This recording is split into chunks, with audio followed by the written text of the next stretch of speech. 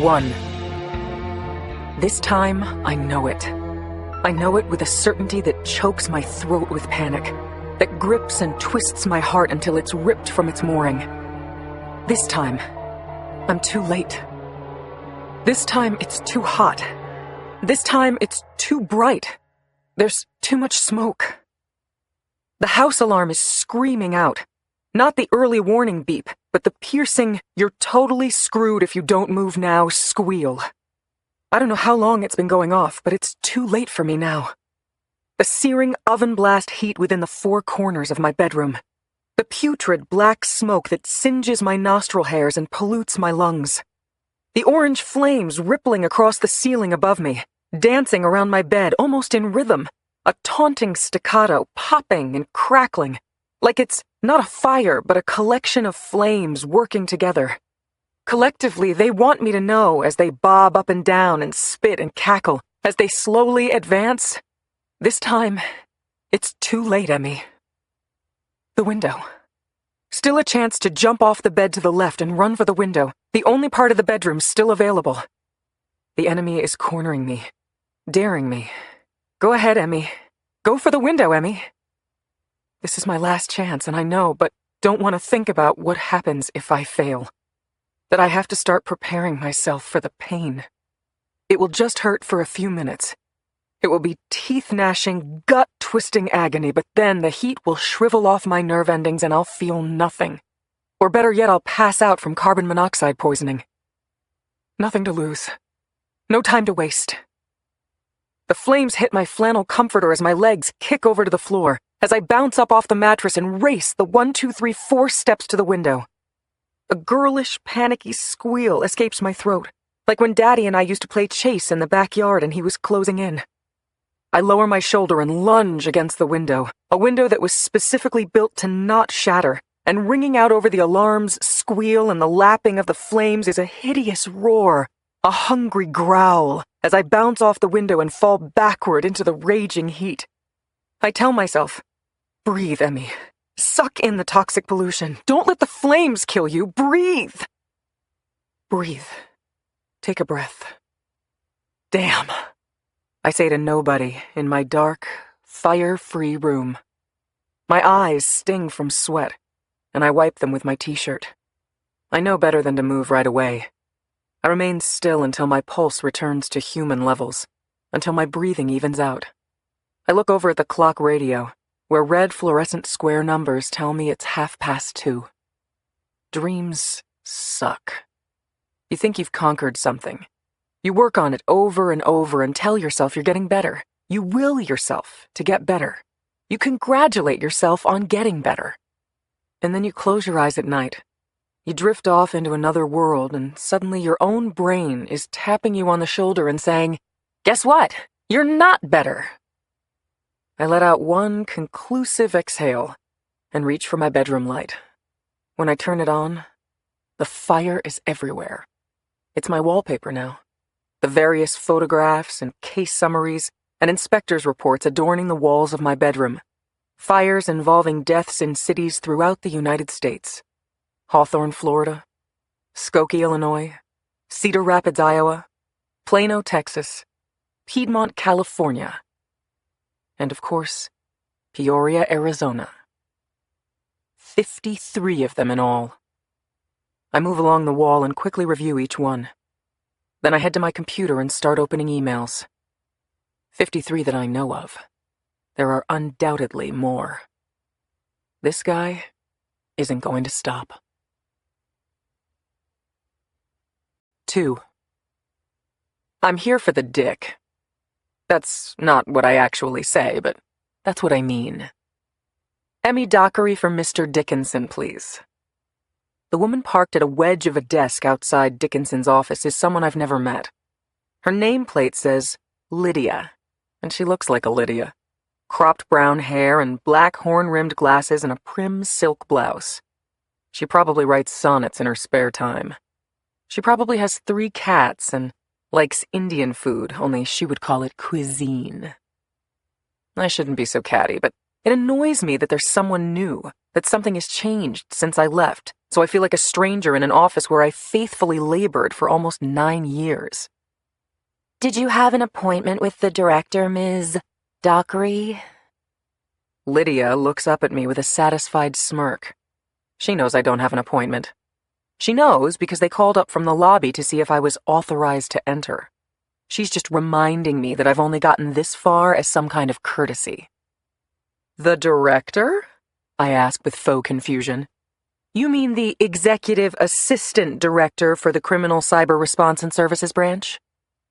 Okay, I can be a bitch, but she started it.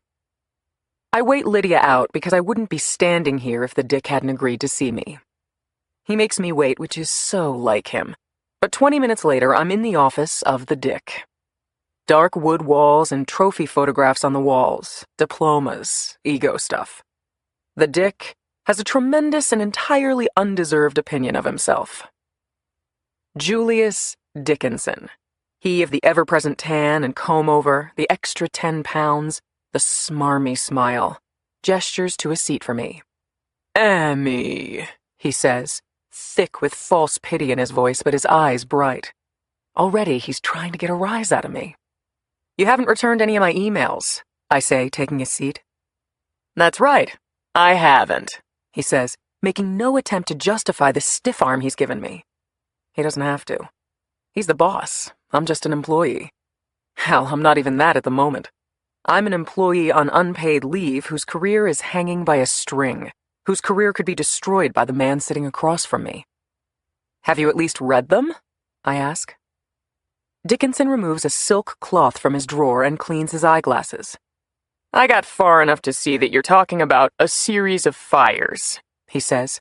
Fires that you think are the work of a criminal genius who has managed to make them appear unrelated. Basically, yes. What I did read in its entirety, he adds with a sour note, was a recent article from the Peoria Times, the local newspaper in a small Arizona town. He lifts up a printout of the article and reads from it. 8 months after her sister's death in a house fire, Emmy Dockery is still on a crusade to convince the Peoria Police Department that Marta Dockery's death was not an accident, but murder. Oh, and this part. Dr. Martin Laserby, a deputy medical examiner with the Maricopa County Medical Examiner's Office, insists that all forensic evidence points to death by an accidental fire. And this is my favorite, a quote from their police chief. She works for the FBI, he said. If she's so sure it's murder, why doesn't she get her own agency to investigate it? I don't respond. The article was crap. They took the police aside and didn't even give a fair airing of my evidence. It makes me wonder about you, Emmy. He puts his hands together and collects his thoughts, like he's about to lecture a child. Have you been getting therapy, Emmy? You badly need help. We'd love to have you return, of course, but only after we've seen some progress in your treatment. He can hardly suppress a smile as he says this. He and I have history. He was the one who had me brought up on disciplinary charges for inappropriate conduct that got me suspended. I'm sorry, in bureaucratic legal lingo, placed on unpaid administrative leave. I've still got 7 weeks before I return, and even then, it will be a 60-day probationary period. If I hadn't had a recent death in the family, I probably would have been canned. He knows the real reason why I was brought up on charges. We both do. So he's taunting me here. I can't let him get under my skin. That's what he wants. He wants me to blow up so he can tell the brass that I'm not ready to return. Somebody's running around the country killing people, I say. That should concern you whether I'm in therapy or not. His eyes narrow. He doesn't have to do anything here. I'm the one who wants something. So this is his idea of torture, sitting there tight-lipped and stubborn. Concentrate on your rehabilitation, Emmy. Leave the law enforcement to us. He keeps repeating my name. I'd rather he spit on me and called me names, and he knows that. This is the passive-aggressive version of waterboarding. I wasn't sure he'd see me today unannounced. Now I realize he probably couldn't wait to see me, to shut me down, to laugh directly in my face. He and I have a history, like I said. Here's the short version. He's a pig. This isn't about me, I insist. It's about a guy who... Are you feeling angry right now, Emmy? Do you feel like you're in control of your emotions? He looks me over with mock concern. Because your face is getting red. Your hands are balled up in fists. I'm concerned you still can't contain your emotions. We have counselors on staff, Emmy, if you need someone to talk to. He sounds like a late-night commercial for chemical dependency. We have counselors waiting to talk to you. Call now. There's no point in proceeding further, I realize. It was dumb of me to come, dumb of me to expect he'd listen to me in person. I was screwed before I got here. I get up and turn to leave. Good luck with your therapy, he calls out. We're all rooting for you. I stop at the door and look back at him. This man is killing people all over the country, I say, one hand on his office door. And it's not that we're chasing him and can't catch him. It's that we don't even know there's someone to catch. It's like he doesn't even exist to us. Nothing from the dick but his cupped hand, a tiny wave goodbye. I slam the door behind me. 3. I wait until I leave the building before I blow off any steam. I won't give Dickinson the satisfaction of seeing me angry, and I won't give him fodder to use against me when I try to return to my job in 7 weeks. The truth is, I probably already have. He can point to my emails, and however he chooses to paint the conversation we just had as proof that I'm obsessive, and also committing the greatest sin of a research analyst, acting like an agent, forgetting my place in the hierarchy. When I settle into the return drive on I-95, I give my steering wheel a couple of good hard smacks, which doesn't make me feel any better and, if I'm not careful, could leave me with broken fingers. Asshole! I yell. That makes me feel better. The only thing I might hurt is my vocal cords. Asshole! Asshole! Dickinson owns me now after the disciplinary hearing. I'll be on probation, and if I make one false step, or if the dick even claims I misstepped, I'm done. Ugh, watching him smirk at me back there, pretending that I'm in need of therapy. We both know my only disciplinary problem was that I pushed his hand off my knee every time he put it there. I said no to late dinners and even laughed at the idea of a weekend getaway, just the two of us. It was the laugh, I think, that finally did it. By the next morning, he had concocted some story to the upper brass that I was harassing him and becoming more and more aggressive. Add in words like erratic and volatile, words that are easy to say and hard to disprove, and voila, you are a discipline problem. Asshole. But really, Emmy, get a grip. Solve the problem. I have to do something. I can't give up on this. I know these cases are connected, but I'm stuck. I can't go outside the chain of command, and the dick is shutting me down, not on merit, but out of spite. I'm stuck. What can I do? What else can I possibly... Wait. I let my foot off the pedal for no particular reason other than pissing off the SUV driver behind me. He is following me a little close. While I think it over. No. No. It's the last thing I should do. But, yes, it might be my only way in. So I have to try it. Because if I'm right about this guy, he's getting better and better at killing. And nobody even knows he exists. 4.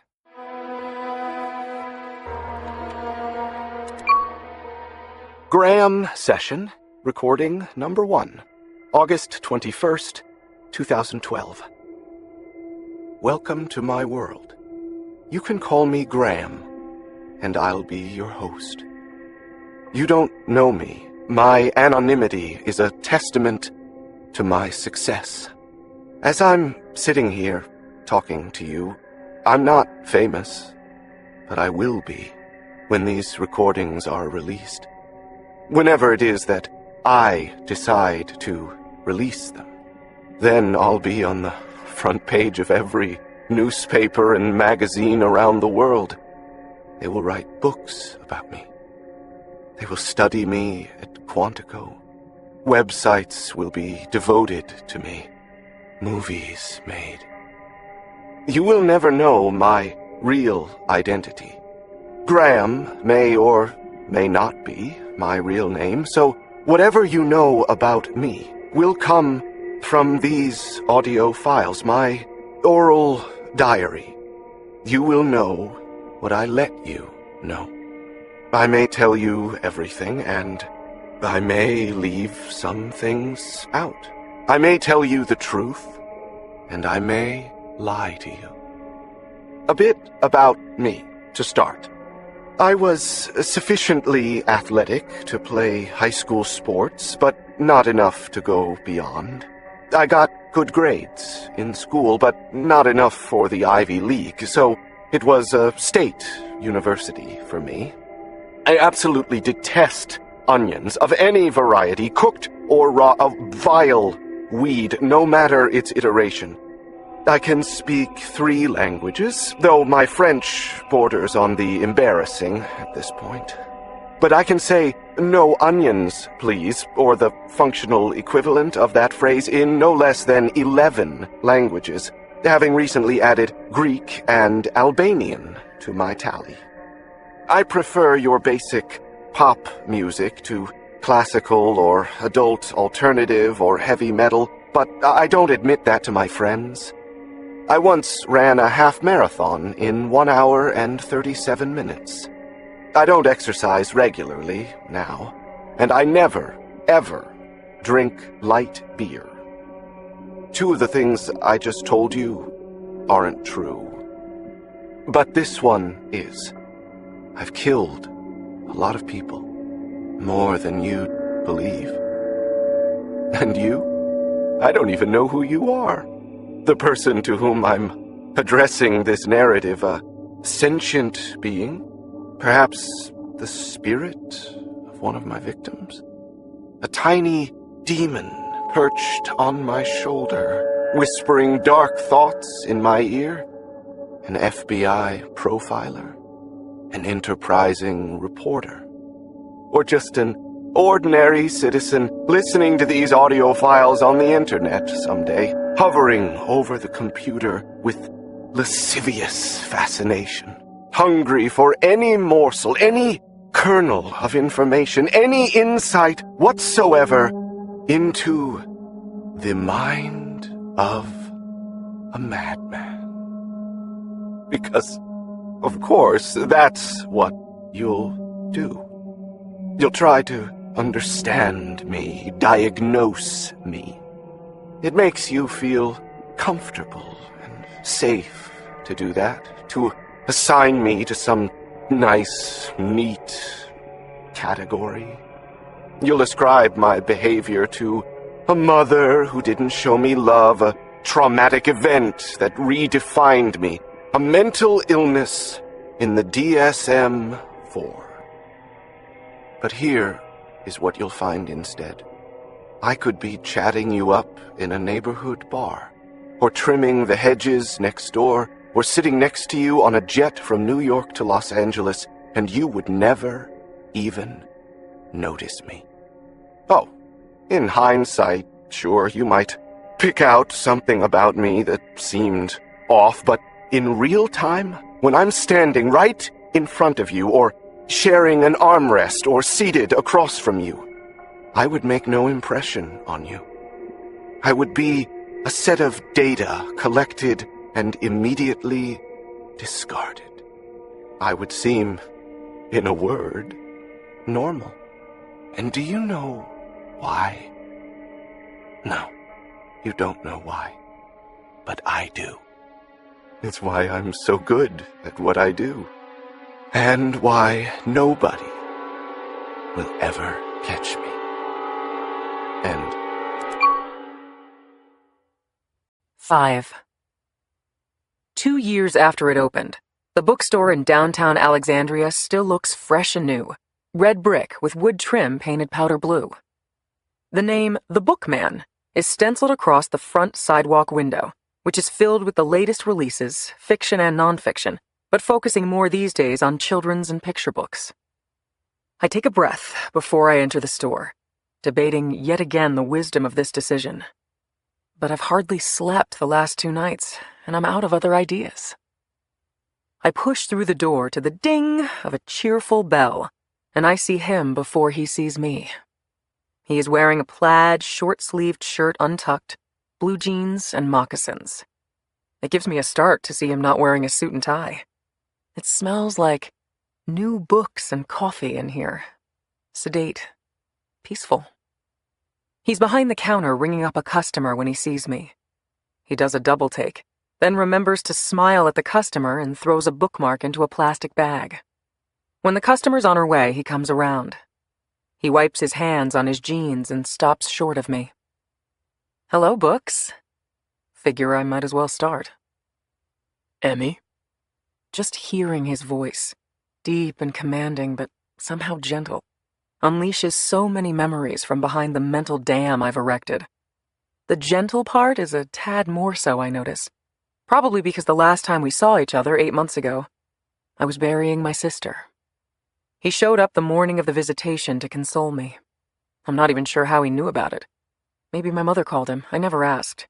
But there he was, never pushing, just fading into the woodwork, making himself available if I needed him.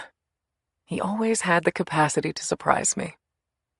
"Thanks for agreeing to see me," I say. I didn't. You just showed up. "Then thanks for not kicking me out." I haven't had the chance to kick you out. I still might. It's the first time I've smiled in weeks. Books looks great. Fit and relaxed, happy. A jerk. Isn't he supposed to be miserable after our breakup? "Are you still a coffee snob?" I ask. Now he smiles, a little, grudgingly. Lots of memories there. Even on a government employee's salary, he always sprang for the good stuff, ordering Italian beans over the internet. Of course, He says. Are you still a neurotic pain in the ass with a big heart? That's a fair assessment. Books knows me better than anybody. Still, the small talk between us is awkward, forced. I might as well cut to the chase. "I need your help," I tell him. 6. No. Books says, shaking his head furiously. No way, Em. I want you to hear me out on this one, Books. No thanks. You've never heard anything like this. As I said, or think I said out loud, no thank. This one gets my vote as the most evil prick in the entire history of the world. I'm not exaggerating for effect, Books. I'm not interested. I'm not, he repeats, as if trying to convince himself.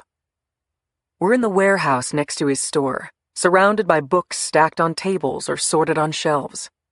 I found a small space on one of the tables, where I stacked up 53 case files for his review. "It's all right there," I say. "Just read it." Books runs a hand through his sandy hair. It's longer these days, bangs hanging over his forehead and curls in the back, now that he's a private citizen. He paces in a circle while he collects his thoughts. I don't work for the Bureau anymore, he says. "You could come back for this," I answer. "They never wanted you to leave." This is more an ATF assignment anyway. "Then we'll do a joint task force." This is not my problem, Em. He swipes at a table and knocks a stack of paperbacks to the floor. You know how hard this is for me? To have you suddenly show up like this and to ask me for help? This isn't fair. He jabs a finger at me. This is not fair. He's right. It's not fair. But this isn't about fair. Books stands there for about 2 minutes, hands on his hips, shaking his head. Then he looks over at me. Dickinson shut you down? Yes, but not on merit. He never even read the files. You know the dick. Books allows for that. And did you tell him why you care about this? He asks. It's obvious why I care. A man is killing... That's not what I mean, Em, and you know it. He walks toward me now.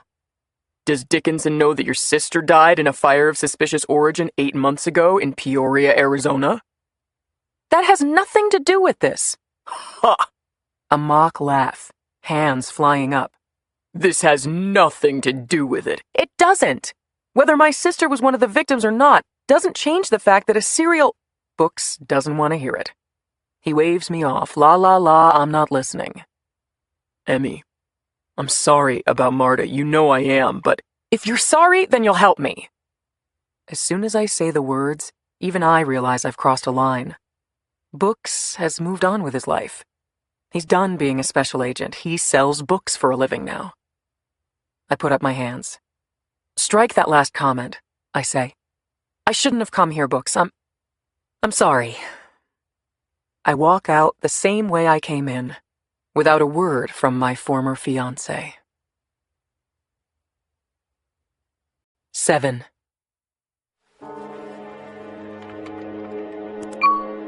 Graham session, recording number 2, August 22nd, 2012. I love the smell of fresh flowers in the evening. It's such a summer unique smell, isn't it? It makes this whole bedroom feel, what's the word? New. New and fresh. Fresh paint on the walls, pink with lemon accents. That bed is new, too, a queen-size bed with an old-fashioned canopy. Is that like what you had when you were a little girl, Joelle? Was this a congratulatory present from Mom and Dad on the new townhouse, the new start on life? Oh, never mind. I'm afraid Joelle can't talk right now. The rest of this is positively quaint. The antique vanity, probably dusted off and hauled up from the parents' basement, a nice reading chair, best of all, the makeshift nightstand. Straight out of a college dorm room, 2 milk crates stacked with a small alarm clock, and that vase of fresh lilies. A girl on a budget, with some taste, but not yet the money to showcase it. A starter townhouse for a girl starting a professional life. I wish I could take a picture of this room and show it to you, because this, right here, is the essence of America. The essence of hope, of starting small but dreaming big things. Joelle Swanson had grand plans. She dreamed of taking her criminal justice degree and becoming a big crime fighter. Maybe first a cop, but someday the FBI, or even the covert world of the CIA. Impressive stuff. Big things. Anyway, I'd like to take a photograph for you, but I don't see how that will work later, how it would fit in with my narrative. I'd be too afraid you'd look at the pictures and ignore my words. I'm sure a psychiatrist would say that I limit these sessions to my oral testimony because I want to control every aspect of it. I only want you to know what I let you know. To see what I let you see. It's true that this mode of communication has its limitations. You can't smell what I smell. That palpable odor pumped out through the glistening sweat on their skin. You can't see that desperate terror, the dilated pupils, quivering lips, the sheet white color their skin turns when they realize that their worst nightmare has come true. You can't hear the sounds of a plaintive cry, a weepy, panicked, breathless plea forced out through a full throat. You simply cannot experience what I'm feeling. So I will do my best to help you. I will do my best to teach you. Oh, look who's waking up. I guess that means I have to bid you adieu. I wonder if this is too much, too fast with you. Maybe you need to get to know me better first before I let you see what I do up close like this. Maybe I need to dance cheek to cheek with you first. Wine and dine you. Tell you some anecdotes. Show you what I find funny and scary. My likes and dislikes. Maybe I should tell you why I do what I do. Why I pick who I pick. Why I'm so damn good at it. I have so many things to tell you. But let's take this slowly. We'll get there. By the time I'm done, you're going to understand me. You're going to find common ground with me. Heck, you may even like me. And some of you will want to be me. And 8. I pop awake, gasping for air, the dancing flames on the ceiling receding to a dark, quiet room. I wipe sweat from my eyes with the comforter and shake away the remnants of the familiar nightmare, only this time with a twist. This time, the person in the bed wasn't me. This time, the person in the bed was prettier than me, smarter than me, braver than me. This time, the person in the bed was Marta. My sister has made the occasional cameo in the dream, basically the same dream as when I'm the one about to be burned alive, only she doesn't scramble for the window like I do. She sucks in her breath and lets the flames race along the comforter until they lick her and swallow her whole. I'm sure I won't be able to go back to sleep. I never can.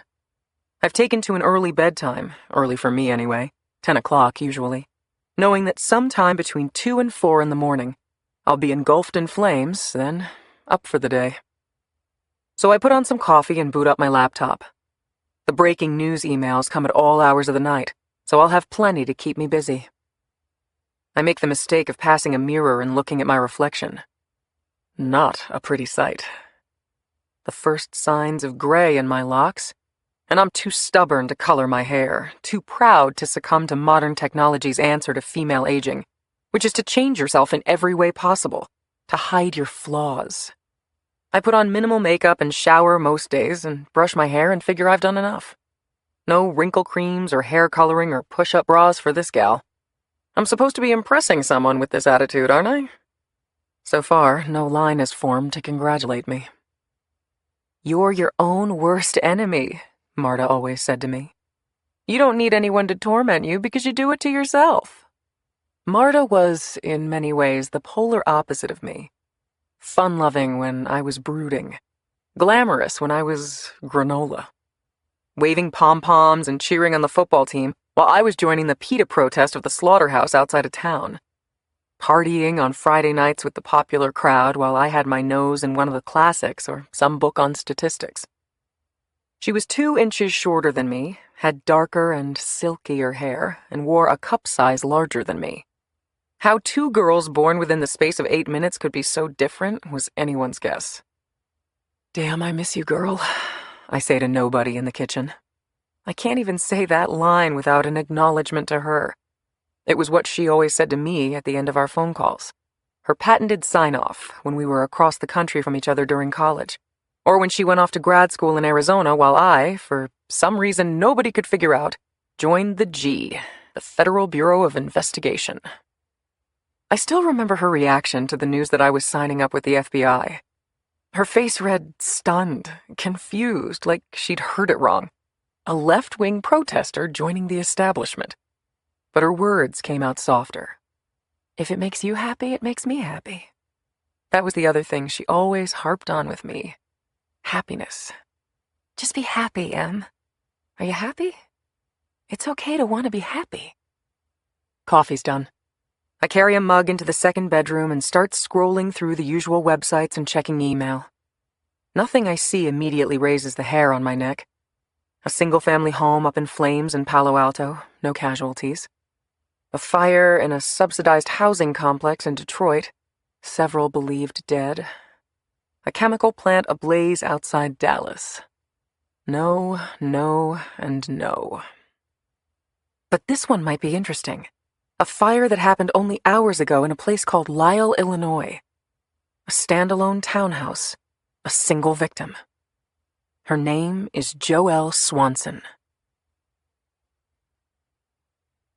9.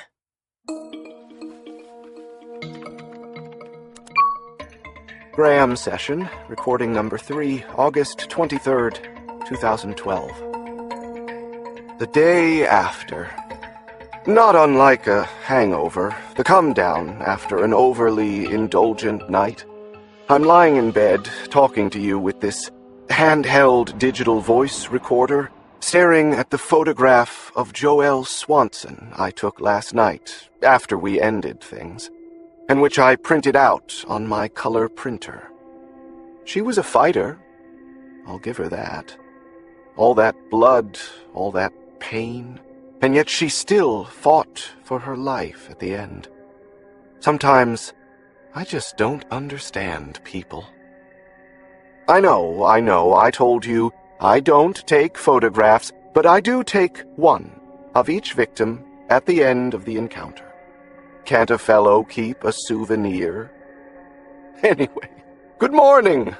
I try to start each day with the sunrise roundup at 5 in the morning.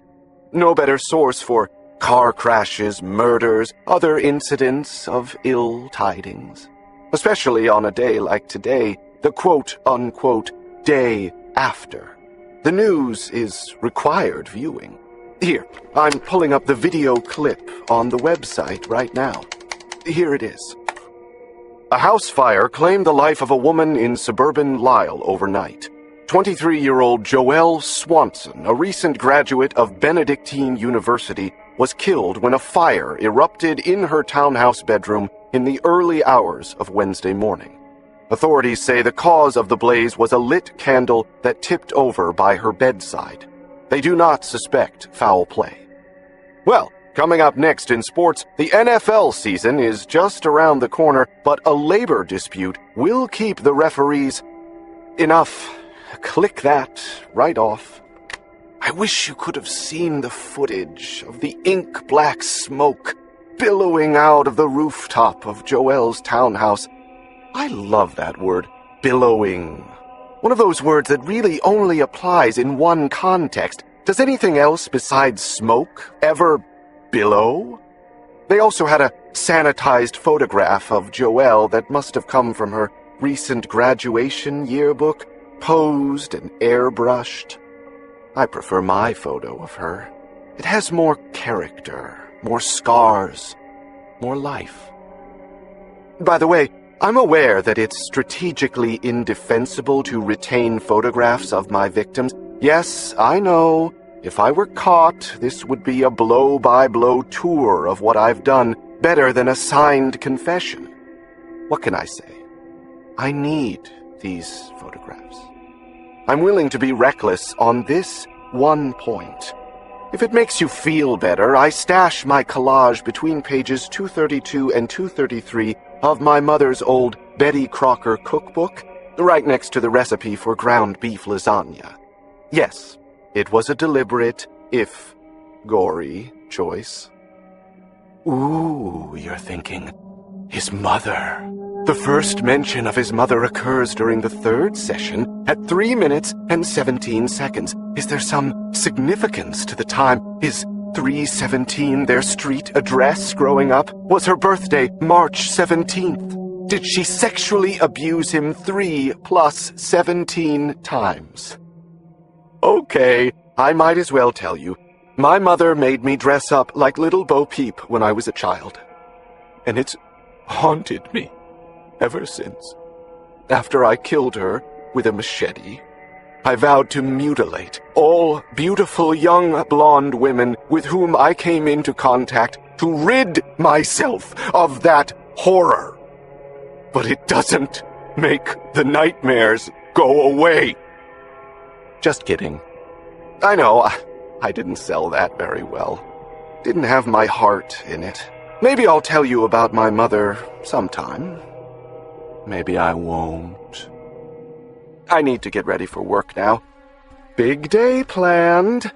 I have one more adventure planned, at least, before Labor Day. End. 10. I spend the morning like I've spent every morning the last several months, sitting in my office, also known as my mother's second bedroom, combing through research and data. Because I'm on suspension, I don't have access to NIBRS, the National Incident-Based Reporting System. But NIBRS is useless to me anyway.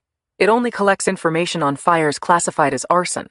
If they're deemed accidental or even suspicious in origin, they never make it to NIBRS. And my guy is making the fires look accidental. Which means he's staying totally off the radar. The locals aren't reporting these fires to the feds, and they aren't talking to each other. Which leaves me with the utterly unscientific method of setting up alerts on sites like Google and YouTube, then monitoring websites and message boards devoted to firefighting and arson, and getting breaking news reports from local news websites. There are fires involving the loss of human life every day in this country, intentional or accidental, and whether they are reported to federal law enforcement or not, they at least make the local news in that area.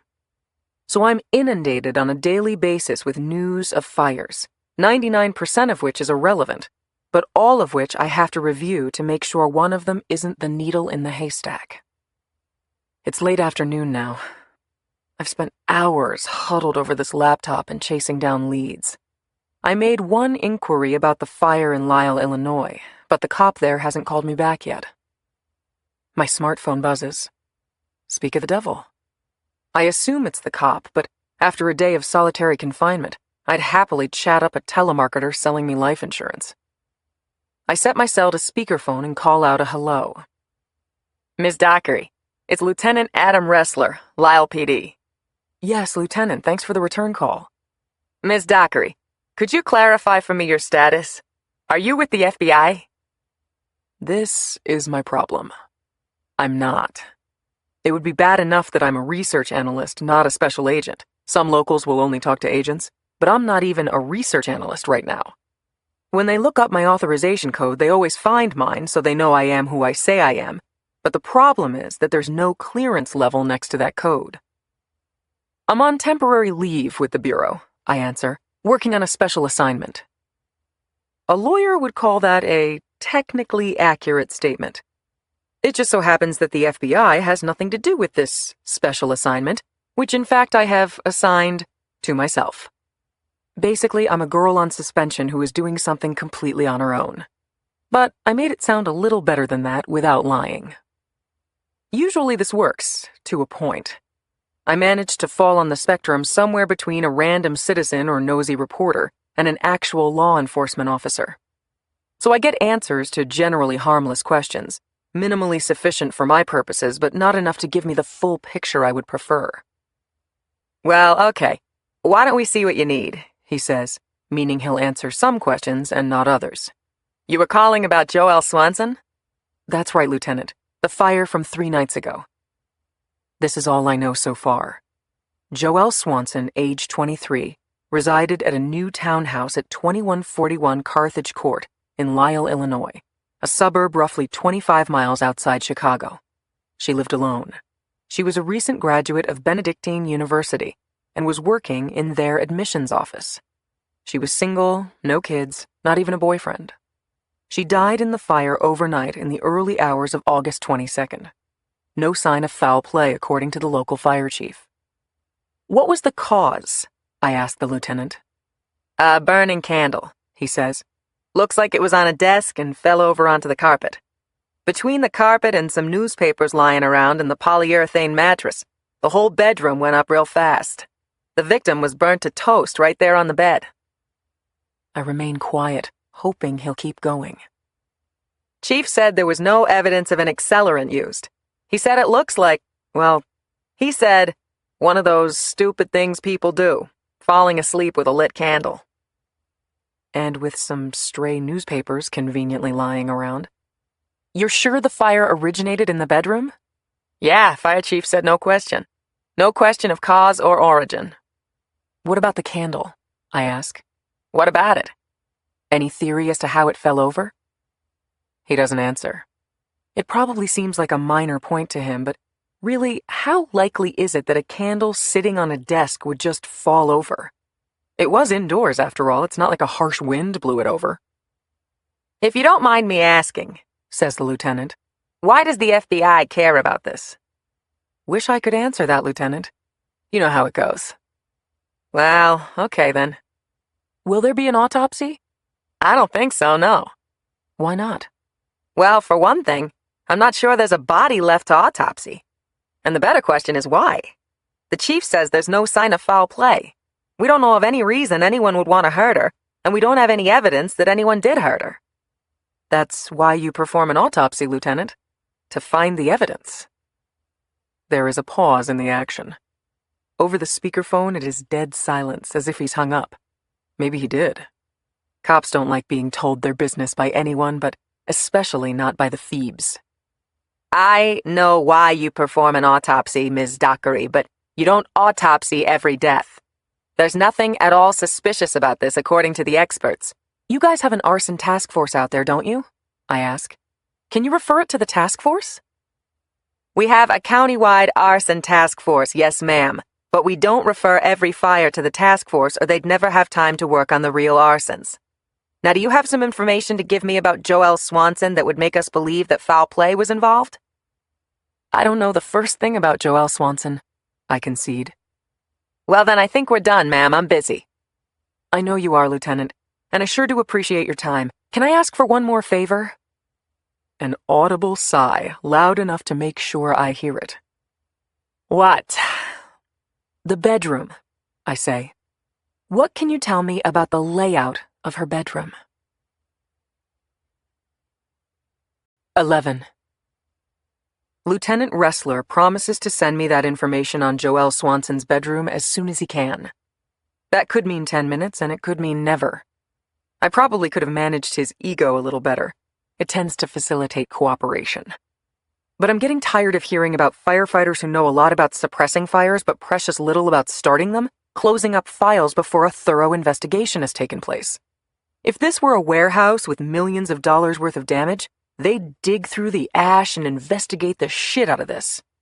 But a relatively small fire, with an obvious cause staring them in the face, is enough to make them shut down the investigation before it started.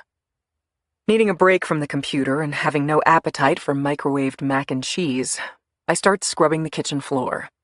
I'm kind of a neat freak, and it's what the real estate agent wants anyway. He was glad to hear that I was moving into the place after my mom moved to Florida and put it up for sale. It's easier to sell a house that someone is occupying. It was convenient for me, too, when I got suspended from the FBI. My condo in Georgetown was well beyond my financial capacity without a monthly salary. So, this is my life. I'm living in my mother's house in Urbana, Virginia, for now, while Mom heads for sunnier skies in Naples. Living at home, unemployed, and not in a relationship. Emmy at 35. When the kitchen floor is clean, I sit on my haunches and stretch my arms. I am tired in every way, physically and mentally. I got my hopes up with books, I have to admit. He has the FBI director's ear, and if anyone would believe in me, it would be books. But I can't blame him.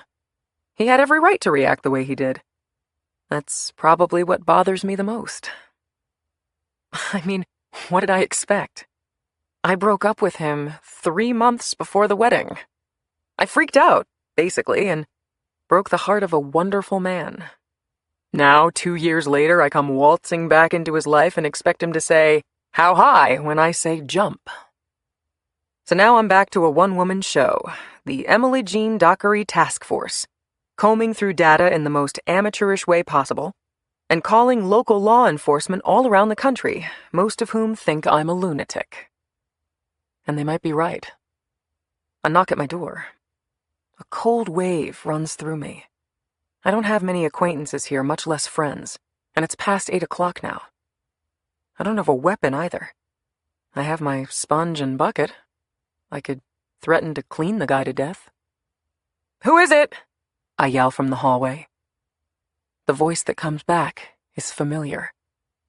I exhale and open the door. Harrison Bookman is wearing a different shirt, but the same blue jeans as the other day. Under one arm, like school homework, is the stack of files I left him. He never kills on Sundays, he says. Never. Neither of us speaks for a long beat. You better have good coffee, he says. I do. Sure. Now you say I do. That's twice I've smiled this week.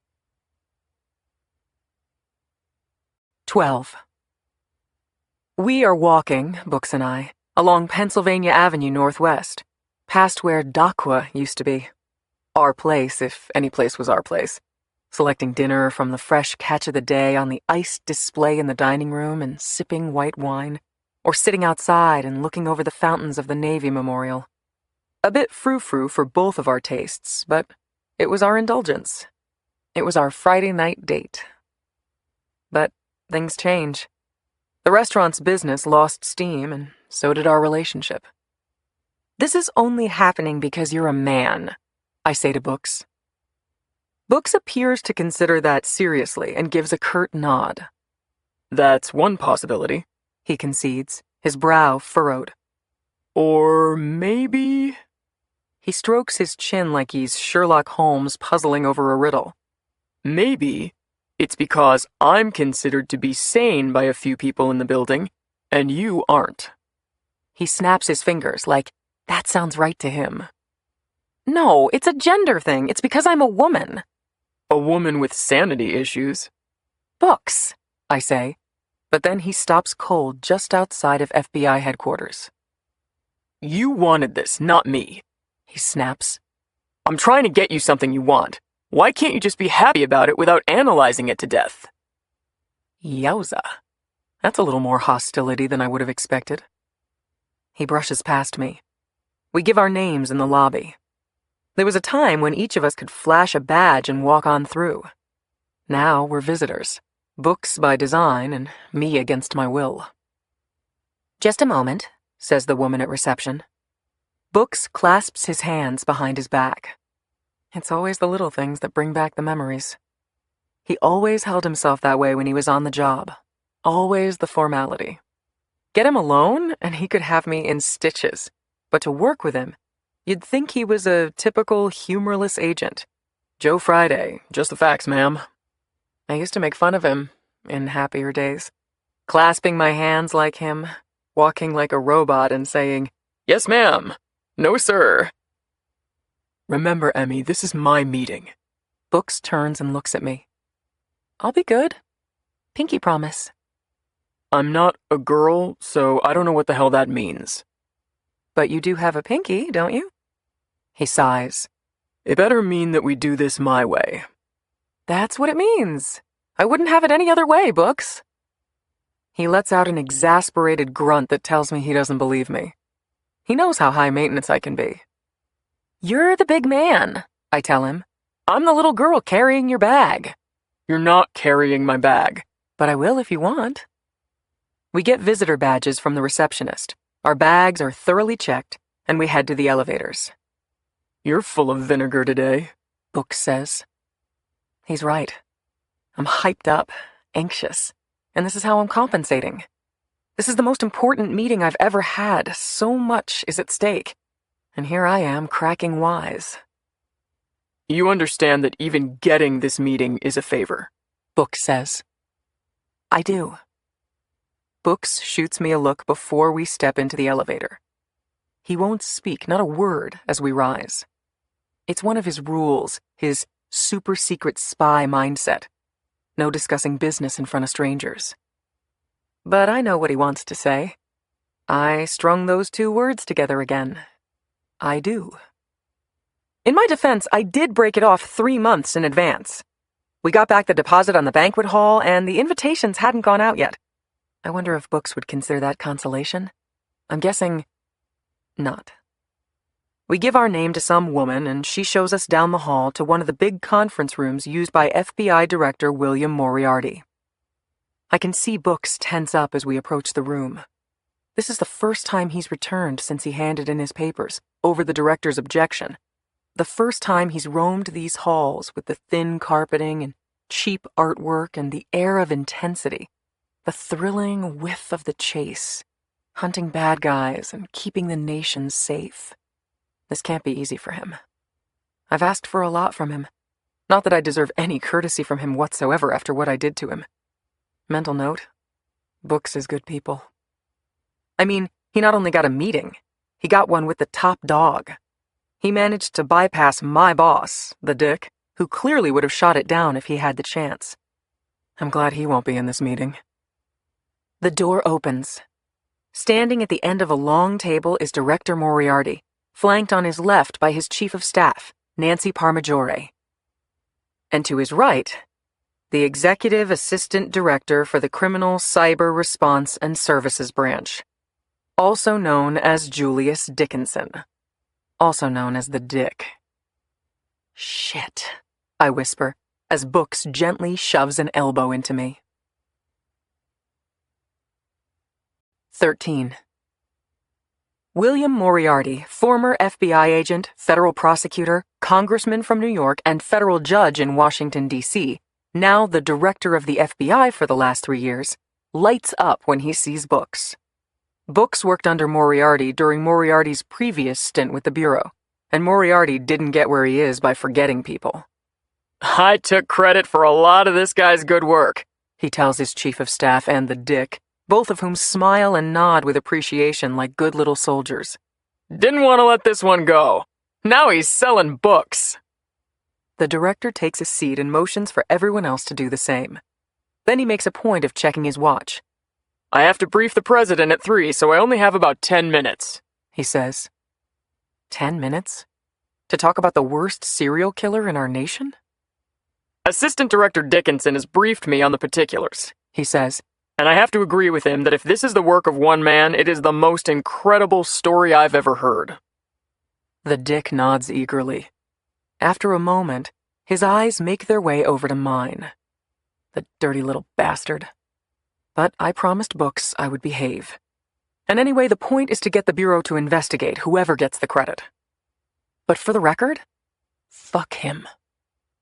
Now, says the director, raising a hand, I don't know the details like Julius does, but from what he's told me, I agree with him on something else, too. That he's a conniving, backstabbing, brown-nosing ass? It's very, very premature to believe that this is one man's work, or that these are even crimes in the first place. Moriarty looks over at the Dick. Julius suggests that we take this slowly before we commit too many of our precious resources to this issue. Julius is recommending that we open a preliminary investigation.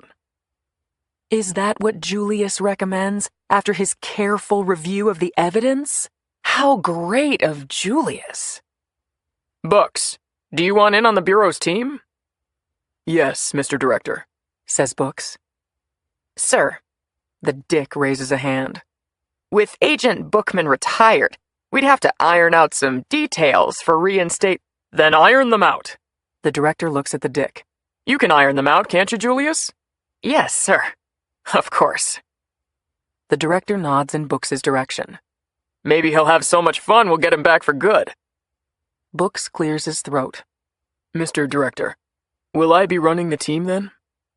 Moriarty jabs a finger to his right. Assistant Director Dickinson will run it and report to me. You gotta be kidding, I say before I can stop myself. All eyes turn to me. I've just violated the one rule of behavior laid down by Books before we came in, but really, the Dick is going to run this operation? Are you freaking kidding me? Books puts a hand on my arm. Very good, Mr. Director. But will I have a say in the staffing of the team?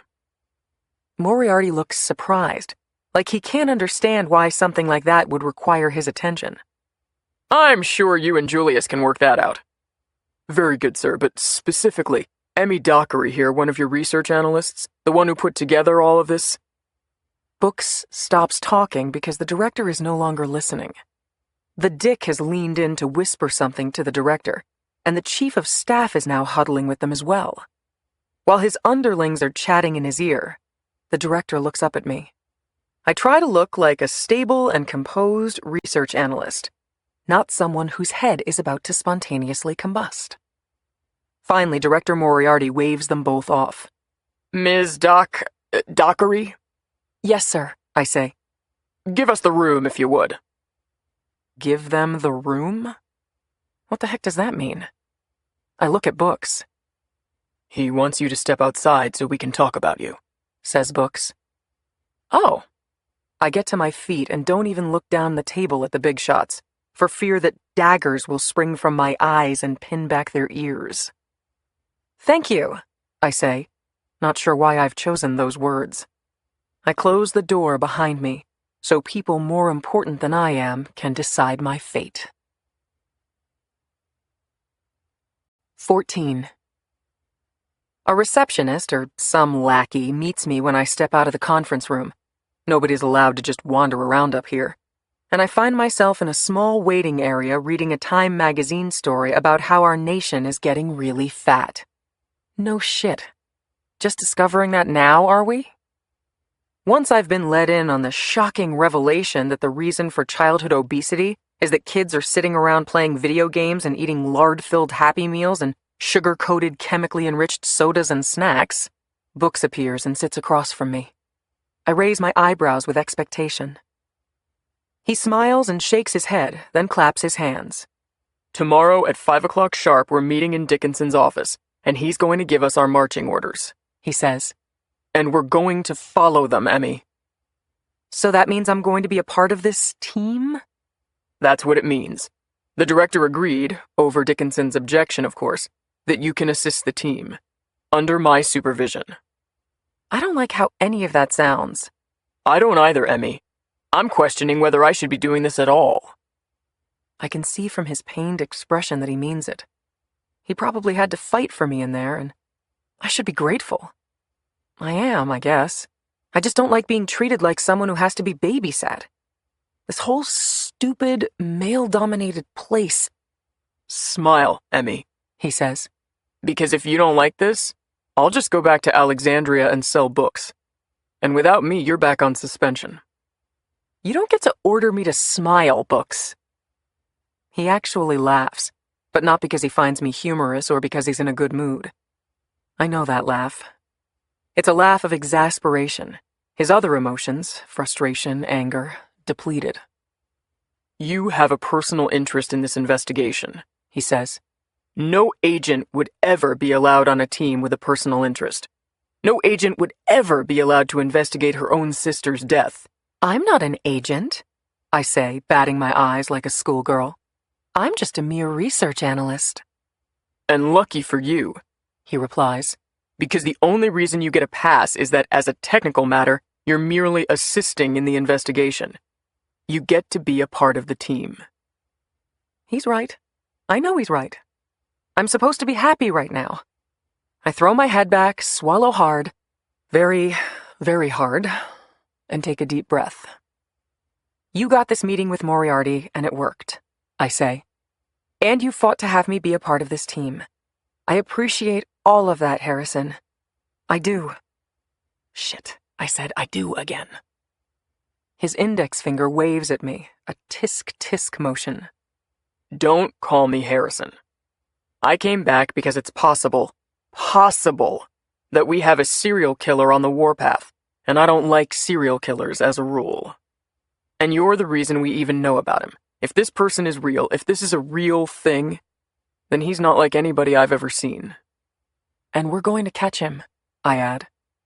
Yes, if he's real, we're going to catch him, and Julius Dickinson is going to take all the credit. And you're going to be okay with that. I raise my hands in surrender. As long as we catch him, I say. Books eyes me carefully, then pushes himself out of his chair. If he even exists, he says. 15.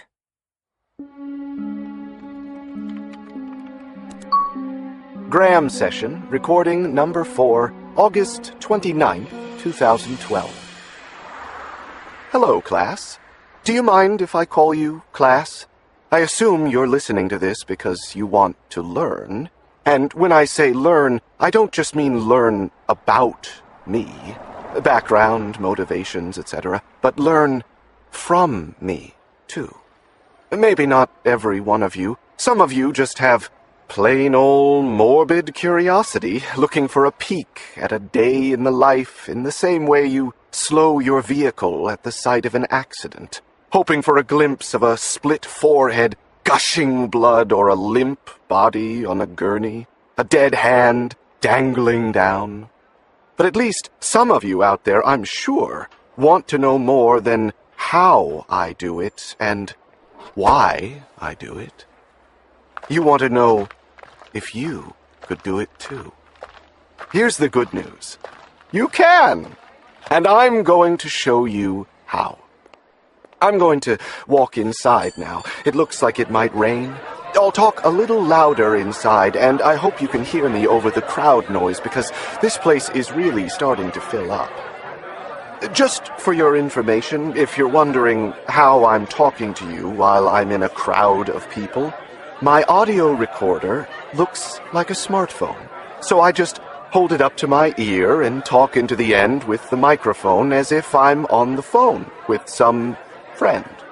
As long as I do the necessary things to sell it, pause occasionally while my phantom person on the other end speaks, sprinkle in some interrupted sentences, occasionally throw in a "what?" or "can you hear me now?" or the like, scrunch my face and put my hand over my ear and concentrate now and again.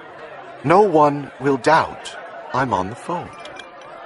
For example, here I am, threading my way through the crowd forming in this bar, and I'm not 3 feet away from a guy who looks pretty intense, muscle-bound with a tight haircut, his t-shirt 2 sizes too small, that kind of thing. And I know that I can say whatever it is I want to say about him, and he won't so much as bat an eye, because I'm speaking in a conversational tone with an electronic device against my ear. Here, I'll show you. I'd like to have a few minutes alone with this fine gentleman so I could stick an ice pick through his ear and keep pushing until I hear a crunch. And then I'd like to set his body on fire with some kerosene and a blowtorch.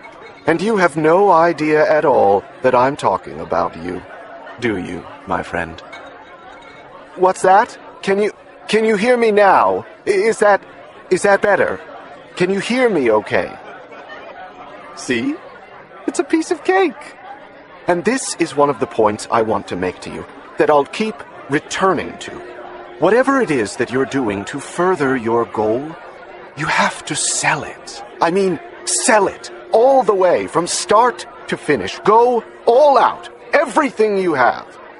It can be a big thing or a minor detail. Actually, it's usually the minor details that derail you, when you have to be the most careful.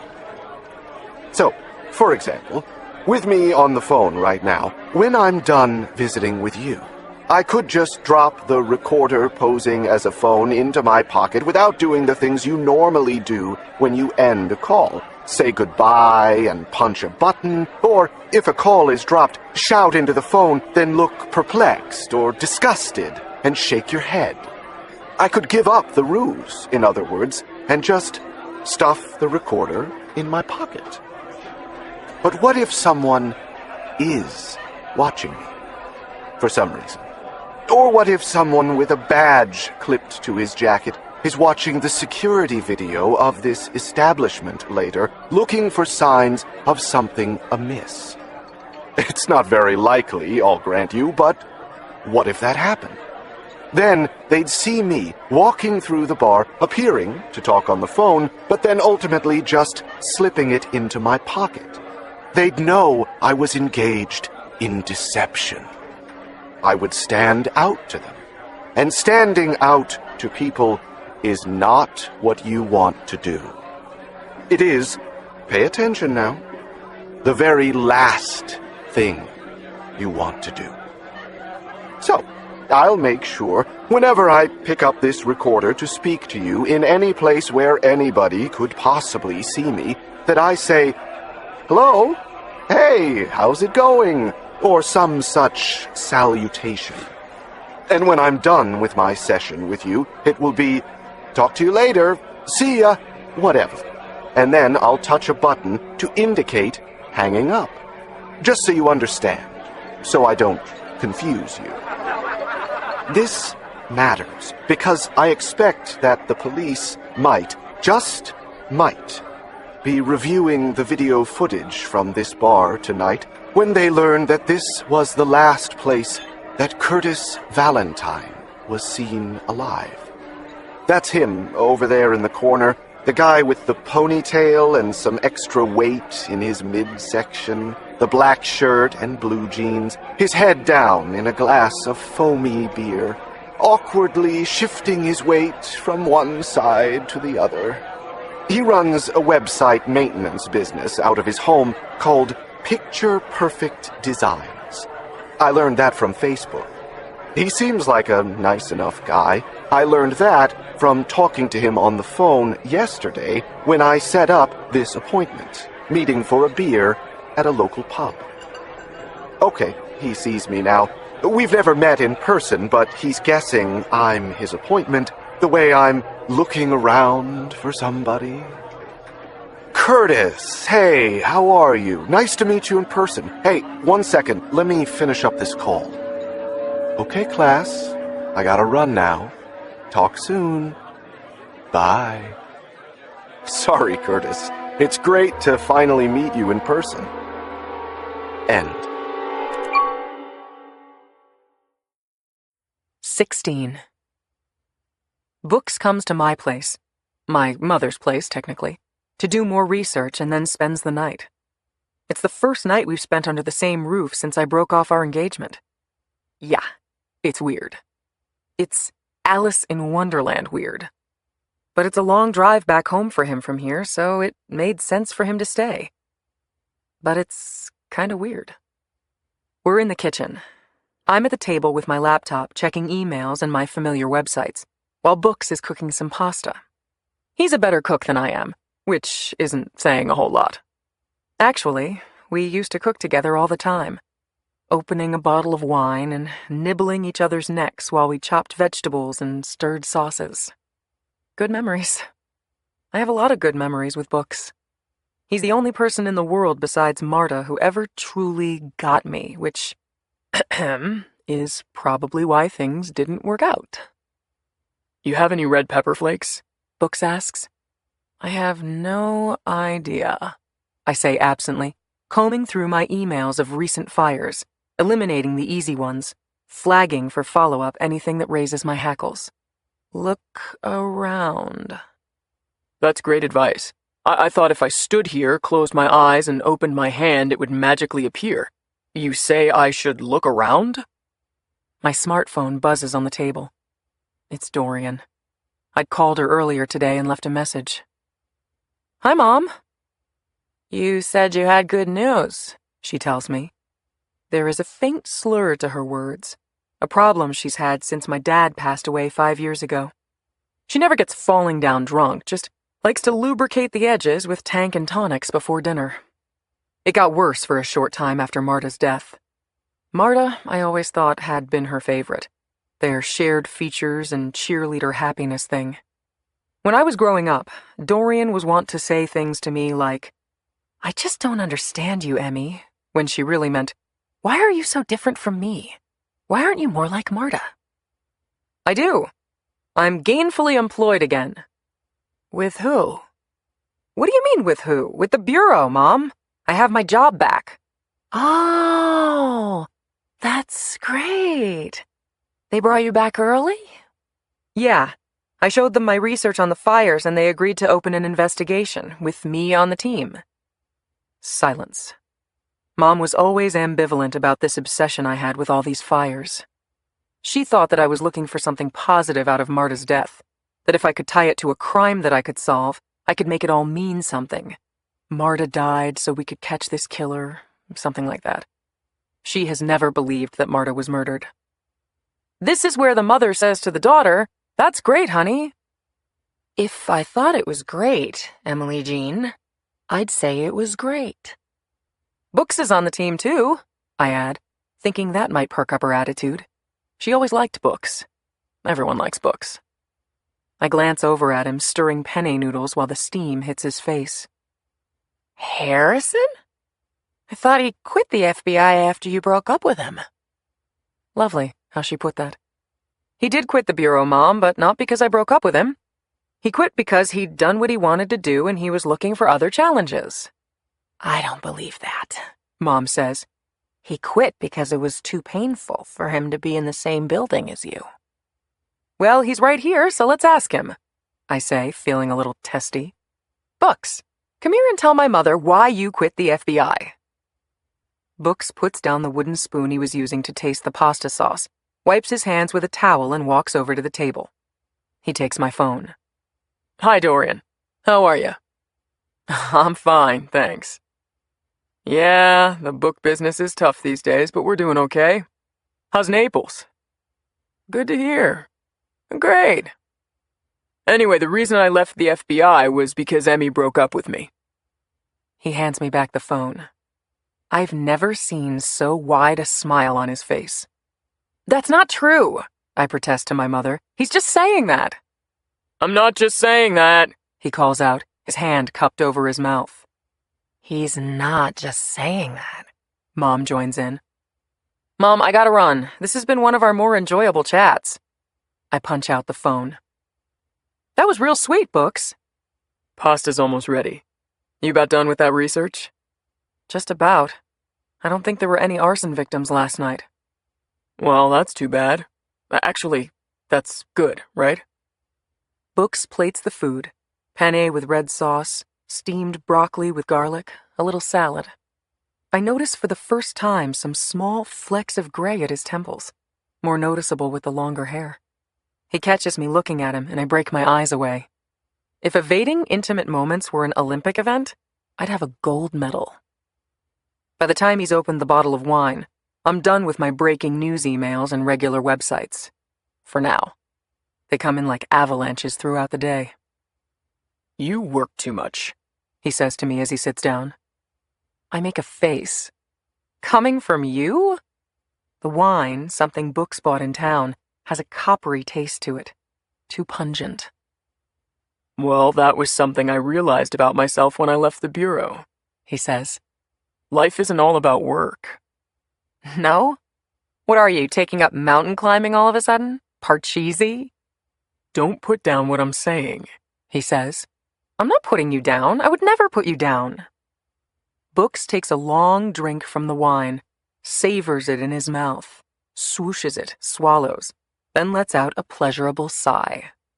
Leaving me at the altar was kind of a put-down. That wasn't a put-down. No? What was it? A compliment?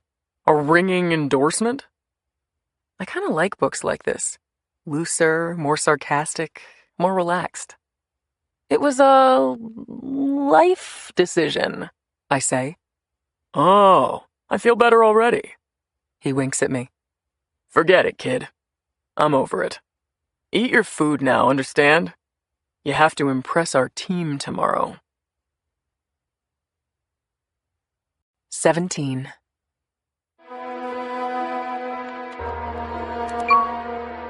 Graham session, recording number 5, August 29th, 2012. Hello? Hey, honey, I'm great. Oh, really? Great. What? It's hard to get reception down here. Oh, I'm in Champaign, Illinois. Remember that website maintenance company I was telling you about? Picture Perfect Designs? Curtis Valentine. Well, I'm in his basement office right now, and I gotta tell you, this place is amazing. No, even better than we thought. Curtis, I'm sorry. I hope you don't mind me taking this call. We've been talking about this appointment all week. Okay, so I'm walking away from Curtis for a moment, and I want to tell you, my audience, something. I said I wasn't going to let you see or hear what I do up close for a while, and I'm not. I'm going to shut this off before I do it, but you have to see how good I am at this, how completely I've gained his trust, that I can just walk up behind him and steal his life away, how effortless it can be if you have discipline and focus. And, yeah, I guess, I also want you to see how exciting this is for me. It's still exciting. It never gets old. I wish you could feel this rush I'm feeling. The joyous pump of my heart and the electricity that fills my veins. This euphoria that overcomes me. I mean, you get it, don't you? This isn't about hate. This is about love. Okay, let's do this. Walking back to Curtis in 3, 2, 1. Anyway, honey, you should see what Curtis can do with a website. I think we can do some crazy cool business with this guy. Curtis is sitting at his workstation, and he's got, what is it, Curtis? How many do you have? 4? 4 different computers working together, and he's in this zone, like he's consumed with what he's doing, like he has no idea what I'm about to do to him. End. 18. Books and I show up at the Dick's office at 5 p.m. as instructed, but we are redirected to a conference room down the hall. Scheduling this meeting at the close of the business day is a message in itself. The Dick is not planning on devoting much time to us. But then, he makes matters worse by making us wait for more than 2 hours. Finally, at 7:15, he saunters into the conference room, munching on something — the jerk probably had dinner while we waited — and drops into a chair without acknowledging us. He spends 10 minutes wiping his eyeglasses with that same silk cloth, which is his way of making it clear how important we are to him. Glasses first, investigation second. He has brought 2 people with him, contract consultant and former agent Dennis Sasser, and a research analyst named Sophie Talamus. This, apparently, is our team. Denny Sasser has a forehead of age spots, only wisps of white hair on top, sunken eyes, and narrow, crooked shoulders. He got mandatory at age 57 and, after a couple of waivers from the director, retired. But he was retained as an outside consultant and has worked in several areas since then, the latest of which is asset forfeitures, an assignment that is about as desirable as a goiter. Usually that assignment means, we're not going to be renewing your contract, pal. So he's not exactly climbing the ladder, which is good because I don't think he could climb a ladder if you held your hand under his fanny and pushed. He's been with the Bureau since before the invention of electricity. The Dick tells us that Denny once worked on some arson cases, but I'd wager a mortgage payment that those cases took place back when you created fire by rubbing 2 sticks together so you could cook the stegosaurus you killed with a spear and dragged back to the cave. Sophie Talamus, I don't know. She must be new. She's younger than I am, which unfortunately isn't saying a lot, and a lot prettier. Refer to my previous comment. Whether she's good at her job or not, I have no idea, but she's probably still wet behind the ears and will need some grooming, which I don't have time for. So this is not what you'd call the A-team. The Dick made sure of that. We've been set up to fail. All right, Dickinson says, as he wipes the last specks off his eyeglasses. I am not going to waste precious resources on a fishing expedition. He dons his glasses and looks us over with disdain. I've reviewed the so-called research that Emmy has put together, and so far what I've concluded is that there is nothing here. There are a bunch of fires, of course, but there are fires every day in this country. There are fatalities in fires every day. All that I see here is that our Emmy has compiled a list of fires, all of which have been determined by fire investigators to be accidental. The Dick shakes his head. I don't see a single case here where the United States could get a conviction in court beyond a reasonable doubt. That's true, I chime in. He's that good. He's that good, the Dick replies, or there is no master criminal. These accidental fires really were accidental. If I may say, says Denny Sasser, lifting his hand off the table, indicating that he is, in fact, capable of movement. Ms. Dockery, I don't see a pattern here. The cities are different. The victims come in all shapes and sizes, men, women, black, white, Latino, Asian. Old, young, wealthy, middle class, poor. What's the unifying theme? These fires have taken place on every day of the week except for Sunday, says Books. So we have to consider a religious angle. Maybe a religious connection between the victims. Maybe they were all sinners, and this is a religious zealot casting the heathens into the fire. Or maybe a satanic thing. I have to admit I'd noticed the never on Sunday thing, but never attached any significance to it. Books did, though. It was the first thing he noted, which is why I need him. Satanic? Sasser says. Because of the fire? Books shrugs. Could be. We should consider a numerology analysis, maybe the dates or the addresses of the victims or the ages. A connection to 666, the number of the beast and all that. Sophie, that would be a good assignment for you. Sophie, she of the large brown eyes, silky blonde hair, and cute little figure, perks up. Okay, Agent Bookman. It's Books, he says. Everyone calls me Books. Okay, Books. She smiles at him. He smiles at her. Even Dickinson is smiling.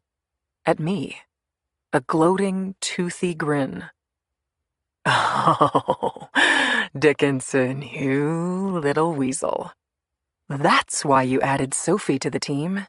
Because you knew Books would be attracted to her. Enough. Get a grip, Em. This is the chance you've been waiting for. This is showtime. It's time to explain a few things to these folks. 19. These cases haven't been investigated properly, I say. The locals are taking the easy answer, which is precisely what our subject has given them, an easily explainable accidental cause. Arsons are very easy to cover up, because the evidence goes up in flames.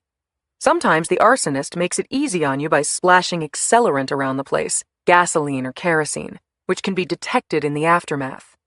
But otherwise, arsons are usually detected in very non-scientific ways, like a gas can or bottle bomb found at the scene, a knife found next to a cut gas line, eyewitness reports of someone fleeing the scene in the middle of the night, maybe even a strong motive, either a financial one or some personal dispute. The point being, if an arsonist is careful and meticulous, he can usually hide any evidence of his crime. And our subject, I believe, is very careful. He doesn't leave anything behind that would arouse suspicion. He picks victims with whom he has no connection, and on top of that, he hands investigators an easy explanation on a silver platter. What are investigators going to pick? The easy explanation, every time. Denny, who has listened attentively to my monologue, dutifully nods, but I see I haven't won him over. Ms. Dockery, he says. Call me Emmy. If Sophie gets to address Books informally, Denny gets to do the same with me. Somehow this doesn't make me feel like I've evened the score. He gets Malibu Barbie, I get Grandpa Walton. Emmy, we have to consider the possibility that the easy answer is the right answer, says Denny. If there's one thing I've learned in over 30 years on the job, it's that the simplest answer is usually the correct one. You're asking us to believe that a genius arsonist is at work based on the fact that there's no evidence of arson. That's understandable. That, in fact, is why our subject is so good at what he does, because the proof that he's a good arsonist is the lack of proof of arson. I don't have all the answers, I concede.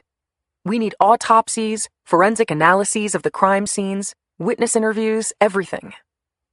We don't have the resources for that, says the Dick. Then we have to convince the locals to do it for us. Based on what? Denny Sasser asks. I just don't see the evidence. Neither do I, the Dick chimes in. I look at Books, who gives me a curt nod. Show them, he says. 20. I place a poster-size map of the United States on an easel near the end of the conference table. All around the country, little stars have been placed where one of our fires has occurred. 54 stars in all, 32 of them red, 22 of them blue. Here are 54 fires, I say. 54 fires since basically Labor Day of last year until the present. So that's a 1-year period. As you can see, the fires occurred all over the country, from California to New York, from Texas to Minnesota, from Washington State to the Florida Panhandle. 54 fires, all determined to be of accidental origin. 54 casualties. The room is silent. There is something about death, even for law enforcement professionals, even if I'm totally and completely wrong about my theory. Either way, 54 is a big number, a lot of dead people, and there's no room for mirth or wisecracks.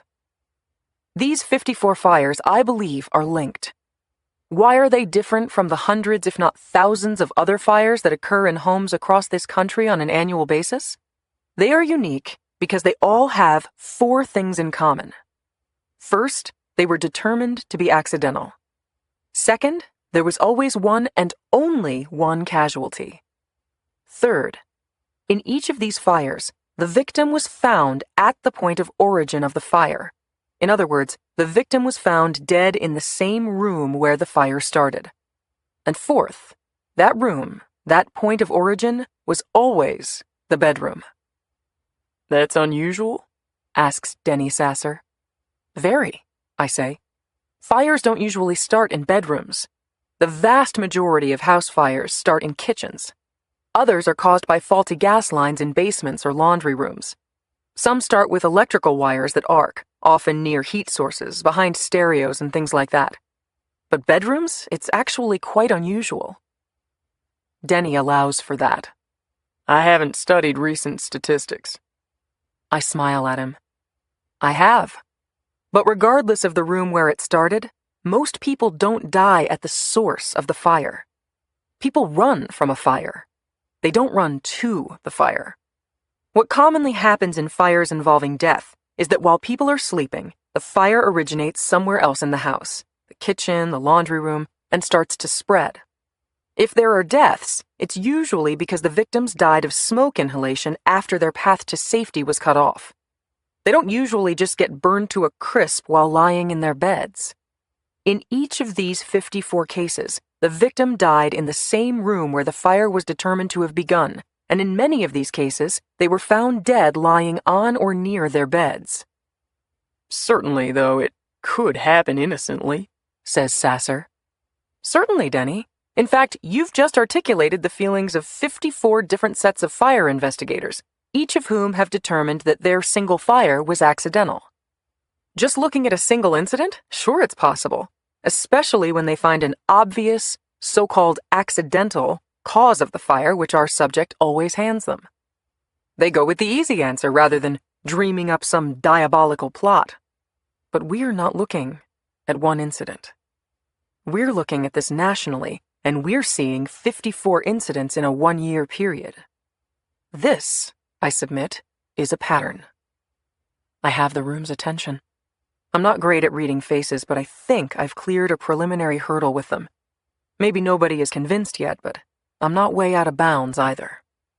But let's break it down further, I continue. Let's start with a 4-month period beginning a year ago, approximately Labor Day of last year, and continuing until year's end, or January 2nd to be specific. Focus now on the red stars on the map. These represent 32 fires that occurred during that 4-month period. Note the scattered nature of these fires, hitting all corners of the country, but not the Midwest. These 32 fires killed 32 people. The last fire in that period, the January 2nd fire, was Peoria, Arizona. I still remember the phone call from Mom, the panic in her voice, her inability to even get the words out to me. "Marta," she said. "Marta was... your sister was..." It took me over 5 minutes to get her to finish the sentence, though after a few attempts, my own panic had begun to rise, as it became clear that the news she was delivering was the worst possible. "Marta was what, Mom?" I cried, my voice cracking, my knees buckling, the ground beneath me splitting open. "What happened to Marta?" So that's 32 fires in 4 months, Book says, coaxing me along, helping me, sensing that I'd locked up from the memory. I give him a nod of gratitude and snap back to focus. That's right, I say. So that's approximately 2 fires a week. And as you can see from the map, the fires tended to be in clusters of 2. 2 in California, Piedmont, and Nevada in the same week in September. 2 in Minnesota, Edina and St. Cloud, in the same week in October. So our subject was a traveler. From Labor Day to basically New Year's Day, our subject traveled. Why? I don't know. Everyone is paying attention, at least. The lovely Sophie is even taking notes, indicating that she does in fact know how to spell. Or at least doodle. But then we get to the second time period, the beginning of this year through the present, I say. And this is when we start to learn more about our subject. 21. The second phase of our subject's crime spree, I say, is the roughly 8-month stretch from January of this year to today. These are the blue stars on the map. During this stretch, we have 22 fires and exactly 22 casualties. Exactly 1 death per fire. Rather meticulous, wouldn't you agree? Denny Sasser and Sophie Talamus nod. Books does so emphatically, though he's already heard my spiel. The Dick sits passively, revealing no sign of his thoughts. With my pointer, I outline a circle around the blue stars. But our subject wasn't such a traveler during this second phase, was he? Books shakes his head. All 22 of those fires took place in the greater Midwest. That's right. Illinois, Wisconsin, Iowa, Indiana, Missouri, and Kansas. And this took place beginning in mid-January and through last week in Lisle, Illinois. So that's almost 8 months and only 22 arsons. Instead of a pace of 2 a week, he's closer to 3 a month. Why? I look over the team like a teacher quizzing her students. When they don't answer, I do it for them. He's taking longer to choose his victims, I say. Again, nobody answers. It occurs to me I might be annoying them with my question and answer routine, but in fact they seem to enjoy it. Everyone in this room, at least in part, entered law enforcement because they like solving puzzles. And why is he doing that? Asks the Dick, the first time he's participated at all. I don't know whether to take that as a good sign or bad. Because he lives in the Midwest, I believe, I say. So the rest of his life intrudes. Work, friends, whatever he does. When he's traveling, he skips out and commits his crimes. But at home, he has a job to go to. He has friends, family. He'd also have to be more careful, Books notes. If he's killing closer to home, he stands a greater chance of being caught.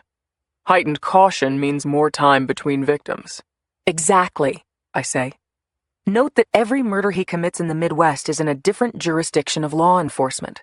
Different cities, different counties. He's making sure he doesn't commit the same crime in the same jurisdiction twice, for fear that people will start looking at these things as a group, instead of one-off fires.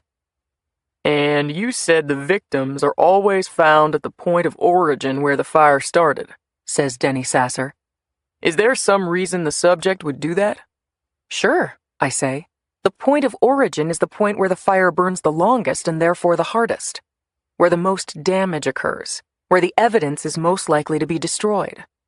Ah, so you think he's using the fire merely to destroy evidence? I do. Whatever he's doing to the victims, he wants to make sure we don't find out. He doesn't want us to autopsy them. He wants to make sure that there isn't... I think of Marta, and my throat shuts down. That there isn't a body left to autopsy, says Sophie. I nod, unable to speak. I still remember my mother screaming at the mortician, at the police detective, at anyone who would listen. I can't even bury my baby? I can't even give her a proper Christian burial? I clear my throat. Books wasn't wrong about the perils of investigating a crime involving a loved one. I don't want to become a cautionary tale. So the fire is secondary, says Denny Sasser. He's not setting fires for some thrill. He's covering up crimes. Is that what you're saying? I clear my throat again. That's what I'm saying. And what he's doing takes time. That's why he seeks out people who live alone, so he can subdue them and take his time with them. Then when he's finished, he torches their bedroom. He knows that these days firefighters can arrive within minutes of a fire. He doesn't care if they save the rest of the house, but the victims will be charred before they arrive. Everyone digests that.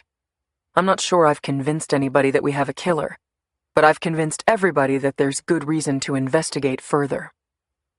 So, where do we start? Asks Denny Sasser. We start where he lives, I say. It's somewhere in the Midwest. If I were to bet, I'd go with the Windy City. So pack your bags, everyone. We're going to Chicago. 22.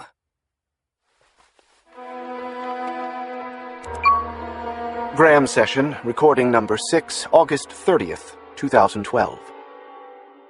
Well, I guess this can technically count as a separate session. It's past midnight, officially Thursday now. What a day it's been. Wouldn't you agree? No? Nothing? Well, folks, since I'm in a good mood, I'm going to answer questions from the mailbag. I wish there really was a mailbag, because I'm sure you have lots of questions for me. You'll try to answer as many of them as you can from these recordings, to read between the lines and study my word choices and voice patterns and all that jazz, but it would be nice for you if I just outright answered some FAQs.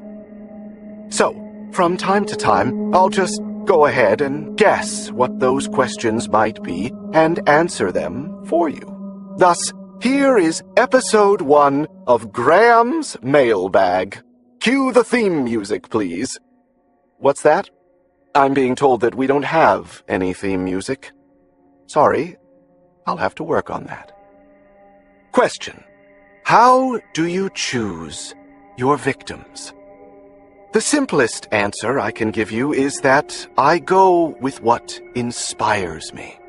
What inspires me at a given moment will vary, and thus my victims vary as well. You wouldn't expect Beethoven to write the same symphony twice, would you? Or Tolstoy to pen the identical novel a second time? Sometimes I seek them out, and sometimes they come to me. Sometimes I must grapple for a time with what I'm looking for, and on other occasions it simply comes to me like an exotic perfume wafting under my nose. I am, in a word, a connoisseur. Sometimes I prefer a nice piece of lamb with a Shiraz. Sometimes lobster with a chilled Chablis. Other times an Italian beef sandwich with peppers and salt and vinegar potato chips. I don't know what I'll be in the mood for the next time. I just know that my stomach will start growling sooner or later. Question: what is your favorite color? I'll bet you think my favorite color is red, don't you? Well, close. It's purple. Purple is such a twisted, complex color. It conveys the passion of red, the sadness of blue, the depravity of black. Purple is neither happy nor sad. It is pain and despair, but longing too. Fiery desire, beaten and bruised, but struggling onward, determined to overcome, to move forward, rather than retreat. Plus, it looks nice with my hair. We have time for one more question. Why set fire to your victims? Well, let's see. Curtis, have I set fire to you? No, I haven't. I've done a lot of things to you, Curtis, but I haven't set you on fire. Now, don't lose your head over this, Curtis. I will burn you up when this is over. But that's just so our fun is kept a secret. Sorry, everyone. That was a little inside joke between Curtis and me about losing his head. And if it's any consolation, Curtis, you have one of the nicest-looking brains I've ever seen. Is that consolation? Do you feel consoled?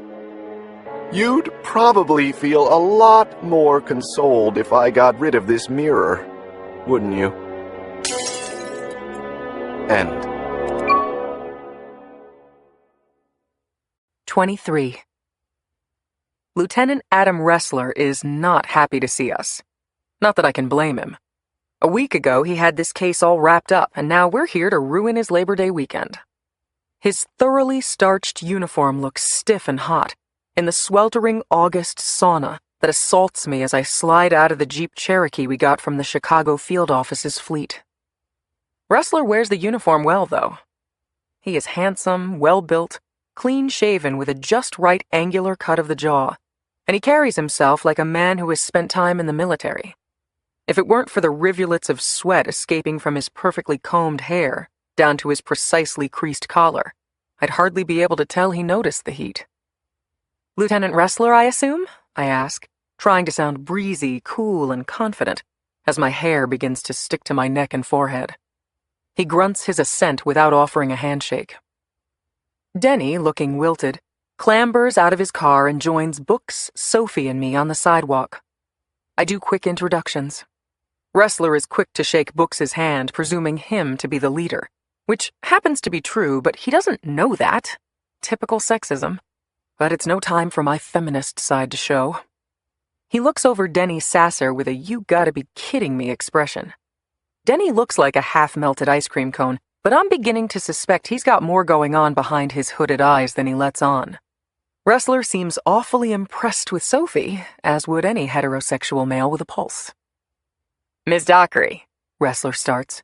like I said on the phone, this fire was clearly not incendiary in origin.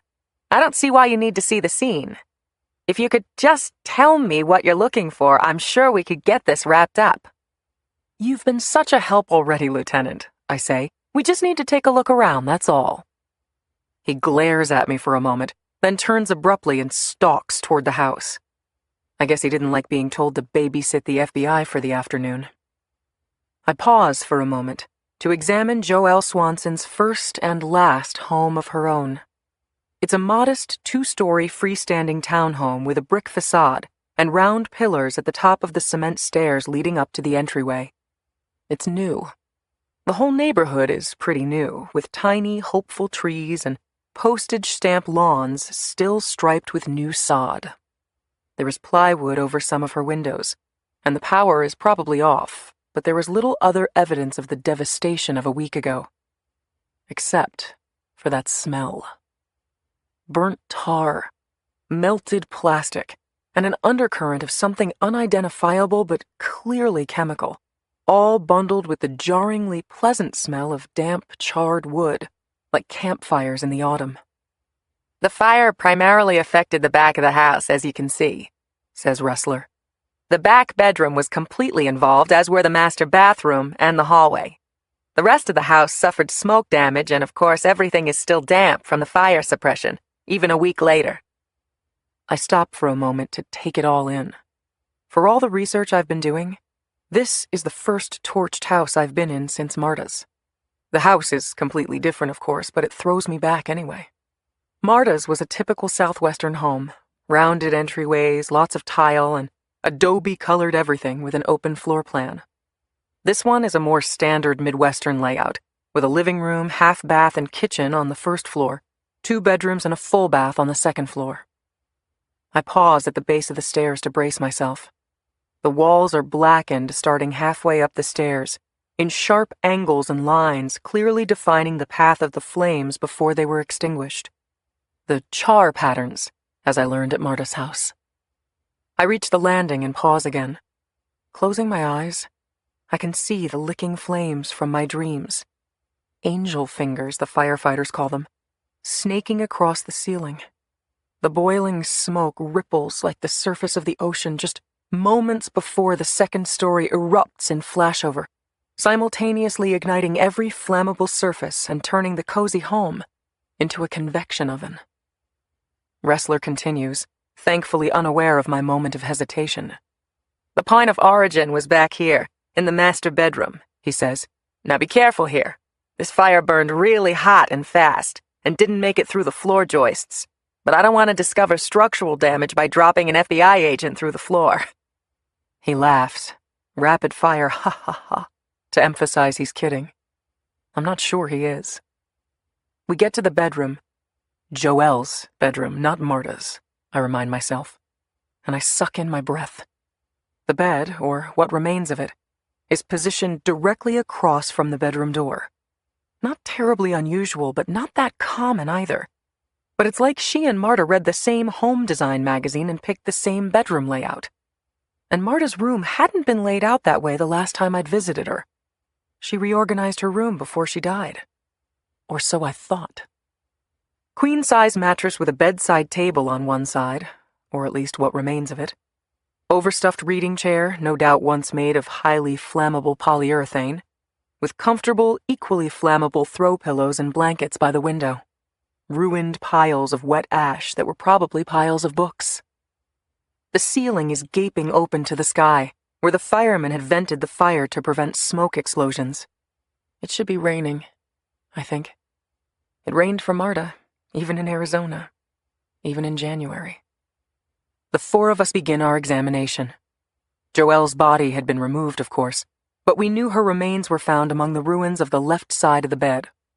The photos had shown her body curled into the characteristic burn victim posture, legs bowing outward, wrists curled in, arms bent, caused, I knew, by the heating and drying of muscles and tendons as they pulled bones like post-mortem marionettes.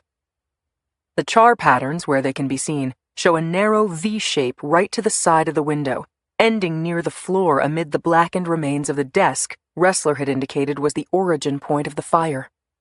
The carpet is melted and burned nearly completely, though a few places in the farthest corners still show the original color. After 2 hours of scouring every inch of the room, the four of us smell like incinerators. There is absolutely no evidence of an accelerant or of any intentional method of setting the fire that seems to have killed Miss Swanson. Lieutenant Ressler and the Lisle Police Department had every reason to reach the conclusion they reached. But I'm surer than ever that this was the work of our subject. 24. So here's what we know, I say to my team, as we settle into a conference room at the FBI's Chicago field office. 1, there was a candle, which likely was the point of origin one way or another. 2, the fire spread very quickly up the curtains and around the room until it reached the point of flashover, when everything in the room simultaneously combusted. 3, there was an alarm system on the house, but it was not activated at the time of the fire. 4, there was one window open in the spare bedroom across the hall from Joelle's bedroom. It was 82 degrees at 1:30 a.m. the day of the fire, and her central air conditioning was on. Her AC was on, but she left a window open. 5, we were unable to locate any other candles in the house. Joelle does not seem to have been a big candle user. 6, there is very little smoke staining on the unbroken windows or other glass surfaces, and the char patterns are consistent with a very hot and fast-burning fire. Those qualities are often indicative of a fire assisted by an accelerant. However, we found no evidence of accelerant near the origin of the fire or anywhere else. 7, the fire triangle. Fires need oxygen, fuel, and heat to burn. There were books spread around her room, many of them open, and papers on the floor. That's fuel. A candle was left burning on a desk too close to a curtain. That's heat. And a window was left open across the hall. That's oxygen. And not only is that oxygen, but the path of the air being sucked in through that window would have ended on the wall directly opposite the door, which is the precise location of Ms. Swanson's body on the bed. And because the fire will burn hottest where it has ventilation, Ms. Swanson's body was in the hottest burning fire in the room, and was almost completely consumed in a relatively short period of time, including her skin, fat layers, and much of her muscle. 8. The DuPage County Arson Task Force has not been called. This fire was determined to be accidental by the fire investigator, and they have no interest in reopening the case. There will be no autopsy performed unless we can convince someone that there is a reason to do so, or unless we take over the investigation. 9. There are 53 other fires that share nearly all of these characteristics. With my limited means over the last several months, I haven't been able to determine the positioning of the beds in each of the other 53 bedrooms, but I have obtained information on 18 of them, and they are all the same. I look at books, piercing him with my eyes so that he understands, including the one in Peoria. Sophie speaks up. I think all of these people moving their bedroom furniture around into the same position and then burning to death would be a reason for some autopsies. Don't you? Maybe Sophie isn't so bad after all. I'd like her even more if she gained 30 pounds and got some acne. So we start right there, says Books. Let's find out about the positioning of those beds in the bedrooms. Let's finish the work Emmy started. I nod at Books. And time's a-wastin', folks, I say. Because 2 days from now is Labor Day. And if our subject keeps to form, that means he's about to take his show on the road and start killing 2 people a week. 25.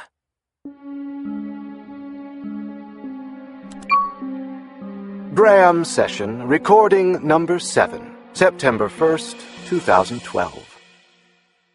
Good evening, class. Tonight, I won't be taking questions from the audience.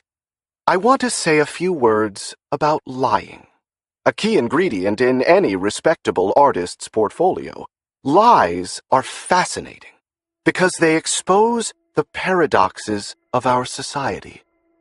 What is a lie? It's a distortion of reality, presented as reality. We say it's a bad thing. We teach kids not to lie. We even put people in prison for lying. And yet, there are lies all around us. And half the time, we don't even really try to disguise it. The TV commercial with the bubbly family ecstatically stuffing French fries and burgers in their mouths with the fun-loving clown looking on. We all know those are actors who are paid to play a fun-loving family. They're not having fun. They probably had to reshoot that scene 20 times, and they're tired and nauseated, and the last thing they want to do is stick another French fry in their mouths. And what about those thick, scrumptious burgers in the ad? Are those the ones you get when you go to the restaurant? None of that's real, and we know it, but don't care. Women wear clothes that hide their flaws. Men suck in their guts when those women walk by. Office workers turn the screen away from their game of solitaire when the boss strolls in. Lies, lies, lies. You're taught not to call someone who's fat, fat, or someone who's stupid, stupid. That's wrong, we tell our kids. Don't tell the truth if it's going to hurt someone's feelings. Those lies are okay too. Desirable, in fact. I'm not complaining, mind you, just commenting. It gives me perspective. And that perspective is, embrace it. Because if everyone else is lying, then you better too. Or you'll get caught in the cross current, spinning and flailing. You don't want to spin and flail, do you? As you can imagine, I'm a master liar. How else do I woo all these unsuspecting people into letting me into their lives and usually their homes? Lying is easy, but being good at it is hard. Here is Graham's handbook on lying. First, lie no more than you have to, Because for that duration of time you're with a target, be it 2 hours or 2 weeks, you're going to have to live with that lie. If you want to get close to a target who happens to be a smoker by saying you smoke too, which works, by the way, there's an unspoken brotherhood between all tobacco users, then you better be prepared to light up every few hours or so. What I do when I use that ruse is claim to be a former smoker. So, of course, I love to smoke, and maybe just this once I'll partake so I can have the bonding experience with my target. But I have an excuse not to smoke again if I have to spend a longer time with the target. Second, be no more specific in your lie than is absolutely necessary. The vaguer you are, the more rope you give yourself. Let me give you an example of what I'm talking about. This last guy, Curtis Valentine.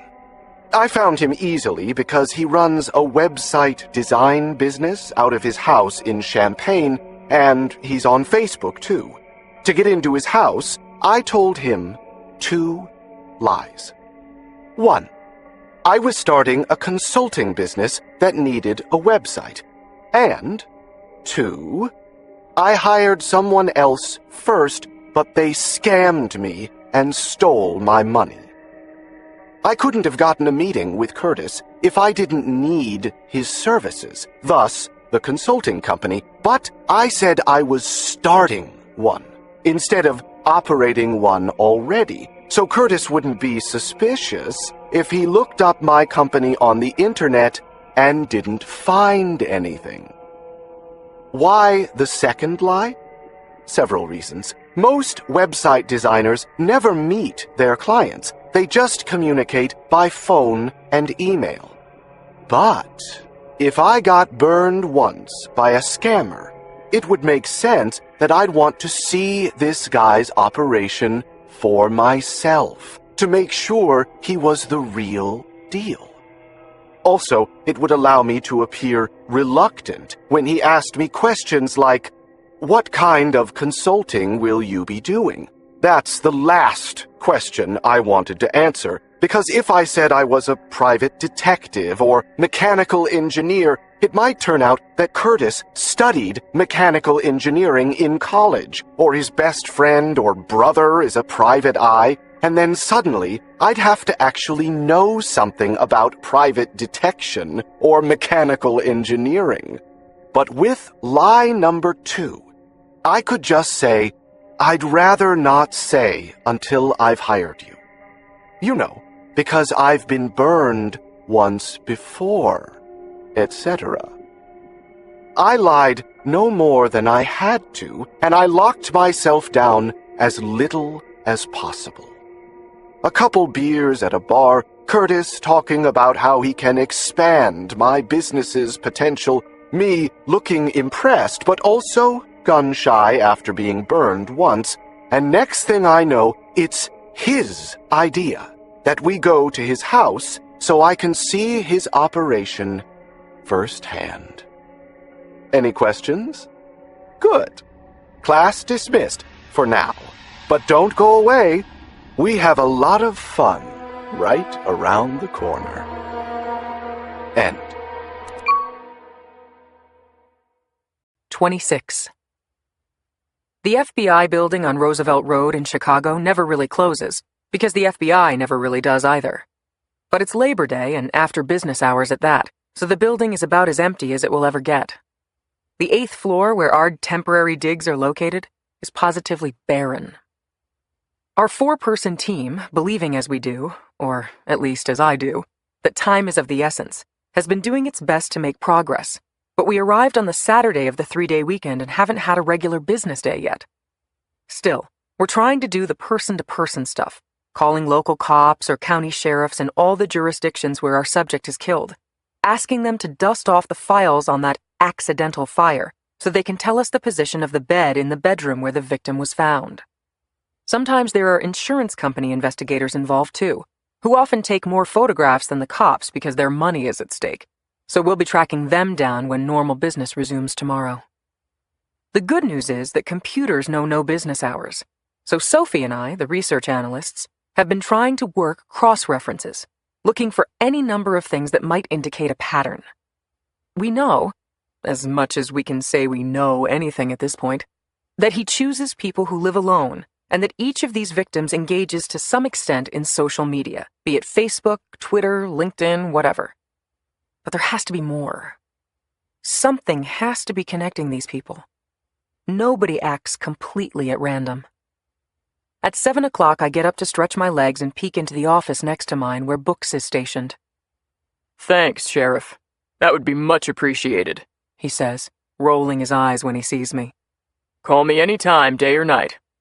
You have a good night, too. He hangs up and makes a face. He's been making calls to the upper brass in the local jurisdictions, trying to persuade them to reopen their investigations or, at a bare minimum, conduct an autopsy on the body. The problem is that even if the FBI takes over the investigation from the locals, all of these victims have been buried, so an autopsy would first require us to petition the court for an order of exhumation. He said he'd talk to the family about an exhumation, he says to me. You don't need the family's permission. He nods. But you start there because you can avoid having to go to court if you get consent. Anyway, I think he's just looking for a reason to turn us down. He blows out a sigh. Emmy, these departments have closed these cases, in some instances several months ago. If we want to get autopsies, we're going to have to go into each jurisdiction's local court to get the grave opened. And that assumes the local U.S. attorney is even willing to go to bat for us, which is no small thing. Then we'll try. Right, but you know how long that's going to take? A few weeks would be the minimum. Dickinson, he just hasn't given us the manpower. Can you get more agents assigned? That's the catch-22, lady. Right. I agree. We can't get more agents until we show him some hard proof. And we can't get hard proof anytime soon without more agents. And all the while, our subject just keeps on killing. Which is why I'm pinning so much on the two most recent deaths, Joelle Swanson in Lisle, Illinois, and the latest one, a man named Curtis Valentine in Champaign, Illinois. We haven't been down to the Champaign site, but a detective down there with Champaign's police department was kind enough to have a video done of the entire house and email it to me. It was a single-family house, not a townhouse, but otherwise the death of Curtis Valentine bore a startling resemblance to that of Joelle Swanson. A fire that started in the bedroom, the victim found in that same bedroom, a candle as the likely source, char patterns and minimal smoke staining indicating a fast-burning fire, yet no evidence of accelerant. The bed, positioned directly opposite the bedroom door. God, our subject is smart. I have to admit, even I would think this looks accidental if I only knew of this one fire. None of these investigators know that this nearly exact same pattern has been taking place all around the country. You look exhausted, Em, he says. I am. Let's get everyone together and get something to eat at the hotel bar, he says. I sigh. I suppose if we get a change of scenery, we get away from phones and computers and just talk, maybe an idea shakes loose. Maybe that's the problem. Maybe we need to take a breath and think big picture, brainstorm. Maybe the trees are blocking us from seeing the forest. I look back at Books, who is smiling at me. What? I ask. The only way you'll join us for dinner is if we agree to talk about the case, isn't it? I raise my hands. Is there anything else to talk about? He shrugs. We could talk about the Chiefs, he says. They kick off this weekend. Books is a die-hard football fan. It's one of his only flaws. Okay, fine. Books raises his hands in surrender. We'll talk about the case. Maybe something will shake loose. 27. Our humble team hits the bistro located within the Chicago Marriott where we're staying, a place called Rook's Corner that Books has been all excited about because they serve Chicago area microbrews on tap. Books always liked to take in the local favorites when he traveled, which, as an FBI agent, was often. The place is dimly lit with dark oak, yellow cushioned seats and a hardwood floor. Booths line the walls, with tables scattered near a wraparound bar. A football game plays on the projection screens mounted on the walls. Books orders a domaine DuPage, whatever that is. Beer, I assume. I recognize DuPage as the county in which Joelle Swanson was killed. While Denny orders a soft drink and Sophie a berry mojito. Everyone is happy to have food. For Books, it's a burger. For Denny, a club sandwich. I order some French onion soup, and Sophie chooses a pear and pecan salad. Are pretty young women genetically programmed to order fruit-flavored drinks and nibble on rabbit food like salads with low-fat vinaigrette dressing? I mean, couldn't Sophie just break from type this one time and guzzle a Guinness while devouring some nachos with cheese sauce dripping down her chin? The aforementioned Sophie, I note, has the seat next to Books at our square table and has scooted her chair closer. She is hanging on his every word as he regales everyone with some war story. Special agents have lots of tantalizing tales about their exploits. Quirky witnesses, silly miscues, charismatic criminals they've captured. I've heard most of those stories by now. My favorite is from a dozen years ago, when Books was assisting U.S. Marshals on a fugitive recapture. He broke through the front door of a Maryland house, tripped over the coat rack, and was knocked unconscious when the rack came down on his head. The other agents had to step over him to get in. They later told him, "At least you blocked the exit really well." Sophie asks him, Have you ever hunted a serial killer? "Oh," he says, blowing out air. "I've worked on a few investigations, yeah." He was working on one when we ended our engagement. He caught his killer, then resigned from the FBI. Reginald Traeger, who raped and murdered a number of young women in Portland, then sealed the deal by lopping off their heads. Freddie the Machete, I say because I know Books won't. Denny Sasser touches his chin. "You worked on Freddie the Machete?" "It's not as impressive as it sounds, believe me." As much as Books likes to tell stories, they usually involve him in embarrassing situations. Books isn't one to play up his own accomplishments. It was one of the first things I noticed about him when we met 4 years ago. He figured out the pattern of a crew of bank robbers in Virginia to the point that his team was waiting for them when they hit the Federal Credit Union in Arlington. All the research analysts on the team knew that it was Books's brainpower that got the solve, but he spread the credit around, even walked through the office and left a card for each of the RAs, thanking them individually for their help and noting their specific contributions. RAs notice that kind of stuff. Most of the special agents forget all about us once they've solved their puzzles. Reginald Traeger, dubbed Freddie the Machete by the press in Portland, was an unemployed union painter who had recently lost his condominium to foreclosure and apparently snapped. He went on a rampage that included 5 or 6 victims, I don't recall the exact number. It came out later that he had a history of mental illness and a previous conviction for attempted rape. Did he come up with that name himself? Sophie asks. Did he, leave notes or anything? Did he want to be famous? I can't tell if she's flirting with Books or is professionally curious, trying to sponge up all the experience and wisdom she can. Here's a question. Why do I care? Books shakes his head. "Reggie Traeger wasn't capable of leaving notes or wanting notoriety. He was mentally ill, a classic sadistic sexual psychopath. He beat women, decapitated them, and performed sex acts on them." Sophie recoils. In that order? "Oh yeah. He performed sex acts on headless corpses. Yeah, this guy was a real monster." What kind of sex? Never mind, Sophie says. I don't want to know. "No, you definitely don't want to know." But I know. I'm probably the only person who knows outside the team that caught the monster.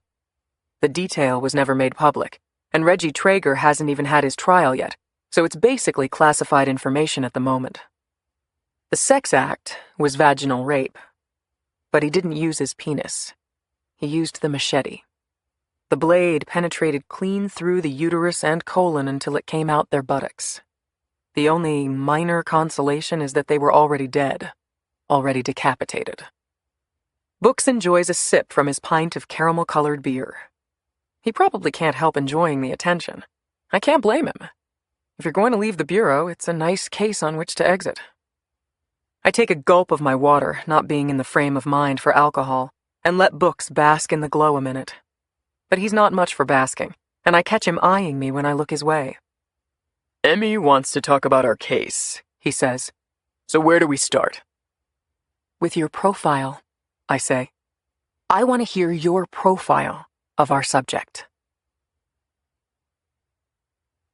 28.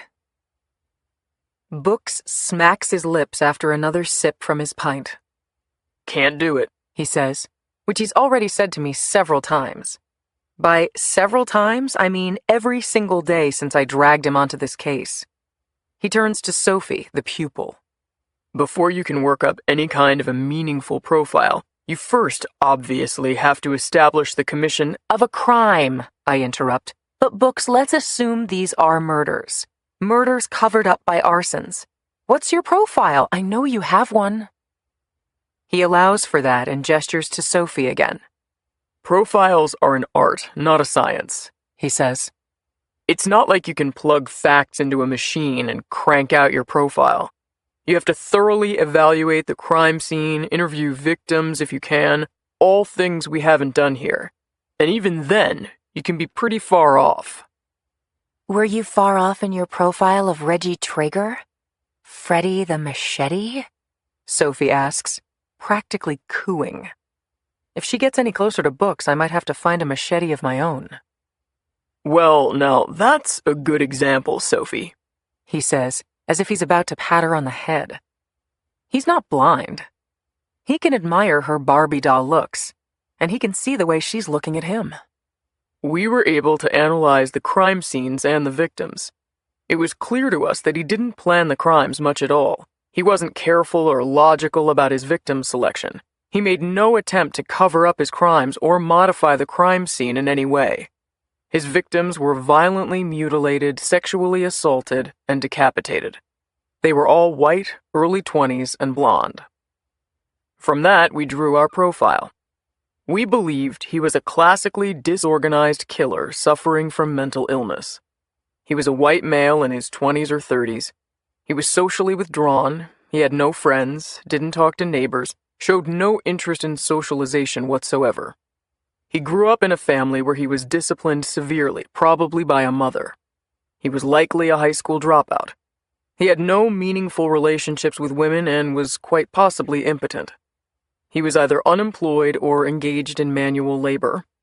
He had recently experienced something rather stressful, something like being fired from a job or a breakup with a woman. He had violent fantasies against women and was unable to control them. He lived somewhere within a 1-mile radius of the victims, and his first name was probably not Freddy. Sophie gives him a full wattage smile. Oh, that Books. He's a real jokester these days. Why did you think he lived close by? She asks. Disorganized killers usually don't travel by car. They're too caught up in their fantasies. It's not like they carefully select a victim, drive there, commit the crime, and drive home. No, they act on pure impulse. Okay, yeah. Sophie is transfixed by the professor. So how were you wrong? Well, for one thing, he took his murder weapon with him. Most disorganized killers use whatever's on hand. They aren't capable of planning to walk around with a weapon ready to pounce. But Reggie carried that machete under his long black coat and took it with him after every murder. Also, he kept a souvenir from each victim. That's atypical of disorganized killers who usually just commit the crime and leave. But the biggest thing of all, Books continues, is that his last victim wasn't random at all. His last victim was the same woman he'd attacked years before when he was convicted of attempted rape. So he had definitely planned that out. In fact, those things that distinguished him from the typical disorganized killer are the reasons we caught him. Once that last victim was attacked, a simple background check took us to the guy who'd attacked her previously, who just happened to live 7 blocks away from her. And once we rousted him, we discovered he had a machete and all those souvenirs. What were the souvenirs? Sophie asks, beaming. Another thing you don't want to know, Says Books. I do, come on. He took their tongues, I say. He cut them out and kept them in a shoebox under his bed. I hate to spoil her appetite. She could use a good meal. Anyway, Book says, clearing his throat. my point is, it's not like we drew up some perfect profile and nailed Reggie Traeger. It was dumb luck. He made a big mistake attacking his previous victim again. He might as well have sent us an engraved invitation. That doesn't mean profiles can't help, I say. And it doesn't mean you don't have one for our subject. I don't, Emmy. I need to know more. Tell me one thing about our subject, Books, I say. Just one, and don't say he's highly organized because I think we all get that much. Books shakes his head, bemused. One thing, I say. He's getting better, Says Books. Organized killers improve and hone their methodology with each murder. Our subject was probably pretty good all along. But if he's real, if there really is a man going around murdering people and torching the scenes and making it look accidental, then he's turned this hobby of his into a well-oiled machine. Books blows out air. He's not going to hand himself over like Reggie Traeger did, He says. We're going to need good police work, yes, but we're also going to need all kinds of luck. Oh my God, I say, pushing my chair away from the table. That's it, Books. What's it? You found inspiration in we're going to need all kinds of luck? Wow, I knew I was good, but not that. I've already left the table. I move from a brisk walk to a jog until I've jumped into the first taxi I can find. 29. I'm back at the office on Roosevelt, banging on my keyboard, poring over data, when Books pops his head into the office. Emmy, always with the flair for the dramatic, He says. You mind telling me what bee got into your bonnet? It can't be anything I said. All I said was our subject was getting better. That's all you needed to say. My eyes moved to the large map of the United States, the stars now numbering 55, indicating the various sites of the fires. 32 are red, showing the fires that began about a year ago and ended at the beginning of January with Marta's fire. Where was the first fire? I ask. The first... I'm not sure I remember, He admits. He doesn't have the data burned into his brain like I do. Atlantic Beach, Florida, I say. September 8th, 2011. That was part of our subject's cross-country September to January spree before he came back to the Midwest. Okay, so? Books says. So how do we really know this was his first kill? We don't. Books concedes. Not for sure. But you kept going back in time and you didn't find any more fires that fit the unique characteristics. The single victim, found at the point of the fire's origin in the bedroom, determined to be an accidental cause. Exactly, I say. The accidental cause. Anything that wasn't determined to be accidental, I didn't analyze. I just totally skipped over, because it didn't fit into the pattern. Okay, so? I'm still typing along, using the NightMrz now, the database to which I didn't have access while I was suspended and doing this from home. The data is almost dancing off the screen. I have to be careful I'm not going too fast. When the juices are flowing and the data is voluminous, it's like a treasure hunt, one gigantic puzzle, the answer somewhere out there for me to find. So, I say, you were right when you said he's probably getting better. Maybe he wasn't so good at the beginning of his murder spree. Oh, I see. Maybe the first fire he didn't cover it up so well. Maybe it was determined to be an arson. Exactly, Books. Which is why it's nice to have NightMrz, which reports arsons and suspicious fires. I'll bet he screwed up the first one, I say. Maybe more than just the first one. So you're what? Casting a net across the country for arsons set before that first Atlantic Beach fire? Not across the country. We think he lives here in the Midwest, right? So I'm starting there. Books is silent behind me. I finally look back at him. That's a lot of work, Em. Even narrowing it down to the Midwest, that's a ton of data to process. You're going to start now? It's 11 o'clock at night. I'll sleep when I'm dead, I say. Or when we catch this guy. 30. Books is still lingering at the doorway as I type. What? I say. We were going to head out for a drink. I feel something swim around in my stomach. This is different about Books. Back when he was full-time with the Bureau, when he was hot on a chase, a time-sensitive, lives-at-risk chase, the last thing you'd ever catch him doing was drinking alcohol. He was constantly on edge, always rethinking the evidence. There would be times when we were together that he would be sitting next to me or across the table at dinner, but I could tell he was miles away, trying to find his way inside a monster's head, challenging assumptions, re-examining angles, closing this eye, then that eye, wondering if it changed the picture at all. I recall being in a movie theater with Books once when, for some reason, I turned to him in the middle of the show, the light playing on his face as the scene on the screen changed, his eyes open wide and glossy, and I could tell that if you saw behind those eyes, they wouldn't be looking at the movie screen at all. They would be replaying some crime scene in Alameda or New Orleans or Terre Haute. And now, we're in the middle of a chase, and he wants to go out for a drink. It's not hard to see what's changed. We are heading out for a drink, he said. We. But we doesn't include me. And as much as I've come to like Denny Sasser, I don't think he's up for painting the town at 11 o'clock at night. Books has every right to do this, I remind myself. He's a single man and Sophie's a single woman. You dumped him. You're the last person on earth who has the right to comment. And don't you have a job to do? Aren't you here to stop a killer, even if you're the only one who really believes that this killer exists? You should go out then, I say, not breaking stride in my typing. I'm going to keep at this. You sure you don't want to come along?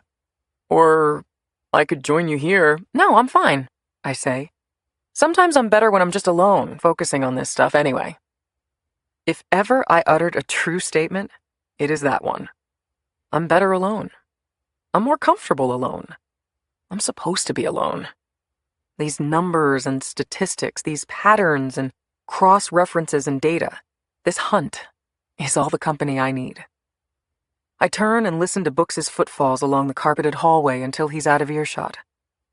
Then I get back to work. 31.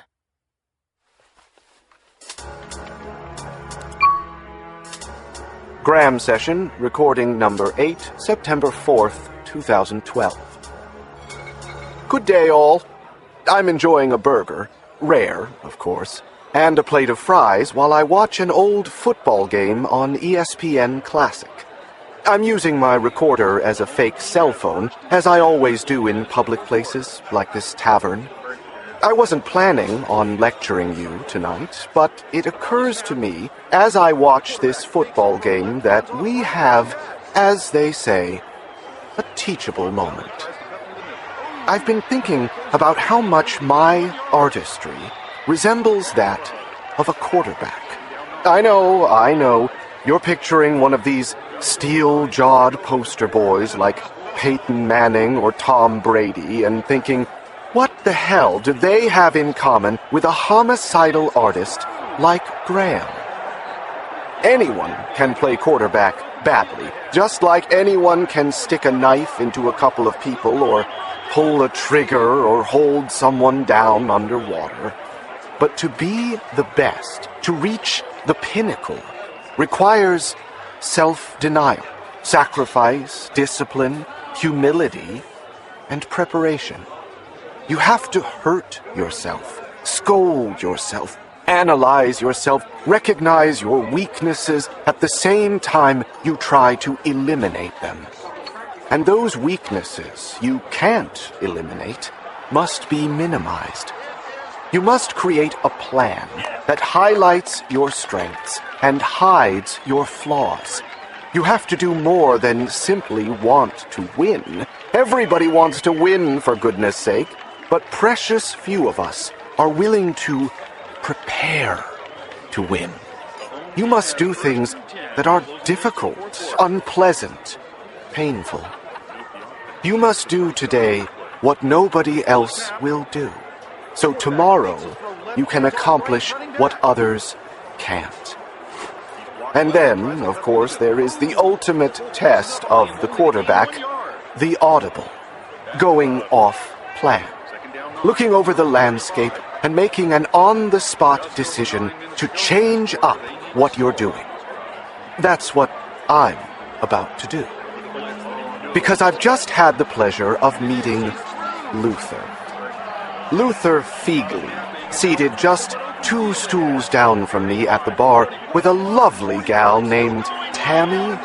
Luther isn't going to win any prizes for intelligence or class, or for his wardrobe, which consists of a gray t-shirt that says, "Don't fuck with the Huskers," and baggy shorts.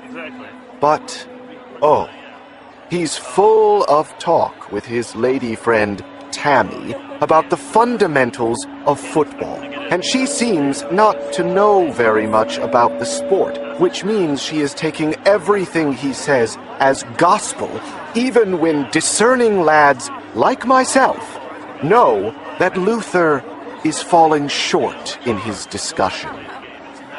Mind you, my only goal tonight was to enjoy a burger and a ball game while on the road to my next project.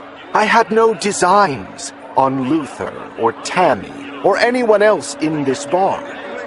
But a good quarterback calls an audible when the opportunity presents itself. When the cornerbacks are creeping up and there's no deep safety, the quarterback calls a fly pattern and goes for the touchdown. Does he not?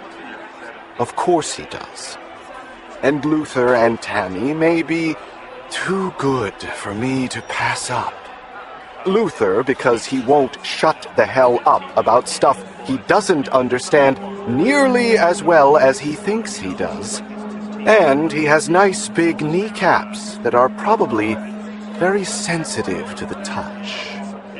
And Tammy, because underneath those red locks, she has a nice round head. And she has a big, throaty voice that is going to sound nothing short of delicious when she starts begging.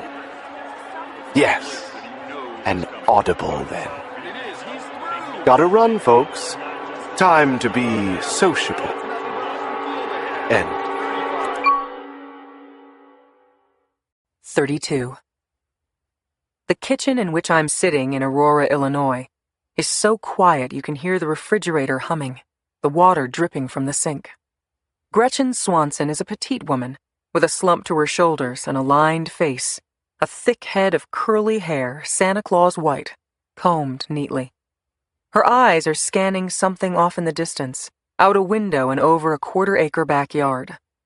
I don't know if she is pondering everything I've said to her, or if she's thinking about her daughter, who probably played back there on that now dilapidated swing set, or swung in the tire that still hangs from the big oak tree. The kitchen is lit brightly, but a dark pall hangs over everything here, as if something rotten has infested this once vibrant house, coloring the egg-yellow walls a dingy beige, turning Gretchen's warm radiance into a despairing reserve. I recall experiencing that sensation after Marta died. How obscene any object of beauty seemed.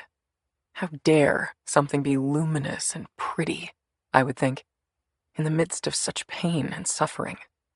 How dare those people walking down the street laugh and smile? How dare the sky be such a magnificent periwinkle blue? I look back down at the kitchen table and jump at the sight of a large cockroach. It's only after I've scooted back my chair that I realize it isn't real. It's just an ornamental piece, a porcelain figurine. Who would have a porcelain cockroach? "Sorry," says Gretchen. "We've had that thing for years. Joelle loved it.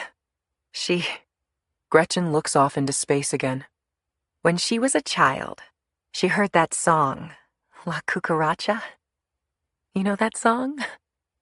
La Cucaracha, La Cucaracha. Sure, of course, I say with a smile. Oh, she heard that on the radio one time when she was just a little one, maybe 3 or 4 years old. She started dancing and trying to snap her fingers along with the music. Her little blonde curls were bouncing everywhere. Gretchen allows a smile at the memory. After that, my husband Earl always called her my little cucaracha. When she was little, she couldn't pronounce it. She'd say she was his little cuckoo clocka. Gretchen grimaces at the thought, comforting and painful all at once. I stifle my own memories. Hours after I received the news, my mother and I waiting for the flight to Phoenix. My mother drinking one Bloody Mary after another at the airport bar while our plane was delayed. All that time, I wondered if there had been some mistake. That infinitesimal possibility that some signal was crossed, that my sister was traveling somewhere overnight and had someone house-sitting for her, that the burned body in her house was not her, that we'd show up at her house in Peoria that night and Marta would walk up in some athletic outfit and backpack and say, "What are you guys doing here? Did something happen?" I don't dare move now. Don't so much as rattle the ice in the glass of lemonade sitting before me. Don't so much as breathe. Gretchen closes her eyes and gives a quiet shake of her head. The appropriate response, I came to learn, for such bereavement. It's so overpowering, so incomprehensible, that trying to make any sense of it whatsoever is futile. You just shake your head and cry. "All right, Emmy," she says. I don't even see her lips move. I close my eyes too and say a quiet prayer. Then I push the paperwork in front of her and hand her a pen. I thank her with a long, warm hug that devolves into tears from both of us. When I get outside, I click on my smartphone and call the assistant state's attorney in DuPage County with whom I've made contact, a man named Feller. "Joelle Swanson's mother just consented to the exhumation," I say, somewhat alarmed at the enthusiasm in my voice. I've been working this guy Feller for the last 2 days, finally extracting from him at close of business yesterday this promise. "If you can get the mother to exhume, we'll get our Emmy to autopsy her." As soon as I end that call, I make another one to a prosecutor in Champaign County, a woman named Lois Rose, who welcomes my call like she'd welcome a kidney stone. "DuPage County is exhuming Joelle Swanson for an autopsy," I say to her. "And your guy, Curtis Valentine, isn't even in the ground yet." "Thanks to you, Emmy," she reminds me. The Valentine family held a memorial service for Curtis in Champaign yesterday. Closed casket, obviously, but at my urging agreed to hold off on the actual burial for a few days. "Come on, Lois. If they're convinced enough in DuPage to unearth a body, why can't you guys just move a body from a funeral home to a morgue?" I pause, alarmed at my callous reference to a body. My sister was a body, too. Lois Rose makes a noise on her end of the phone, a harsh exhale of air. "Did anyone ever tell you you're persistent?" "Once or twice, yes." "If I get RME to do this autopsy, will you stop calling me?" I actually laugh. And when the call is over, I pause at my rental car and squeeze my fists so tight I fear I might break a bone in my fingers. "Finally," I whisper. "Finally an autopsy. 2, in fact, to get the proof we need for the boys at the Hoover Building to give us a team, an army, to hunt this monster." 33.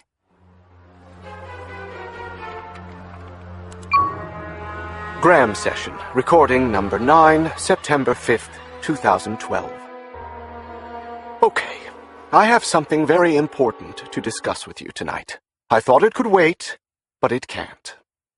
So when we last visited, yesterday evening, I was at a bar in Grand Island, and they were playing a college football game on ESPN Classic with the Houston Cougars from 2 years ago.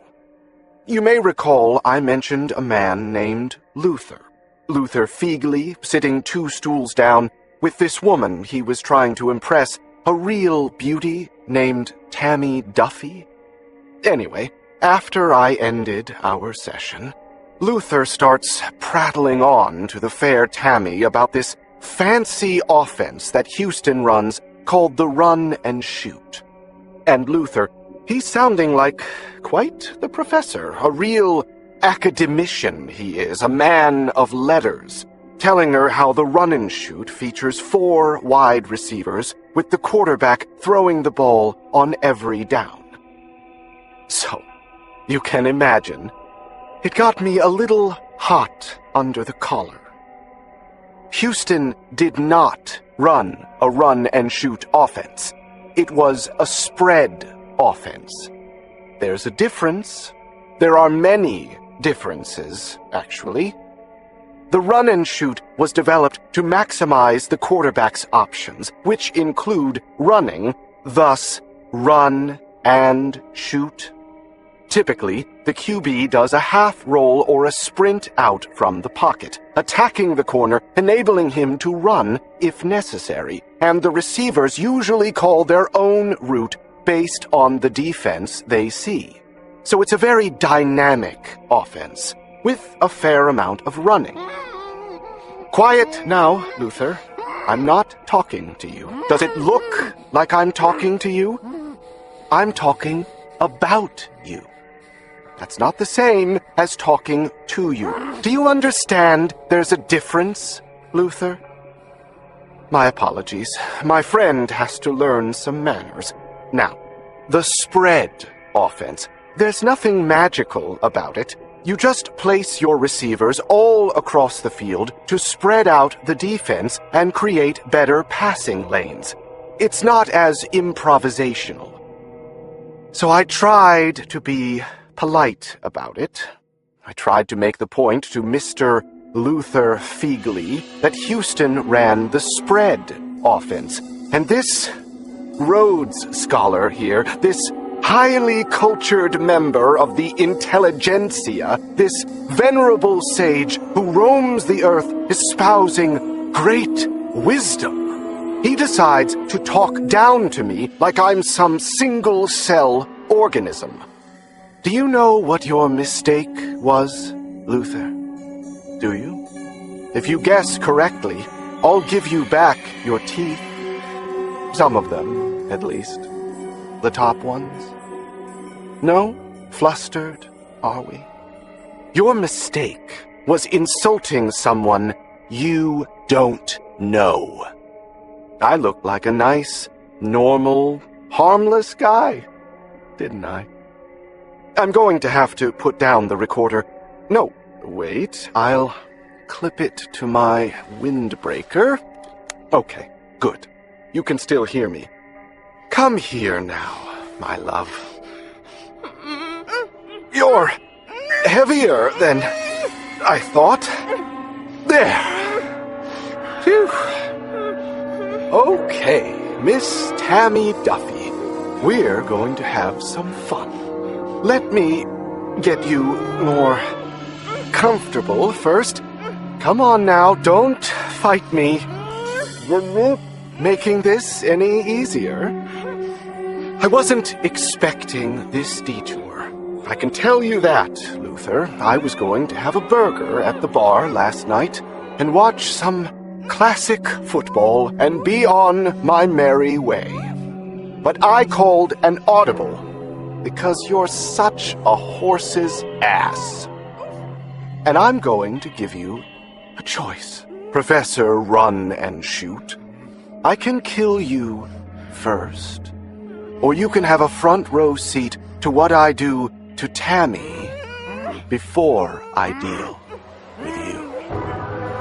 Tough decision. Okay, then the front row it is. I suppose on the plus side, for you, it will be an extra 30 minutes of life. That's what you guys all desperately cling to, right? Every last breath. Well, when you're done watching what I do to Tammy, you'll be rethinking that decision. End. 34. I push myself away from my computer and stare at the clock. It's past 5 o'clock now. Where are they? My feet drum the floor. My brain is having trouble focusing. I'm supposed to be swimming through the sea of data in NightMrz for unsolved arsons or suspicious fires, but I can't concentrate. Not when we're this close now. Each of them, Champaign and DuPage counties, promised me autopsy results by 5 o'clock. Well, it's past 5, people. Where are you? I walk over to Books' office. Sophie Talamus is in the chair on the other side of his desk, scooted forward so that she and Books can speak to each other quietly, each of them with their elbows on the desktop, their heads only inches apart. There's a familiarity between them, a subtle intimacy in their body language. I don't need to be hit over the head to see it. A blind monkey could see the chemistry between them. When they spot me, they withdraw from each other. Each of them leans back instead of forward, opening up to me with looks on their faces that tell me I wasn't expected. I wish I could just backpedal out of the room, but that would make everything even more awkward. Did you get the forensics yet? Books asks, recovering. I shake my head and raise my smartphone. Any minute, I assume. Come in, sit down. Sophie moves her chair back and makes the seat next to her available. Did you work through last night's fires? I ask her. I've given her the assignment that I've been doing for the last year, monitoring websites and signing up for breaking news emails to monitor all the fires that occur throughout the day, hunting for the next kill committed by our subject. Yes, she says. Nothing from yesterday or last night. I nod reluctantly. I can't be sure she's good at this yet. I'd double-check her work if I had the time. We're a 4-person operation doing the work of a dozen. I was just explaining to Sophie about our jurisdictional issue, Book says without prompting, probably reading my facial expression. I nod as if I believe him.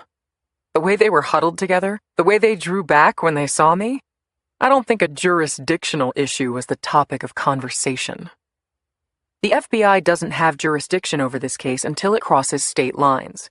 And even if we can establish murders in Champaign and Lisle, Illinois, no state line has been crossed. So unless the locals ask for our help, we are out of luck. It's a hurdle for us, but all we have right now are hurdles, so it has to get in line.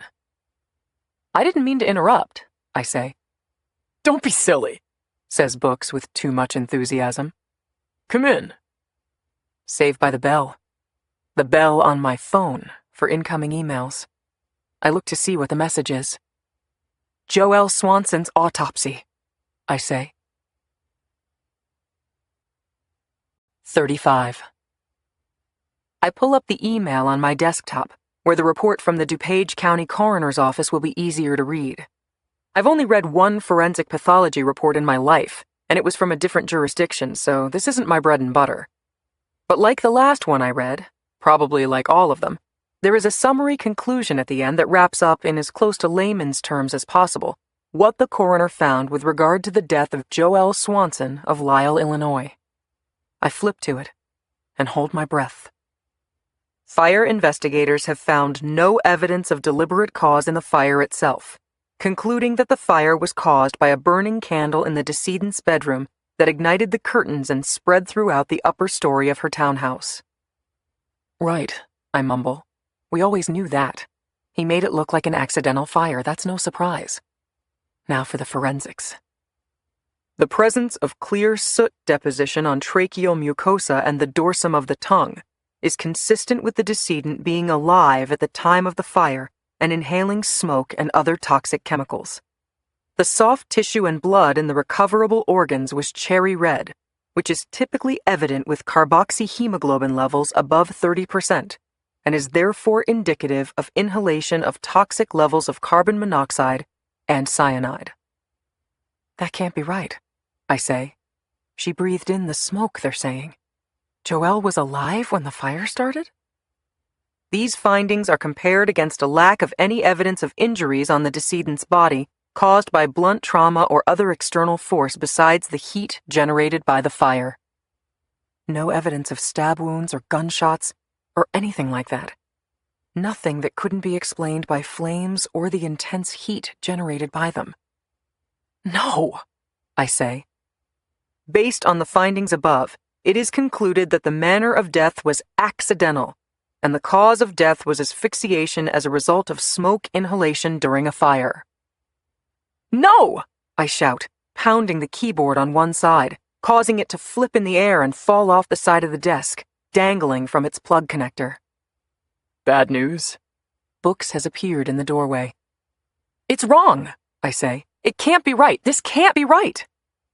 I stagger out of my chair and put my head against the wall, staring at the floor. Books walks over to my desk and reads the report on my computer. Geez. I'm sorry, Emmy. My phone beeps again, another email. I don't move.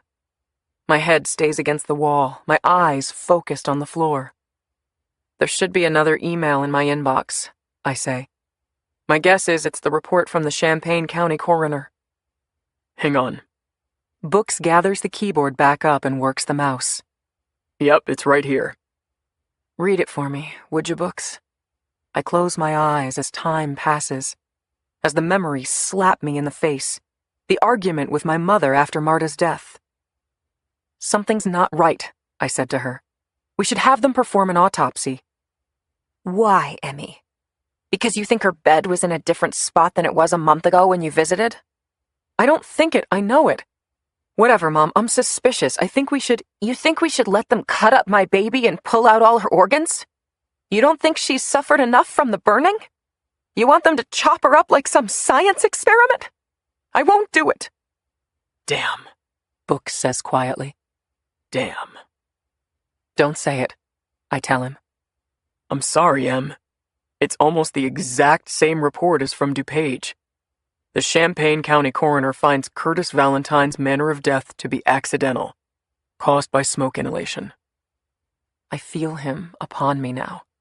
He puts his hands on my shoulders. Don't touch me. I wiggle free, walk to the other side of the room. They're wrong. Don't you see that? They're both wrong. Books breaks eye contact with me, stuffs his hands in the pockets of his suit pants. He doesn't see that, of course. What he sees is a woman stubbornly clinging to a truth that isn't true at all. A little girl insisting that the tooth fairy is real. I'm sorry, he says again. I'm really sorry. 36.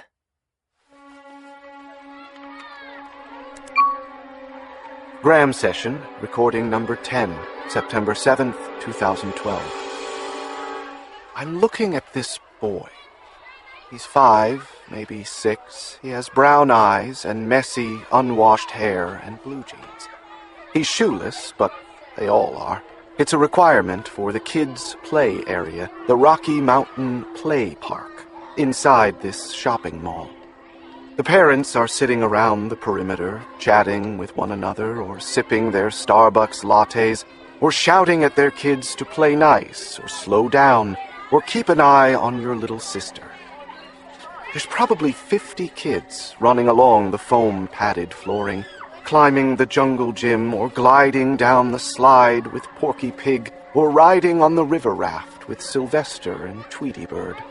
Most of them don't seem to know one another, but they're interacting regardless, in that clumsy way that kids will do, sometimes being nice, sometimes being impolite or even rough, sometimes requiring a referee, and sometimes being gentle. Some of them form groups and travel from one play station to another, and some go solo and join up with whoever's at the spot they've descended upon. But not this boy. He is sitting on the floor at one end, not playing with anyone, but watching the other kids as they speed past him, ignoring him. A minute ago, a foam ball rolled toward him, and he handed it back to a girl who took it without acknowledging him. He wants to be a part of what they're doing. I can tell. I can see the longing in his eyes as he watches these breathless children run and shout and laugh. He wants to run and shout and laugh too. But something's holding him back, keeping him planted in the corner. He feels like he doesn't belong. But he wants to belong. He really does. If only they'd give him a chance, they'd see that he's just like them. A kid who just wants to feel secure, to understand his place, to be part of a community. He wants the same things they want. He's afraid of the same things they fear. Get up, little boy. Don't be afraid. They'll like you. They really will. Someone, please, give him a chance. Extend a hand or call out to him. It won't take much. Just one small act of kindness and he'll happily join in. He doesn't need much. I promise you. He doesn't need much. He just needs one person, just one single person, to show him the slightest bit of kindness before it's too... Get up, little boy. Get up and go play. End. 37.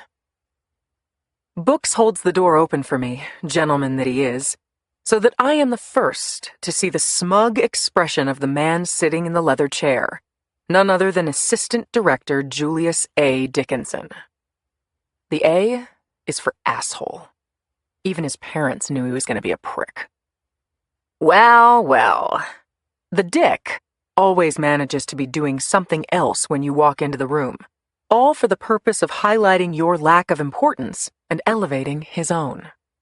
Today, he is reading something, some kind of pamphlet or brochure. "There's no need for you two to sit," he says, stopping Books and me in our tracks just short of his desk. "This won't take long." After making us wait while leafing through the brochure in front of him, he looks over his glasses at us both. "It sounds like you had an eventful week in Chicago," he says. "Let me see if I have all of this straight. Emmy here assured us that a killer was in the midst of a cross-country crime spree and was brilliantly evading detection through a clever arson scheme. And apparently this scheme includes rearranging the positioning of the bed in the bedroom to maximize the inflow of oxygen in the room and thus the strength of the fire." He's taking that almost verbatim from the report we issued yesterday, a report that the Dick demanded from us. So at least he read it. "And during your eventful week," he goes on, "you've been able to determine that of the 55 fires that make up this so-called crime spree, about half can be confirmed as having crime scenes where the bed was positioned across from an open door." He flips a page of whatever he's reading. "But you don't know if the beds were in that position all along, or whether our phantom serial killer moved them there." Except for Marta, I want to say. Marta's bed was definitely moved. "As for the other half of the fires, you have no idea where the bed was positioned. The information has gone too cold. Is all of this true?" "That's correct," Book says. "Well then," Dickinson continues, "about half of these bedrooms had beds directly across from an open door? I would consider that to be a very significant fact." He looks at me, the trace of a smile. "If I were the editor of Better Homes and Gardens," he adds, "but I'm not. I'm an assistant director with the FBI, and I find that piece of information to be staggeringly minor and insignificant. But do you know what I find very significant?" I bite my lower lip, fuming. "What I find exceedingly significant are the findings of 2 independent forensic pathologists studying 2 different victims in your subset who have concluded that these victims' deaths were accidental, not homicides." He picks up his phone and raises the brochure in front of him. It's only then that I realize it's a menu. This jerk is picking out his lunch. "Lydia," he says into the phone, "I'll have the roast pork sandwich and some potato salad. And I want 2 pickles on the side, not 1, 2. The Dick places the phone against his chest and looks at us. "This investigation is now officially closed. Books, your temporary appointment is rescinded as of right now." Books remains quiet, his arms behind his back. "And Emmy," Dickinson adds, his expression changing, "come back at 6 o'clock tonight so we can discuss the status of your suspension." I stand my ground, but Books takes my arm and leads me out.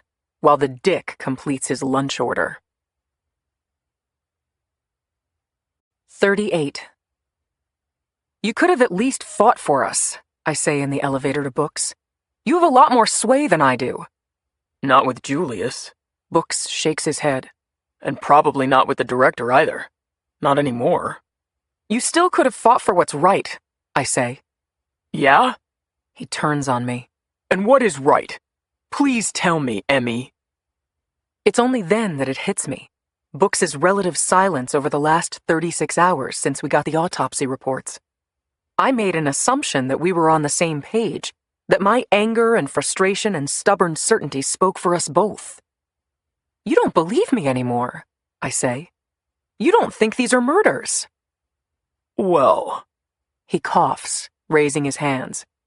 Emmy, there are certain facts we have to face here. I step back from him. I don't believe this. Hey, he says, reaching for me. Don't hey me, Books. Just say what you're going to say. He takes a breath. Emmy, it's not a question of whether I believe you. You don't know these are murders any more than I do. It's a question of believing the data. And the data says there are no crimes here. No, I counter. The data says our subject is brilliant at covering them up. Oh, I'm sorry. Books throws up his hands. That's right. First, the complete lack of any proof of arson means he's a brilliant arsonist. And now, the complete lack of any evidence of murder proves that he's a brilliant murderer too. What's next? The complete lack of evidence that he's an assassin from the planet Mars proves that he's a brilliant Martian assassin? The lack of proof that he's the Easter Bunny proves that the Easter Bunny is the most brilliant homicidal arsonist the world has ever seen? Fine, I yell. You're just like Dickinson, you know that? I'm really sorry I wasted your time, Books. Books swats his hand against the elevator panel, smacking the emergency stop button and halting the elevator so abruptly that I almost lose my balance. His neck is a dark crimson, his eyebrows twitching wildly. Don't you put me in the same category with Julius, he says, pointing a finger at me.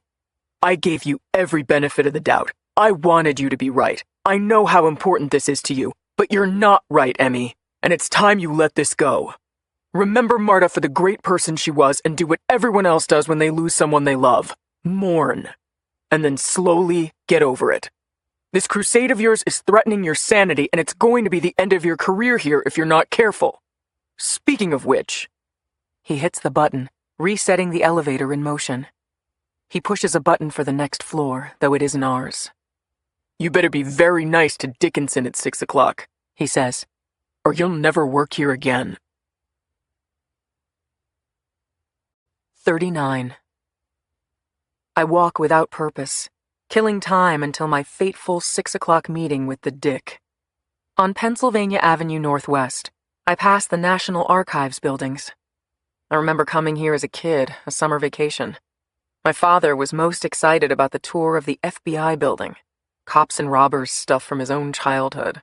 Relics from famous cases involving Machine Gun Kelly and Pretty Boy Floyd and Babyface Nelson. Machine gun umbrellas, John Dillinger's Colt. The numerous ransom notes from the Lindbergh kidnapping. Marta and my mother enjoyed the Smithsonian's many offerings. The Air and Space Museum was their favorite. Me? I liked it here best. The archives.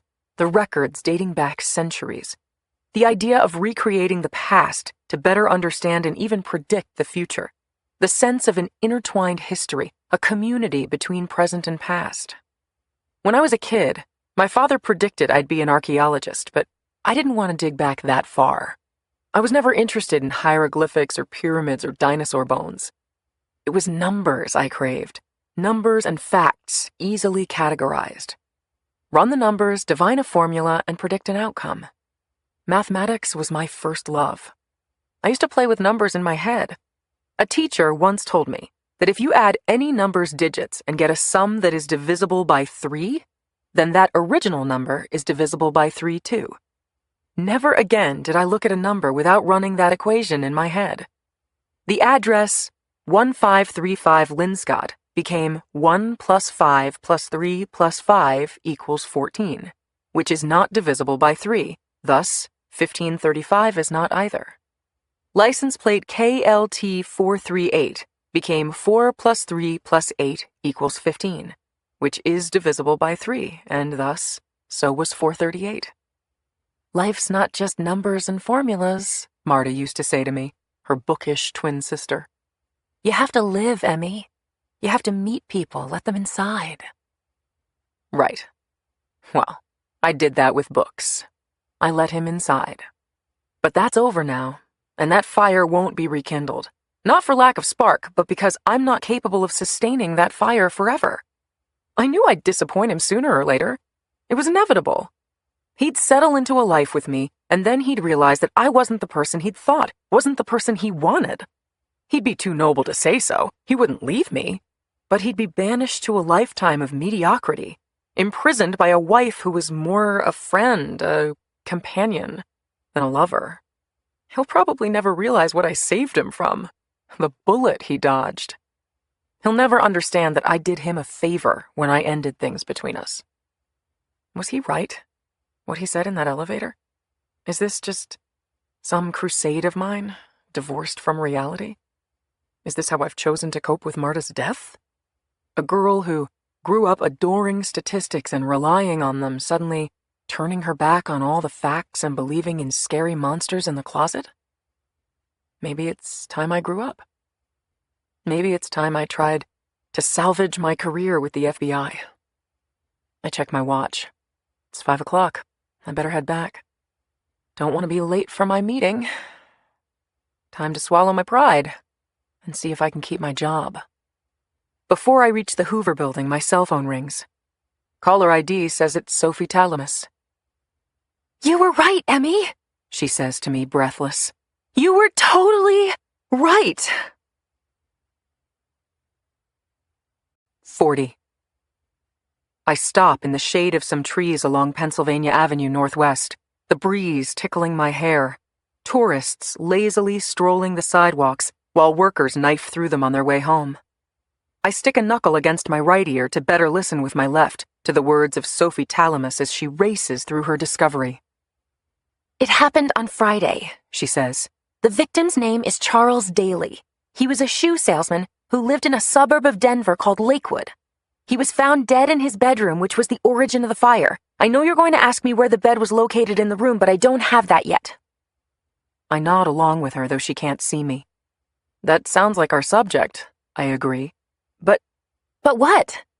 But usually he kills 2 people in each place he travels, I say. You have just the one in Lakewood? Well, here's the thing, she says. The short answer is yes, just the one. But I was expecting to find a second fire too, as you said, in the surrounding area. So I expanded my search a little, and I think I found a second one. It's a little different, though. Different how? There were 2 victims in the fire, not one, says Sophie. Everything else is the same. Fire in the bedroom, accidental cause, but 2 victims. Luther Fegley and Tammy Duffy. They lived together in a house in Grand Island, Nebraska. Nebraska? How far away is that from Lakewood, Colorado? About 400 miles, a 6-hour car ride. But it makes sense, Emmy. Luther and Tammy were found dead in Nebraska 2 days before the Denver murder, Wednesday, September 5th. If your hypothesis is correct that our subject lives in the Midwest, well then, he could have taken Interstate 80 west to Denver. Grand Island, Nebraska is right on the way, off I-80. I work it through. So he drove from, say, Illinois or wherever he lives, along I-80. On Wednesday, he stops at Grand Island, Nebraska and kills those 2 people, Luther and Tammy. That gives him plenty of time to hit Denver by Friday and kill the shoe salesman. Exactly. You were right, Emmy. He's taken his show on the road after Labor Day. You were totally right. Maybe so, but nobody in a position of authority believes me. I've just been told by 2 independent forensic pathologists and an assistant director of the FBI that I'm dead wrong. My entire search has just been kiboshed, my authority revoked. How did it go with Dickinson today? She asks. I try to think of the right words. It's still a work in progress. Well, we can't stop now, Emmy. We have to catch this guy. From her lips to God's ears. Or Dickinson's ears. She's right, of course. I can't stop now. because he isn't stopping. But how do I do it? How am I going to keep this investigation alive? 41. I stop at my work cubicle before I go up for my meeting with Dickinson. I see Books in the office down the hall, the one they gave him when he came on board for his temporary assignment. That's the Bureau's strict hierarchy for you. A man who isn't even a full-time employee gets an office just because he used to have the title of special agent. The few items that Books brought with him to make himself feel at home, a photo of his parents, a football signed by the 1995 Kansas City Chiefs, his bureau certificate, are in a box now, ready to be transported back to Alexandria. Books looks washed out. His eyes are tired and heavy. His tie is pulled down. Maybe he's glad to be done with this brief stint. Maybe he's excited to return to his bookshop. I walk down to his office. I was a little rough on you before, I tell him. I know you did a lot to even get me this far. He gives a half smile and waves off the issue. There have been 2 more murders, I say. One in Nebraska, one in Colorado within a 2-day period. He's on the road now. Same profile, same MO. Books shakes his head. Same autopsy findings too, I'll bet, if it ever got that far. Death from smoke inhalation caused by accidental fire. He's probably right about that. You can't solve a crime if nobody is willing to say it's a crime in the first place. He nods at me. You know, they say you haven't really earned your scars around here until you have one of those. One of what? One that gets away. An unsolved case. Right. Books has one of those. He used to talk about it all the time. The cowgirl killer, I say. He tucks his lips inside his mouth and nods. 7 murders over a 6-year period in the Southwest, Texas, New Mexico, and Arizona. Each of the victims was an attractive woman that hailed from a ranching family. The killer cut off their arms and legs before raping them. The lurid details were all over the press down there. But this detail wasn't. He cut off their toes and stuffed them in their mouths. Books came into the investigation late, but as he's related it to me, the case consumed him. He worked it for years with no result. Informally among the FBI, which likes to give names to its operations, they called the subject the cowgirl killer. The last murder was like 5 years ago or something. Books has been holding his breath ever since. You hope he got picked up on some other crime, or maybe died, says Books. Every day you ask yourself, is he still alive and well, free to continue his spree? Will today be the day he kills someone else, another person dead because you couldn't do your job well enough? And that, in a nutshell, is exactly what I don't want. I don't want our subject to be my cautionary tale. I don't want him to become my cowgirl killer. Books pushes himself out of his chair and walks over to me. Whatever happens in there with Dickinson, keep your job, Emmy. He's going to insult you and demean you and have himself a grand time. Just eat it, okay? Just take his shit, if that's what it takes to stay with the Bureau. Because you can be more effective from the inside. More effective? He puts his hand on my shoulder. More effective finding your arsonist murderer, kiddo. If you really think this guy exists, and these things are happening, then don't listen to what anyone else says. Not me, not Dickinson, and not some county coroner. Even if you have to do it all by yourself, don't give up. Our eyes meet for just one small, meaningful moment before each of us breaks eye contact. He's right, of course. And that's always been my plan. I have absolutely no intention of giving up this investigation. The only question is what I'll have to sacrifice to keep going. 42. Emmy, do come in, says Dickinson. His assistant, Lydia, has left for the day. This floor where the executives work is half empty and very quiet. The room, Dickinson's office, feels smaller to me now. For the first time, Dickinson is not pretending to be doing something else, to make me wait while he reviews a report or scans a lunch menu or chats on the phone to highlight my insignificance. This time, Dickinson has been eager to see me, eyeing me with that feral expression, a predator smelling blood in the water. He owns me now. I'm his. We both know it. I've lost, he's won. I walk up to the chair by his desk but remain standing. You can sit if you like, he says. I'll stand. He clucks his tongue. Emmy, Emmy, Emmy. Always choosing the more difficult path when an easier path is available. We both know what he means by the easier path. I knew it more than a year ago, the first time he put his hand on the small of my back in a familiar way. How he used to hover over my shoulder under the guise of reviewing something on my computer screen. Then the roundabout references to a drink or dinner after work, and then finally that day he asked me to go away with him for a weekend in Manhattan. I remember that it didn't click with me at first. I was so far from considering a romantic relationship with this guy that it didn't occur to me he was talking about a lover's getaway. I assumed it was business related. Why are we going to Manhattan? I asked. He double blinked his eyes, stared at me as if the answer were obvious. To have some privacy, he said. That's when I laughed. It was a small hiccup, a chuckle, nothing more. But enough to tell him that the mere thought of us rolling around in the sack together was downright comical. At the time it happened, I felt kind of bad about it. I had every intention of discussing it with the dick the next morning. But I never got that far. Because the next morning, I was told that I had been written up by Assistant Director Julius Dickinson for sexual harassment and erratic behavior. What's the easier path? I ask. Dickinson actually winks at me, causing my stomach to do a flip. Then he gets out of his chair and comes around to my side of the desk. He shows me a small handheld device that looks like an old walkie-talkie with lights and a small antenna. This is what you'd call a bug detector, he says.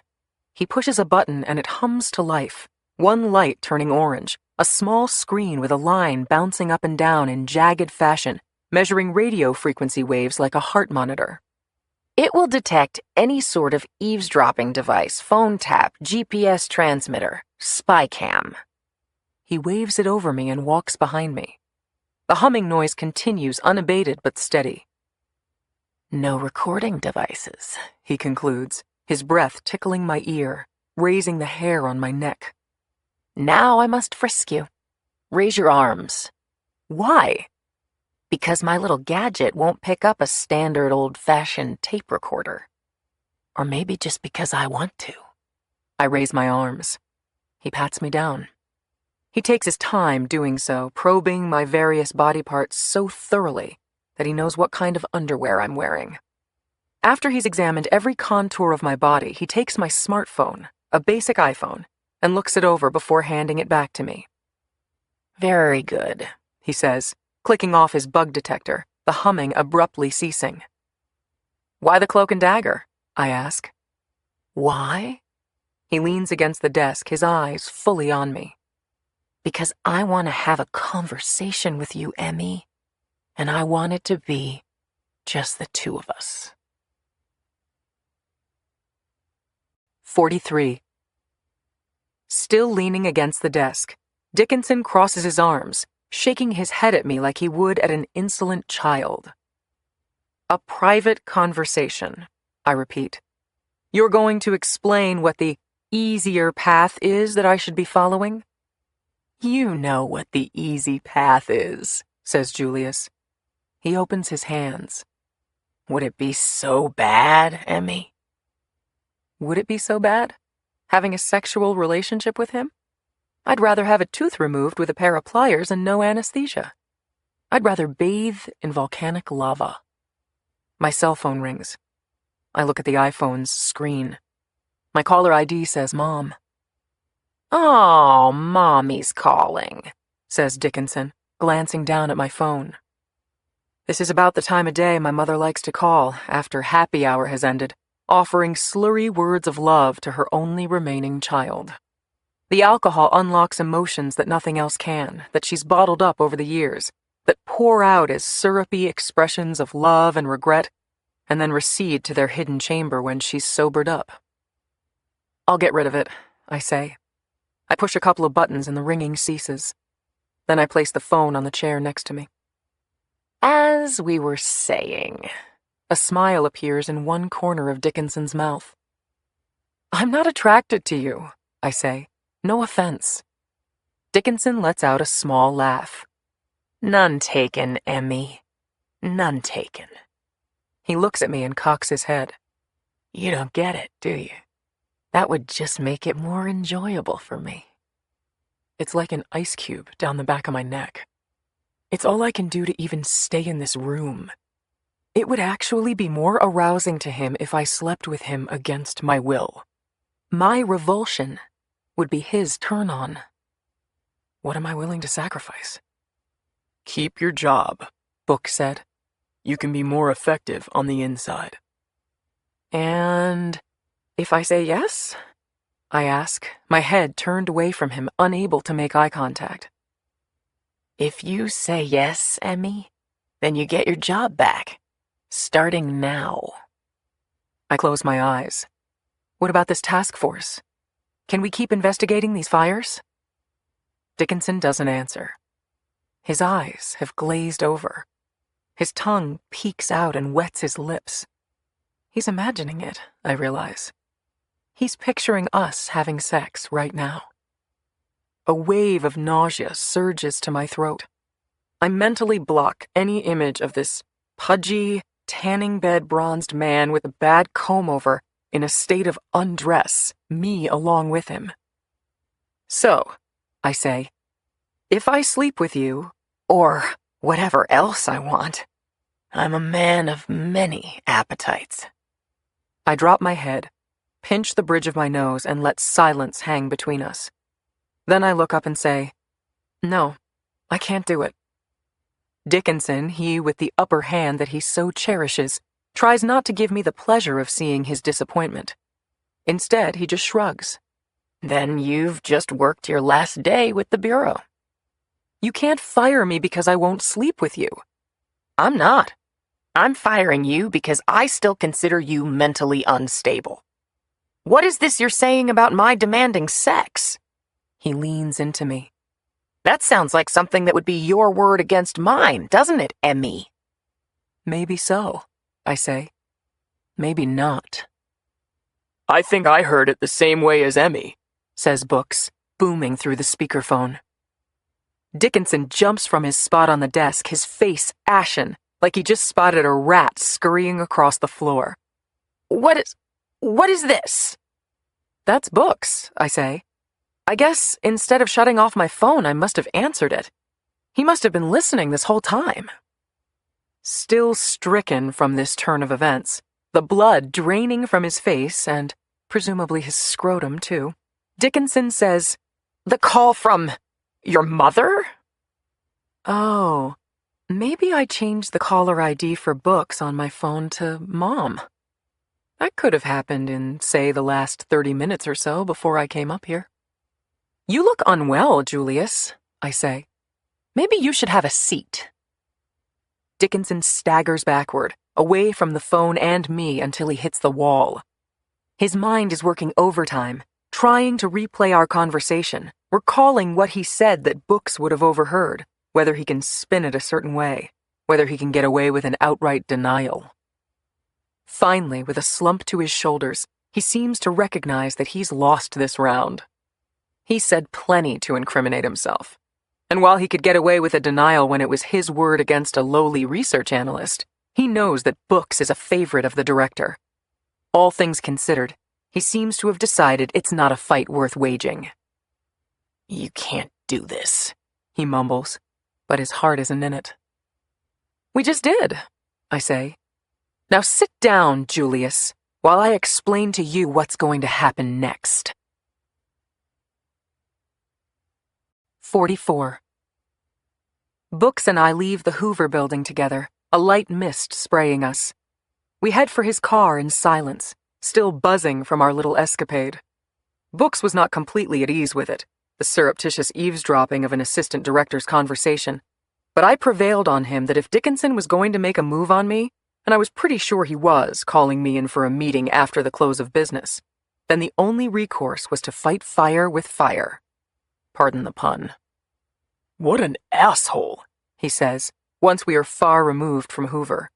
I mean, I knew the guy was a jerk, but wow. We probably should have asked for more, I say. We probably could have gotten more. We turn into the parking garage on 10th Street Northwest, happy to be out of the escalating rainfall. Books doesn't like rain, never has. Snow, no problem. Blistering heat or teeth-chattering cold he can handle. But he hates getting rained on. He doesn't like wet clothes and damp hair, the messiness of it all.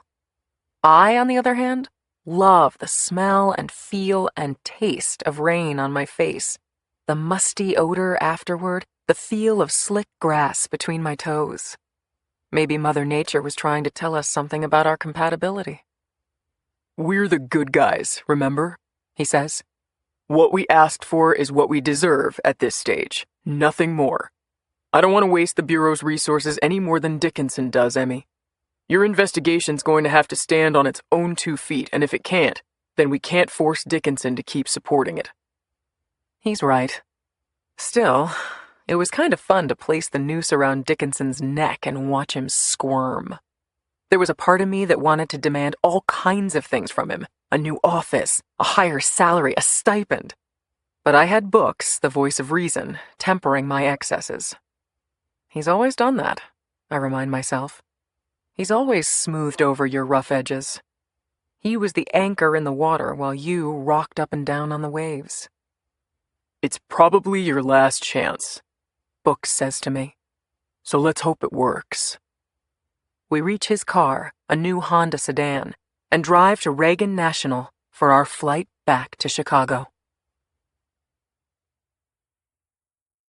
45.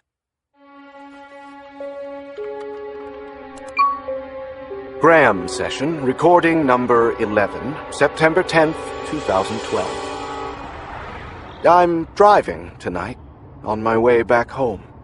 It's a long, lonely drive with endless stretches of nothingness. Just a well-lit highway and blackness on each side. It can mess with your mind, I can tell you. Do you know why I'm doing this? Why I'm recording these thoughts for you? I'm doing it because you think you know me, but you don't. You don't know anybody, really. And I can prove it to you. Just use yourself as an example. You have thoughts that nobody else knows about, don't you? Thoughts that you haven't shared with a single human being, not your best friend or sibling, nobody. And sometimes it's more than thoughts. It's actions, things you do. You could be the most generous and loving father, the most charitable of men, but if your buddies knew about those photographs of barely legal Asian girls you've downloaded to your computer, they'd remember that above all else. You'd be the pervert first and foremost, so you keep it a secret. You could be a faithful wife who would never cheat on your husband, but if he knew that you touched yourself in the shower while thinking of the grade school principal or some movie star, his opinion of you would change. So you hide it. You don't share those thoughts because you're afraid your extremes will define you, that people will let those little nuggets overpower everything else they know about you. That finely honed image you've constructed. So you hide. You put on a mask. But don't you see? Nobody can really know you unless they know your extremes. If all they know is the gooey, creamy center and not the ragged edges, the outer reaches of your personality, then they have an incomplete picture, a series of snapshots. And do you think you're special? Do you think you're the only one who hides things about themselves? Of course not. Everyone does. Everyone around you has a sexual proclivity or a sadistic streak or some surrender to temptation that they bottle up inside, that they hide behind their Armani suits or fancy makeup or warm smiles or polite laughter. You don't really know anybody in this world except maybe yourself. So that's why I'm telling you everything about myself. I want you to know me. I want you to know everything. Because you definitely know my extremes, don't you? You know my secrets. Should that define me? It probably will, but it shouldn't. I'm more than just these things you know about. That's not all me. For example, did you know that I would never, ever hurt an animal? Did you know that I sponsor one of those children in a third world country for $30 a month? Did you know that I once paid for a neighbor's funeral and tombstone because his widow couldn't afford it? Yeah, that really fucks with your head, doesn't it? You want me to be some evil person because that's easy to understand. You don't want to know that I can be generous and compassionate. That doesn't fit into your nice, comfortable construct. That doesn't make sense to you because you've painted me with one brush, one color, and there's no room for any others on your mental palette. I just don't think it's fair, that's all. I don't expect anyone to canonize me, but at least recognize that I'm a complex person like anyone else. I mean, at least I've taken off my mask for you. That's more than you can say, isn't it? End. 46. The Cook County Medical Examiner's Office is a great beige cement block with windows that some architect tried to pretty up with an angle or two at the edges. The blast of cold air as we enter is downright delightful. I never thought I'd be this happy to arrive at a morgue.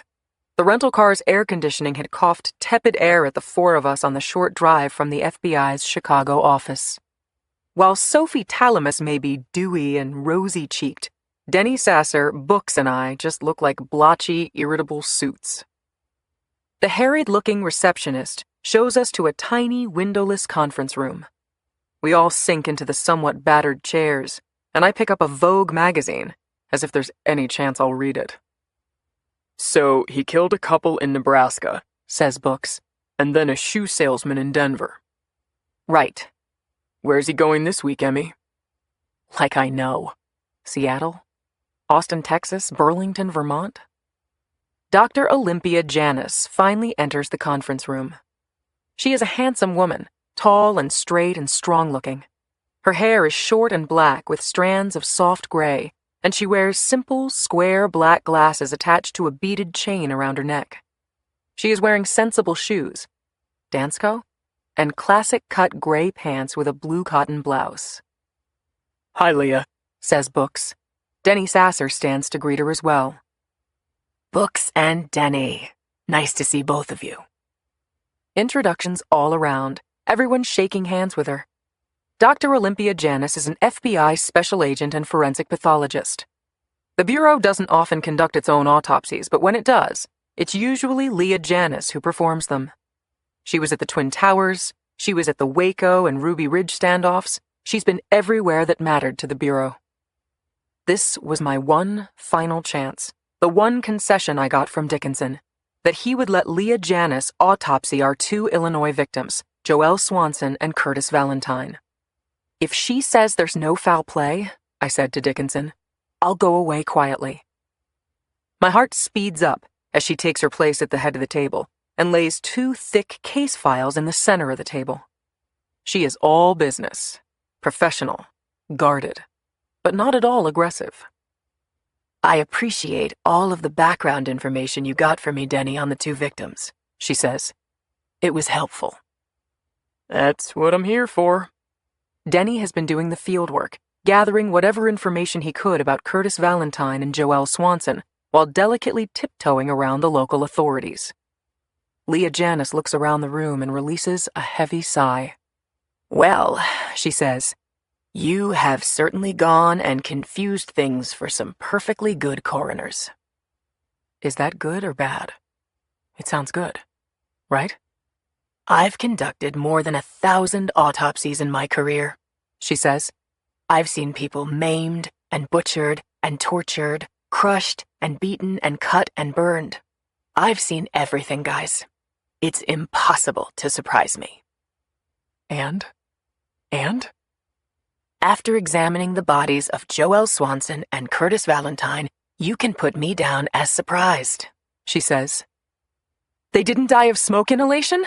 I ask, jumping the gun, unable to help myself. "Actually, they did," she says, turning to me. That's the last thing I wanted to hear, of course. But there is something in her tone, something to the glint in her eyes that tells me I'm still in the game. "But their deaths were no accident," she says. "These were homicides. And these were the most ingenious, meticulous, and cold-blooded murders I have ever seen." 47. "I want to make sure I'm on record telling you this," says Dr. Janice. "If I'd received these bodies in a routine fashion without having spoken with you about them first, I likely would have come to the same conclusion as these local MEs did, that the manner of death was accidental." She opens the first file and passes around copies of photos and forms. "We have Curtis Valentine of Champaign, Illinois, male, age 39. And Joelle Swanson of Lisle, Illinois, female, age 23. Dr. Janice continues in a dry, raspy voice, as if she is reading something she's read 1,000 times before. "In each decedent there is clear soot deposition on tracheal mucosa and the dorsum of the tongue. The soft tissue and blood in the organs was cherry red, which is usually evident with carboxyhemoglobin levels above 30%, and is therefore indicative of inhalation of toxic levels of carbon monoxide and cyanide. All of this evidence, as you know, is consistent with the decedents being alive at the time of the fire and inhaling smoke and other toxic chemicals, which is exactly the conclusion reached by the medical examiners in Champaign and DuPage counties." We all nod in agreement. She pauses, looking at each of us for just a beat longer than is comfortable. It's pretty hard to make the four of us uncomfortable after the week we've had. It seems as though she's assessing us. "But you told me to dig deeper," she says. "So I did things medical examiners wouldn't ordinarily do. For example, I examined the soot in their mouths and throats and lungs more closely. I analyzed the toxic gases present. It's usually carbon monoxide and hydrogen cyanide, of course. Those are usually the main culprits, and any damage caused by other gases is difficult to separate from direct particulate injury. That's the logical assumption. But when I dug deeper, guess what I found?" "What?" I ask, like an eager student, wanting the gory details to justify my original hypothesis, but not wanting them at the same time, knowing that my sister was one of his victims. I don't know which emotion is causing the buzz in my head, the tremble in my limbs. "The chemical residue in their lungs and throat. It's not what I would have expected based on someone lying in their bed, surrounded by fabric and polyurethane and carpeting and books. What I found was an unusually high presence of sulfur dioxide," she says. "Much higher than you'd ever expect from a normal house fire. It's like, well," she laughs as if apologizing. "It's like what?" I ask. She shakes her head. "It's like they inhaled the smoke coming off a tire fire." "A tire fire?" I repeat. "Correct." She gives me a grim smile. "And I saw nothing in the reports or background information that suggested any burned rubber at the scenes." "No, of course not," says Denny Sasser. "And that's not all," says Janice. "There isn't evidence of burning inside the trachea and lungs. The smoke they inhaled wasn't hot." She taps the table with a manicured fingernail. "If they'd inhaled smoke from the fire, it would have scalded their trachea and lungs." "So, what are you saying?" asks Books. Dr. Janice shrugs. Off the record, I would say that someone must have created this kind of smoke and forced them to inhale it, to make it appear that they were alive at the time of the fire. so that a medical examiner would conclude that smoke inhalation caused their death. But these individuals didn't inhale the smoke from their house fires. The smoke came from a different source. By the time their houses were burning, they were already dead. It's as if the entire room collectively releases a tightly held breath. The composition of the smoke and the lack of heat eliminate any possibility that Curtis Valentine and Joelle Swanson breathed the fire smoke. That alone refutes the findings of the coroners in Champaign and DuPage. I note for the first time the drumming of my fingers on the tabletop. Not idle, distracted tapping, but quaking spasms. Hold steady, I warn myself. You need to hear this. Don't think about her. This isn't about Marta. It's about catching a killer. I assume that's not all you have to tell us, says Books. Leah Janis lets out a nervous chuckle. No, that's not all, she agrees. If that were all, then last night I wouldn't have had nightmares about my work for the first time in 20 years. 48. We listen with anticipation to the next phase of Dr. Olympia Janis's findings. But make no mistake, we have already scored a major victory. The conclusions reached by the local coroners have been tossed out the window. So why don't I feel like celebrating? Because under the category of careful what you wish for, Dr. Janis is about to give us some very specific details about how Curtis Valentine and Joelle Swanson died, and thus how my sister was murdered too. Each of the 4 members of our team, in his or her own way, eyes downcast, shoulders closed in, feet tapping, is reacting the same way right now, even without the personal connection I have. We already know the heights of his brilliance. Now we're going to learn about the depths of his depravity. Janis passes around glossy photographs that, she explains, are close-up photos of the upper thigh of Curtis Valentine and of the areas immediately surrounding the elbows and knees of Joelle Swanson.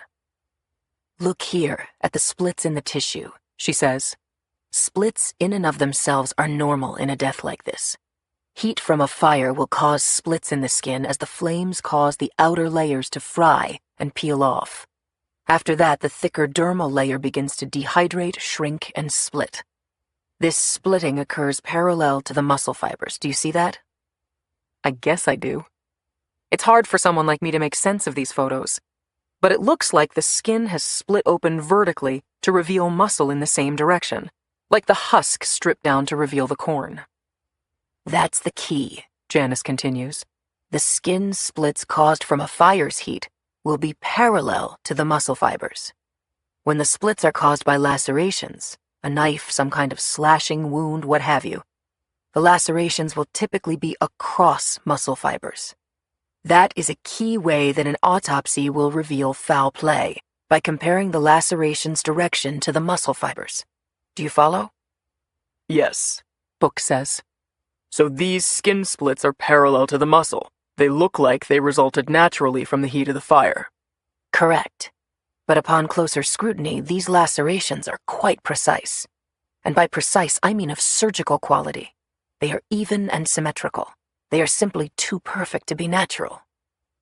And he was clever, she adds. He chose his spots wisely.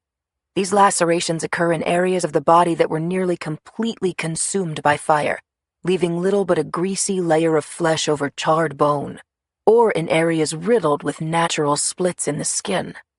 Whoever did this had solid medical knowledge and a steady hand. Your subject sliced them up, and he did so right where he knew we wouldn't discover it. I catch my hands trembling again and lace my fingers together to calm them. The slow buzz between my ears, the gentle hum, rises in volume, like the charge off a high-voltage battery. I'm sure you've heard of the pugilistic attitude that bodies assume when burned, yes? Dr. Janis asks. My mind flashes back to Marta, burned up into a boxer's stance, knees and arms bent, a defensive crouch. I close my eyes and take deep breaths. In fire-related deaths, this heat-induced contraction results in exposure of the peripheral joint spaces like the wrists, elbows, and knees, and there is often charring of the articulating surface of the bones. Deterioration of bone here would not be unusual, but look here, she says, pointing to Joelle's elbow joint. Here I found that a portion of the bone was missing, while the depth of char is consistent with the surrounding area, as if some of the bone had been removed prior to the fire. The surrounding tissue in that area was profoundly burned, but shows evidence of deep, bone-level skin splits. Translation, please, says Books. Sorry, I'm saying the subject cut through their skin, moved aside their muscle tissue or sliced through it with methodical vertical cuts, and shaved a chunk of their bone off before they died. Basically, he cut them to shreds on their elbows, wrists, and knees. He sliced skin and he removed bone. Imagine someone performing knee surgery on you without anesthetic while you're awake, and you get some idea of what these people went through. Except it was both knees, both elbows, and both wrists. So multiply the experience by 6. Jesus, Mary, Mother of God, Denny Sasser whispers. And he knew it would be nearly impossible to detect because these areas of the body are some of the parts that are most exposed in a fire. Somehow, my hands have split apart again, resuming their spasmodic quaking. And only now do I realize the lighting in the room has turned a blinding shade of white, and the buzzing in my head has reached a dizzying volume, the odor in the air turning foul and putrid. "Are you okay?" says Dr. Janice, presumably to me. My face is sizzling, my stomach in revolt. Emmy, says Books. "I forgot," says Janice. "There's a personal connection." No, I hear myself say. Keep going. There's more, isn't there? There's more. In fact, this is where the two deaths diverge, says Janice. Believe it or not, this is where it gets worse. 49. So he didn't do the same things to the 2 victims? Denny Sasser asks. Well, not entirely, says Olympia Janice. Each of them inhaled that smoke, however he accomplished that, and the very painful slicing and bone cutting at their limb joints was present in each victim. But yes, at this point, the examinations of the 2 bodies diverge. Let's start with Curtis Valentine. She pulls out 2 sets of photos from her file. I found evidence of injuries inflicted at his temporal bones. His skull, basically. You see, there are 2 skull fractures here and here, she says, pointing to either side of the skull just behind the temple. Is that unusual? Not at all for someone burned in a fire. Heat-related fractures commonly occur in the temporal bone just behind or below the temples. They are normally jagged, radiate from a center point, and may cross those suture lines. For all intents and purposes, these fractures look like normal heat-related post-mortem fractures. Each of the 2 fractures is jagged and each radiates from a center point. However, she continues, tracing the line of fracture with the eraser of her pencil. Look at the center points of each of these 2 fractures. They are identical in diameter. Identical. What are the odds that 2 heat-related fractures in the same individual would have identically sized center points? A diameter, by the way, that is consistent with your average ice pick. You think he punctured Curtis Valentine's skull twice with an ice pick, says Books, in locations where a coroner would blame the fractures on the heat from the fire. Exactly. And in a location where you would expect to find skin splitting, too. And while we're on the topic of skin splitting, just like he did with the knees and elbows and wrists, here at the skull he kept the incisions on the skin parallel to the muscle tissue, so it would mimic a heat-related splitting. The room is quiet a moment. Everyone's trying to keep up with our learned doctor, and everyone's trying to digest this information without losing their lunch. Curtis Valentine was scalped, I say, my voice flat. Exactly, she says. Our subject punctured Mr. Valentine's skull in 2 places to get hold of the skin. Then he tore off the skin in patches, inch by inch, like peeling an orange. The skin flaps were left attached to the skull, and as they burned, They flaked away until the damage was easily mistaken for normal fire damage. Okay, I say, though I'm not sure if I'm saying it to myself, to steady myself, to keep a clinical focus and not think of my sister. And was he, when this happened, was Curtis, was he... He was alive during all of it, says Janice. The shredding of the skin at the elbows and knees and wrists, the cutting of the bone, the peeling back of his scalp. There's evidence in the histological analysis of the tissue that there was swelling at the sites, which only happens if you're alive. Don't think about it. Don't think about her. Think about the case, the puzzle, the solve. This isn't personal. This isn't about Marta. Marta. Oh, my poor, sweet Marta. You're describing torture, says Denny Sasser. Torture isn't a strong enough word, Janice says. Emmy, are you okay? I open my eyes into my hands. I didn't realize I'd been covering my face. I squint into the light of the room. Emmy? I spin my index finger in the air, hoping that she'll understand that I want her to continue because I'm not sure my voice will work anymore. What about Joelle Swanson? Books asks. She wasn't scalped? No, she wasn't. Leah Janice sighs. I also ordered extensive histology on her available skin samples, still capable of being tested. Her skin and muscle tissue were nearly completely destroyed by the high heat of the fire, but there are a few sections of deeper tissue on her thighs that show evidence of second-degree burns occurring prior to her death, with enough time that there was vital tissue reaction, including edema, erythema, inflammation, and hemorrhage. These preliminary burns, in my opinion, are consistent with the damage caused by scalding. Scalding? Denny Sasser asks. As in boiling liquid? Correct. Dr. Janice clears her throat. He burned her over and over again, but only to a second-degree burn. Why stop at second degree? She gives a rueful smile. If it were a third-degree burn, all her nerve cells would have died and there would be no pain. A large second-degree burn, on the other hand, is a constant source of agony. Have you ever been to a hospital burn unit? That kind of pain will test your sanity and your will to live. She shakes her head. He knew exactly how to maximize her pain. Books clears his throat. So, he poured boiling water over her. He cut her at the limb joints. He filled her lungs with the smoke of burning rubber to asphyxiate her. And then he burned her up in the fire. Not Marta. Not Marta. These things didn't happen to her. That covers it, Leah Janice says. Listen, I'm not sure you understand what I'm saying about the unifying characteristics of these injuries. First of all, every single one of the injuries he inflicted, every single one, could be explained away as having been caused by the heat from an accidental fire. Could we convict him in court based on what I've told you today? No. There are too many holes.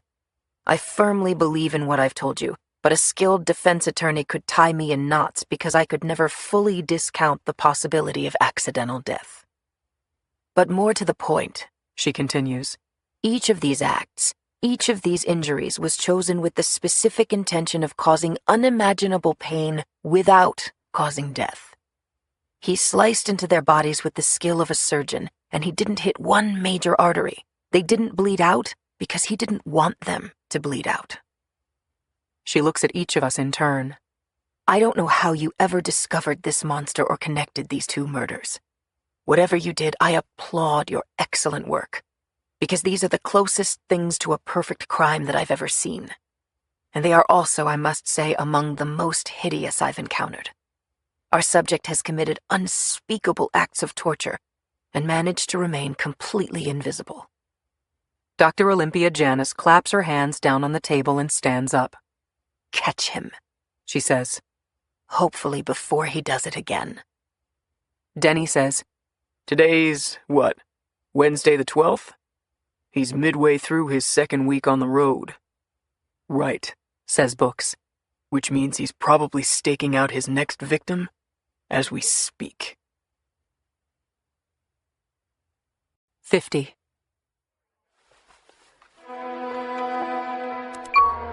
Graham session, recording number 12, September 12th, 2012.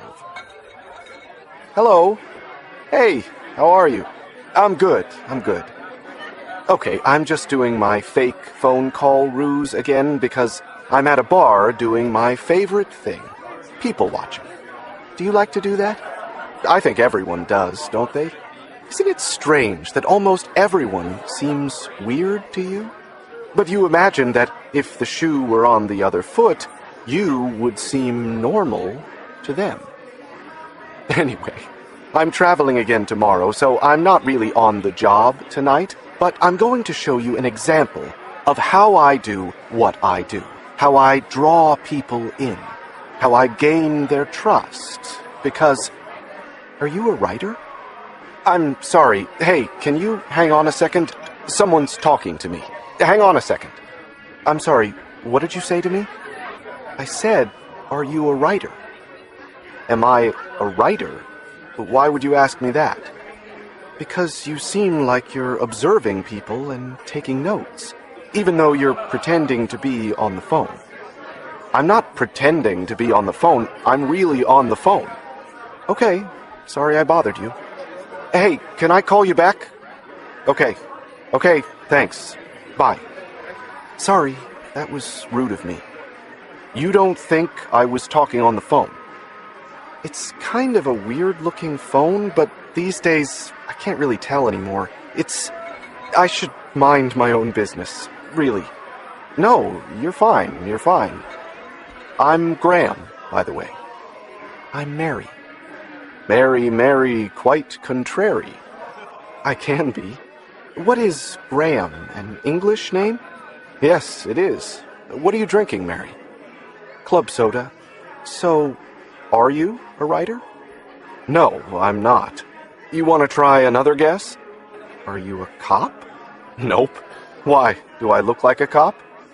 Not really, but the way you observe people, I was thinking maybe an undercover one, like you're following someone. Maybe I'm following you, Mary. Have you done something wrong I should know about? That's an interesting question. Oh, well, color me intrigued. Do tell. I was just kidding. What have you got to lose, Mary? You don't know me. I'm just a guy at a bar. I might as well be a priest. Confess your sins. I'll take the 5th, if you don't mind. Oh, you're no fun. Would it help if I confessed my sins first? Sure. I'm a serial killer. I'm recording my thoughts in my fake telephone for posterity. You know, so they can study me someday at the FBI. How many people have you killed? Hundreds, Mary. You don't look the part. You have a harmless quality about you. That's why I'm so good at what I do. I suck people in. Like you, for example. So you're playing me? Trying to win my trust? Exactly. Did it ever occur to you that I'm a serial killer who's playing you? I guess I better be careful. Tell me, Mary, what are you doing here? A nice girl like me in a place like this? That's exactly what I mean, yes. Well, actually, you want to know? I was on a setup, a blind date. My friend set me up with someone, and I met him here. I work here, so it seemed like a good place to come. We had a drink, and he left. And it didn't go well? Oh, it went fine. He was a nice guy. You say that as if you were disappointed, Mary. Maybe a little. But that's supposed to be what I'm looking for, isn't it? A nice guy. That's what everybody tells me anyway. But you're not looking for that? Well, obviously I want him to be nice. But for me, the main thing is they have to be, well, for lack of a better word, interesting. Not too vanilla. You know, maybe a little dark, a little edgy. You're looking for a bad boy. I wouldn't quite say it like that, but not a harmless guy like me. You can be harmless and still be interesting. Okay, then. What's so interesting about me? Let's just forget it. I'm curious, really. Why do you find me interesting? Not that I'm hitting on you. I'm not. Let's stipulate that there will be no flirting. But I admit, I'd like to hear this. So, you're going to leave me hanging? You're going to leave without... I have an early day tomorrow, but it's been very nice talking with you, Graham. Good luck on your writing, or your serial killing. Mary, you really are quite contrary. Okay, fine. You really want to know what I find interesting about you? I am utterly captivated. You aren't going to like it. I'll mentally steel myself. Well, it's just something in your eyes, I guess. Like you're wishing for something you don't have. You seem troubled. I hope I'm wrong, but I really need to run along. It was nice meeting you, Graham. Mary. Oh my. End. 51. This is a good thing. This is a good thing. Books keeps saying these words into my ear with the soothing ease he'd normally reserve for a child. I stagger out of the Cook County Medical Examiner's office without a word, Books clutching my arm at the biceps and holding me upright. When we reach our car, I rush around to the front of the vehicle and vomit into the bushes. Deep, guttural retching as I plant my hands on my knees and gasp between lurches. Books hands me some tissues when I'm done, when it's past, and I clean myself up before he helps me into the back seat. I'm sorry, I manage, the only words I utter on the drive back to the hotel, while Books, Denny, and Sophie assure me it's not a problem. But it is a problem. I know. Everything has changed. I've changed. Now I've seen up close what he's done. I've seen what he did to Marta.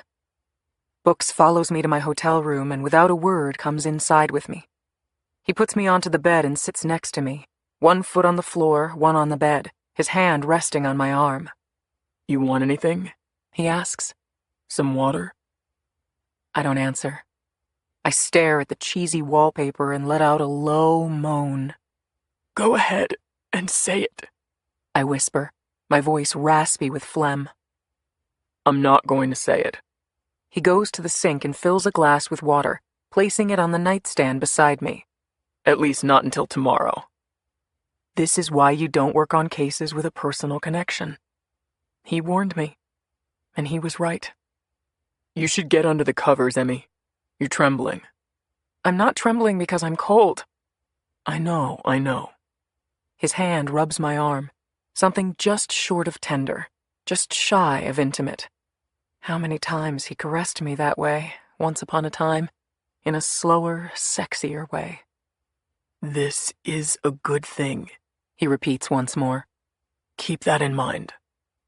I close my eyes in acknowledgement. It's not lost on me, the significance of what happened in there with Olympia Janis. Our investigation has just been given the stamp of approval.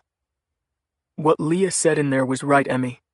The work you did to uncover these crimes was nothing short of brilliant.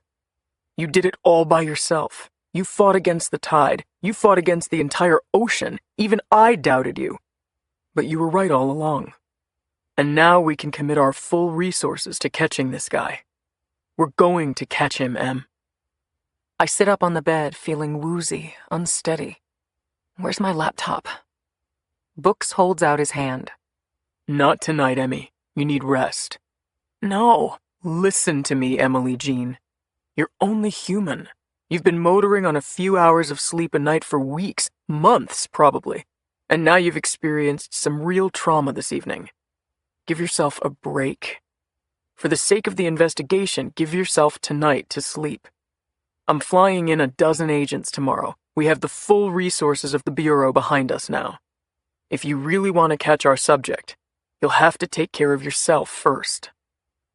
As usual, Books understands me better than I understand myself. I drop my head back down on the pillow, staring at the ceiling. Books dims the lights. I'll sleep here in this chair, he says. I'll be here all night with you, okay? Thank you, I say. He doesn't answer immediately. I feel myself start to drift, my eyes swimming beneath heavy lids. I know that sleep will be fitful tonight, and I know what I'm going to dream about. We're going to catch him, Em, just remember that. And it's Marta, returning to me. The images I've struggled to stifle since Leah Janis gave her detailed recitation. Images I won't be able to avoid when I surrender to sleep. A knife to her kneecap. An ice pick to her scalp. Boiling water from a kettle pouring over her. I don't want to catch him, I mumble. I want to kill him. 52. 19 pairs of eyes, 12 agents, and 7 research analysts are glued to me as I complete my presentation, my map with the blue stars and red stars, my run-through of our subject's pattern, 2 kills a week every week from Labor Day to around New Year's, a slower trend during the spring and summer months. Questions? I ask. Comments? I look over the room. I know only a handful of these agents, some of whom come from Hoover and some from Chicago's field office. Books doesn't even know all of them, and he was an agent for more than a decade. Books, who is running the investigation, has organized the agents into teams, with a team leader for each one who will report to Books every night. One team is for new incidents, rapid response, for new fires that we discover on the theory that the quicker we deploy to a scene, the more effective our investigation will be. Included within that, the rather fantastical premise that we might deploy so quickly that we could actually catch our subject before he leaves town. Another team will handle old fires, combing through the litany of murders already committed and doing in-person interviews and research to try to dig up a suspect and draw out a pattern. And then we have 2 teams devoted to the most recent fires, where the bodies are still warm, so to speak, and the evidence the freshest. Team Nebraska-Colorado will handle the double murder of Luther Feigley and Tammy Duffy in Grand Island, Nebraska last week, and the murder of Charles Daly in Lakewood, Colorado 2 days later. And Team Illinois will investigate the murders of Curtis Valentine in Champaign and Joelle Swanson in Lisle. That team will include our original 4-person squad, Books, Denny, Sophie, and me, as well as some others. A hand goes up in the back of the room, a man with sand-colored hair in a charcoal suit. Even as my eyes move in his direction, I grimace in pain. Either tiny gnomes are operating jackhammers behind my eyes, or I have the worst headache I can remember. I am hungover from a night of sporadic sleep, breathtaking nightmares, and ever-present nausea. So, we presume he lives here in the Midwest and he's traveling in the fall. That's right. What kind of a job allows you to stay home in the spring and summer but requires travel literally every week during the fall to a different locale? I shrug. I'm not convinced that he's traveling because of a job. In fact, I don't think that's the case. Why not?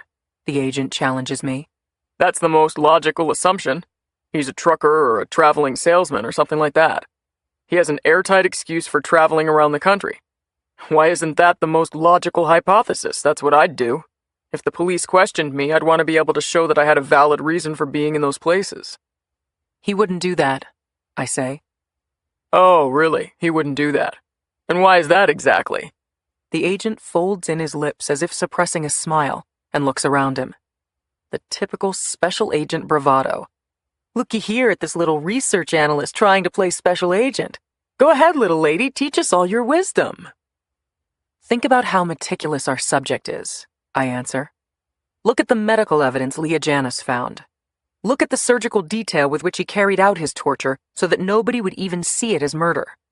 That's not a guy who wants to be tied to a paper trail where you could trace his movements week by week just by looking at job orders or some dispatch report. I shake my head and begin to pace as I continue. We know from last year's data, from the patterns of the murders from Labor Day 2011 until that year's end, that he traveled each week to an area, killed 2 people, and then returned to his hub somewhere in the Midwest before heading out again the next week. He clearly seems to have traveled by car, and that makes sense because he wouldn't want to leave a trail by purchasing an airline ticket. He could take a train, but that's slower, less precise, and also leaves a trail. And I'd be willing to bet that he drives his own car, not a rental, again to avoid a record. I'd go so far as to surmise that he pays cash for everything when he travels: gas, food, even lodging. A man who is willing to go to so much trouble to torture people without making it look like torture? To somehow fill their lungs with smoke from burnt rubber, for example? Or to inflict unspeakable pain in such a way as to mimic injuries from a fire? Is not a guy who's going to be so careless as to tie himself down by a job. No, I say with a sigh. Even if we find this subject, I'd be willing to bet that we wouldn't be able to prove he was in any of those cities at the relevant time, or that he even left home at all.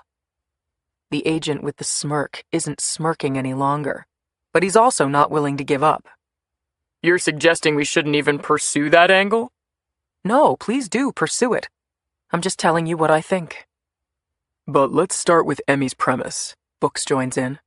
that our subject goes to incredible lengths to avoid leaving a paper trail. No credit cards, no rental cars, etc. That doesn't mean he didn't still leave a trail, right? Books points around the room. For the murders last fall, he says, for each week, each area he visited where he committed a pair of murders, check all the surrounding hotels for people who paid cash during that time period. They'd probably still have to show ID, right? Check for parking tickets issued during that window of time for out-of-state plates. And he would have had to have a large wad of cash on him, right? So before he left town each week, maybe he withdrew a large sum of money from a bank or an ATM. Let's look for that, for each week last fall, a midweek withdrawal of large amounts of cash, probably over $1,000. I feel a surge of momentum. Good. This is so good. So many smart and talented people putting their heads together. Surely we can think of something. Finally, we're no longer spending our time looking backward, proving a crime was committed. Now we're looking forward, trying to solve it. We're hoping to have a profile worked up soon, says Books. Until then, every night, team leaders, 6 o'clock Central Time, we video conference. He claps his hands. Let's catch a bad guy. 53. The tavern is about 3/4 full at 3:57 p.m. There is a standard full-length wraparound bar in one corner, then an open area with some cocktail tables in the middle, with dining tables at the other end. The crowd is a youthful mix, many of them just at the legal drinking age of 21, some a bit older, possibly grad students. Waitresses weave through the crowd holding platters with beers and shots. There is probably loud, lively music playing, but we don't have audio. Just the grainy, black and white video from a standard security camera mounted in the corner, which has since been downloaded to a disk now spinning inside Sophie Talamus's laptop computer. The 4 of us, Books, Denny, Sophie, and I, are huddled around the computer screen. With his pen, Denny Sasser points to a man walking through the crowd toward the dining tables. From the view of the immobile camera perched high up at the back of the bar, the man is walking through the middle of the screen toward the bottom right corner. The man is short and bottom-heavy, wearing a black shirt and black jeans and a ponytail. The aging hippie. This is Curtis Valentine, says Denny. My heart flutters. There is something stirring about watching this man move with such unremarkable ease, a casual gait as he holds his beer carefully and heads to a table, unaware that he has only hours to live, hours which will be excruciating. The footage comes from Benny's Tavern in Urbana, Illinois, from August 29th, the day that Curtis Valentine was murdered. Valentine continues to walk toward the bottom right corner of the screen until he disappears out of view. He is heading for a corner table, a sensible decision for someone coming here for a meeting. Unfortunately, the security camera isn't focused on that corner. Its focus is the front of the establishment, the entrance, and the wraparound bar where the cashier is located. The owners want to keep an eye on the bartenders and, more important, on the money. Goodbye, Mr. Valentine, says Denny, as Valentine disappears from our view. Go to 4:04 p.m., Sophie, if you would. Sophie dutifully fast-forwards the video to 7 minutes later, or 4:04 p.m. Keep an eye on the entrance, says Denny, gesturing to the top left corner of the screen. The room is quiet. Books clears his throat. Here, says Denny, as the door to the bar opens. A man walks in, a profile of his right side facing the screen. He is holding a phone up to his right ear, partially obscuring his face. He is wearing a baseball cap, further shadowing his features. His eyeglasses complete the trifecta of concealment. The grainy video doesn't help either. But we can still see a few things. A male Caucasian, perhaps bald, medium height, with what appears to be a paunch showing through a blue windbreaker. This is our subject, says Denny. Nobody speaks, but electricity fills the air. This is our man. This is the man I've hunted for months, in the flesh, so close to us that I have to restrain myself from reaching out and touching the screen. This is the man who has killed and killed again with impunity. This is the man who has committed such heinous acts of torture that he could make a UN Commission on Human Rights atrocities blush. This is the man who killed my sister. 54. Hello, scumbag, says Books to the computer screen. That's the word Books has always used to describe the criminal he's chasing, be it a bank robber or kidnapper or serial killer. A word that is both antagonistic and, more to the point, dismissive, disrespectful, making the crucial if subconscious point to his team that he doesn't fear this man, and thus neither should they. On the screen, the man, our subject, the killer, perhaps the most evil man to roam this earth, remains on the phone, his face angled slightly downward as he speaks and as he listens, occasionally putting his left hand over his left ear. Bad luck for us, he's talking on a phone, says Sophie. It's not luck, says Books. He knows where the security camera is. He's concealing himself as much as he can without being obvious about it. Our subject moves through the crowd, remaining at right profile to us for a time. We lose him periodically for a couple of beats as he wades through people, but then he turns and, for a moment, faces the camera almost completely as he heads to the rear of the tavern, toward the bottom of the screen. Pause, I say, as Sophie is already in the process of doing that very thing. The screen freezes, occasionally twitching. It's the best shot we're going to have of him, but it isn't much. Facing directly toward us, but still the head bowed down slightly while he talks, or pretends to talk on the phone, the bill of his cap concealing basically his eyes, leaving only his nose, mouth, and chin. Yeah, he knows where the camera is, Book says again. Keep running it, Soph. Soph, I note. A fleeting thought. Not Sophie. When the screen comes back alive, our subject keeps his head down and moves toward Curtis Valentine's position. For the first time, we can clearly see a bag that our subject is carrying, slung over his left shoulder, no doubt containing his bag of goodies. The educated guess would include an ice pick, surgical instruments, a canister of gas and gas mask, maybe a taser, probably a firearm. Just as our subject reaches the right corner of the screen, he raises his head up and, as best as I can see, ends his phone call and begins to address Curtis. But then he's gone, out of the camera's view. Damn, I say. You can keep watching if you like, says Denny. But he doesn't reappear until they leave at 5:03 p.m. And don't get your hopes up. Sophie fast-forwards the video to that time. When Curtis Valentine leaves with our subject, Curtis is on the right. Our subject is now walking away from us and, for good measure, has turned to his right to talk to Curtis, leaving us to look at the back of his head and his baseball cap and windbreaker. As the two men move through the bar toward the front door, the top left of the screen, our subject manages to keep his face turned away from the camera's eye and looks quite natural while doing so. He's good, says Books. We already knew that. Sophie, can you go back to the frontal shot we had?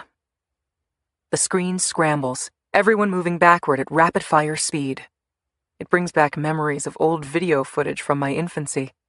of my father teaching Marta and me how to walk when we were a year old, a video we watched 10 years later at Christmas. There was my dad, coaxing us along, then letting go of our hands to leave us on our own, twins flailing forward with heavy, awkward steps like drunken sailors, before each of us fell backward on our fannies.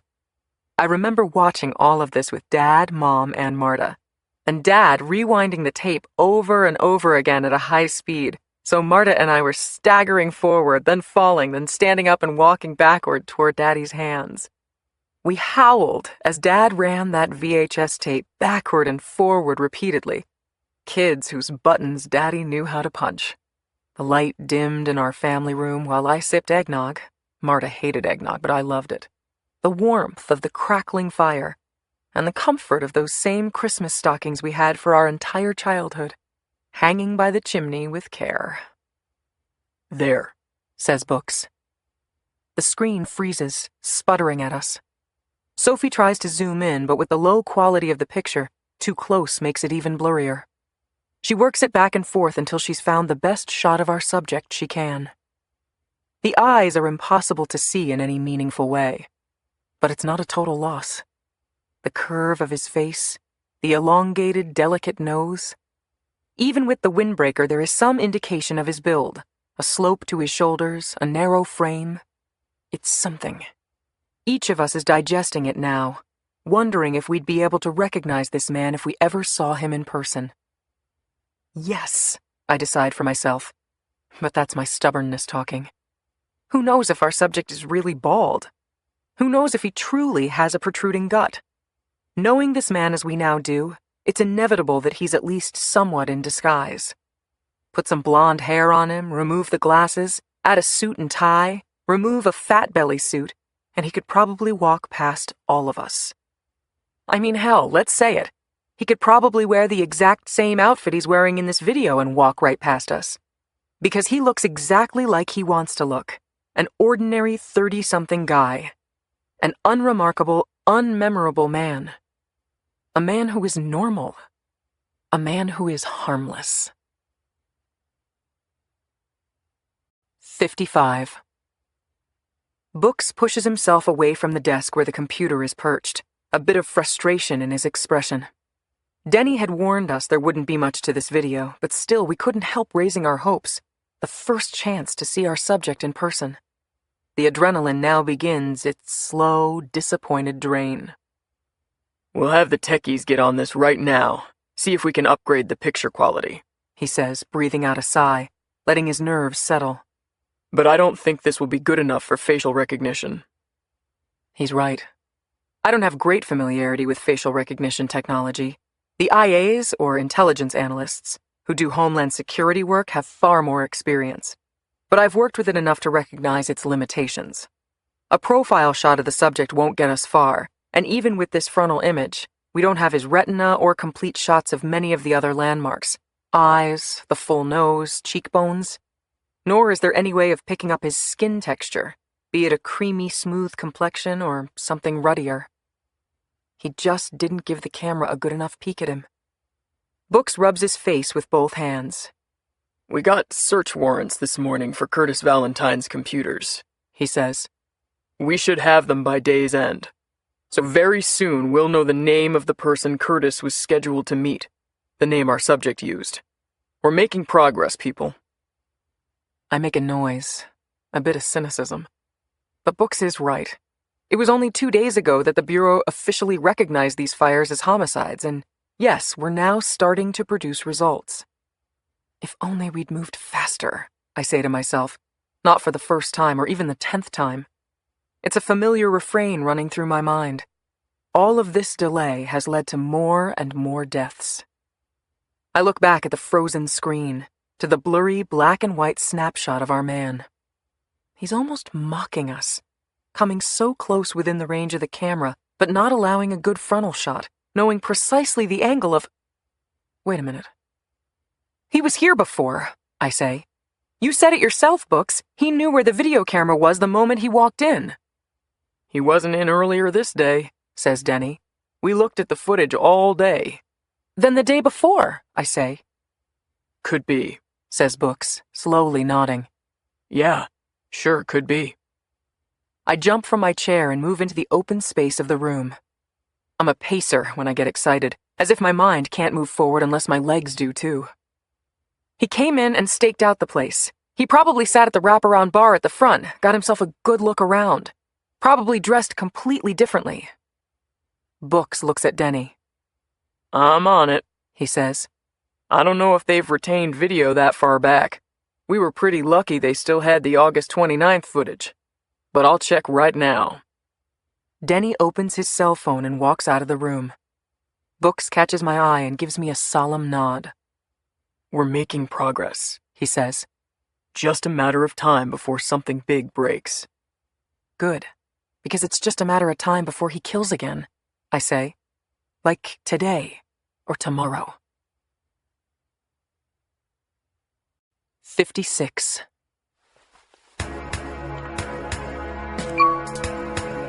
Graham session, recording number 13, September 14th, 2012.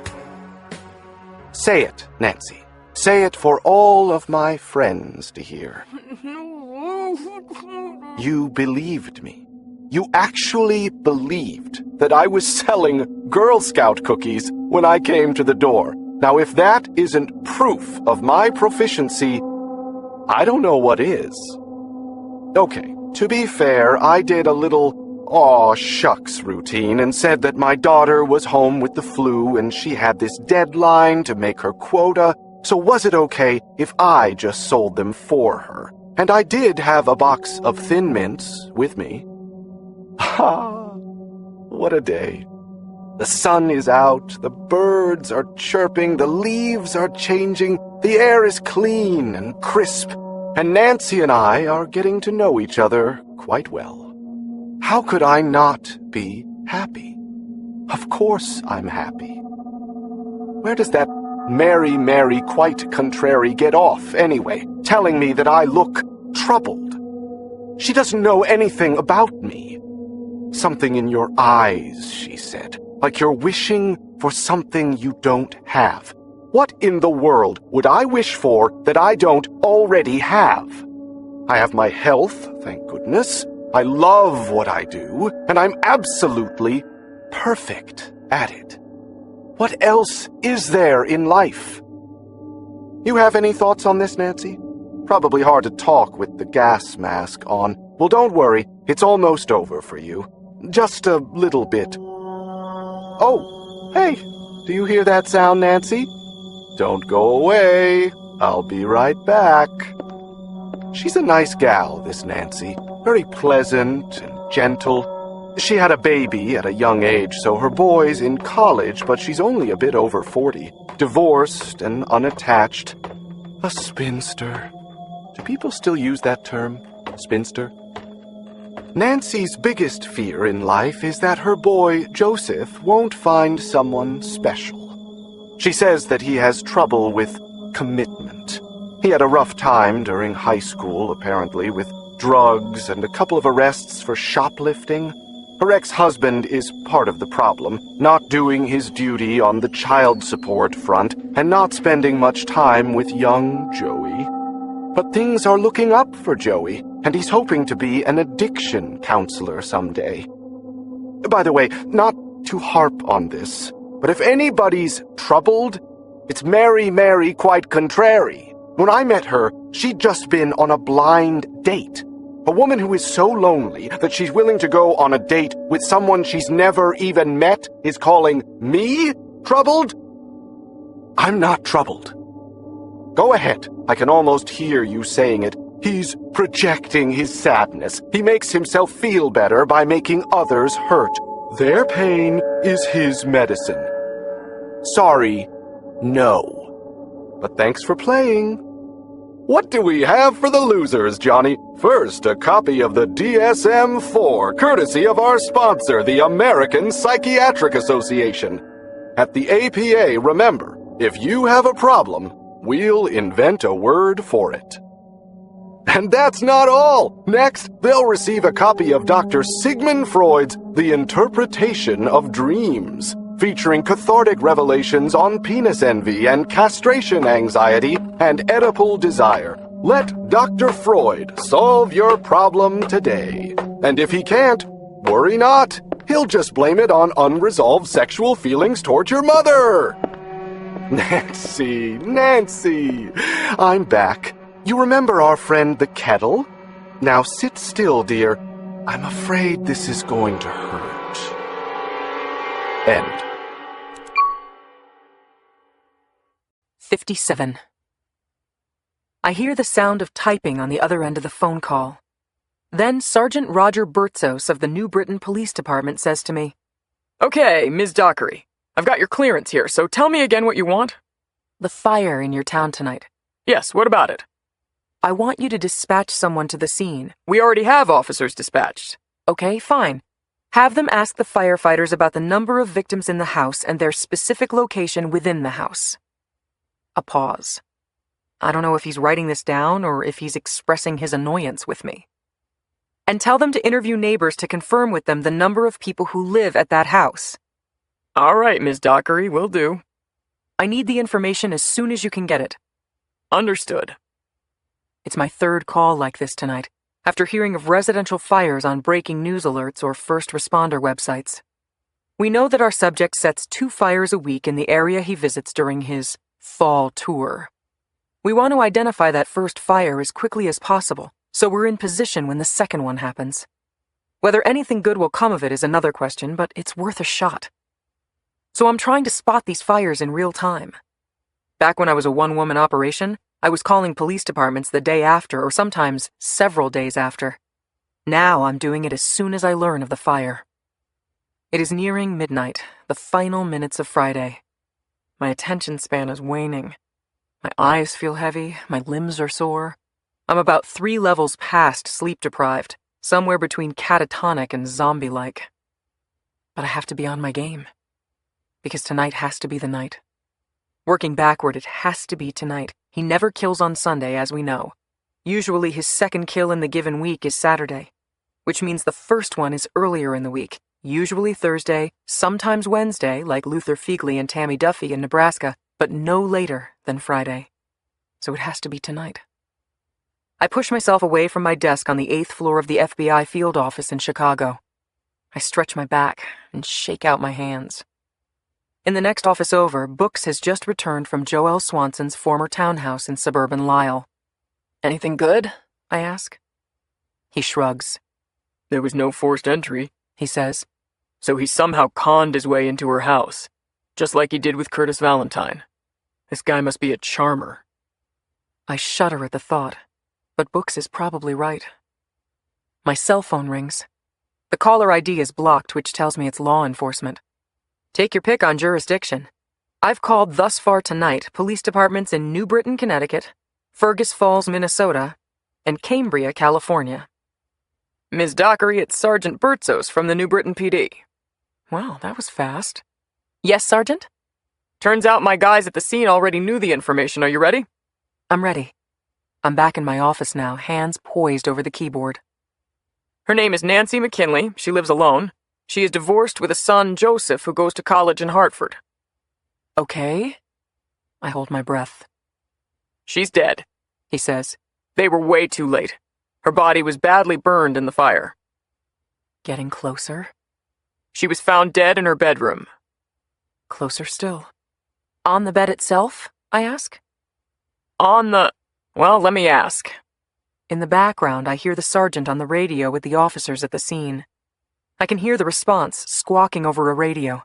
Then Sergeant Bertzos comes back on the phone and confirms it. She was lying in her bed, he says. And the fire's origin? I ask. Well, they said it's only preliminary at this point, says Sergeant Bertzos. The fire's still raging, but they think it started right there in the bedroom. I move the phone away from my mouth and shout, "Books!" over my shoulder. Then I bring the phone back to my mouth.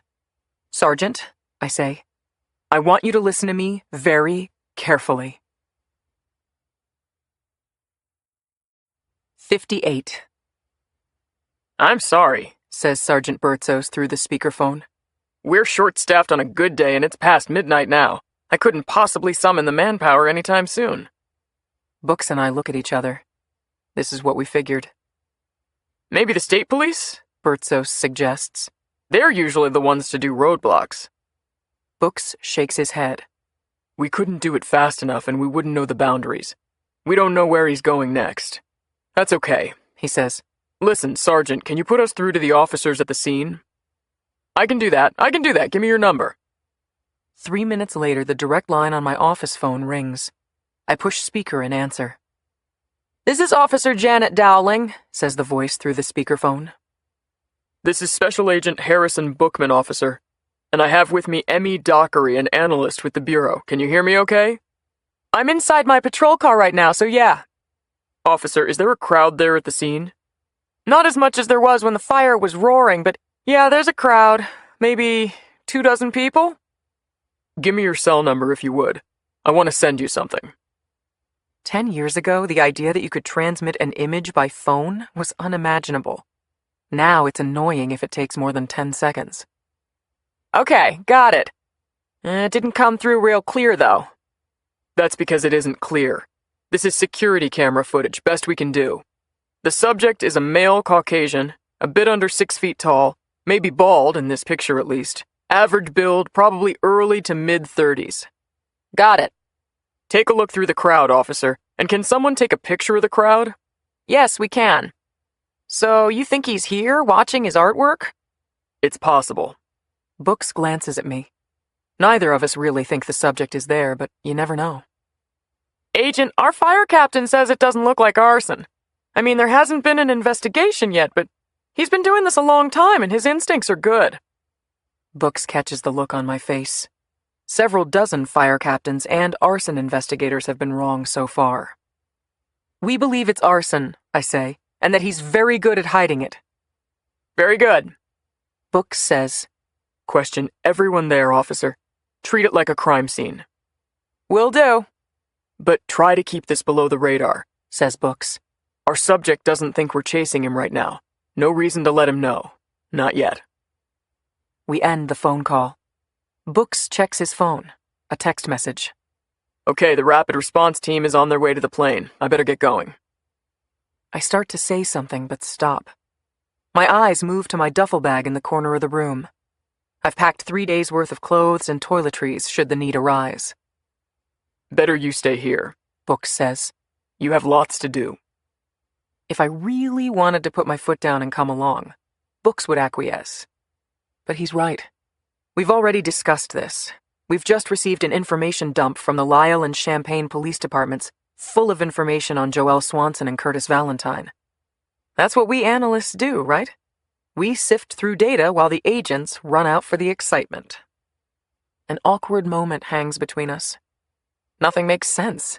Not a hug, not a handshake. Be careful, I say to him, and keep in touch. 59. Books' image appears on the laptop, his words coming a beat after his lips move. You got me okay? We got you, I say, with Sophie and Denny seated next to me. Nothing major to report, sorry to say, says Books. New Britain is a sleepy little town. The victim, Nancy McKinley, is an accountant who works in Hartford. She left for the day at 5:15, stopped at a grocery store just outside New Britain, then went home. That's the last anyone heard from her. We didn't see anything on the video from the grocery store, says Denny. Nothing that jumped out at us, but we're going to keep looking. He wouldn't have been dumb enough to put down a credit card at the store, I say. He probably didn't enter the store at all, he just waited for her to leave. Her son, Joseph, said she wasn't dating anybody and didn't have any plans for this weekend, says Books. So maybe our subject just rang her doorbell and forced his way in. I turn to Sophie. This is her assignment, checking emails and any social media that the victim would have used that might tip us off. I'm still looking at it, she says, but so far nothing. We have the state police on standby in Rhode Island, Connecticut, Massachusetts, and New York, Books says. Okay, so tell me what you've learned. I take a quick look over my notes, a summary of the work of several people on our team. On the day he died, Curtis Valentine had an appointment on his calendar at 4 p.m. to meet a man named Joe Swanson from Lisle, Illinois, I say. You're shitting me. I'm not. Our subject used a male version of Joel Swanson's name to set up an appointment with the next person he was going to kill, Curtis Valentine. We've traced a cell phone call, a burner cell, of course, untraceable, from Lisle, Illinois to Curtis Valentine's office phone on August 22nd. That's the same day he killed Joel Swanson. So he killed Joel in Lisle, and while there, he set up his next murder a week later. Yes. I glance at my notes. Apparently this Joe Swanson said that he was starting up a new business but wouldn't say what, and he'd been burned by his last website designer, so he wanted to meet Curtis face to face. Smart, says Books. Very smart. Curtis probably invited him to his home to show off his equipment. And what about Joel Swanson? Nothing, I say. She had nothing on her computer, or from anything we're hearing anecdotally, to indicate she was planning on meeting anybody. Books doesn't respond to that. It's not hard to see how this is playing out. Our subject feels comfortable confronting women at their homes, but not so much the men. From what we can tell, he somehow forced his way into the homes of Joel Swanson and Nancy McKinley, but set up an appointment with Curtis Valentine so he'd be invited in. Is that how it happened with Marta? Did she just answer the door, thinking that our subject was a door-to-door salesman, a guy looking for directions, a meter reader with the electric company? She would have done that. Marta would have opened the door to anybody. She never saw the dark side of anything, only the light. Okay, says Books. On the screen, he looks down at his watch. It's just after 4 o'clock Central Standard Time, an hour later where Books is in Connecticut. Today is Saturday, meaning today will be the second murder, the second fire. If we could issue a warning. But what can we tell people? A murky photograph, no name attached to it, no area of vulnerability, not even an MO to point to with any specificity. Hey, everyone who lives in the northeastern United States, be on the lookout for a white guy of average height. He might force his way into your house and torture you and burn your house down. We've sent a bulletin to all local jurisdictions in Massachusetts, Rhode Island, Connecticut, and New York to alert us immediately to any residential fires of any magnitude. Book says. With any luck, we'll have word of the fire tonight less than an hour after it happens.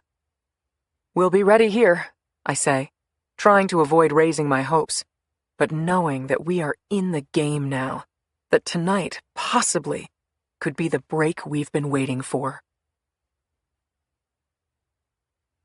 60.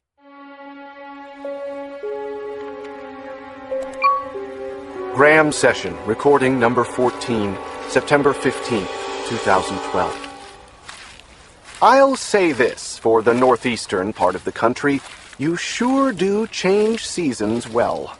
There is nothing more majestic than the turning of the leaves up here. Granted, it's a bit on the early side, so I'll have to come back this way in October to see the full blooming of fall. But you can see the beginnings of it, like a beautiful woman's coming of age, so full of mystery and promise, so vibrant and invigorating. Puts a real spring in a man's step, does it not? Well, I get like this sometimes, after I'm done with a session, kind of sentimental and, I might admit, giddy, even euphoric. There is so much to love about what I do, especially the ways I do it nowadays. Do you see what I see in its beauty? In its raw honesty? There's an old saying that people are at their most honest at birth and at death. Do you know who said that? It was me! You probably thought I was going to say Robert Frost or Philip Roth, but seriously, it was just me. You ever read those famous sayings on the internet or in some book of famous quotations and think, goodness, I wish I had just one of those attributed to me? After all, Will Rogers has at least 10 of them. Winston Churchill has dozens, as do many of our famous presidents. I want just one. That's all. Just a single, memorable utterance of truth, so perceptive that it sticks with you forever. A remark generally hurts in proportion to its truth. The only thing we have to fear is fear itself. A lie gets halfway around the world before the truth has a chance to get its pants on. People are at their most honest when they are born and when they die. Yes, indeed. I dare say my quote holds up quite nicely in that company. But this isn't about me, dear audience. It's about you. What do you think of my brilliance? Enough then.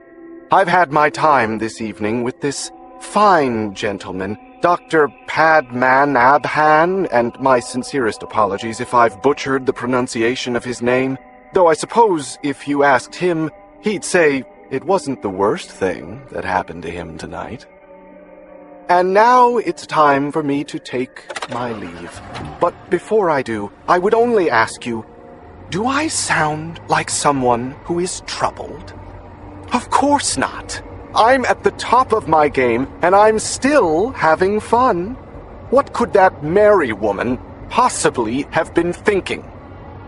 I'll be back to speak with you tomorrow.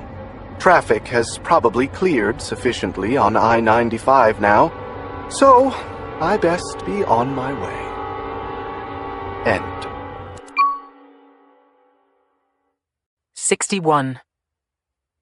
The neighbors say that Dr. Padmanabhan lived alone, says the officer. Thank you, officer. Please hold. I click off the phone and punch the button on my radio for Books. Books, do you copy? Copy, Emmy. Scenario 2, I say. Scenario 2. Call came in from Providence, Rhode Island. Scenario 2, copy that. Make the call. 30 seconds later, Books and I are on a conference call with the superintendent of the Rhode Island State Police and the commander of the Connecticut State Police, both of whom have been standing by for my call. This is Scenario 2, Rhode Island and Connecticut. Rhode Island copies that, says Superintendent Adam Vernon. Our troopers are in place. Connecticut copies, says Commander Ingrid Schwegel. Our troops are in place as well. We feel good about I-95? I ask, just to ease my nerves. It's already been the topic of discussion. Agent, says Superintendent Vernon, mistaking my title. If the suspect is headed back to the Midwest, his only route is through Connecticut, and the only highway that makes any kind of sense is I-95. There are 41 miles of border, but if he isn't expecting anyone to be waiting for him, he'd be a fool not to take I-95. Very good, I say. The fire call came in 14 minutes ago, and I just got confirmation that it's the fire we're targeting. My map says the fire is located just north of Miriam Hospital in Providence, which means he has to travel 40 miles down I-95 to reach the Connecticut-Rhode Island border. Even if he got a head start, says Vernon, there's no way he's reached the border yet. But I've already given the order, Agent. As we speak, the flares are going up. This is Agent Bookman. I'm airborne and should be at the border in 15 minutes. I'll be the agent in charge, but we'll have agents on the ground joining you shortly. Let's be clear on the directive. Plate numbers and VINs of any vehicle with a male loosely fitting the description. Permissive searches at a minimum. Anything suspicious, anything at all, your troopers will have my direct contact. Connecticut copies. Rhode Island copies, says Vernon. If he's on the road tonight, we'll get him. 62. The feed from the FBI helicopter comes through with surprising clarity on my laptop. An overhead view of Interstate 95 as it moves south-southwest from Rhode Island into North Stonington, Connecticut. A split-level highway with 2 lanes heading southwest, plus a shoulder. At the border, beneath signs that read Connecticut Welcomes You and North Stonington Town Line, state trooper vehicles from both states have set up a vehicular blockade perpendicular to the lanes of traffic. Flares precede the blockade for as far as the screen permits me to see, probably a half-mile at least, or whatever the protocol is for roadblocks. The road is jammed with vehicles waiting in line. At the checkpoint, officers and FBI agents shine flashlights into cars, both the front and back seats, sometimes pop the trunk and check it, sometimes direct the car to pull over to the shoulder for a more thorough search, and always record the license plate and VIN number located inside the front door. Once allowed to leave, the vehicles must do an awkward bend around squad cars, then over to the shoulder, before they proceed into Connecticut. Not exactly the welcome they were expecting from the Constitution state. The highway is backed up as far as I can see, even as late as it is, near midnight Eastern Standard Time. No doubt drivers assume that this is a Saturday night sobriety check, and it turns out to be just that for a couple of unlucky drivers, who end up having their cars impounded and taking a ride to the lockup in North Stonington. The helicopter moves along the highway, looking for any vehicles attempting to turn around, and I see for the first time that there is a second helicopter doing the same thing. Books is feeding me names and license plates and VINs as we go along, and I'm running them for criminal backgrounds and for stolen vehicles. I don't think our subject would drive a stolen car. A criminal background? Hard to say. It obviously wouldn't surprise me if he had one, but for some reason, I suspect he has a clean record. He's just that meticulous. I've been managing my expectations here, but there's no hiding the truth. We have a real chance tonight. Each car that leads our team to take a second look, to pop the trunk, even to move them over to the shoulder, raises the hair on the back of my neck. And that gives the hair on the back of my neck a lot of exercise, because most of the cars receive extended attention from our team of state troopers and FBI agents. Most of the drivers are men, and the majority of them Caucasian. And we don't narrow it down all that much when you throw in average height, average build, and who knows what for his hair. But in the end, each of these cars is allowed to pass. I'm not wrong about this. He drives to a new part of the country, commits 2 murders, and returns home. The data doesn't lie.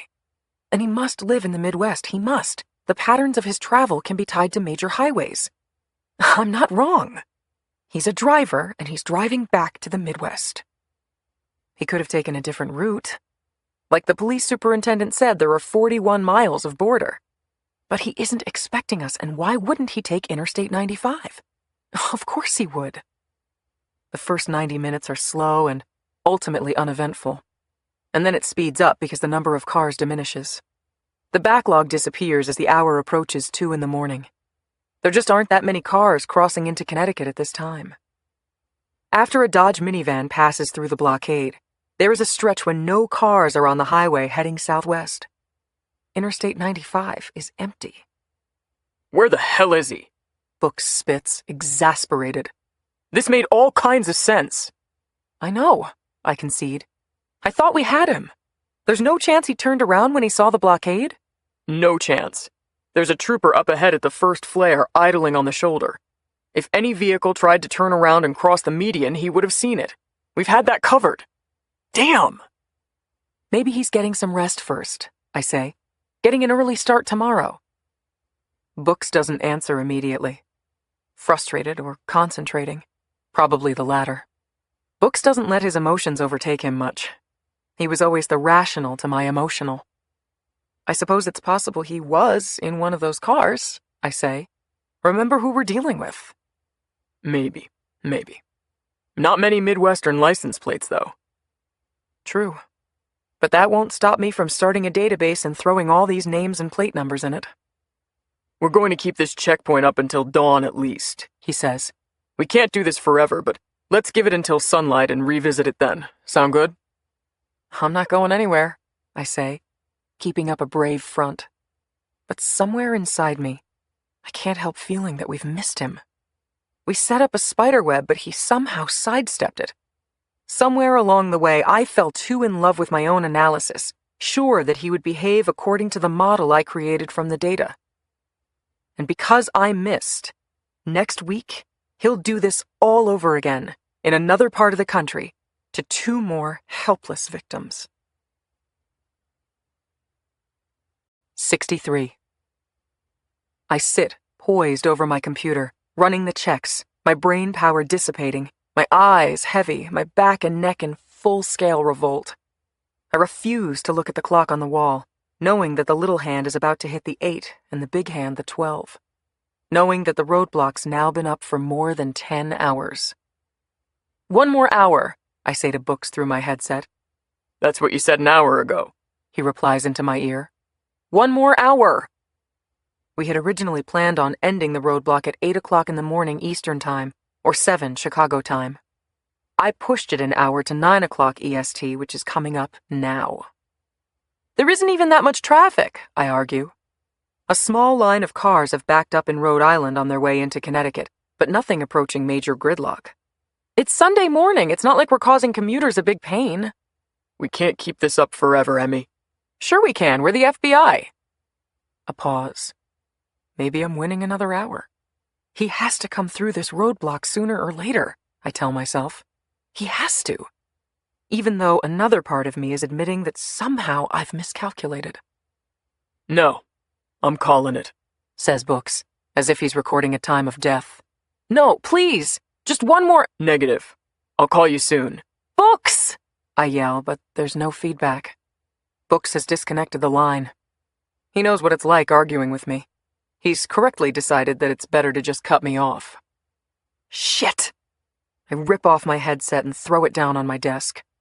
I get to my feet and a hot, slicing pain shoots up my back. My vision is blurred from staring at a computer screen all night. My brain, let's face it, is fried. I make it into the hallway and head down toward the war room, a converted conference room minus the long table, where 8 research analysts are working on our case. They came in this morning at 7 and have been doing full workups on the people we stopped at the roadblock, a total of more than 500 white adult men. I am woozy. My reaction's fuzzy. I hear animated discussion, then laughter. Laughter? And I quicken my pace toward the war room. Inside, one of the 2 male RAs is standing, doing something comical, an imitation of a goofy dance move or something. When he sees me, when the room becomes aware of me, everyone stops smiling and silence lingers awkwardly in the air. I look at each of them, these 7 new RAs plus Sophie Talamus, as I enter the room. I feel like some humorless parent interrupting a slumber party, a teacher walking in on a rambunctious classroom, and I hate it. But it doesn't stop me from going off. The man we're after, I say slowly, my voice trembling, scalps victims while they're still alive. You get that, right? He burns the flesh off their bodies while they're still alive. Stop me when I've said something funny. All eyes have dropped to the floor. Sophie says, Just blowing off some steam, Emmy. Everyone's working hard. Everyone's not working hard enough, I reply. He's in here, I say, pointing to one of the laptop computers. Somewhere in all this data, in some cross-reference we haven't done yet, in some database, on some blog or social media or website is our subject. It's up to us to find him, people. You all, in this room. He's not going to leave a fingerprint for one of our superstar special agents to find. He's not going to drop his wallet at the crime scene or trip and break his leg on the way out of a house he torches. He's not going to be spotted by some nosy neighbor. It's not going to be the field agents who find him. It's going to be us, the people in this room, the RAs. So screw your heads on and give me your A game, people, because this asshole just slipped away from us for another week. I storm out of the room and head for the elevator, needing a shower and something to eat before I continue. It isn't until I'm out in the fresh air that I realize my car keys are back up in my office. 64. When I return to my office, Sophie Talamus is in there holding my keys. I think you forgot these, she says. I snatch them from her. You had no right to say that to us, Emmy. These people are killing themselves for you. They're the most underpaid people in the entire bureau, yet they're working 15-hour days. They're here at 7 in the morning on a Sunday. Hey, you know what, Sophie? I throw up my hands. You want a 9-to-5 job? Go work at 7-Eleven or something. We're trying to catch a monster. It sometimes requires a little extra effort. I think we're clear on that. Are you? That's great. I head for the door. We're not finished, Sophie says. I stop and turn.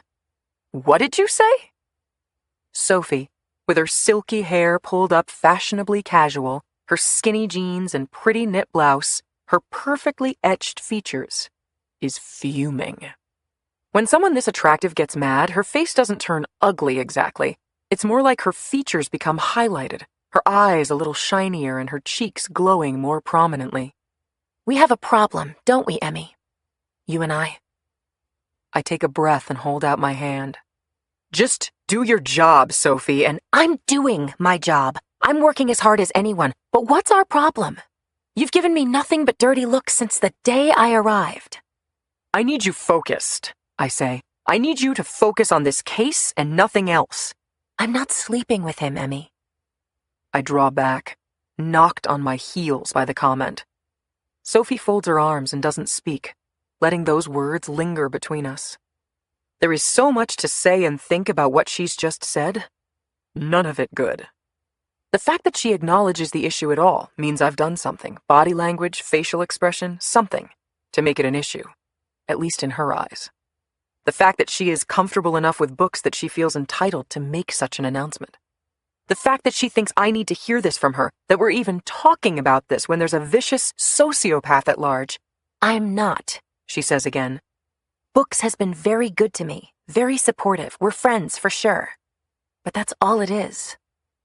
And then, I can't deny the small pang of relief that I feel, that I instantly sequester, because that's what I'm best at, right?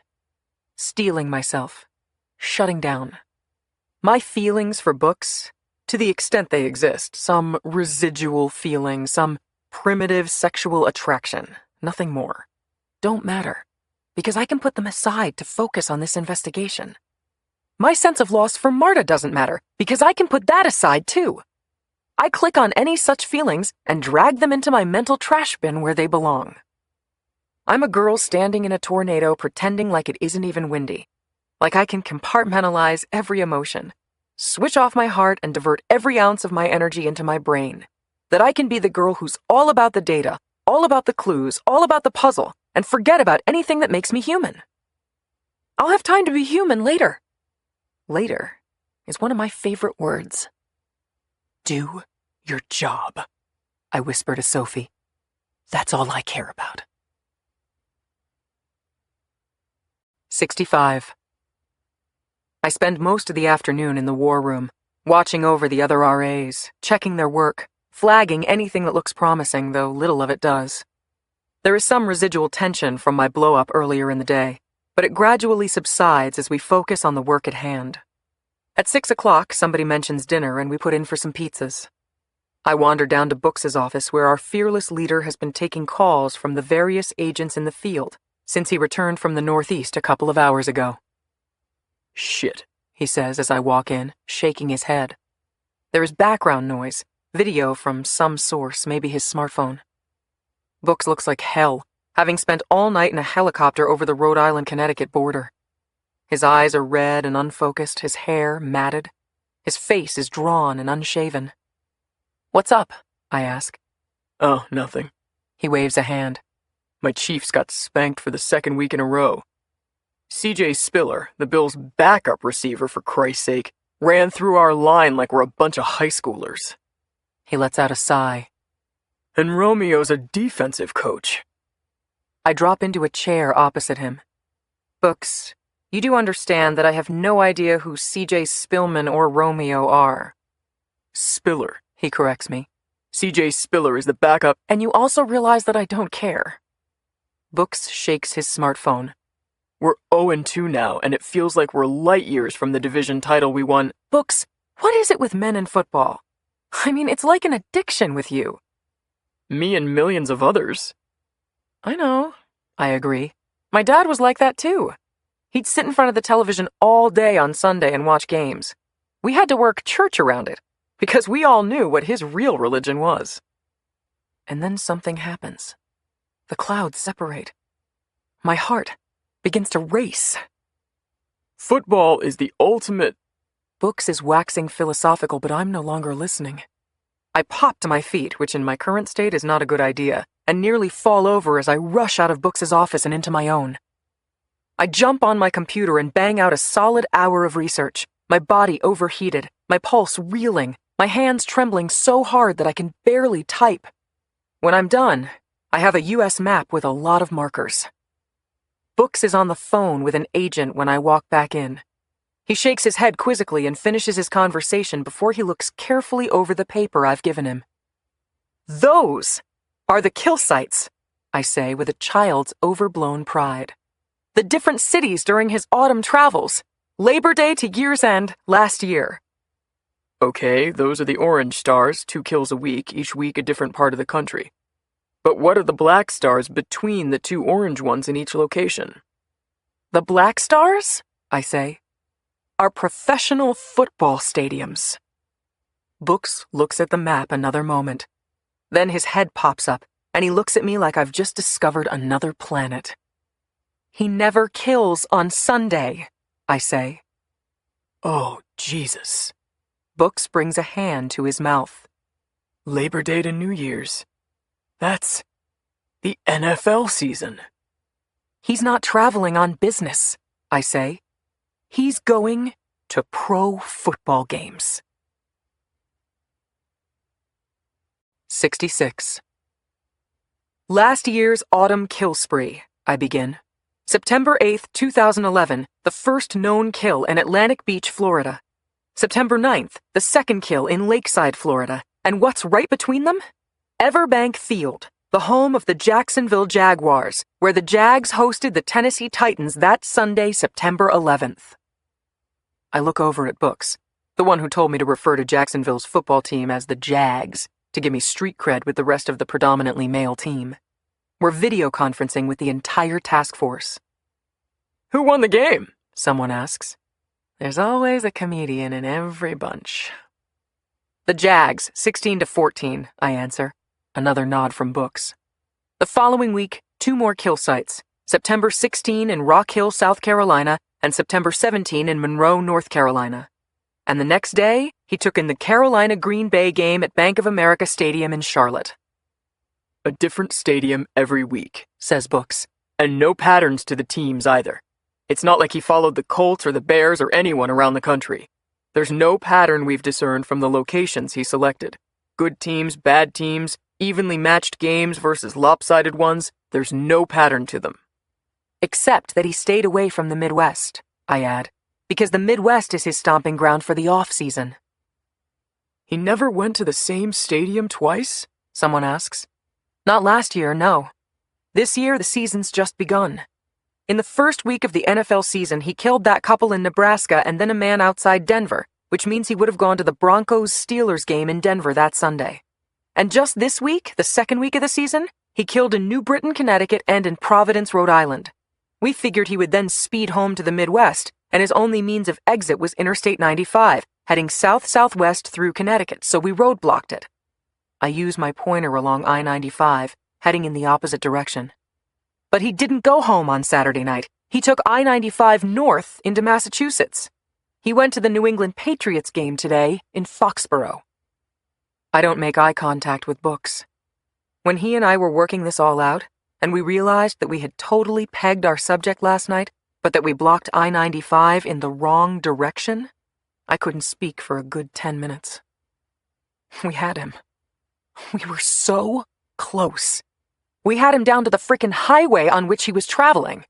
And still he evaded us. And now 2 more people will die agonizing deaths this coming week. Books, probably sensing my despair, jumps in. But the point is, he didn't visit Denver's or New England's stadium last year. Which means he seems to be on a path to keep going to a new stadium, one he's never visited, every week until he's visited them all. So let's assume that, I say. Let's assume his next trip will be to a stadium he didn't visit last year. Let's further assume it won't be a Midwestern stadium because it's his backyard. So that removes the Chicago Bears, the Indianapolis Colts, the St. Louis Rams, and the Kansas City Chiefs. Bottom line, there are 4 stadiums we don't think he'll visit, plus the 2 that he already has. Okay, what does that leave? Someone asks. A woman. There are 32 NFL teams and 31 stadiums because the Jets and Giants share one, I say. So 31 is the number. He visited 17 stadiums last year and 2 more this year, that's 19. Then disregard the 4 Midwestern teams and that's 23 that are off his list. That leaves 8 more stadiums, folks. 8 more stadiums. And of those 8 remaining teams, only 5 have home games this week. Books chimes in. The Oakland Raiders, Dallas Cowboys, Cleveland Browns, Washington Redskins, and Seattle Seahawks. The Seahawks are a Monday night game, so we think we can rule out Seattle. He's going to one of the other 4 areas this coming week, I say. So what do we do? Asks one of the agents on the video feed. Send out a general alert to be on the lookout for an average-looking white male with no distinguishing characteristics who might have made an appointment with you or who might show up at your door unannounced? He's right. That's the problem. We don't have a good image of the man, and we don't know his MO very well either. He scheduled an appointment with Curtis Valentine in Champaign, Illinois, but we don't know how he got to the others. What can we tell people? What kind of an alert can we send? We'll put all local law enforcement on alert for any residential fire with a quick turnaround to us, just like we did in the Northeast this week, Book says. And once we know his first kill of next week, we'll know where he is and which football game he's attending. We have to wait for him to kill again, in other words. It's as depressing as it sounds, but it's our only lead thus far. And once we know that, says one of the agents, we'll be able to narrow him down to one of 80,000 people watching a ball game. True, Books concedes. We have to think about how to handle that crowd. But we're fairly confident that whichever location he chooses, he will be inside a football stadium for 3 hours this coming Sunday. Now we'll have to decide what to do with that window of time. It will be tricky, but we'll have to come up with something. For that short period of time, we'll have our subject in a steel box. We have to make sure he doesn't get out. 67.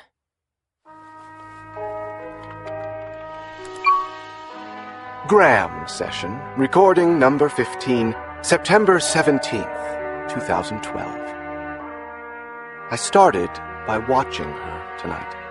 I watched her tonight in the most revealing of ways. That is, when she didn't know I was watching her. I slipped into the bar, you see.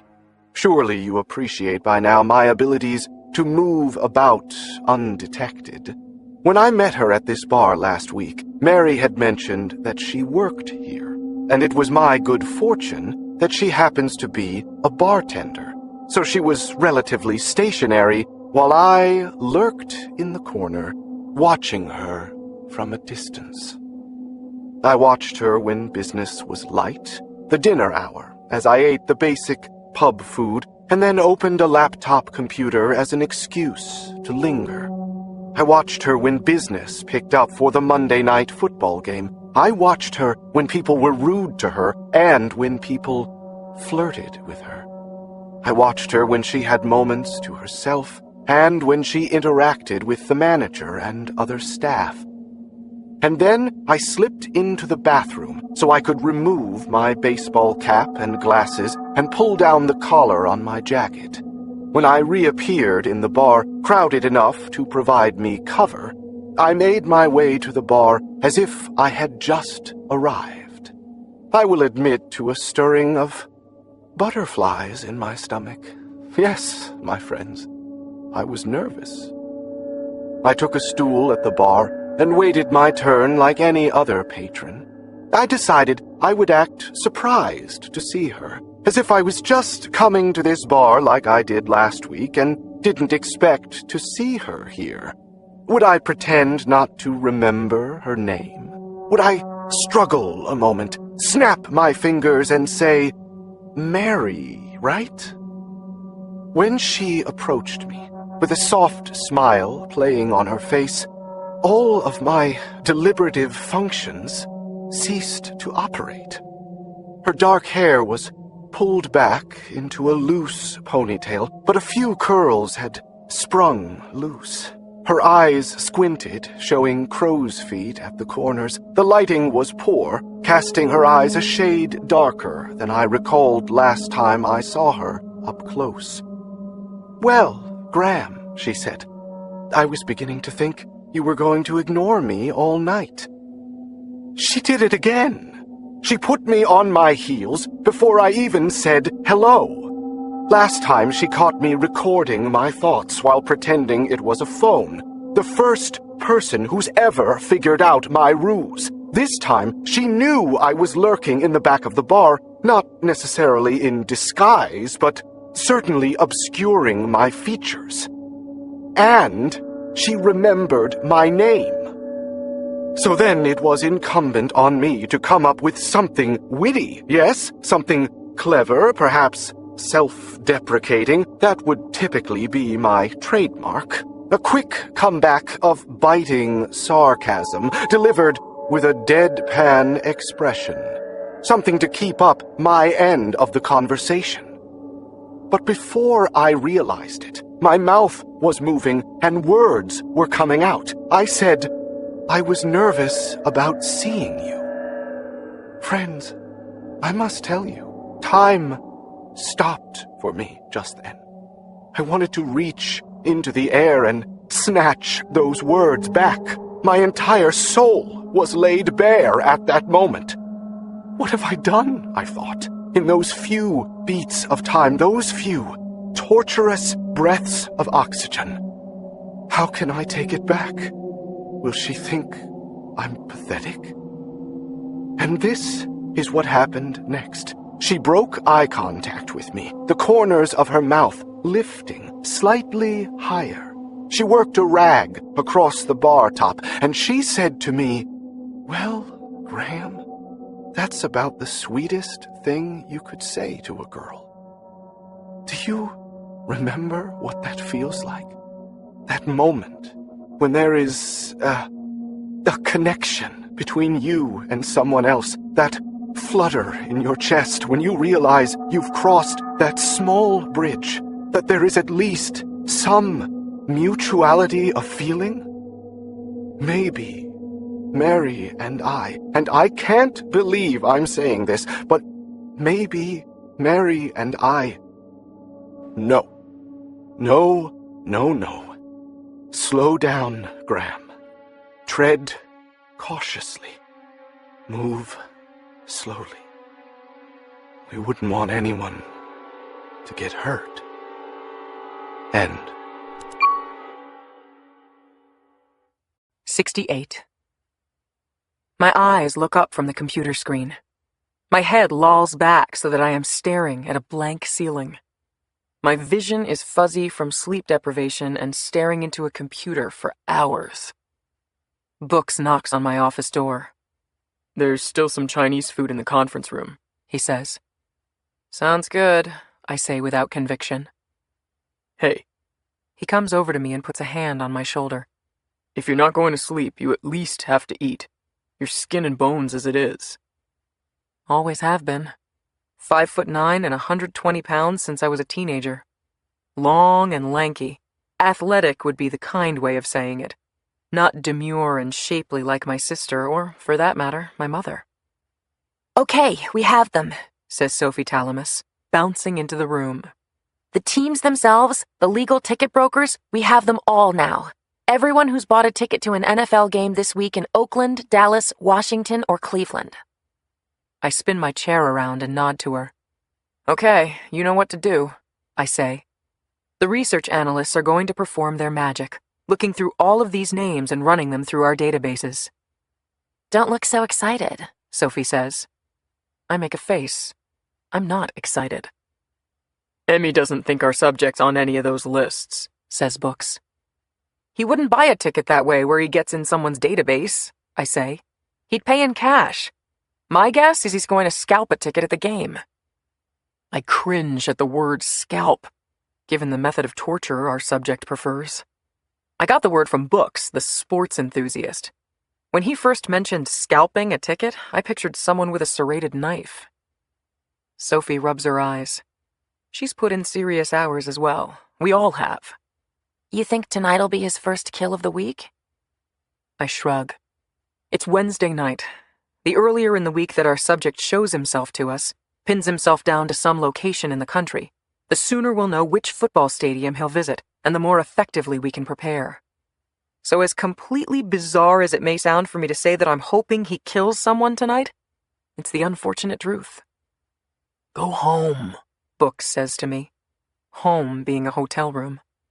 You can work on the laptop from bed. We've got all sorts of people looking for this guy now, Emmy. You're not a one-person show anymore. I drill a finger onto the desk. I'm staying right here, I say. And if we pinpoint him to a location tonight, I'm going there with you. 69.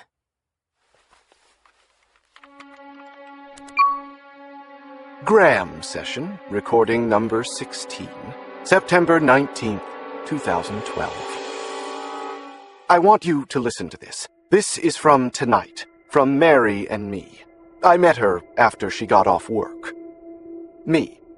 Can I ask you something, Mary? Why did you agree to see me tonight? Mary. You mean, why did I agree to go out with you after I caught you spying on me in the back of the bar on Monday? Me. I might have chosen a more charitable account of events, but yes. Why? I might have thought you'd find me odd. Mary, laughing. I do find you odd, Graham. Me. Glad we have that settled. Mary, I told you before, I like a little quirkiness in men. It was, I don't know, it was kind of endearing, flattering too. I'm not used to somebody getting nervous over me. Me, I find that hard to believe. Mary, you think there's a big market demand out there for a 37-year-old bartender who's a recovering alcoholic? Mary, oops, I spooked you. That's a heck of a way to introduce that piece of information. But yes, I'm an alcoholic. I've been sober for over 10 years, if that's any consolation. Me. No, I think that's rather extraordinary. Mary. Oh, I don't know about that. I'm just facing down my demons like everyone else. Me. But you're building a new life. You're taking college courses during the day and working at night. That's very impressive, I think. Mary. That's nice of you to say. Me. Mary, why would you work at a bar if you're a recovering alcoholic? Mary. I know. It doesn't make a lot of sense, right? Mostly because I needed a job that was nights only so I could go to school during the day, and a friend of mine owns the bar. Maybe I like the challenge, too. Me. The challenge? Mary. Yeah, knowing I can stare it in the face and beat it every day. It's like every day I look at those bottles of booze and say, I don't need you anymore. I beat you. It's empowering. Me. Facing down your demons. Mary. Yeah, exactly. Don't you have demons, Graham? I thought that whole exchange was remarkable. The way she so easily opened herself up to me. The way she looked me in the eye and said, "This is who I am." People don't do that. They don't show their true selves. They hide behind layers and layers of self-deception and outward deception. They wear masks. They put up fronts. They lie. They hide. What was I supposed to say back to her? I really wanted to reciprocate. I really did. I mean, she lays out the sordid details of her life right there as easily as she takes a breath. And what do I do in return? Do I say, I have some demons of my own, Mary? No. I change the subject. That's what I do. And it's not like she didn't notice. She drops these revelations, and suddenly I want to talk about this darn weather we're having. It was obvious. I think she knows. I mean, she doesn't know, she couldn't possibly, but she senses something about me. I know she does. Oh, and this smile she has. I wish you could see it, the way her nose wrinkles up and her eyes squint. It is one of the most sincere and true smiles I've ever seen.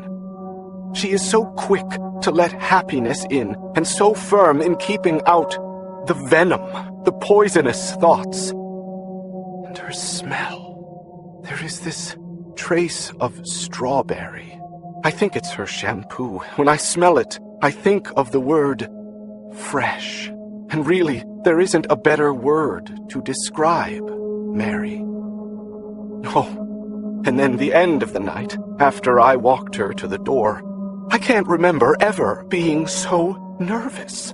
My hands stuffed in my pockets, my eyes down, shifting weight from one foot to the other. I'm telling you, I must have looked like an awkward schoolboy on his first date. And I kissed her. I'm not sure how I moved from point A to point B, but somewhere in there I mustered up my courage, and I leaned in, and she met me halfway. It was so soft and slow and sweet. Our lips pressed gently together, her hand caressing my cheek. I felt a charge of electricity throughout my body. I felt weightless. I feel weightless now. End. 70. Shit. I push myself away from my desk, rolling in my chair halfway across my office. I get to my feet and get a nice dose of vertigo, the walls turning sideways, the floor angling up toward me. I grip my chair to reclaim my equilibrium. Shit, I repeat, because it seems to capture the moment. I'm falling apart. I know that. I'm pulling virtual all-nighters and not eating. I'm not going to be able to sustain this much longer. And what do I have to show for it? First Wednesday night and now Thursday night, tethered to my computer and phone, waiting all night for the call from one of the locales where we expect our subject to go. Oakland, Dallas, Washington, Cleveland, awaiting any notice of a residential fire that we can link to him. And so far, nothing.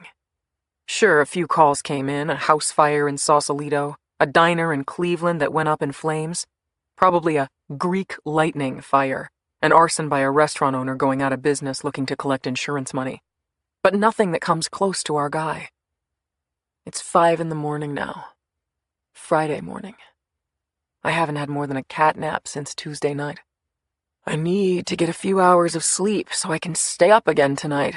Friday night, when he's sure to attack. Simple math. If he's going to kill 2 people this week before Sunday, he'll have to do the first one Friday night. Great. I know for certain that tonight will be the night and I'll be falling asleep at my desk. Deflated and groggy, my neck and back reaching the status of rigor mortis, my fingers tired from the rapid-fire typing all night, my vision as clear as fog. I leave the FBI building and take the rental car back to my hotel. I get out of my car and slam the door shut. The crisp air of a fall morning provides a moment of relief. Outdoors, yes. I remember there is such a thing as outdoors. Fresh air.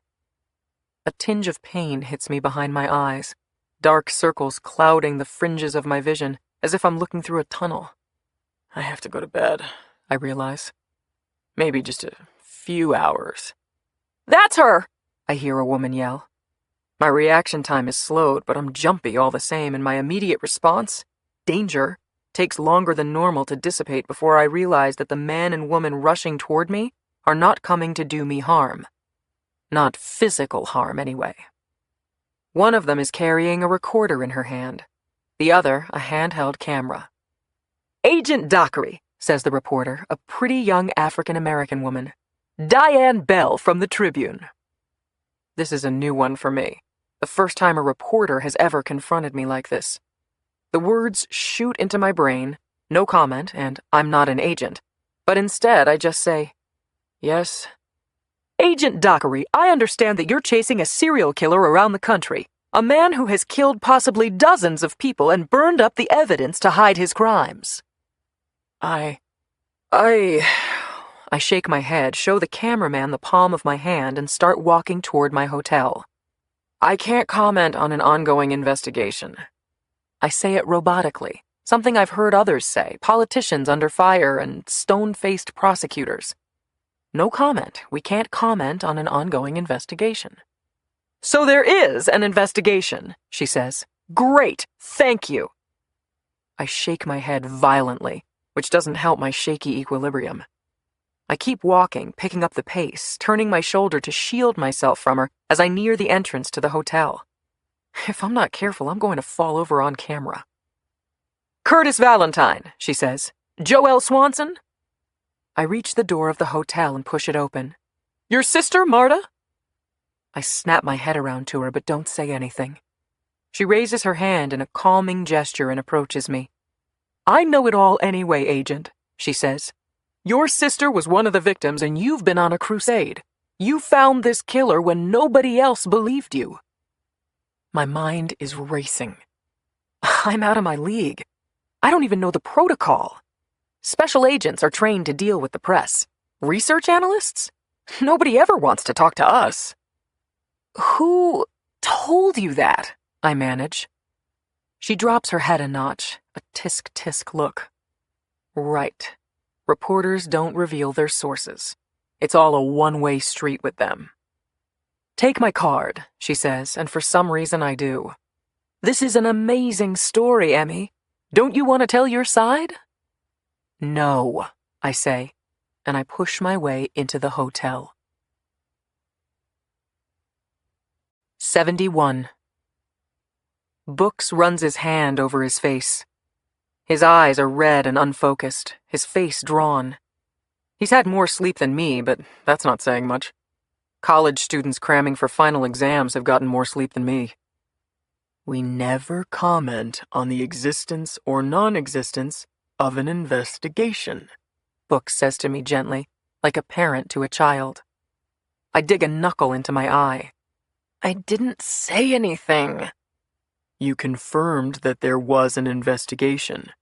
She knew names, including Marta's. She already knew there was a damn investigation. Books' eyes meet mine, but he doesn't push it. He's made his point. No matter how much that reporter already knew, she didn't have FBI confirmation of an investigation until I gave it to her. I throw up my hands in surrender. I screwed up. Books doesn't quarrel with that assessment. How did they get the story? I ask, but it's a rhetorical question. The reporter will never tell, and it doesn't matter anyway. My guess? One of the local cops working the Joelle Swanson or Curtis Valentine cases. Books shakes his head. These guys are always looking for favors. I give you this tip, remember to make me look good next time there's a story involving one of my cases, that kind of thing. Or maybe it was one of the victims' families. Frankly, I'm surprised it took this long to leak out. Well, the timing sucks. I throw a pen across the room. Here he thinks he's gotten away with everything. He's going about his business wherever he is this week, killing these people with the clever cover-up, thinking he has everyone fooled, and he's going to walk into a football stadium this Sunday and we're going to nail him. And now? Now he's going to know we're coming. Books' cell phone rings. He looks at me with an apologetic smirk. The dick, he says. He punches the button for speakerphone and answers. This is Books, he says. I have Emmy with me. Ah, yes. Well done, Emmy. On the eve of the greatest lead we have in this case, you tell the Chicago Tribune all about our investigation. Books rolls his eyes, mostly for my benefit. The dick is probably enjoying having the upper hand again, being able to call me out on a screw-up however much he exaggerates it. I just got off the phone with the editors, Dickinson tells us. They weren't very forthcoming with what they knew. They have some victims' names. They know that Emmy has a personal involvement in this investigation. Books and I exchange looks. A nice jab from Dickinson. I'm sure the dick would like nothing more than to fire me for this. If I didn't have that episode in his office hanging over his head, he'd surely do just that. And it sounds like they might have an autopsy report. They know there are multiple locations throughout the country where our subject is killed, but they don't seem to have it all in a tidy package. And they didn't say anything about our most recent information, like the video footage of the subject from the bar, or any connection to professional football games. I shake my head. It doesn't matter. They know that Curtis Valentine and Joelle Swanson and my sister are being classified as murders, not accidental fires. That's the whole ball of wax for him. He doesn't want us looking for a murderer, period, much less him. Once he sees this article, he'll know we're onto his methods. So much for sneaking up on him. The dick says, Then you'll thank me for getting the editors at the Tribune to hold off on the story until Monday. Oh, that's great, says Books. That's great. He puts out his hand and calms the air between us. So there's hope for us yet. What did you have to give them? I ask. First access if and when the case breaks. Books gives a who cares shrug. So you have this weekend, this one chance to isolate the subject in whatever football stadium he visits, says Dickinson. Do us all a favor and try not to fuck up anything else between now and then. 72.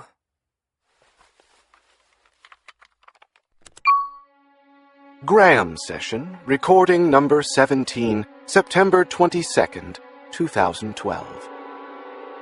Mary, Mary, quite contrary, how does my love for you grow?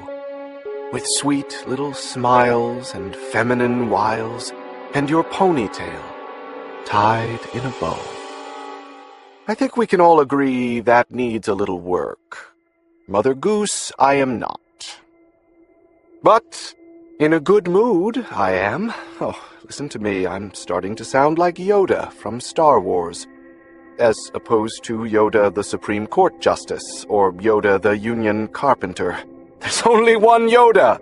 I don't need to qualify it. Silly, I am.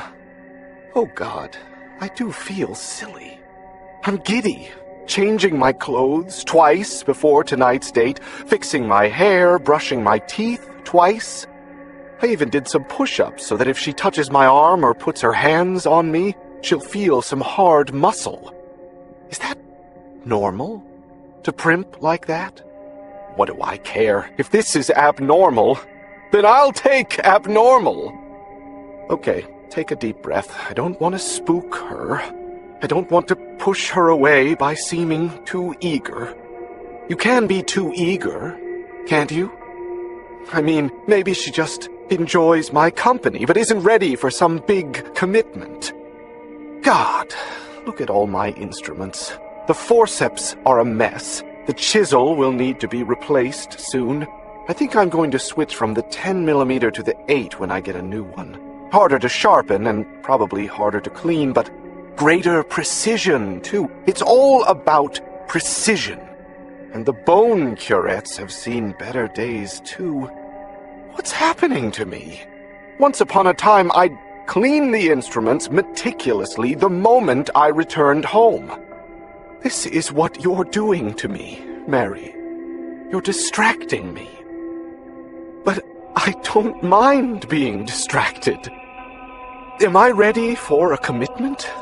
Oh, see, I'm doing it again. I'm making this too big, too fast. She's a nice girl, Graham, a very sweet woman. Maybe there's something there long-term, but you don't have to make that decision right now, or tonight. Take it slow. Isn't that what people say? Take it slow? Okay. Yes, that's just it. If I seem too eager, she'll pull back. Just be yourself. Be relaxed and let it happen.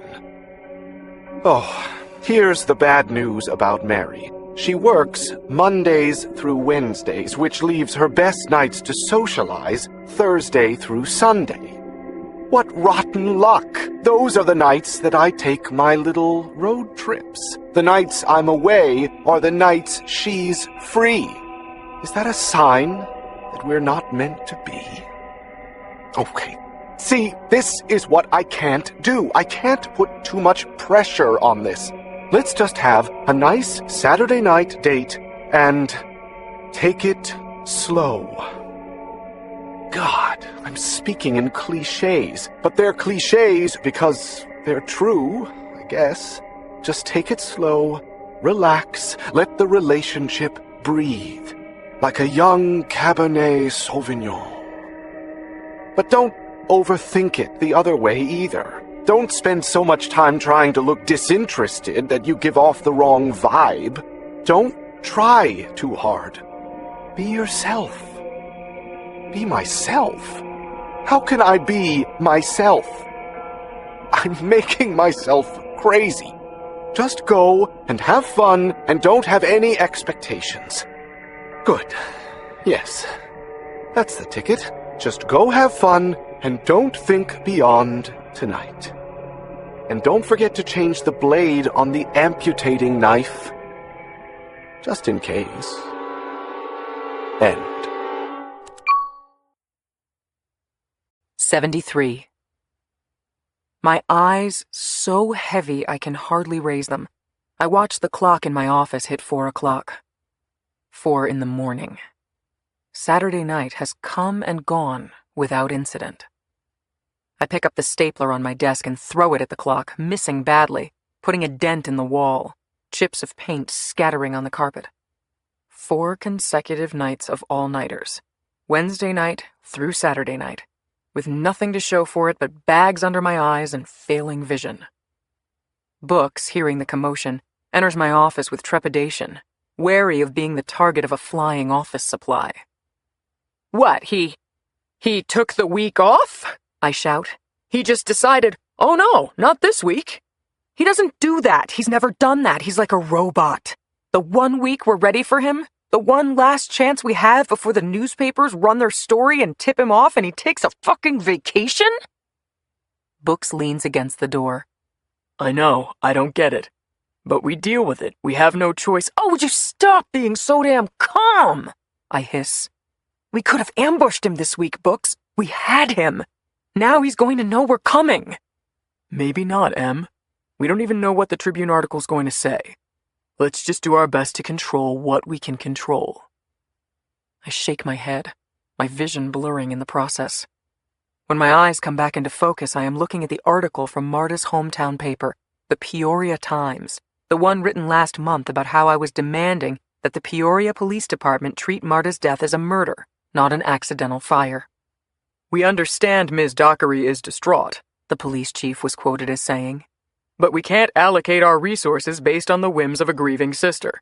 The police detectives, fire chief, and forensic pathologist all agree that Marta Dockery died of smoke inhalation from an accidental fire. Books follows my line of vision and sees the article, stuck to the cushion board on the wall by my computer with a blue tack. Look how far you've come. What's the date of that article? August 7th of this year? That article made you look like a quack, like an irrational sister who believed in Santa Claus. And now look at you, Emmy. 6 weeks later, you've not only convinced the Bureau that you were right, but also put into motion an intensive manhunt, and we're getting close. Look how close we are, Emmy. Before he threw us this curveball, we were ready to throw a net over a football stadium and catch this asshole today. We'll have another chance. I promise you we will. We're inside his head now. We have his pattern down, no matter that he took this week off. Hey, look at me. Suddenly he's right next to me, hovering over me without my noticing. Maybe that's because his invasion of my personal space never used to be an invasion. It was his space too. That was a simpler time. It was easier with him than it was without. It felt more natural. It felt right. Like we were just jagged puzzle pieces that made no sense alone, but together, we fit perfectly. That's what life's supposed to be about for normal people, right? You find that other piece that matches yours, that completes yours, and you make the jags and the crevices fit, even if they don't go in perfectly smooth, even if they require a few adjustments. You don't demand perfection.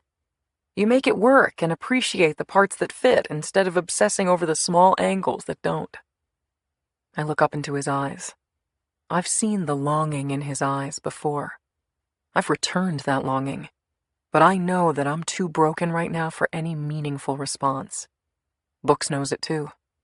As I've said before, he knows me better than I know myself. We're going to catch him, he says, and we're going to do it soon. 74.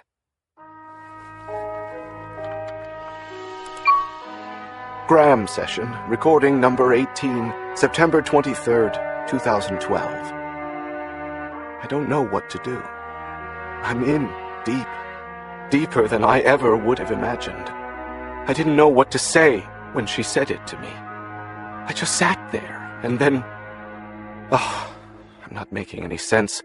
We went for a walk after dinner, and then we went back to her house, and she has this old wood-burning fireplace, and even though it wasn't that cold, she thought it would be romantic to fire it up, so We did. Then we started kissing, and we touched each other. It was so tender and warm and gentle. I'm not talking about sex. I'm talking about something much deeper. I'm talking about intimacy. Just caressing and stroking, looking into each other's eyes, feeling each other's breath on our faces. We shared a moment like I've never shared anything with anybody, ever. I could have stayed there forever. Then I said to her, "Mary, you're very special to me." It really just came out. I didn't plan it. That's unusual for me right there. Since when did I shoot from the hip? I plan everything I do, everything. You know that. You know that about me. But not with her. I wanted to say it. It felt good to say it. And then she said, "Do you mean that?" And I told her, of course I meant it. Of course I did.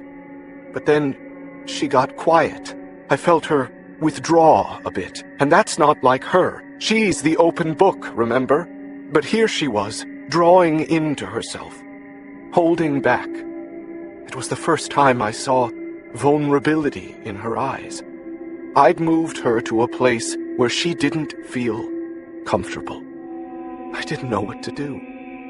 I thought I'd somehow made some huge mistake. I wondered if I should apologize, but that didn't make sense. Apologize for telling someone they're special? And then all kinds of thoughts were swirling through my head. This goes to show your inexperience, Graham, or this just proves that you're not cut out for a relationship like this. But then, instead of remaining frozen or falling back into my normal, calculated self, I trusted my emotions, and I just spoke from my heart. And I said, I think what I said was, "Did I say something to upset you?" And then tears welled up in her eyes, and at first I thought she was going to try to play off the whole thing in a casual way, but then this is what she said. It was a whisper, really, our faces only inches apart. "If you mean that, then I'll give myself to you. I will. I'm ready to do that, but only if you'll give yourself to me. If you can't do that, it's okay, but I'm ready to do that if you are. I'll give myself to you." That's what she said. I didn't know what to say. I kissed her then, and maybe she took that as an answer, or maybe she's giving me time to decide. But I don't need time to decide. Mary, I do want to give myself to you. More than you could ever know, I want to give myself to you. I want to put myself in your hands, to open up every locked door inside me and reveal myself. I want you to be the one person in this world who knows everything about me. Don't you see? This is what I've always wanted.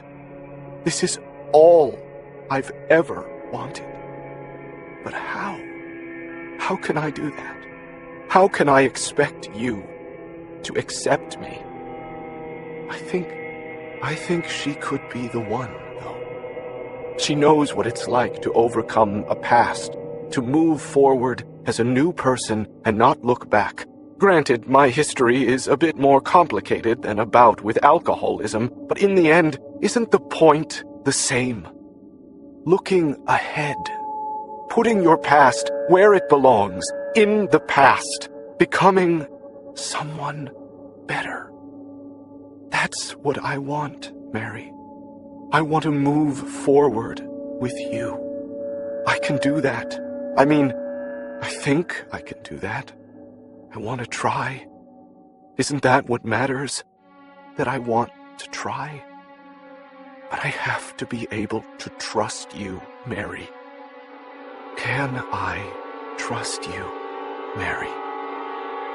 End. 75. I take a long breath before I turn to the front page of Monday's print edition of the Chicago Tribune. Feds probe series of fires as work of serial killer. Cross-country spree of criminal genius includes fires in Champaign, Lyle. Chicago. Federal agents in Chicago and elsewhere are probing a series of residential fires previously believed to be accidental as the work of a criminal genius who has repeatedly fooled investigators and forensic experts across the country over the last year, sources close to the investigation say. The fires, which are now being reclassified as homicides, include the recent deaths of Curtis Valentine, 39, of Champaign, and Joelle Swanson, 23, of suburban Lyle. Authorities would not comment on the number of deaths involved, but estimated they number several dozen, if not 100, deaths across the country. He makes the fire look accidental, said one source, and the deaths look natural. New forensic procedures and updated police work, according to sources, have uncovered brutal torture murders that were largely concealed by the intense burning of the fire. Most of the evidence went up in flames, said one investigator. I get a mention in the 6th paragraph, referring to me as an FBI staff analyst whose sister, Marta, perished in a house fire outside Phoenix, Arizona last January, and who had been lobbying for a federal probe of several seemingly similar fires. Emmy's persistence was the catalyst, said one source, and the lone photo accompanying the article, where the article continues on page 5, is of me hustling away from the reporter in front of my hotel. But here's the most interesting paragraph of all. Sources familiar with the investigation say that forensic evidence and fieldwork have allowed investigators to pinpoint the general location of the perpetrator, though that information was not disclosed to the Tribune. We know generally where he lives, said the source. It's only a matter of time. Where do they get this stuff? We know generally where he lives? Yes, if by generally you mean somewhere in the Midwest. Well, on the bright side, you're famous, says Denny Sasser, putting his hand gently on my shoulder. This could have been a lot worse, he adds with less levity. It's true. There is no mention in the article about the patterns of his cross-country travel, or about NFL football games, or any indication that we have moved beyond a very preliminary investigation. Nothing about football stadiums, Book says, rushing into my office. No mention of football games, says Sophie, entering the room as well. So that's good, right? It's good, everyone, I say, patting the air with my hands. Yes, it's good. We are all silent as we reread the article. For me, it's the 4th time. The leak was local, says Denny. Whoever spilled it doesn't know much about what we're doing. Probably true. Still reading, talking about the initial conclusions of the medical examiners here, the work of the FBI forensic pathologist that contradicted the locals, other kill site locations not known to the reporters but reportedly reaching all corners of the United States, some general information and statistics about house fires in the United States and the known incidents of arson, ending with some more drama. This is one of the most ingenious murderers we've ever seen, according to some source. Mentally exhausted, coming down from our initial trepidation, the 4 of us are quiet for a moment. Books, as usual, breaks the silence by clearing his throat. So? He says with a shrug. What does our subject do now? 76.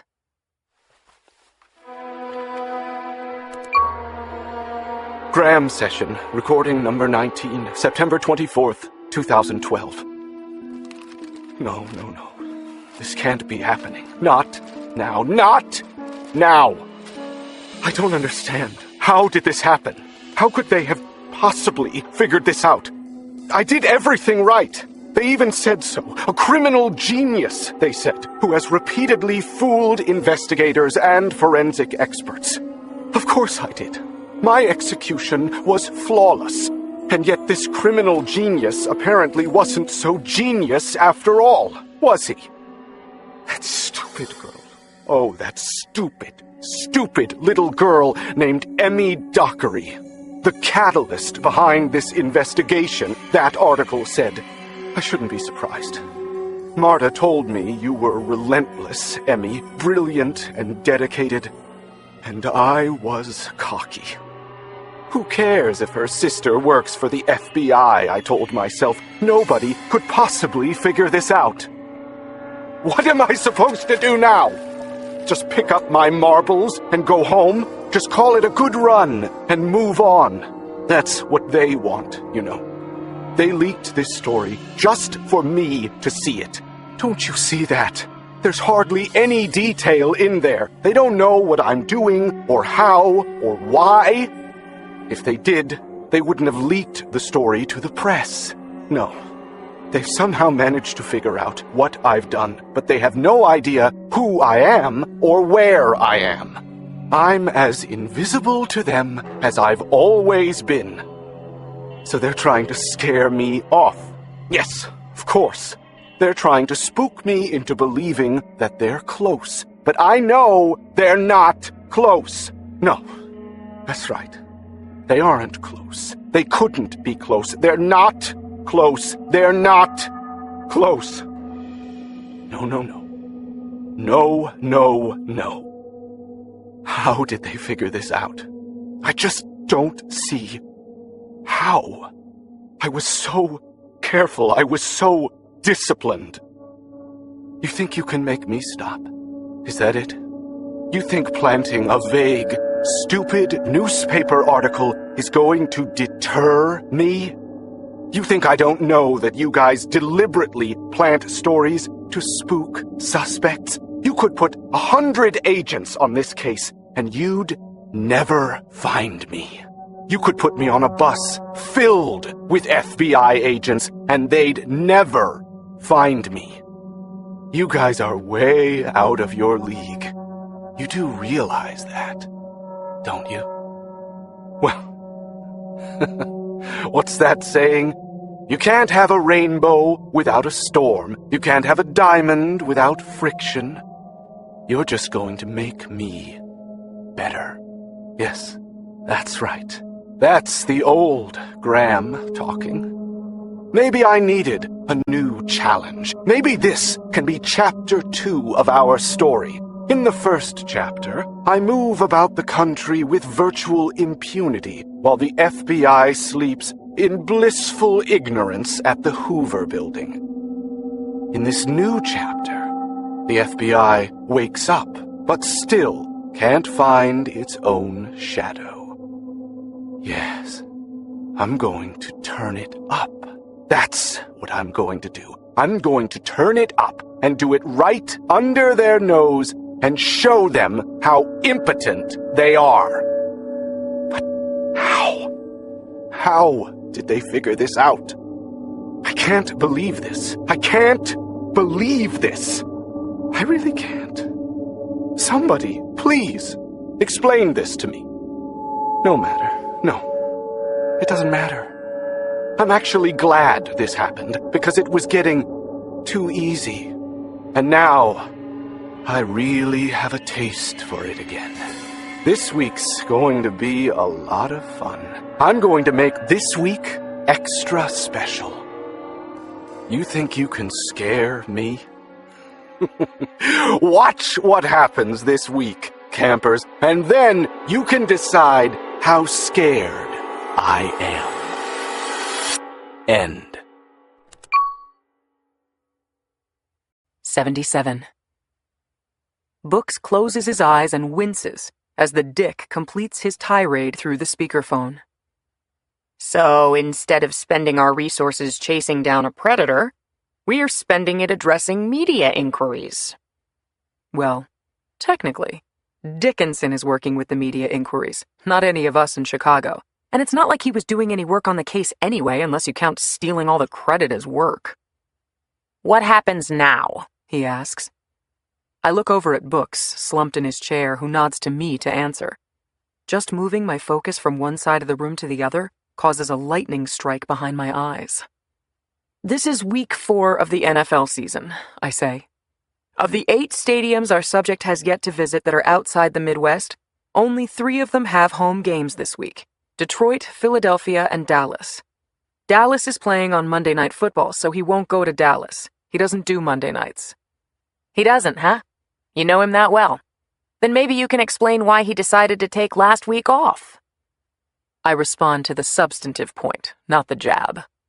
He's never gone to a Monday night game. That's not his pattern. So it's either going to be Detroit or Philadelphia. Which one? Dickinson asks. Philadelphia, I say.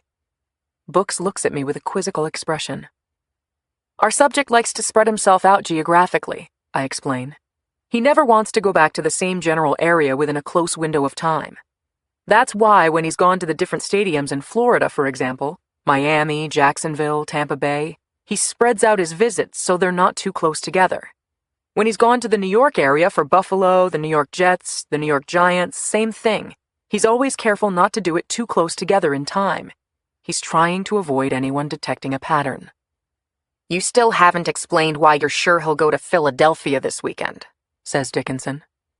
Because there are 2 stadiums in Pennsylvania, for the Steelers and Eagles, I answer, and he hasn't gone to either one yet. He only has 8 weeks left to complete his tour of these stadiums, and he's got 2 trips to Pennsylvania to fit in. If I wanted to spread out my visits, I'd hit Philadelphia this week and do Pittsburgh at the end of my tour. A pause. Makes sense to me, says Books. Given your track record, Emmy, I'm not so sure, Dickinson scoffs. Books starts to object on my behalf, but I wave him off. Let Dickinson get his licks in. I don't need his approval. I don't need anyone's approval. Marta used to say that about me, that I was militantly independent, that I made a point of alienating those close to me. Strong, independent Emmy, she used to say, with her usual combination of scolding and love. Always trying to prove you can go it alone. The question, says Books, is whether our subject has read that Tribune article, and if so, what effect it has on him. Do you have an answer for that too, Miss Dockery? I don't. Not grounded in data, at least, which is typically how I form my opinions. But I do have a hunch. It's going to motivate him, I say. He needs to prove to himself that he won't let the FBI scare him off. Books inhales deeply, his eyes moving with worry to the ceiling. It's going to get worse, I say. 78.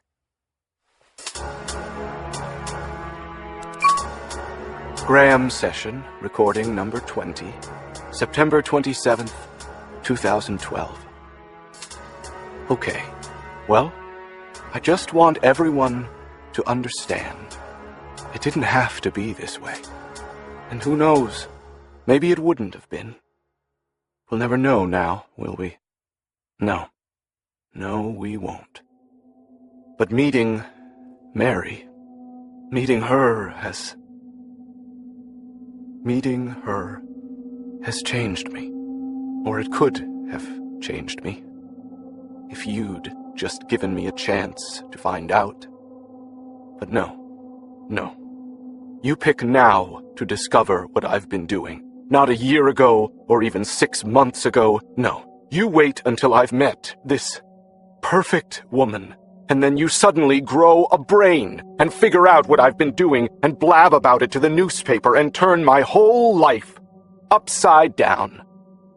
So now well, I'll say it like this. I'd like to express my displeasure to you. I'd like to show you what happens when you mess with my life. No more Mr. Nice Guy. End. 79. That doesn't sound right, I say into my phone as I pace in my office. My eyes drift to the wall clock, which says it's nearly midnight Thursday night. Officer Glenn Hall responds breathlessly. I'm just reporting what I was supposed to report, ma'am.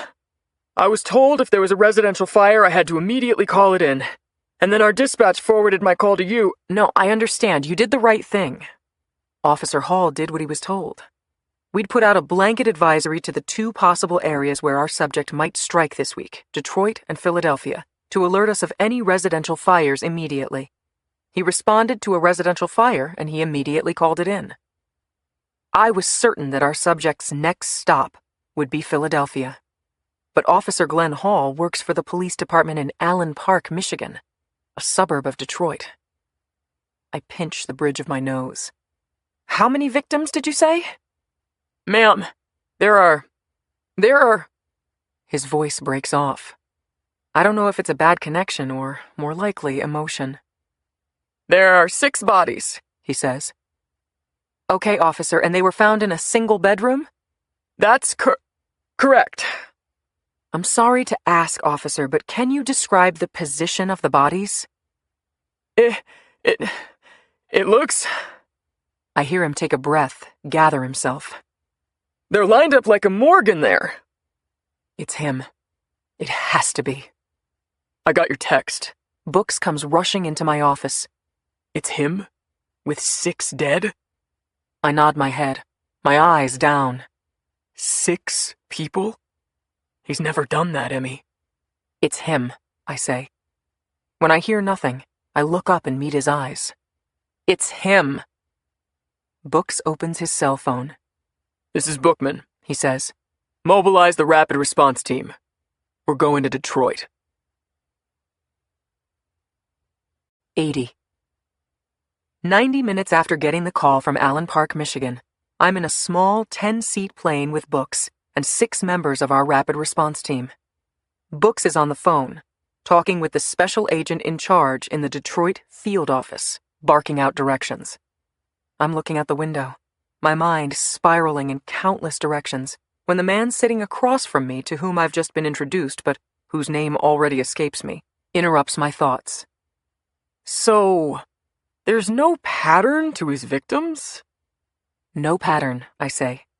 Men and women, white, black, Hispanic, Asian. No children, but otherwise all ages from 20 to 77. All socioeconomic backgrounds. Accountant and lawyer and doctor and shoe salesman and janitor and grocery clerk. The only things these victims have in common is they live alone. They don't have anything else in common? I shake my head. Nothing we can figure. And we've tried everything. We've cross-referenced them down to the towns they grew up in, the schools they attended, clubs they've joined, religious affiliations, social media they use, everything. No, I say, blowing out a sigh. They're all normal, regular people with no unifying characteristic. Books hangs up his phone and looks at me. The victims tonight were all women, he says. 6 women. 4 have been identified and they're working on the other 2. Looks like there are severed limbs and stab wounds and possibly GSWs, but that won't be clear until the autopsy. That's different from his MO, right? Says one of the agents on the plane. It's different, I say. 6 victims at a time is different. The methods of killing are different. The fact that they're able to discern as much as they have from the crime scene, that the fire hasn't totally obscured matters, also different. It's all different. He's losing his discipline, says Books. He's coming unglued. He doesn't need the same discipline, I say, because now he knows that we know what he's doing. He doesn't need these obscure methods of killing that look like natural causes because he knows we won't buy it. Frankly, I'm not sure why he even bothered setting a fire at all. He wants to be sure we know it's him. Books thinks about that and nods. He's sending us a message. He's saying, I'm not afraid of the FBI. In fact, you ain't seen nothing yet. I shudder at the thought, as if it hasn't been my fear since the moment the media got hold of the story and published it. He'll make a mistake now, says another agent.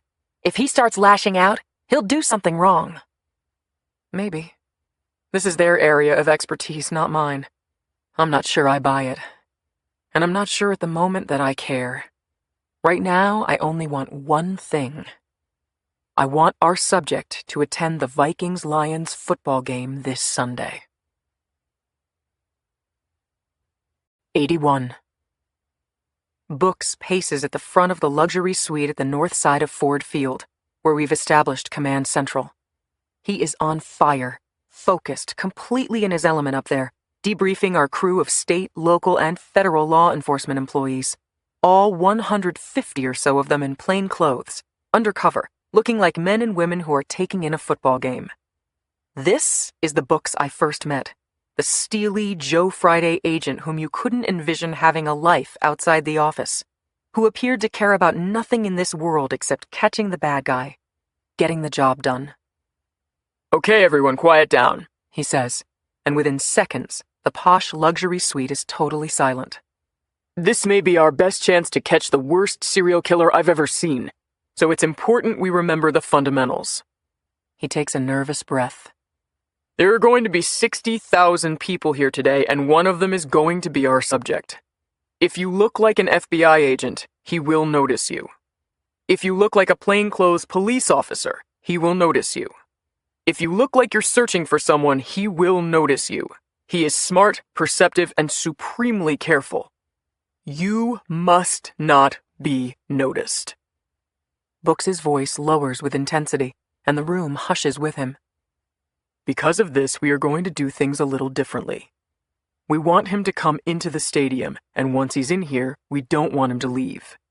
If we have to stop every white male in his 30s or 40s, maybe with a protruding gut, maybe not, maybe bald, maybe not, but if we have to stop every one of those men on the way out of the stadium, then we will. But you must first let him in. Your job here today is to identify potential suspects once they enter the stadium and phone them into us here at Command Central. Do not apprehend anyone until you hear from us. You will not wear earpieces, and you will not use radios. You will call the numbers issued to you on your cell phone, and you will look like you're asking your wife or husband why it's taking so long to get back from the bathroom. You will do your best to look like you're actually here to watch the Lions kick the shit out of the Vikings. Amen to that, whispers a young local officer wearing a bright blue Lions jersey. Urban decay may be devouring the city from the inside out, and we may be hunting the most brilliant serial killer in history. But football is football, I guess. The group up here in Command Central will be watching everything that walks, crawls, or flies within a half-mile of this stadium on our monitors. Lucky for us, when Ford Field hosted the Super Bowl in 2006, they installed an extensive wireless surveillance web to monitor crowd activity, entrances, exits, and the surrounding area. And God bless Detroit, it still works. You phone us with a location and a description and we'll zoom in on him. Then we'll make a decision about what to do next. We do not want to scare this guy off before we're ready to snatch him. Books hands the briefing over to the local sergeant in charge of issuing assignments and joins Sophie, Denny, and me along the side wall. Caterers arrive and begin setting up chafing trays on the counters along the wall next to us. I raise an eyebrow, and Books gives a humorless smirk. Well, we do have to look like any other luxury suite. We're on the north side, and all the suites on the south side will be able to see us if they try. We're just keeping up appearances. How nice that your appearances seem to include Italian beef, I whisper. I hear our names called out. Agent Bookman, Command Central. Sophie Talamus, Command Central. Denny Sasser, you're leading a team scalping tickets over at the Eastern Market. Emmy Dockery, Gate A. Gate A? I say to Books. You put me at Gate A? You know as well as I do that he won't use Gate A. With Comerica Park right across Brush Street to the west and the 36th District Court across Beacon Street to the southeast, there are enough cameras there to show us what the local ant population had for lunch. He'll choose one of the entrances on the north side, Gate B, C, D, E, or F. Those gates have better access to the parking lots and fewer tall buildings nearby where people could be watching. Books blinks his eyes patiently. Really? He whispers. Well then, he won't be likely to recognize you from your photo in the Tribune then while you're watching Gate A, will he? He has a point. I hate it when he has a point. When the assignments have been doled out, Books reasserts himself and looks over the crowd. Grown men and women are hopping in place, stretching out, shaking their limbs to release nervous energy. It is as if we are about to play a football game ourselves. Most people don't go to football games alone, he says, so he should stand out in that regard. But he's smart, so he'll probably try to walk in with a family or some group of people as if he fits in with them. He'll probably strike up some conversation with them so he looks like he belongs with them. But at some point, he'll break free from them. I can't write this out for you in a script, so all I can say to you is keep an eye out for what I'm talking about, without looking like you're keeping an eye out. Easy, right? Some muted laughter. This is classic Books, empathizing with their difficult task, trying to bring the team together. And then reminding them of the importance one last time. This man has scalped, scalded, and meticulously dissected 70 or more individuals in the last year. He has committed acts of torture that would make a Nazi war criminal blush. He butchered 6 women on Thursday night in Allen Park. On Friday, he executed a mother and 3 children before setting them on fire. He's the most prolific serial killer I've ever seen, and he's spiraling now. He's actually getting worse. Books looks around the room. This man is a monster. And today, we're going to bring him in, dead or alive. 82. Emmy, you're going to wear a hole in the ground if you keep pacing like that, Book says when I answer my phone. and you couldn't look any less like you're actually going to a football game. Just stand still and look bored, like you're waiting for your boyfriend to show up with your tickets. It's hard for me to pretend, I counter. I never had a boyfriend who took me to a football game. That's cold. You never showed the slightest interest in football. True enough. Any luck with the scalpers? I ask for the 100th time. We've assumed that our subject is a cash-only guy who wouldn't want to throw down a credit card for his ticket to the game, preferring to buy it outside the stadium before the game. We have some leads, He responds with annoying vagueness. Just worry about your assignment. Thanks for the great advice. He's right, of course. I'm nervous, and it probably shows. So is Books. Everyone's nervous, and coping the way cops and agents typically cope, with sarcasm and one-liners. The gates opened 2 hours before kickoff, and I've seen probably 15,000 paunchy white males wearing different shades of blue on their shirts, pants, faces, and other body parts. I haven't seen any loners, though. Every man seems to be walking into the stadium with at least one other person. I end the call. I check my watch and shake my head as if I'm annoyed, playing the part of the girlfriend waiting for her boyfriend. Why am I stuck down here while Sophie's upstairs at Command Central? I know the answer, of course. It turns out that Sophie has specialized experience in operating complex networks of surveillance technology, which is why she is up in the luxury suite and I'm enduring a modified pat-down by a woefully undertrained security guard on my way into the stadium. No courtesy wave-through for law enforcement here. We must keep up appearances. Though I can identify about 20 places on my body I could have hidden contraband unnoticed by stadium security.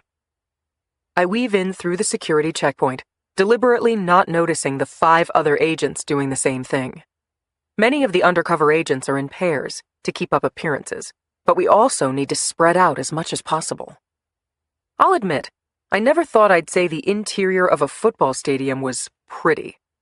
But this one is, at least where I'm entering. All glass and steel and brick, the atrium open, breezy, and flooded with natural light, more like a shopping mall than a stadium. It was built up around an old department store, and the architecture was preserved, including the old cobblestone street. I had gathered that the locals were all pretty proud of it, and I don't blame them. Plenty of balconies here, though, where our subject could be watching us file in. And not all of us good guys are entirely inconspicuous. I glare at a middle-aged man with close-cut hair standing in the entrance of the More Than a Roar Team Gear store, spending a lot more time looking over the crowd than admiring the toddler-sized jersey he is clutching. He might as well be wearing a sign that says, "I'm just pretending to shop. I'm really a cop." I make my way through the Adams Street concourse around to my seat. I'm stationed at the head of Section 112. The playing field was built well below street level, something about not wanting to build the stadium too high and obscure the skyline. As I enter past the long wrought iron gates separating the concourse from the field, I can see that the whole first seating section is downstairs rather than up. It is overwhelming. The noise, the sheer mass of humanity, everything. We're never going to find him here. There are too many, and we are too few. Get a grip, Emmy. I scout the section while walking slowly to my seat. I call books. Hi, honey, I say brightly. The stadium sure is full today. Boy, I wish you could be down here, but I'm so glad you're getting to see it on TV. Nice, Emmy. I hear Sophie say on the other end. What do you have? Section 111, row 9, seat 3 or 4. Section 113, row 26 in the middle. And row 30, seat 5 or maybe 6. And section 112, row 18 or 19, couldn't be sure, in the middle. All either bald or with their heads and faces obscured. I'll have a dozen more by the half, I'm sure. I sit down to at least pretend like I'm watching the game, and the Vikings return the kickoff for a touchdown. Hell of a start, Detroit. 83. When the fourth quarter begins, Detroit is losing 20-6. I could not possibly care less about the outcome of this event, where grown men dress up in colorful gladiator costumes and try to carry a leather ball across a demarcated line. But I do care about how close the score is. If it's what books calls a blowout, then the fans might start to leave, and we'll have to be ready for the exit of our subject a little earlier than planned. Does 20-6 constitute a blowout? I don't really know, but I do know from my chatty friends in Section 112 that this remains a 2-score game, and I had to nod as if I knew what that meant. I've done a lot of that while in my seat. I had to feign anger at a returned punt at the start of the second half, curse along with my seatmates at the incompetence of Detroit's special teams coordinator, nod agreeably when the Lions' defense finally woke up, and I had to invent pretense after pretense to call my mother, sister, brother, husband, boyfriend, aunt every time I saw a possibly bald man that might have a slightly slender nose and sloping shoulders. Books and his team must have looked closely at nearly every male in the stadium by now. One of the locals actually called in Denny Sasser as a suspect when he arrived at the stadium. I miss being a research analyst, I say to my brother over the phone, as I make my way yet again to the Adams Street concourse. I'm not cut out for surveillance. Copy that, says Sophie. Why don't you go check out the portable kiosks in the concourse? There are a few blind spots when they put up the umbrellas. Okay. The adrenaline courses through me as we near the end of the game. I just know he's here. I can feel it. I find myself strolling through the concourse, people watching, the way Marta and I used to do in the summers at the mall. The stadium is starting to empty a little, but Lions fans aren't quitters. They'll stay until the last gasp. More wisdom I picked up from Section 112. The game is still perfectly audible, because the stadium is open to the concourse on 2 corners. I can see our law enforcement team setting up checkpoints at the exits. We are preparing to screen the fans as they leave the stadium, our method of last resort. My gut writhes. There's not a chance he would let himself be caught in a crude net like that. He's too precise, too proud, too smart. I'm leaning against the wall of the escalators leading to the second floor, watching people walk past. My fingers and palms are beating a nervous rhythm on the metal surface, in time with the music echoing from the stadium. If there's one thing I can say about the game, it's that Detroit sure plays good music. The home of Motown is proud of its heritage. They have worked in homegrown heroes Kid Rock and Eminem, and as I move back down the atrium toward my seat, Aretha Franklin starts asking for her RESPECT. As I walk, I begin to sense an inexplicable oddness, or an absence, to my right. Maybe this is what the field agents mean by gut feeling. It makes me profoundly uneasy. The stadium is to my left, and the stair-step ceiling unique to the underside of a stadium makes the right side much taller. There is nothing unusual I can see immediately among the restaurants and stores, but I sense a void of movement in a place where everything and everyone else is moving. I stop and scan the small crowd. There's nobody that looks anything like our subject, but that feeling just isn't going away. It's growing. I'm starting to hear the echo of Aretha from the stadium as though it is much farther away, like I am suddenly enclosed in walls, muting the surrounding noise. Ooh, your kisses, ooh, sweeter than honey. My heart is beating like crazy, my palms wet and sticky. I can't explain it. I just somehow know. I spin around. And 20 yards away, standing motionless, a man is staring right at me. 84. Full head of hair, full beard, lion's cap on his head, horn-rimmed glasses, jacket collar pulled up high. A disguise. And even though I can't specifically make out his eyes, I know they are fixed on mine. I blink twice, startled and still disbelieving. The man is squared off and facing me. People pass between us, fans heading to or from bathrooms or concessions, but every time he comes back into my view, he is still motionless, still staring directly at me. It's him. A woman accidentally bumps his shoulder. His body gives with the jolt, but he never stops looking at me. It's him. He cocks his head slightly, like he's angling for a better look at me. In those few moments that pass, I am frozen, breathless, paralyzed. But I want him to see me. Here I am, I want to say to him. I found you. In those timeless beats of my heart, I hear Aretha Franklin crooning, the crowd noise cresting and falling, while we stare at each other. 2 seconds? 10? I don't know how long it takes before I remember why I've held the cell phone in my hand all along, so I wouldn't have to fumble in my pocket for it if the moment presented itself. The moment has presented itself. My heart pounding in my throat, I look down at my phone as my thumb poises over the speed dial button, instant access to Command Central. Instead, I look back at our subject, whose facial expression has changed from a poker face to some kind of sympathetic smirk. And now, in his hand, is a small black device of his own, probably his cell phone. But why would he need a cell phone, right? And then an explosion, a pop so deafening that I barely notice something ricocheting off my face, cutting me, a blast so jarring that I know I've cried out but I can't hear my own voice, and suddenly the floor has risen up to smack me in the cheek. In my temporary stupor, nothing makes sense. Not the sticky floor, or the sight of my own blood, not the strobe light effect of the sirens flashing. And even though I cannot hear a thing, I sense it. I feel it while I lie on the floor. The sudden change in the vibration of the stadium, which is now a constant thumping, a stampede. I lift my head in the direction of the subject, the man I've hunted for more than a year, but instead I see a silent horror movie. No sound, but the agonizing images of a mad rush of bodies, panicking, fighting through the narrow aisle and once freed from the logjam, bursting toward the exit.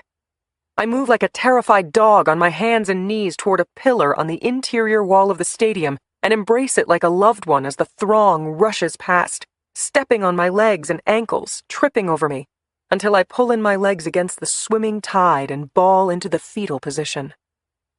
I hold on for dear life to the pillar as people push and trip and climb over one another in a desperate attempt to escape. I lift my head upward to compete for oxygen with the stampede, gasping for air and struggling with my failing limbs to keep hold of my anchor. If I let go of this, I know I'll be crushed. My head ringing viciously, my oxygen short, I struggle to fight the rising nausea and my rising dread. How many will die here today? I don't know. I can't think about that now, because I'll be among the dead if I lose my grip on this pillar. He did it again, I think. Our subject once again has escaped. He has buried himself within the crush of 60,000 people racing for the exits, soon flooding the streets outside Ford Field, after this unidentified explosion that has blown out my eardrum. He outsmarted us, once more. He was ready for us. Of course he was. He's been ready for us all along. Every time we think we're close, we realize that he's anticipated our move and countered it. He's never going to stop, and we're never going to catch him. 85. Sit still, says the paramedic. I'm fine. It was just a scratch. You have a concussion and you need stitches on your cheek. The sun has fallen, and darkness begins to color the sky. It's been 4 hours since the explosions. The paramedics long ago took the most seriously injured to trauma units. There are very few civilians still around in the parking lot outside Ford Field, which is now filled with vehicles from Homeland Security, the FBI, and state troopers, as well as media trucks and newscopters flying overhead. An explosion in the middle of an NFL football game isn't going to go unnoticed for long. Apparently there were 8 explosions in all, each occurring within seconds of the other, at various points on the south end of the stadium. They weren't bombs per se, I'm told, but rather very powerful fireworks, placed strategically in overflowing garbage cans at locations where the acoustics would maximize the sound of their blasts within both the concourse and the stadium, including Gate A where I was stationed. The fans at Ford Field didn't wait for an explanation when they heard the blasts. They didn't explore the distinction between a massive pyrotechnic and a terrorist's bomb. When the explosions went off, one after another, it was a frenzied race to the exits that nobody, not even the FBI, could stop. And even if our agents had been able to hold up the throng, protocol wouldn't allow it. Evacuation procedures required that all doors be flung wide open to allow people to, well, evacuate. We literally had to let everyone leave. For all anyone knew in those critical first minutes, it was a terrorist attack. Books and the team did everything they could to contain the pandemonium, but it was too much. People were jumping into their cars and speeding away before we even knew which way was up. Books walks over to me and puts a hand on my shoulder. You're lucky your eardrum wasn't blown out, he says, which was what I thought had happened initially. You were right next to one of the garbage cans where the M80s detonated. I gingerly touch the gauze on my cheek. The M what? They were M80s, he says. They were originally military explosives. They were outlawed for consumer purchase in the 60s, but people still buy them illegally. Hell, I think I used to set them off when I was a kid. Loud as hell. Like 40 or 50 times as strong as the fireworks you can purchase legally. I jump off the back of the ambulance and take a moment to steady myself. How did he get explosives into the stadium? I ask. Oh, it's easy, Em. Books makes a 1-inch space between his thumb and index finger. They're each about this big, and they don't contain metal. And the detonator? He must have used a remote detonator. Could buy it at any fireworks store. Great.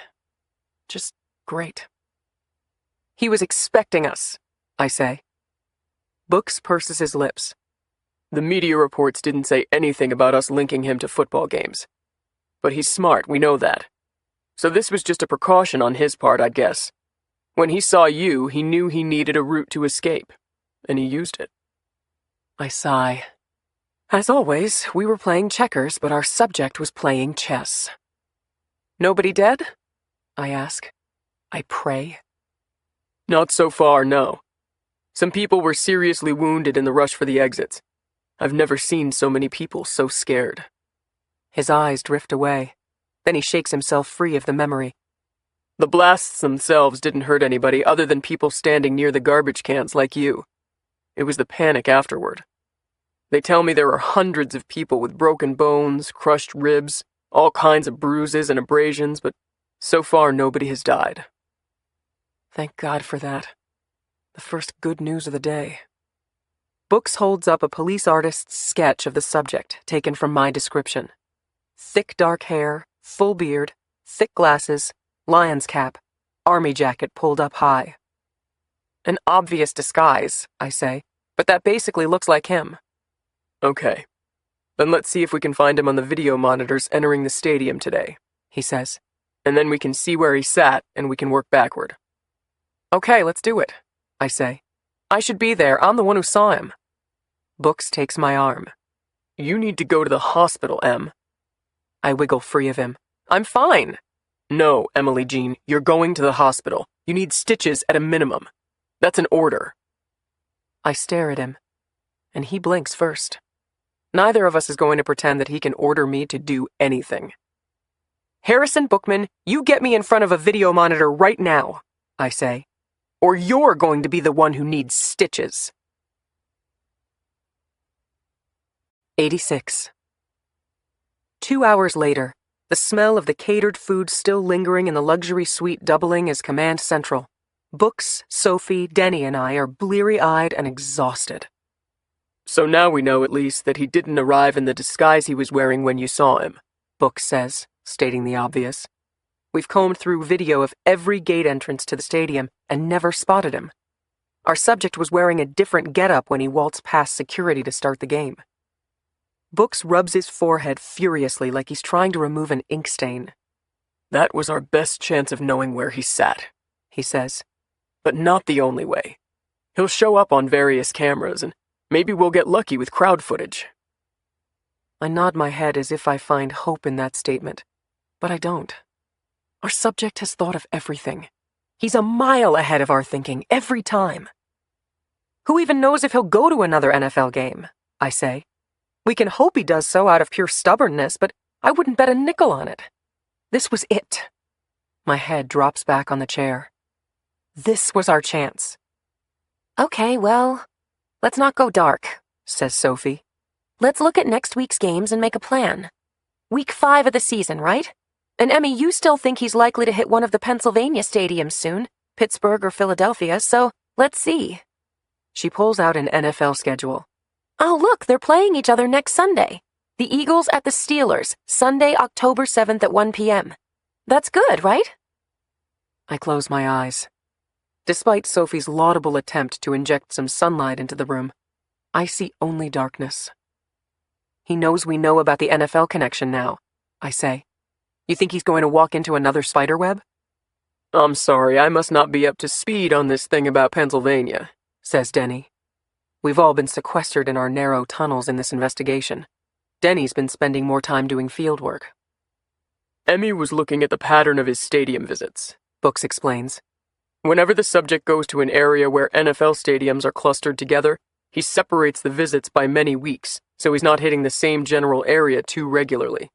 So, like in Florida, he spreads out his Jacksonville, Miami, and Tampa Bay visits. And he hasn't gone to Pennsylvania yet, Denny gathers. Okay. And there's just a few weeks left in his stadium tour, so if he's going to hit Pennsylvania twice, he'd better start now. I see. I'm glad he sees. My life is so much better now. I have a concussion, so I can be rude as long as I keep it to myself. Might an old, retired agent like me raise a suggestion? Denny says. Shoot, says Books. Might we consider the possibility that he isn't going to visit Pennsylvania? Why wouldn't he? I ask. Well, isn't the answer obvious? Not to me it isn't, I say, growing impatient. The concussion again. Maybe he lives in Pennsylvania, says Denny.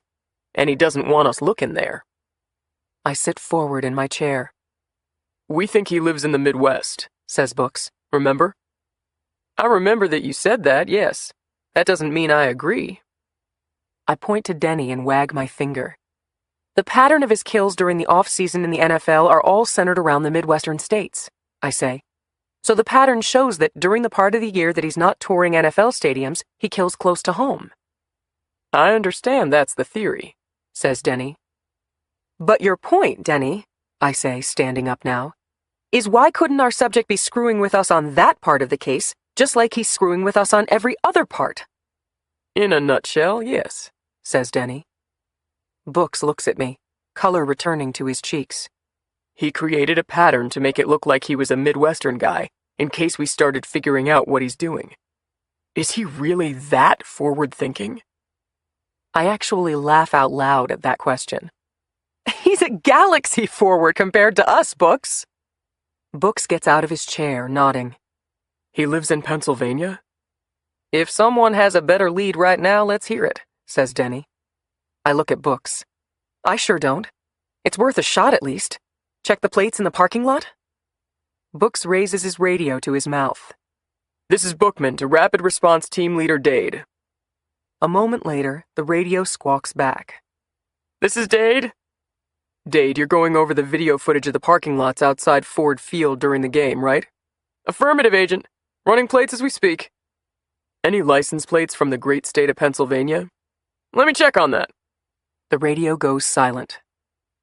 The Commonwealth of Pennsylvania, I say, allowing some giddiness with my hope. What's that? It's the Commonwealth of Pennsylvania.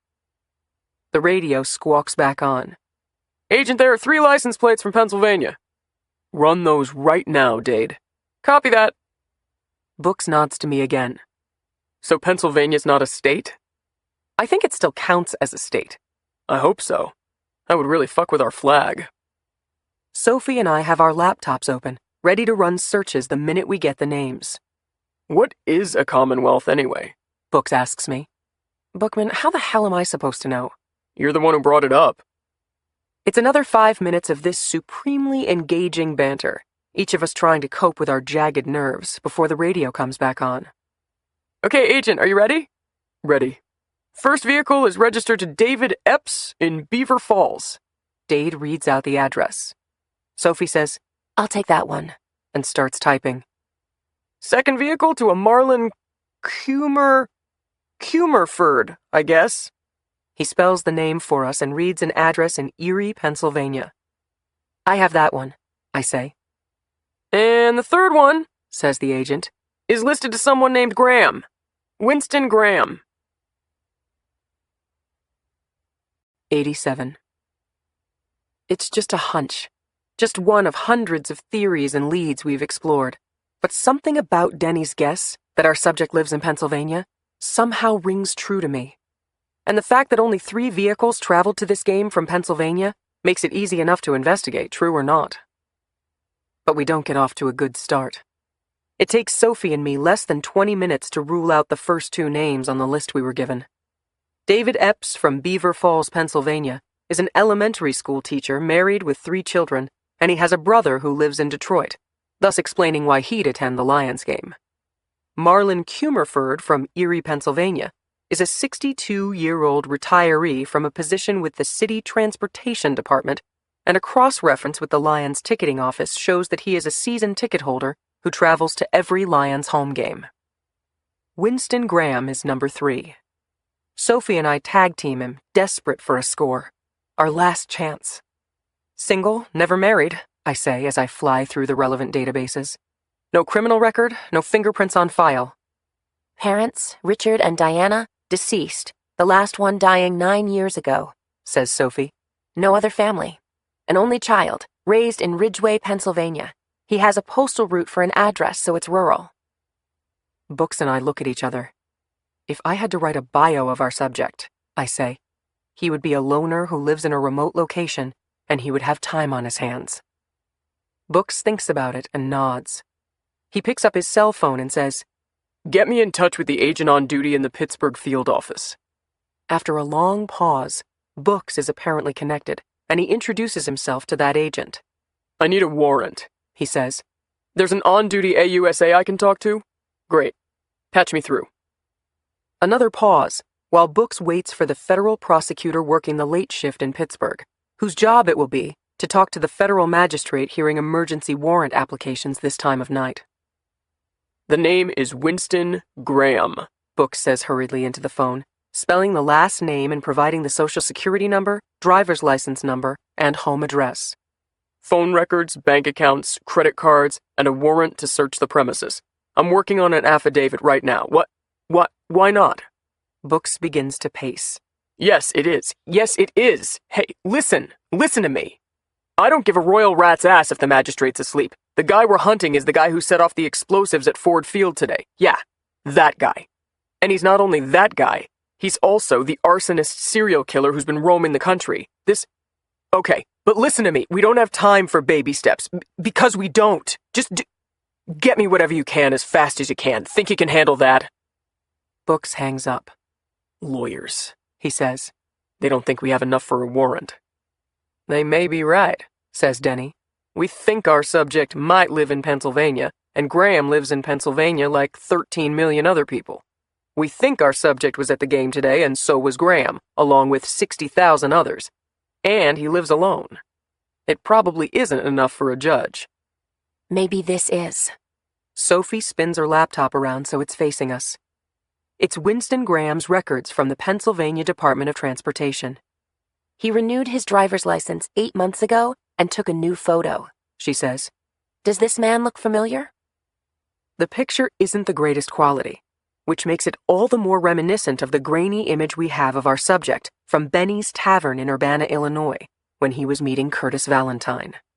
But unlike that image, which showed little of the curve of his face and only a long, slender nose while he kept eyes downward and his face away from the camera, the photograph he took for his renewed driver's license is full frontal. He is squinting for the photograph, his eyes beady and lidded, looking like someone who wears eyeglasses and was told to remove them, and is none too happy about it. Unlike in the video from the bar, where he might have been completely bald, here Winston Graham has some semblance of wispy brown hair above each ear, but is otherwise bald. His jowls mask his chin, a function of age and weight. He looks a bit older than his 40 years, but to me, there's no question. It's him, I say, feeling a surge of adrenaline, a sense of momentum that hours ago would have been unfathomable. Shit, that's him, says Books. That's our subject. When do we leave? I ask. Everyone go back to the hotel and get your stuff, says Books. We leave as soon as possible. 88. I'm in the final stages of packing up, toiletries dumped into a bag, listening to CNN on my television with its breaking news coverage of the explosions at the game today and the hunt for the Ford Field bomber. The repetition is endless. They can't come off the story, but they have nothing fresh to report other than the occasional new anecdotal testimony from a fan at the game who discusses the loud blasts and the mad rush for the exits. It was like the 4th of July, says one man. I thought I was dead, says another. It sounded like it was coming from all directions at once, another claims. We see diagrams of Ford Field and arrows and red glowing dots showing the points of explosion on the south end. He chose the ideal spot for the acoustics in the concourse, says a city official, to maximize the sounds of the blasts and the resulting panic. Authorities have ruled out Islamic terrorism, we are told. The suspect is a white male in his 30s or 40s, they say. An intense manhunt is underway, viewers are assured, involving local, state, and federal authorities. 3 people have now been pronounced dead, all injuries sustained in the mad melee that ensued as fans swarmed for the exits. I jump at the knock on my hotel room door. Under the circumstances, a cat's meow could make me jump. It's Books. I let him in and go back to my belongings. I thought we were meeting in the lobby, I say. Yeah, we were. I just thought I'd come up. Okay. Change of plans? No change. But the pilot won't be at the plane for another hour, so we have a few minutes. Okay. I wonder what he wants with these few minutes. When I look back at him, Books is turned away from me completely, addressing a smudge on the cheap chest of drawers in the room. He raises a hand tentatively, then makes it a fist. When I heard that first, he begins, then clears his throat aggressively. I pause. He doesn't go on, so I do it for him. When you heard that first blast coming from the south end zone, I say quietly, stepping closer to him but giving him his space. I thought you were dead. But I'm not, Books. I'm fine. We get past it and move on, right? Isn't that what you always say? He nods his head. Books and his emotions have always gotten along like oil and water. Okay, I say. So let's just focus. I kept calling your cell phone and you didn't answer. I don't say anything. The room suddenly feels very warm. You know, when this case started, I didn't really think your theory was going anywhere, he says.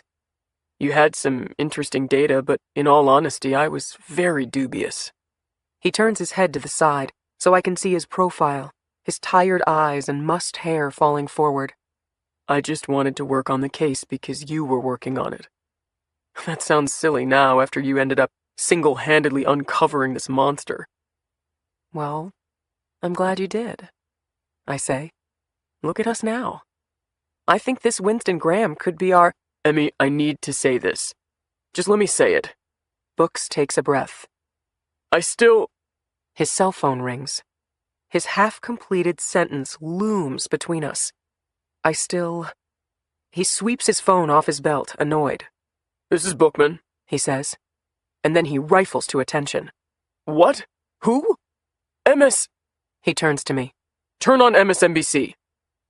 I grab the remote and flip around, unsure of where to find that cable news channel, but it's only a few clicks away, it turns out.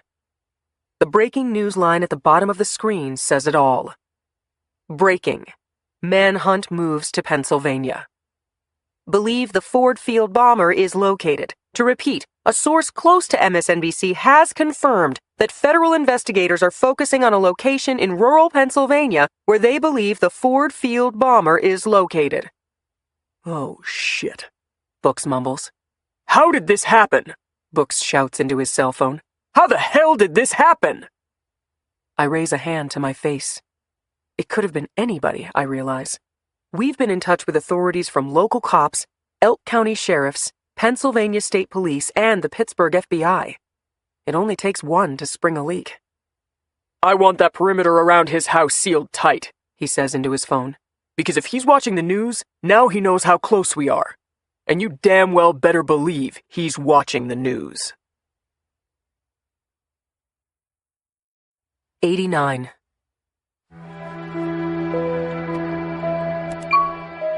Graham session, recording number 21, September 30th, 2012.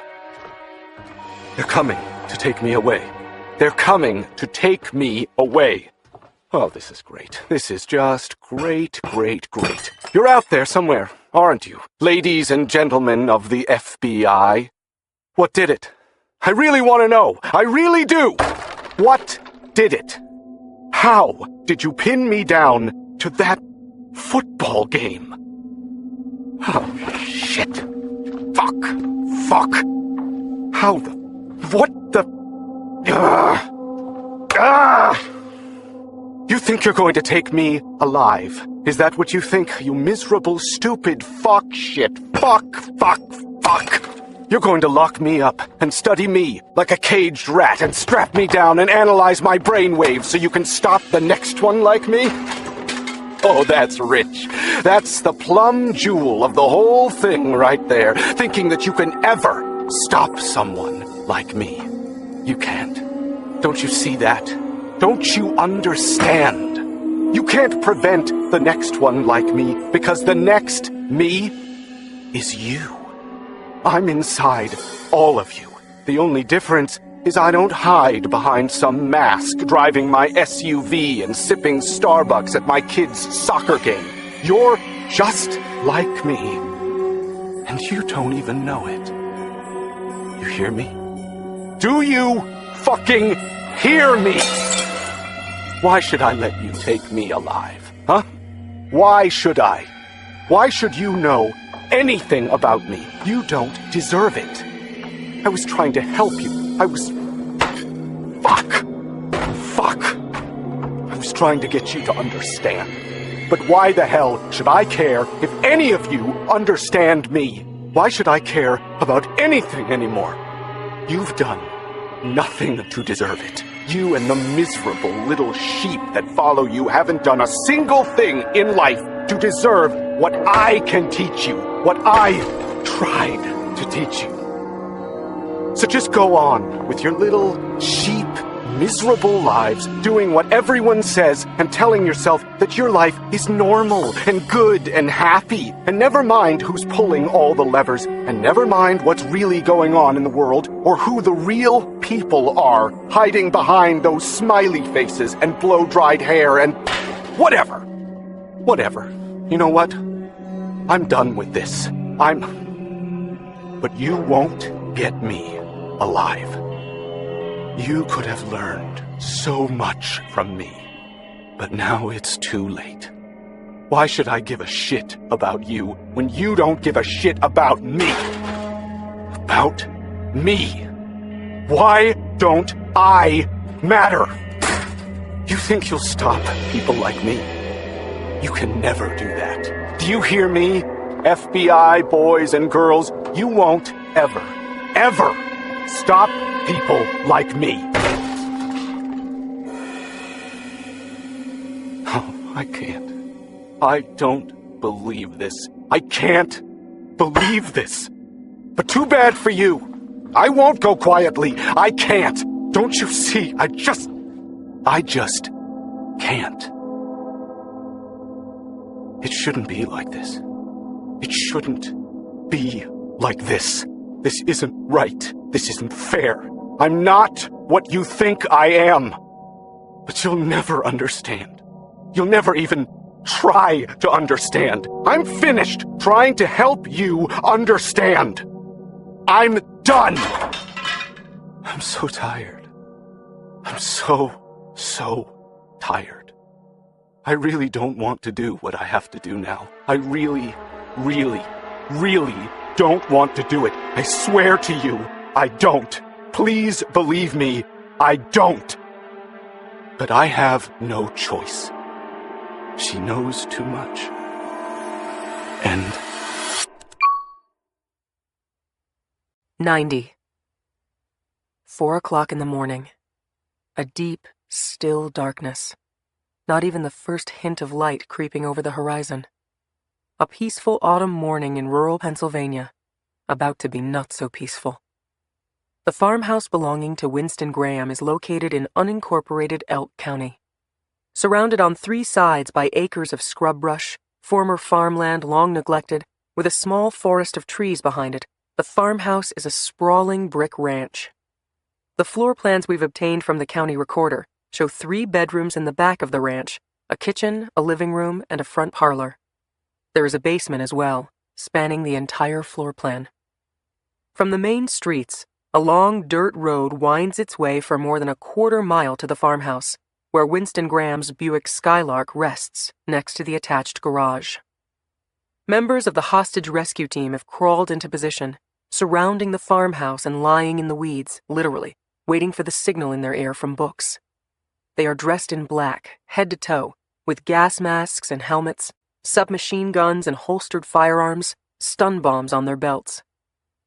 From our perch a quarter mile away on a small hill, I raise the infrared binoculars to my eyes again. There is no movement at the farmhouse. No light inside or outside the house. For all we can tell, the ranch has been abandoned. Thank you, Your Honor, says Books into his cell phone. He lets out a breath of relief. We got our warrant. Books has been on the phone for half an hour with a federal magistrate judge in Pittsburgh, explaining the basis for his probable cause to search the residence of Winston Graham. The last thing we needed after all this work was to have some judge rule the search invalid and leave us with nothing. Books raises his radio to his mouth. Team leader, this is Bookman. Do you copy? Copy, Bookman. The reply through Books' radio breaks the stillness of the night air. Team leader, we are now in status yellow. Copy that. Are you in position, team leader? The team leader on the HRT does a quick check with his people around the perimeter before coming back to us. We are in position, locked, and loaded. Books looks around at the other agents and me. We are in a small convoy of vehicles out of sight of the farmhouse. The Elk County Sheriff's Office, Pennsylvania State Troopers, the local fire department, the bomb squad, and federal officials from the FBI as well as the Bureau of Alcohol, Tobacco, Firearms, and Explosives.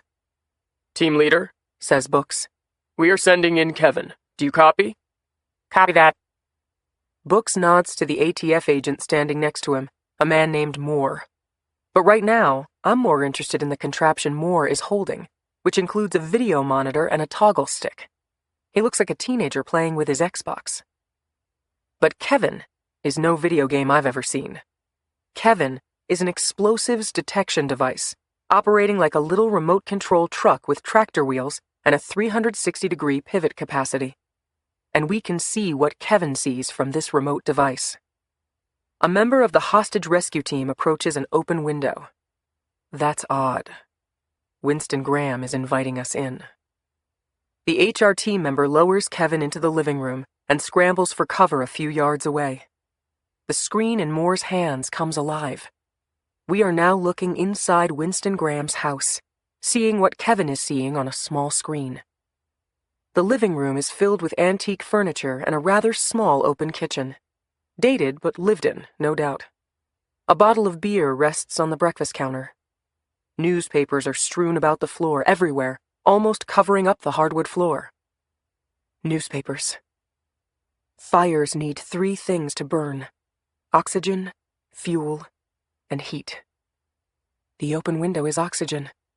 The newspapers are fuel. The light on Moore's remote device begins to blink red, a mini siren. Kevin is telling us something. He's telling us that he detects a heat source. "It's gonna blow," I say. Team leader, retreat. Books calls into his radio. Retreat, team! And then the explosion, a muted blast that interrupts the dark night with a flash of bright orange, cascading across the living room, engulfing the room with the snap of a finger, like one fiery dragon's breath. Fire team, go! Go! Books shouts to his right. The fire truck blasts into action, followed by SWAT officers in fire coats and the bomb squad, tires squealing on the paved road. "He doesn't want to be taken alive," says Denny Sasser. I throw on my thick coat and helmet and carry my gas mask in my hand. "All agents!" Books cries out as he starts running toward the inferno. "You keep that perimeter secured! Every inch of that perimeter secured! This could be a diversion!"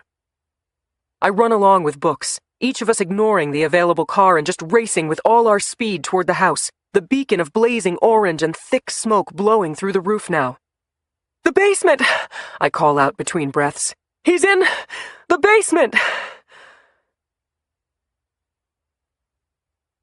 91.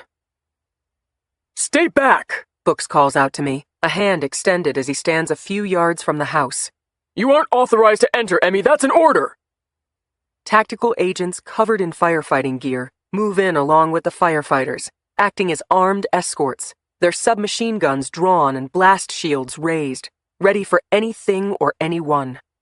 Moments later, high-powered hoses do their work on the flames, blowing out the windows in the process, inky black smoke snorting out of every orifice of the ranch. I keep my distance behind a bulletproof shield, awaiting another blast or gunfire or something else, something unexpected, for Mr. Winston Graham has become the expert of the unexpected. Before long, any semblance of fiery orange radiating from the house has disappeared, leaving a drenched, drooping structure still coughing polluted smoke. The fire was precisely planned and well executed, but the fire department was, after all, only a quarter-mile away when it started. "Clear!" a voice yells into my earpiece. "Main floor is clear!" Clear of human beings, they mean, dead or alive, and clear of threats. The basement. The fire didn't reach the basement, I'd bet. "Stay here," Book says to me through his gas mask, turning to me. I take a step back in compliance. He disappears into the black smoke engulfing the house, no longer burning but radiating a heat so fierce I can feel it through my shield and helmet. Remember your place, I tell myself. Not your place to run in there. You could do more harm than good. You could fall through the floor, and they'd end up spending valuable time saving you. Not your place.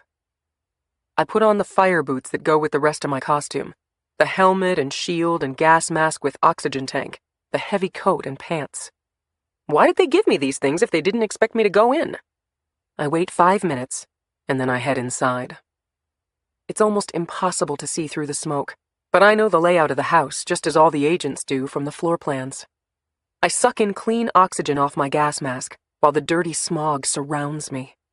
I focus on the floor, partially scalded from the fire, charred bits of newspaper scattered everywhere and floating through the air like remnants of a ticker tape parade.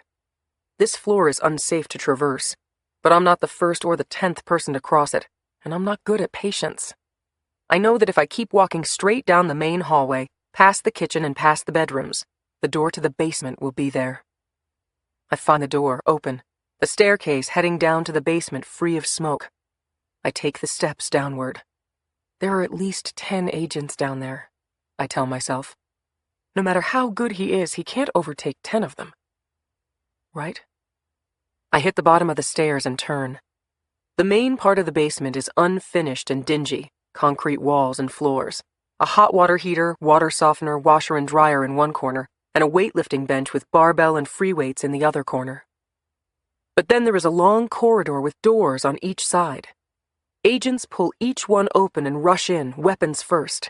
Shouts of FBI and ATF and federal agents echo back to me. I remove my gas mask and follow down the corridor as agents clear one room after another. All clear, shouts one of the agents to Books, who nods and looks around in vain. When he sees me, he lacks the energy to complain. He just shrugs. The entire house, first floor and basement, have been cleared. Where are you, Winston Graham? I walk back into the main area of the basement, the appliances and the workout area. And then I notice the cabinet in the corner, a gray metal structure almost as tall as me, with twin doors and a padlock that is unlocked and hanging over one of the handles. For a man as precise as Winston Graham, that's practically an invitation. Here, I say. Look in here. Get back, damn it, Books says, taking my arm and yanking me backward. He gestures with a hurried finger to the cabinet. Agents approach the cabinet on each side. One slips off the padlock.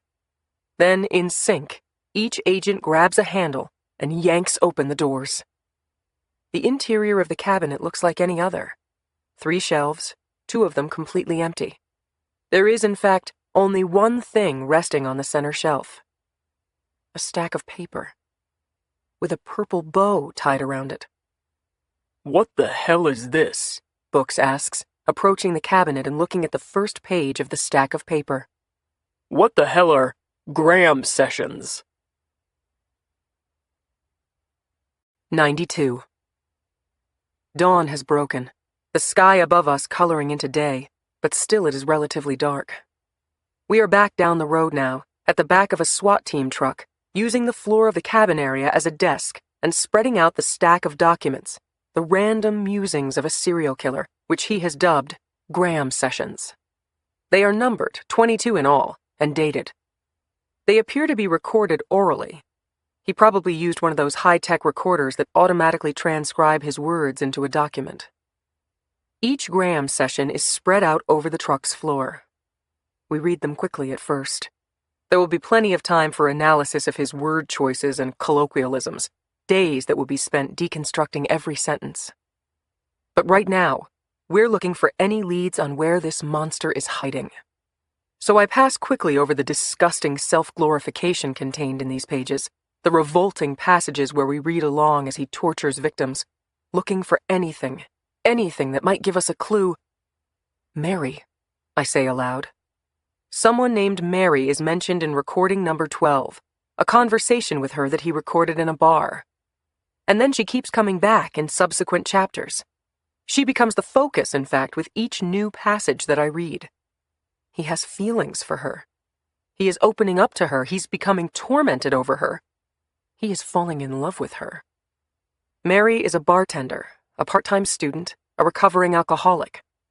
But what is her last name? Where does she live? Are we going to have to search all of Pennsylvania for a woman named Mary? Then we see him melting down as he realizes we're closing in on him. The self-gratification still pops up in spurts, but he's getting nervous. He's losing confidence while trying to convince himself, and us, that he isn't. What will he do about Mary? We have to find her, I mumble. Books raises a radio to his mouth. How are we with the cadaver dogs? They're here, a voice pops back. We're starting with his property and then we'll move to the wooded area behind the ranch. We have agents combing the woods right now. Let's keep reading, Books says to me. There's gotta be some clue about her in there. But I'm almost done, and there isn't much yet. In recording number 21, dated yesterday, Sunday, after he eluded us at Ford Field, Graham is coming unglued. Good. Fine. But it's his last words on that day that chill me to the bone. She knows too much. He's going to kill her, I say. And then I get to the final recording, dated today, October 1st. 93.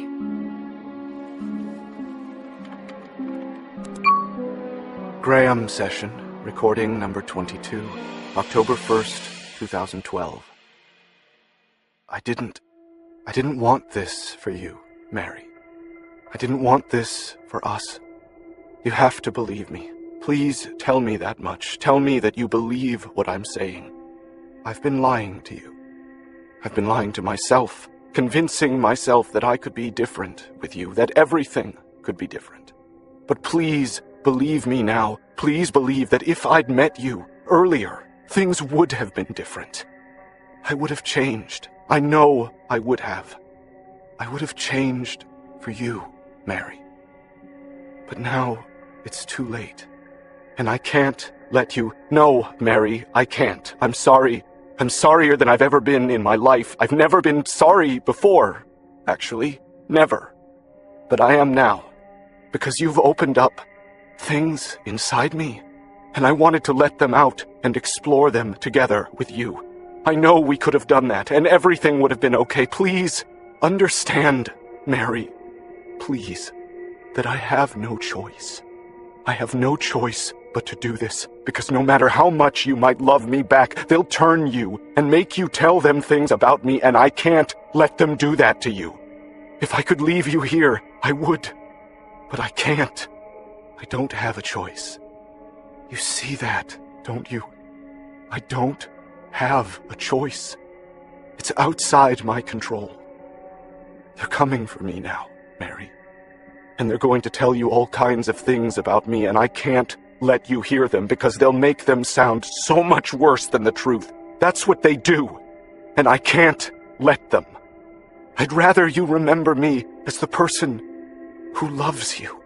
Because I do love you, Mary. I swear to you that I do love you, and I'm capable of love because of you. You won't love me if you hear what they say. You won't love me if you know the truth. You never would have, I guess.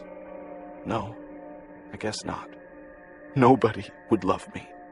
How could they? How could anyone? Now, hush, Mary. Hush now. You're my special Mary, my dear, dear Mary Laney, and I'll always love you and always remember you, and that will have to be enough. Please understand, my sweet Mary, please understand that I'm doing this out of love, and I wish it could be different. I wish it could be different. Oh, why can't it be different? Why can't they just leave me alone and give us a chance to be different and be better? There's nothing left for us now, and I can't let them hurt you or turn you against me. I won't let them destroy what we had. I won't. Now sleep, my dear, sweet princess. Sleep and carry me with you in your heart, and I'll always carry you in mine. I promise you that one day soon we'll meet again. End. 94.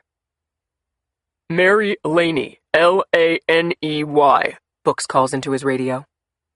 I'm sitting on the floor of the SWAT team truck with my laptop open, scrolling the motor vehicle registrations in Pennsylvania, the property tax records. There are 4 Mary Laneys in the greater Pittsburgh area, I say. Assuming it's Pittsburgh. It has to be close, I say. Whatever he did to her, he came back here and included the transcript in his stack of papers before he vanished.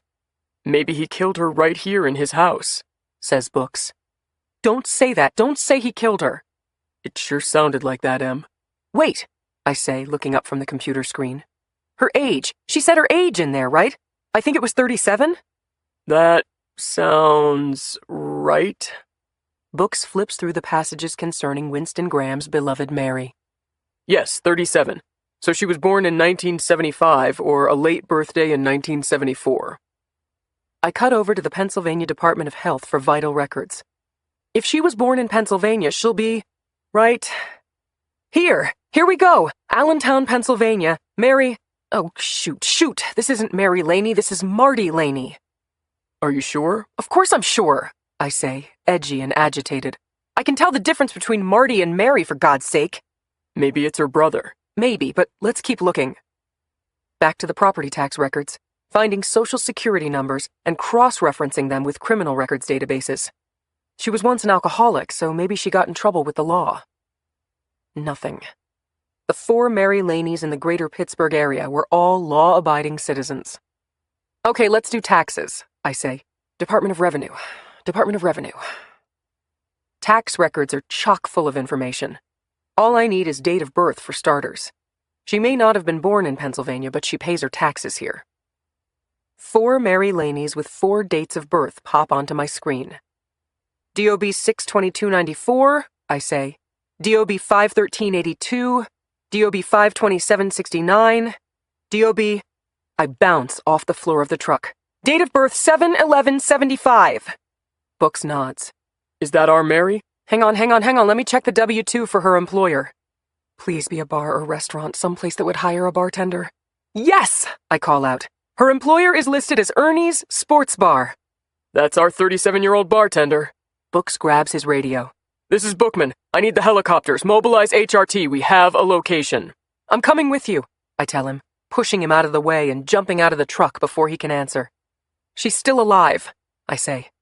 She has to be. 95. State Route 85 in Kittanning, Pennsylvania, has been shut down for a half-mile in each direction of the home belonging to Mary Laney. There is a vacant lot across the street from the house, giving the helicopters a safe and convenient landing pad. State troopers have already surrounded the house. Fire trucks idle less than 100 yards away. The hostage rescue team members spill out of one of the other helicopters and briefly huddle. This is, on its face, a rescue mission, but we can't take any chances with Winston Graham.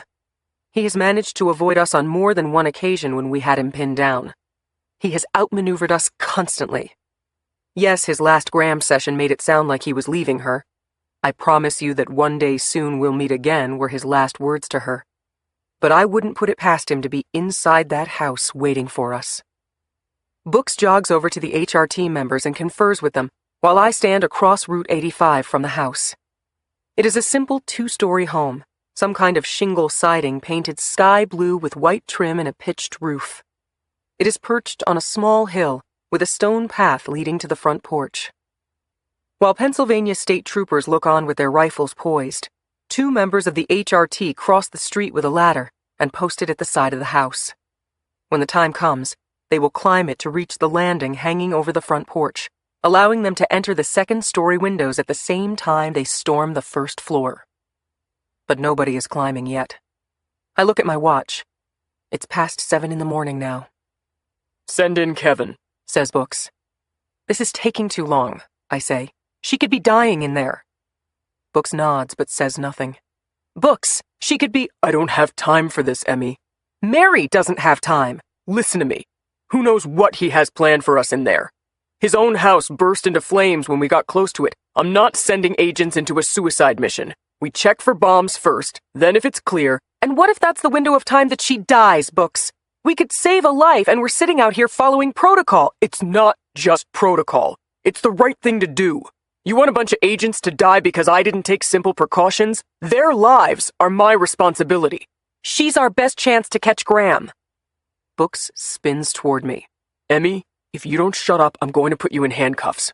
I'm not sending in men with absolutely no idea what's inside waiting for us. Not after all the surprises he's had for us so far. Would you want to be the first person to go through that door? He turns and walks away from me, speaking into the radio. She's in there, dying, calling out for help, praying for a miracle that someone will find her and rescue her. You prayed for that too, didn't you, Marta? You prayed that someone would save you, but nobody came. I didn't come. I wasn't there for you. I race across Route 85 toward the house. Emmy, what are you doing? Stop! Emmy, stop! I run up the path of stones leading to the house. All agents stand your ground, says Books through my earpiece. Emmy, this is a direct order. Do not enter that house.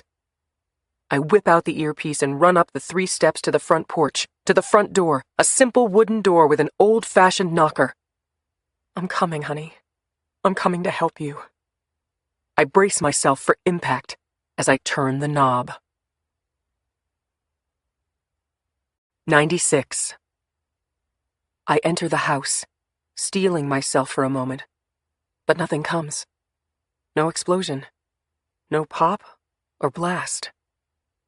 My eyes immediately move to the floor, a hardwood foyer in a hallway, and blood smears leading down the hallway, disappearing around the corner. "Mary Laney!" I call out as I follow the path of blood, keeping to one side of the hallway to avoid stepping in the blood and contaminating the scene. "FBI!" I reach the end of the hallway by a small half-bathroom. The blood trail leads into a family room with old shag carpeting and dated furniture. The trail ends at a door. The basement. I open the door. "Mary Laney!" I call into the dark basement. I reach along the wall and find a light switch. I flick it on, but nothing happens. Nothing but consuming darkness beneath me. I pull out my iPhone and use my flashlight app and aim downward, a thin beam of light showing me the way. There are a dozen wooden stairs and a staircase railing. At the bottom, there is nothing but a landing that I can see. "Mary Laney!" I call out. I take the stairs down as quickly as I can, knowing that they could be booby-trapped or set up to undermine my footing or trip me, but having no other choice. "I'm coming, Marta. I'm here and I'm going to help you. Just give me that chance. Just hang on. Please don't die. Please come back to me." I sweep my small scope of light back and forth, listening for any sounds. "Mary!" I say again, my voice trembling now as I reach the last step, then the basement floor. Then I hear a cough, a single soft echo somewhere to my right. I spin and shine the light haphazardly, my pulse racing. Nothing. I don't see anything but a closet and I jump as the beam of light lowers toward the floor. A figure. An immobile figure, someone lying prone on the floor. A woman, I think, from the long hair spilling out onto the basement floor. But where are the eyes and nose and... "Oh God," I mumble, moving closer, training the small beam of yellow light on her. Her face is bloodied and purple, her eyes swollen shut, her nose askew, her mouth a pulpy mash. I bend down beside her. Her body is rising and falling, wet, raspy breaths. I touch her shoulder and she recoils. I run the flashlight over her body, her bloody white shirt and blue jeans. The blood looks like spatter to my untrained eye. It doesn't look like she was stabbed or shot, beaten terribly about the face, but not the body. "Mary, I'm with the FBI. You're safe now, sweetie." Above me, the sounds of thunderous footfalls as the cavalry arrives, the FBI sending its team in. Mary's head moves ever so slightly, some sign of acknowledgement. "Do you know where he is, Mary?" I ask. "That's okay," I say when she doesn't respond. I rub her arm gently. "We're going to get you help." Footsteps pounding down the basement stairs now, larger beams of light from the mag lights the agents use. "We need a medic!" I call back. I begin to rise, to show myself to the agents, when Mary's hand reaches out and takes mine. I put both of my hands in hers and lower my head close to her face. "Don't leave me," she whispers. "I won't, honey. I promise," I say, my voice choking, my eyes filling with tears. "I'm right here. I won't ever let anybody hurt you again." Mary begins to tremble furiously, a high-pitched whine escaping her throat. I put one arm over her back and my hand under her cheek, cradling her while HRT agents storm the basement with beams of light and an army's worth of firepower. "It's going to be okay," I say with a conviction I do not feel. "He can't hurt you anymore." 97. I open my eyes with a start, the noisy explosion vaporizing the moment I'm awake. The dreams have been like that lately, less about the consuming flames and more about the powerful explosion that creates them. I squint in the powerful lighting. I don't know why hospitals do that with the overhead lights. When Mary Laney opens her eyes, she'll barely be able to see. And she will open her eyes, or so the doctors say. The bandages covering her bruised face and the IV drips snaked into her arm show a damaged woman, but the doctors say there's normal brain activity, which is reassuring, I guess, though anytime someone has to look at your brain waves, it can't be a good thing. Mary has a concussion and shattered nose. Her teeth are fine, and she doesn't appear to have suffered any other facial fractures, just deep purple bruising that leaves her with slits for eyes, a swollen mouth, and cheeks. I watch the rise and fall of her chest, listen for the soft sounds of her breathing. When she awakens, we will pump her for information. We tried already after we found her, but all she could speak was incoherent babble. She was in shock, the doctors said, traumatized. They treated her bruises and did a few tests, and then ordered at least 2 hours' sleep before we could talk to her again. Meanwhile, agents are scouring Graham's house. They found tires in the back of the house that he'd been burning, and gas canisters and gas masks. That's how he forced smoke into the victim's lungs to mimic the fire's smoke. They found all sorts of surgical instruments for the torture he inflicted, and medical treatises about surgery. A search of his internet activity shows that he frequented torture porn sites and sought additional medical information.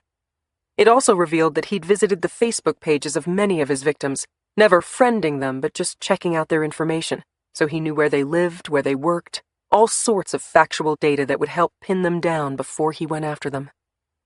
And it's clear that he learned how to set his fires from the internet, a site that explained precisely how to rig a time-delayed explosion. He used tape to dangle a balloon down from the ceiling until it was suspended over a lit candle. The balloon was full of gasoline.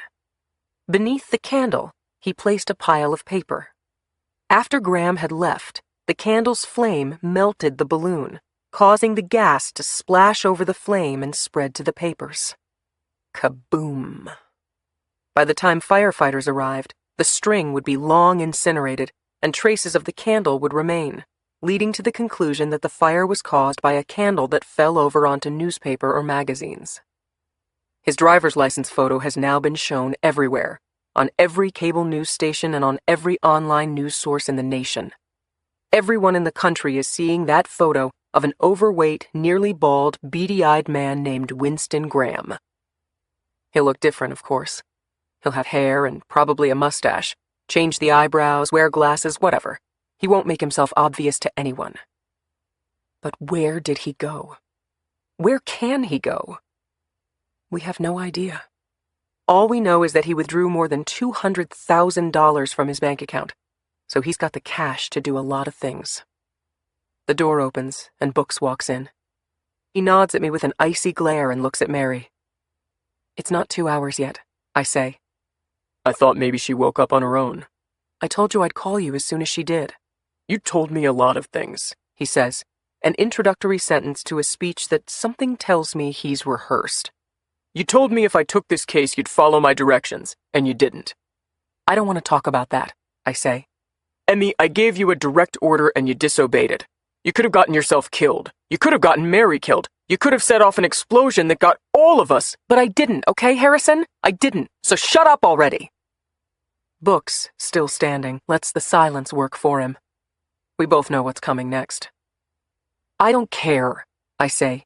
Kick me off the case. Fire me. Whatever. I'm not going to stop looking for him.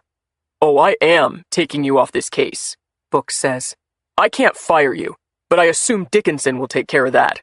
He's already asked for a full report about your actions. There were only about 200 sworn law enforcement officers as witnesses, and I'm not going to stand in his way. You deserve to be fired.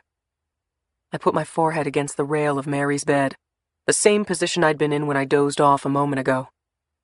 So? Books says. So what? So you're off this case. I heard you the first time. So you have to leave. I look up at him. I'm not leaving. I promised her I wouldn't leave her. Books gives me that look he always gives me when I'm being stubborn. You held her hand all the way into the ambulance and to the hospital. You held her hand when the doctors were treating her, which I still can't believe they let you do. But then trying to talk you out of something is like trying to reason with a brick wall. When she wakes up, she's going to see me standing here, Books. I'm not leaving. Get used to it. Get used to it. Get used to it. Same old Emmy, doing whatever you want, whenever you want, however you want. Books's eyebrows start their familiar twitch. His neck glows crimson.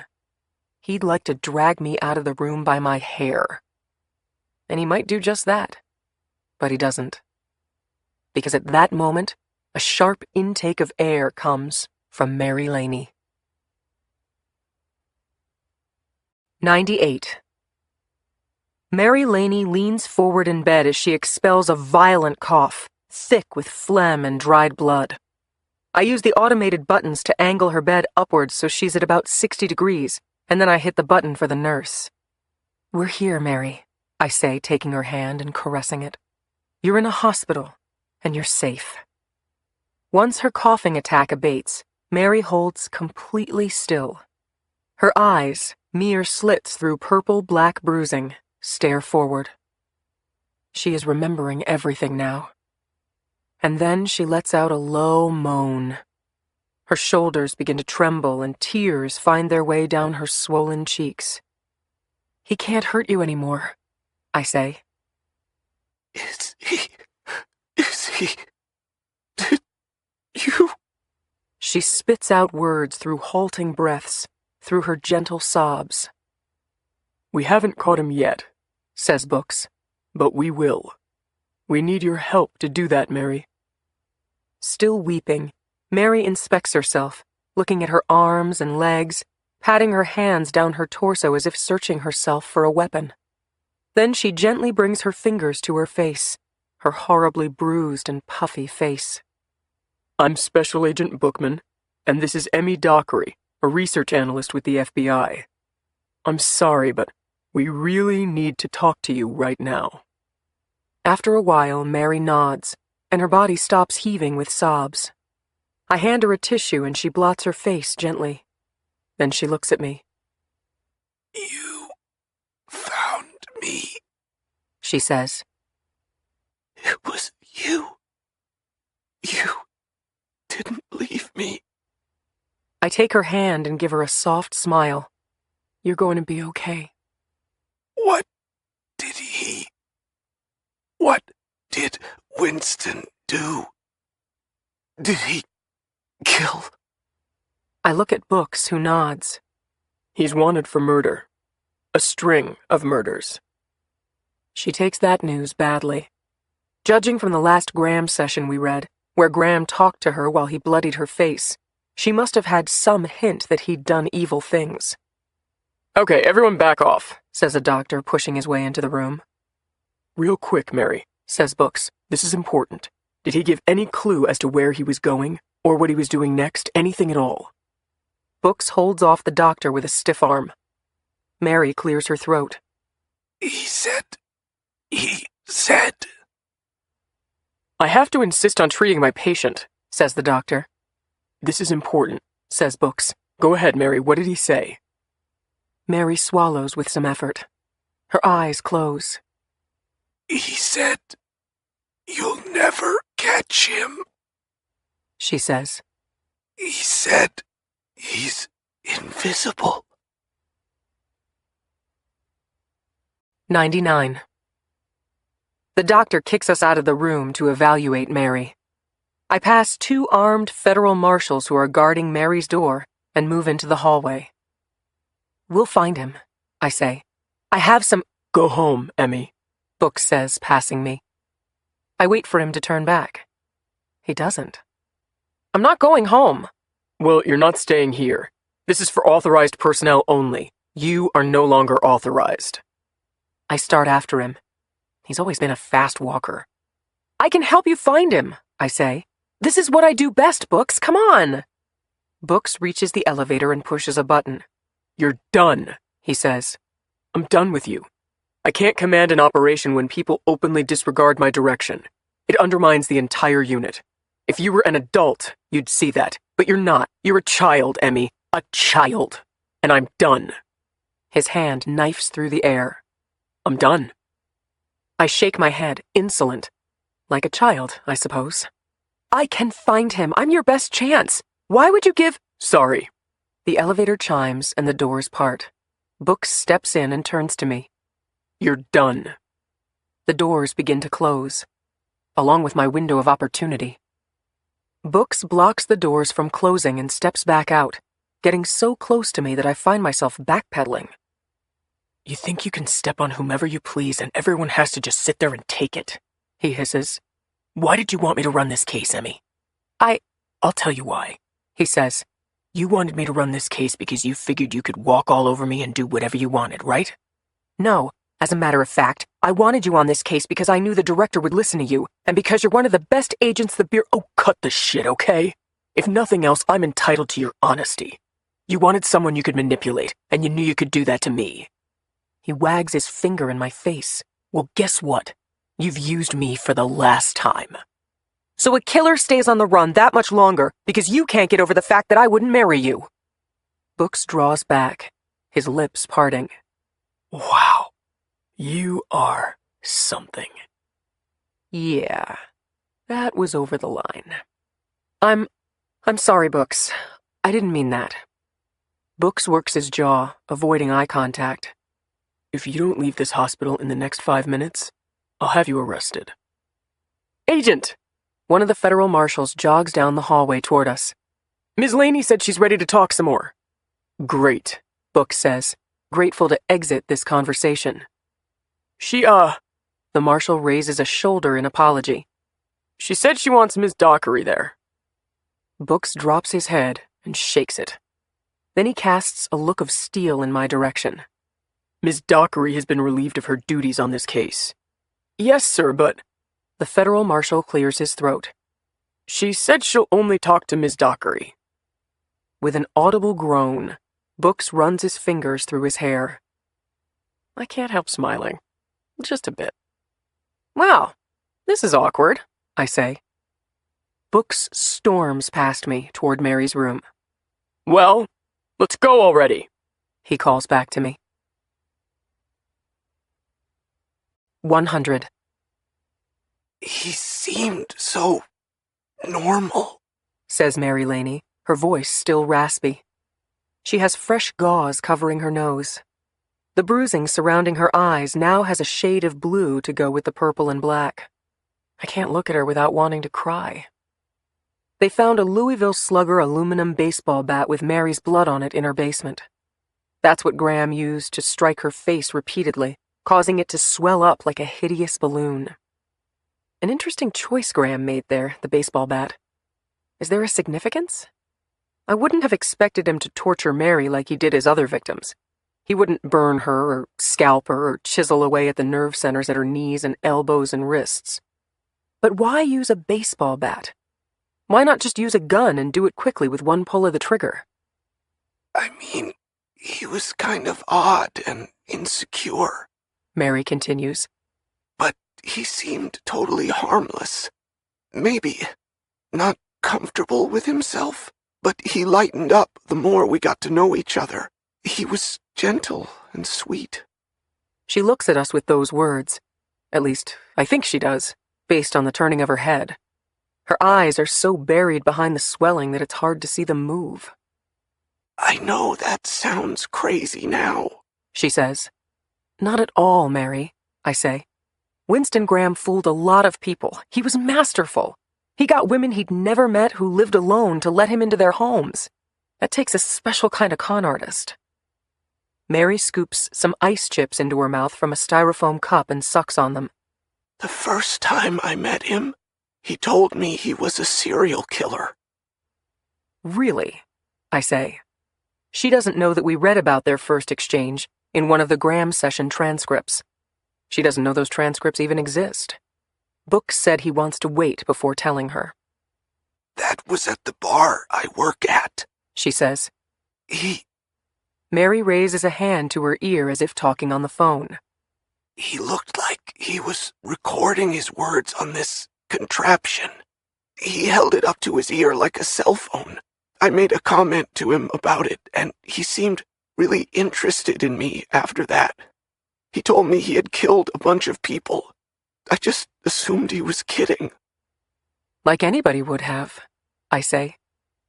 Mary takes us through her several dates with Graham. Dates that we already know about, but we play dumb.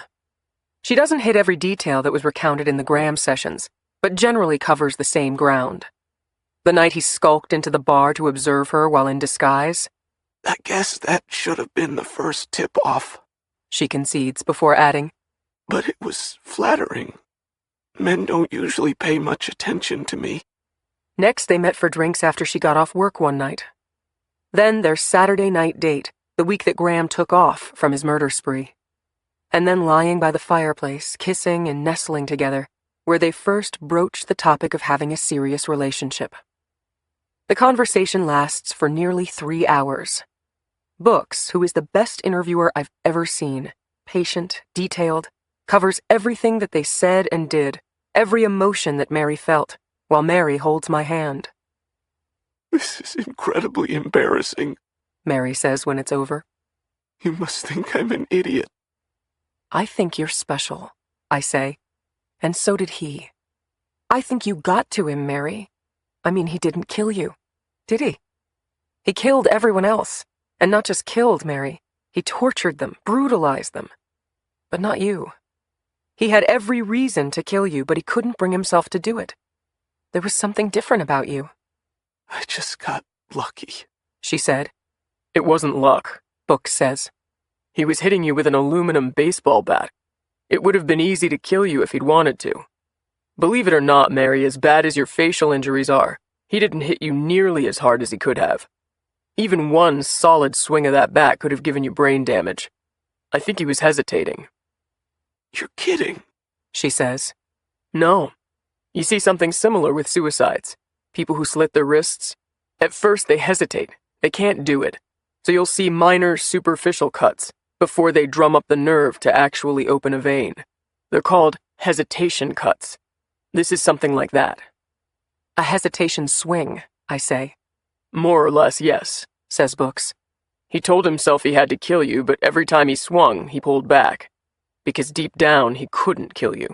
He cared about you too much. She gives a bitter laugh. I have to say, a lot of things went through my mind while he was hitting me with that bat. But he must really care about me wasn't one of those things. But Books is right. That's why Graham used a baseball bat and not a gun or a knife. He was still deciding up to the end whether he could actually kill her. So, what happens now? She asks. Books nods. You'll spend a day or two in the hospital. We'll keep watch over you.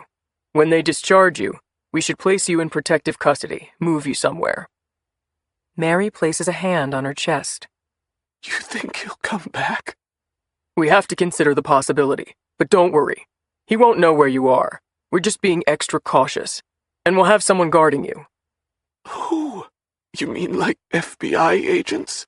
Or federal marshals? Professionals. Mary's head drops, deflated. I don't want to hide. I can't hide. Just until we catch him, I say. You could be in danger, says Books. He may change his mind and decide he doesn't want you alive. Or he may just want you, period, and try to take you with him. Mary shakes her head and takes a deep breath. Then she looks right at me.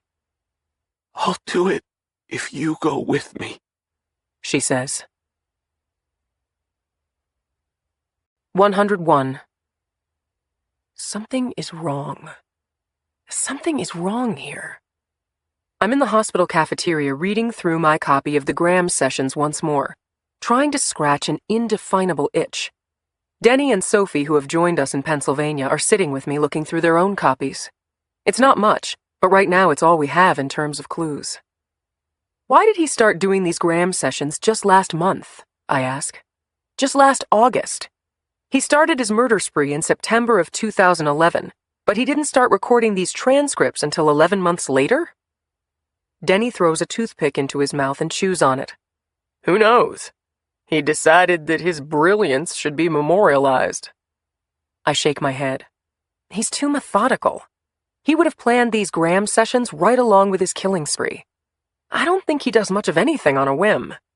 We know that from his actions and from what he brags about in this diary of his. Discipline, preparation, execution. Sophie says, So the question is, what triggered this decision? What happened in August of this year, 2012, that was different from when he began the killing spree in September 2011? We don't know of anything traumatic in his personal life, says Denny. Graham's parents died a decade ago. He didn't have any siblings. No wife or children, no girlfriend that we know of, at least until Mary, of course. No loved ones, no relationships, not even a pet. I think back to last August. Nothing particular stands out about his methods of killing during that time period. For my part, I was just conducting my research and sending emails to Dickinson and arguing with the Peoria Police Department in Arizona. Wait, I say, jumping in my chair, spilling coffee from Denny's styrofoam cup. Wait a second. August. That was when my dispute with the police in Arizona went public.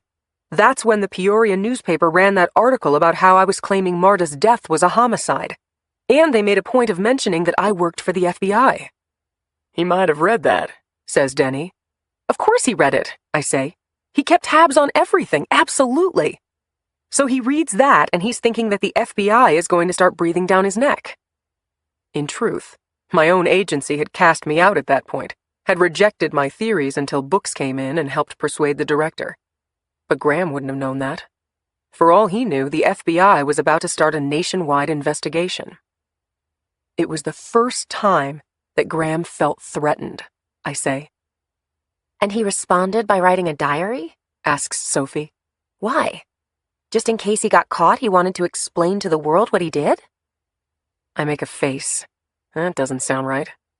Nowadays, a serial killer like him would be glorified in the media.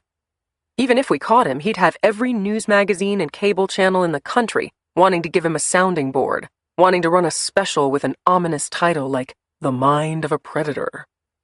You know what I think? I tap the pages of the transcripts in front of me. I think this is misdirection. I think there's a lie in these pages somewhere. Something to throw us off just in case we got too close. Why not? If the FBI were on your tail, why not leave behind a note that feeds them the wrong information? So the question is, where is the lie in those transcripts? Denny asks. That's a very interesting question. Books walks up to our table. Something you can ponder from your secluded location with Mary Laney. The temperature seems to drop in the cafeteria. Sophie and Denny excuse themselves. Books doesn't take a seat, so I decide to get up and stand across the table from him. You leave tomorrow, says Books. Denny's going with you, by the way. Okay, great. I'll keep doing my research and I'll send you emails or give you a call. Emails will be fine, he says. He won't even look at me. He rubs the top of the chair with both hands, then pats it presumptively. Anyway, good luck and be— Oh, Books, come on. I know I broke protocol out there, but it's not like I shot somebody or even personally insulted you. I was trying to help somebody. You're acting like I spit in your face. Still not making eye contact with me, Books shakes his head in bemusement. I'm just done with you, Emmy. In every way. Go ahead and send an email if you think of anything. I'm not going to stop you from doing your research.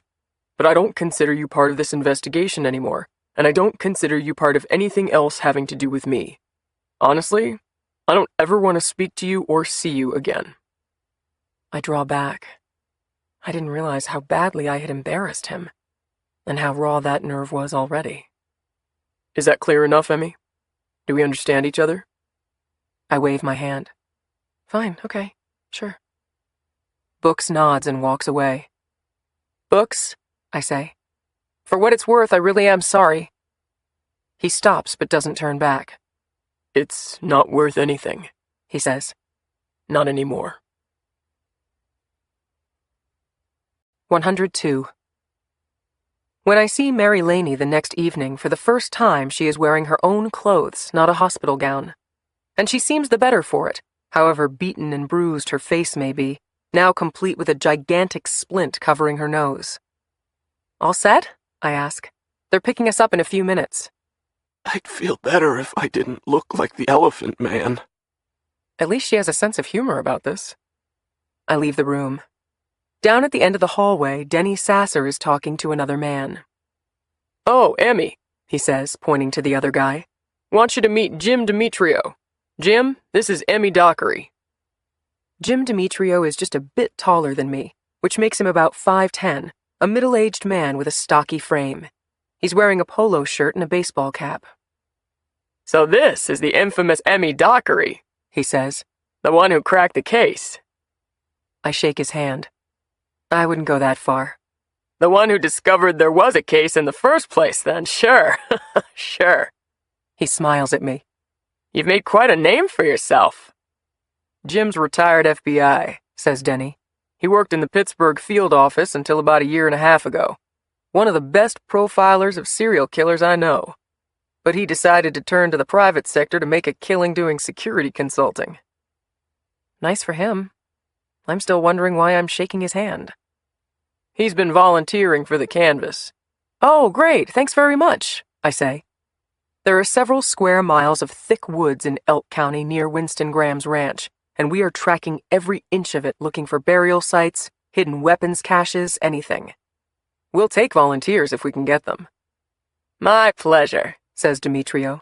Nice to get my hands dirty again. Jim's letting us use his place in Oregon, says Denny. Ah, okay. They're sending Mary Laney to a cabin on the coast of Oregon, a town called Cannon Beach. Apparently, it's Demetrio's place. It's perfect, says Demetrio. I wired it for security myself. Perched on top of a hill, impossible to access except by a paved driveway with a gate. Your witness will be completely secure. He draws a horizontal line through the air. Completely. Well, thank you very much, I say. Can I ask, he says, leaning into me. How'd you do it? What made you put this together? I shrug. I don't really have time for this. But I guess this guy's loaning us his cabin and he's volunteering to boot. A little professional goodwill may be in order. The data, I answer. The patterns of the crimes.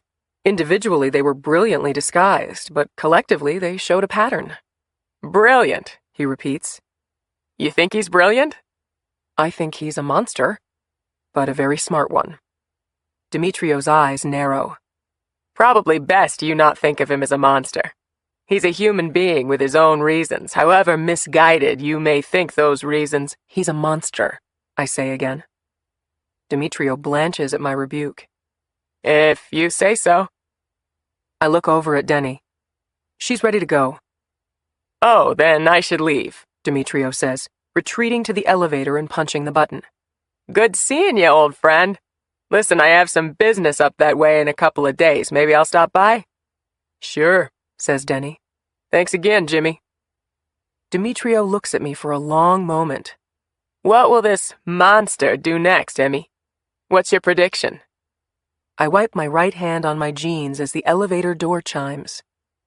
My prediction is we're going to put him in the ground, I say. A smirk crosses Demetrio's face. Never underestimate him, he says, before he disappears into the elevator. 103. When we land at Portland's airport, we are welcomed by an FBI escort and a steady downfall of rain. Mary, Denny, and I deplane and hurry into one of the cars, and the driver, an FBI agent from the Pittsburgh field office named Getty, speeds us away. Mary looks out the rain-slicked window. Are we positive nobody knows where we are? She asks me. I look over at her. We're being very careful about that. Only the 4 agents guarding us, you and I, and Agent Bookman know our whereabouts. That's it. Nobody else? Nobody else. Try to relax. You're not good at sitting still, are you? Oh, God, no, she says. My dad used to say I never stopped moving, never stopped having some task. I was like a busy bee, he said. He'd make a buzz, buzz, buzz sound when he'd walk past me. Our vehicle pulls up to a ticket booth on our way out of the airport. Mary turns away from the window and ducks her head down. She tries to be casual about it, but there's no mistaking her fear. It's an odd contrast to see her cower like this, because she is physically impressive, a bit taller than me and muscle-toned like a competitive biker or runner. Exercise, she told me, helped her beat alcoholism, became a replacement buzz. Her hair is light brown and straight, cut simply and falling just below her ears. I have no sense of how attractive she is given her current state, the tremendous bruising and discoloration, the large splint over her nose. The bandages holding the splint in place look like a landing strip across the center of her face. The rain pelts the car as we maneuver onto the open road. I'm hoping she'll settle in, maybe even get some sleep. Nobody else knows where we are? She asks again. Just the 4 guards and Agent Bookman and you and I? That's it, Mary. I promise. He wouldn't come after me anyway, right? She looks over at me. I can't imagine he would, I say. We're just being very cautious. An SUV passes us on the left and Mary ducks down again, shielding her face. This time she catches me noticing her. Sorry, she says. You're making yourself crazy. I put my hand on her arm. Nobody knows you're here. I promise. We drive into Cannon Beach, Oregon under cover of nightfall as planned, moving along a narrow street not 50 yards from the Pacific Ocean. I roll down the window and take in the salty, misty air. This is no vacation, but for just a moment, it feels like one. We pass some resorts, then assorted shops and restaurants and tourist souvenir stores, all of them closed up and dark at 3 a.m. Mary grows edgier as we near our destination. She slides down in the car so that nobody can see her from outside. Not that there's anybody outside this time of night. But it's easy for me to be rational. I'm not the one with a target on my back. Then we turn right down a road, away from the ocean and the well-lit storefronts, and drive down a narrow, winding lane until we reach a car awaiting us, with 2 men leaning against the vehicle. They write themselves to attention when they see us. These men, I presume, are the U.S. Marshals from Portland. Mary puts out her hand and I take it, interlocking my fingers with hers. We're going to be safe here, I say. Suddenly, a gate that I didn't even notice swings inward. The Marshals get into their car, and we follow them up a steep, twisty paved drive until we reach the cabin. Both cars pull up on the gravel parking area to the west and shine their lights on the house, various insects dancing in and out of the light beams. The cabin is all cherrywood, a wide ranch. There is a small yard surrounding it, but then on all sides there is darkness, a void, empty space. A drop-off, I know, though I can't see it this time of night. We are perched high on a hill. It's just like Jim Demetrio said. To reach this cabin, you'd either have to drive up the driveway into the waiting arms of federal agents or scale the side of a mountain.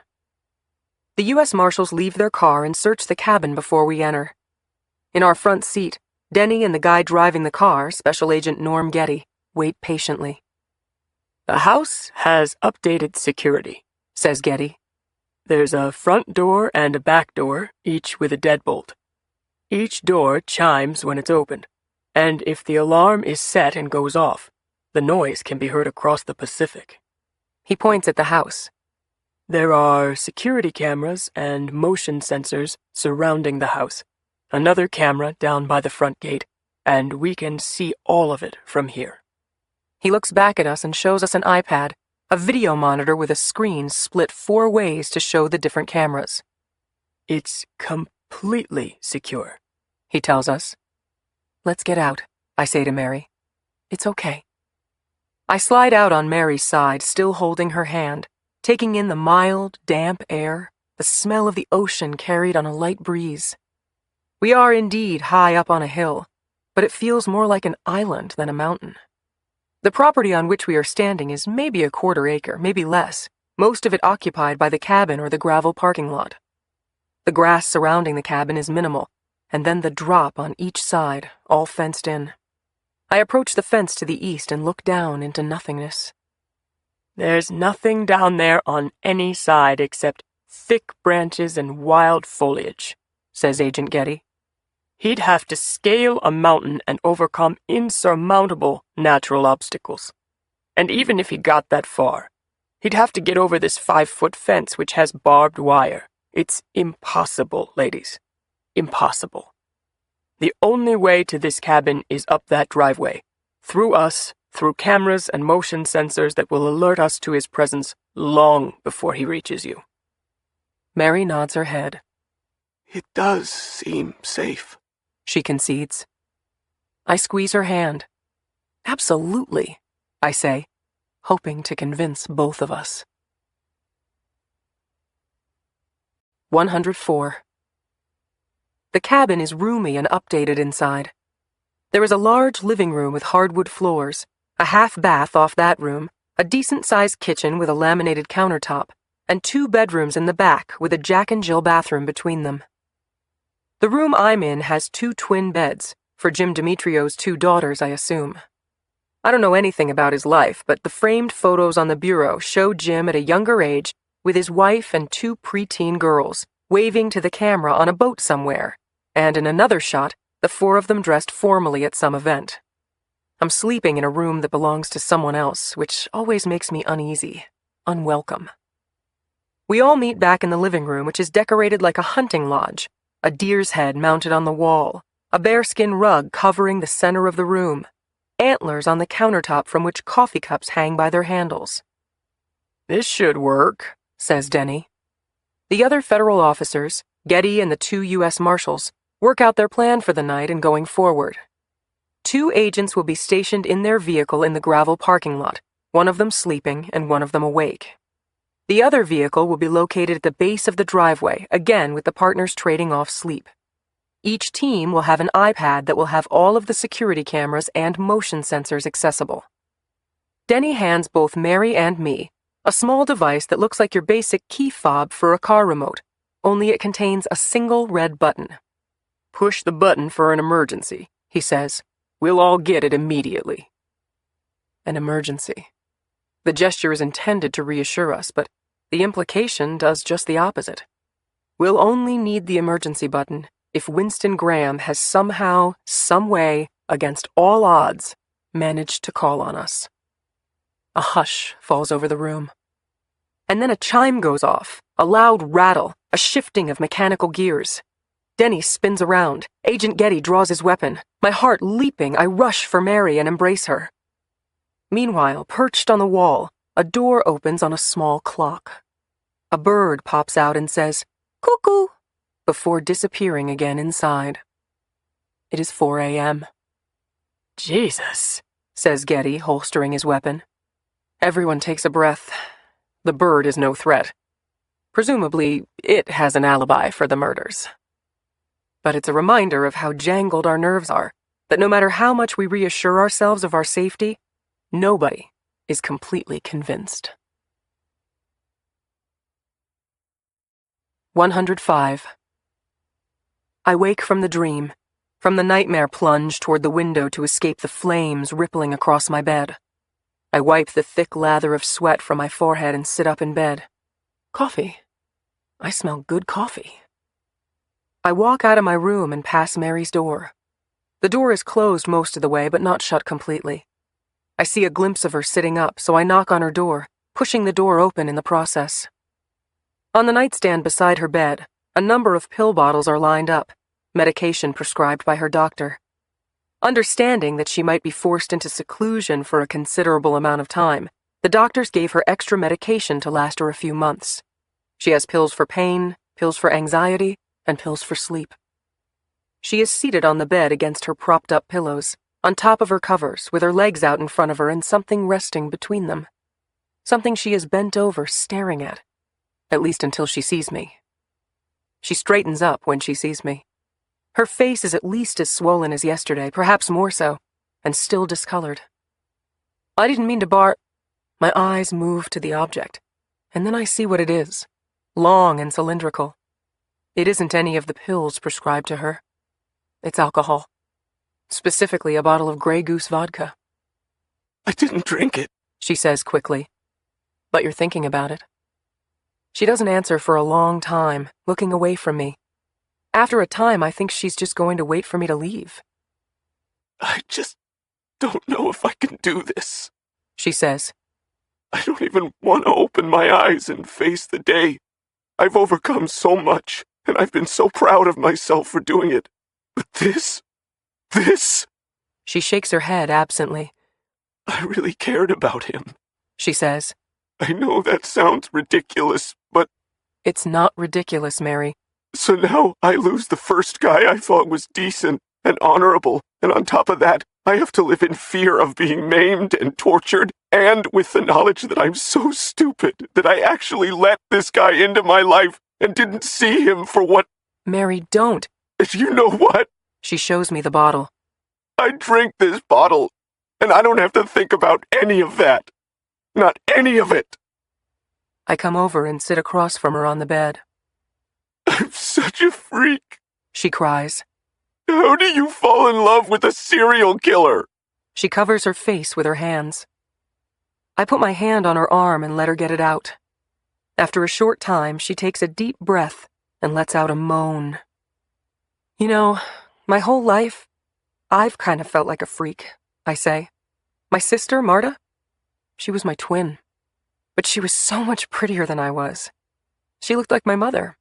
Prettier, more fun, popular. I was the tall, gangly bookworm who memorized square roots and took up causes like the environment and animal cruelty, while she was on the cheerleading squad and making the homecoming court. I always thought of myself as a mistake, like a piece of bad fruit you toss out. Mary peeks at me, then drops her hands. You don't seem like a freak to me, and I don't think Agent Bookman thinks you're a freak either. Well, I throw up my hands. I'm fine. I learned to deal with it. But I was always so damn jealous of Marta. And she was so nice to me.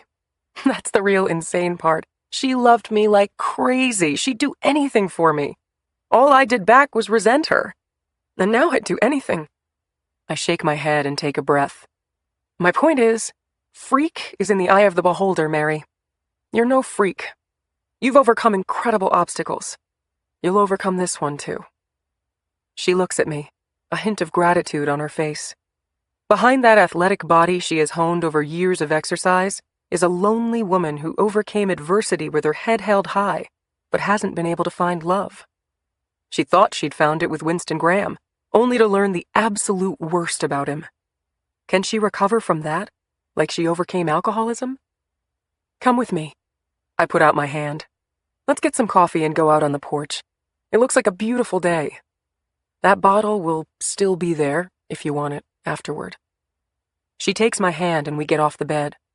As she gets up, a white teddy bear falls off the bed. Who's your friend?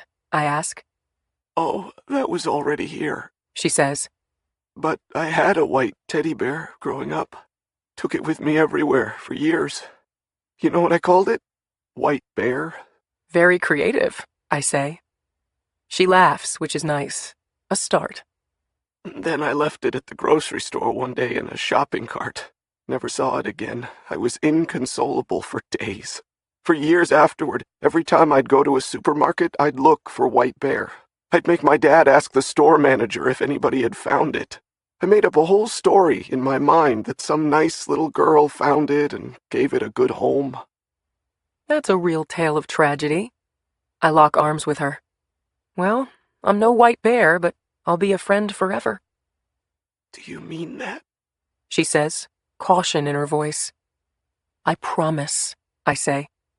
One freak to another. 106. I fry some eggs in a pan and pop in some toast, while Mary sits outside on the porch drinking coffee with Denny Sasser. I can't hear what they're saying, but I can see them, and Mary looks more upbeat, more animated. I think I even see her laugh. Denny's good for that, the comforting grandfather figure. He's also a shrewd investigator with decades of experience whom all of us at various times have grossly underestimated. If it weren't for Denny, we wouldn't have looked at Pennsylvania as a possible location for our subject. Denny thumbed his nose at my precious data, applied some common sense, and led us to a huge break in the case. I grab a cup and join them out on the porch. Breakfast is ready when you want it, I say. Excellent, Denny says. He's a little too high on life, a little too early in the morning for me. Mary's hair is still mussed from sleep. She's wearing a running outfit, matching top and shorts, though she isn't going running anytime soon. But all in all, she looks a heck of a lot better than she did a half hour ago. That's the life of an addict, I suppose. Always on the roller coaster. Always living one step from the brink. I sit down in a cushy chair next to them, the breeze on my face while they continue their conversation. So, homeschooled, Says Denny. He turns to me. Mary was homeschooled. It's true, She says. My dad was really strict about that sort of thing. Was he in education? Oh, gosh, no. She says, waving a hand. He worked the overnight shift for a meat processing plant. Not a lot of heavy thinking going on there. She nods. But he was very interested in my having a good education, And he didn't like our school system in Allentown, so he got a bunch of books and schooled me himself during the day. Allentown makes me think of the Billy Joel song of the same name, about a Pennsylvania town struggling with a devastated economy, the loss of blue-collar factory jobs, and, along with them, hope. Your mother wasn't around? Denny asks. No, she died in childbirth. God, Mary, I'm sorry, I say. Yeah. She shrugs. It's kind of weird to suffer a loss like that and not even realize it. I mean, I literally never met her. It was always just me and Dad. We did okay. No pity parties for me. A tough life by any measure. A single parent not planning to raise the child alone, suddenly being forced to. And then homeschooling as well. Nothing traditional about her upbringing. Then, of course, the alcoholism, which sidetracked any career she had planned, hopefully not forever. And now she has to live in fear and with the realization that she fell in love with a serial killer. Are you still in touch with your father? Denny asks. No. He passed away in 2011. Heart attack. Died immediately. She sucks in her lips. Oh, I'm sure a shrink would say that I was looking for a strong male figure to fill the void, right? Leave it to me to find a serial killer instead. I sure know how to pick 'em, don't I? A real good judge of character, I am. She puts down her mug of coffee and looks out over the mountains toward the Pacific. A change of subject is in order before she starts down that road again. Mary, I need your help on something. Mary's eyes move back to me. Sure, anything. I tell her for the first time about the Graham sessions, how Winston Graham recounted his thoughts and many of his killings over the last 2 months. She reacts with horror, especially when she hears that she was prominently featured in the diary. You want me to read them? I do, I say, because I think there's a lie in there. Some misdirection, and you might be the only person to spot it. Mary nods. I'll do it, She says. Of course I'll do it. My cell phone buzzes. A text message from Sophie Talamus. Urgent, private. Denny and I need to make a phone call, I say to Mary. I'll be back in a minute and we'll start working on those transcripts. You guys stay here. I'll go. I need to wash up and change my bandage. She pushes herself out of the chair and touches my arm. Sorry about earlier. She says. I'm fine, really. You have enough to think about without worrying about me. She's probably right. She's a strong woman, I'll give her that. When she's gone, I punch up the speakerphone on my smartphone and dial Sophie back. Hey, Sophie says. It's me and Denny. You have big news? I do, She says. Winston Graham is dead. I look at Denny, relief coursing through me.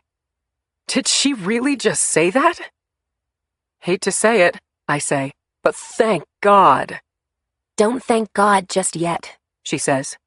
Winston Graham died over a year ago. 107. A half hour later, Mary returns to the porch, her hair hanging wet. What happened? She asks, surveying the surroundings, the looks on our faces. I give her the Reader's Digest version. After the raid on Winston Graham's house in Elk County, they found his DNA from a strand of hair on a comb in his bathroom and ran it through the database. There was a positive match on a John Doe who washed ashore off the Atlantic Ocean in October 2011. Given the condition of the body when it washed ashore, the best estimate is that it was in the water for a month at least. Which means that before our subject began his murder spree in Atlantic Beach, Florida on September 8, 2011, he dumped Winston Graham into the ocean. He took over Winston Graham's life, I say. Graham was a recluse and a wealthy one, so he was the perfect target. Our subject killed Graham probably after gaining access to his bank accounts and the like, and then used Graham's house as his base of operations. If anybody ever saw his internet searches, they'd be searches on Graham's computer. If anybody ever traced his car, which we did, of course, they'd trace it to Graham. That's why he recorded those Graham sessions, says Denny. Just in case we ever got close, he wanted to make sure that we believed that Graham was our man. That was the big lie. The lie was that the killer isn't Winston Graham. But I've been to his house, says Mary, not thinking clearly. I had dinner with him. I felt... Whoever he was an imposter, I say. He took over Graham's life and made you believe he was Graham. Why wouldn't you believe it? You had no reason not to. Mary takes a seat and places a hand on her chest. I think I'm going to be sick. Nothing's changed, says Denny. There's still a guy out there and we're still going to catch him. And you're still going to be safe. The only thing that's different is his name. He's right, technically. But however we spin it, we've been thrown for yet another loop. Winston Graham wasn't Winston Graham at all. We have no idea who our subject is. Once again, he's demonstrated that he's several steps ahead of us. Up is down, left is right, black is white. We are chasing our tails all over again. And for some reason not grounded in logic, not based on empirical data that has always been my lifeblood, I can't shake the chill in my bones. The sense that we are less safe than we think, up here in this secluded cabin. 108. 8 o'clock at night. The sun has gone down, leaving across the sky a dazzling array of pink and green and orange, a delicious sorbet of color. And then the sky turns to ash, and up here in our remote hideaway, beyond the exterior lights that illuminate the property, it is suddenly consuming blackness again. With darkness comes a heightened sense of dread, for me anyway. Our first full night up here. And our first night realizing that Winston Graham isn't really Winston Graham. I'm pacing the bedroom, finishing up a call with Sophie. Books has chosen not to participate, continuing to shut me out. Okay, I say. So we have Visa and Amex charges in Pittsburgh and surrounding suburbs. We have a couple of restaurants and bars, and one of them in particular he seemed to frequent every Sunday in the fall of 2010. Drinking beers and watching football, I assume. And with the amount of money he spent, he must have had company, says Sophie. A drinking buddy. Maybe this is where Graham first met our subject, where our subject gained Graham's trust, got close to him. Keep on it, I say. Call me with any news. It's coming up on 11 o'clock at night in Pennsylvania, so I doubt there will be anything new from her tonight. Mary, I'm going to take a quick shower, I call out. Okay, no problem. I throw off my clothes and place my emergency key fob with the red button on the vanity. I hate to spend even 1 minute away from Mary, though the truth is, she has 4 guards outside, and I wouldn't be any help fighting off our subject anyway. The cabin has good water pressure and one of those fancy rainfall shower heads. It feels good to lose myself, to escape all this, to let the massaging water pound my neck and shoulders, to close my eyes and turn my face upward into the torrent of water. But then it's over, and my nerves return, the gnawing in my stomach. I dry off quickly, throw on my kick-around clothes, and grab the key fob off the vanity. I head down the hall to the living room. From the hallway, I see the stack of paper that constitutes the Graham sessions, but no sign of Mary. Where could she... Hey there, Mary says, startling me. She's in the kitchen, pouring boiling milk into a paper cup. The flutter of panic subsides. I must have rushed right past her. I didn't even look in the kitchen. What did I think? She'd be kidnapped in the 10 minutes I spent in the shower? I need to get a grip. I'm becoming paranoid. I blow out a sigh. Then suddenly a chime goes off, the mechanical rustling of gears, and the damn cuckoo bird blurts out at me from his wooden perch on the wall before disappearing for another hour. It must be 9 o'clock. Shit, I say. Get a grip, Emmy. Mary's safe. We're in a remote spot unknown to just about anybody and surrounded by armed, well-trained officers. Mary's safe.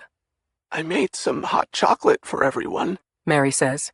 I figured it's the least I could do for them after what they've done for me. She places 4 paper cups of hot cocoa on a large plate. What are you doing? I ask. I'm taking the cocoa out to them. No, you're not. You don't leave this house. Mary frowns at me. I can't even walk out to deliver some cocoa? Nope. I'll do it. I take the plate away from her. Be right back. You think he's coming for me, don't you? No, I don't. Yes, you do. I can feel it. I can read it all over you. Mary, I'll be right back. I walk gingerly with the plate into the cool evening air and deliver 2 cups to the U.S. Marshals sitting in the car on the gravel parkway. 2 cups of hot cocoa, I say, courtesy of Mary. That's very nice, says the driver, a guy named McLeod. Smells great. Thanks for all you're doing, I say. Now only holding 2 cups, I leave the plate on the hood of their car and head double-fisted down the driveway to its base. When I get down there are 3 people, not 2, standing next to the vehicle. 109. I slow my pace instinctively, though it takes some effort walking downhill, my strides lengthening to keep balance. My eyes adjust to the darkness, and I make out the features of the 3rd person standing next to Denny Sasser and Agent Getty. The 3 of them are laughing and gesturing. When Denny sees me, he turns in my direction. Emmy, he says, you remember Jim Demetrio? Jim Demetrio. Sure. The former FBI agent who retired about a year ago and lives around Pittsburgh. The one who lent us this cabin. One of the best serial killer profilers Denny's ever met, he said. Nice to see you again, I say. Cabin treating you okay? It's great, I say. Thank you again.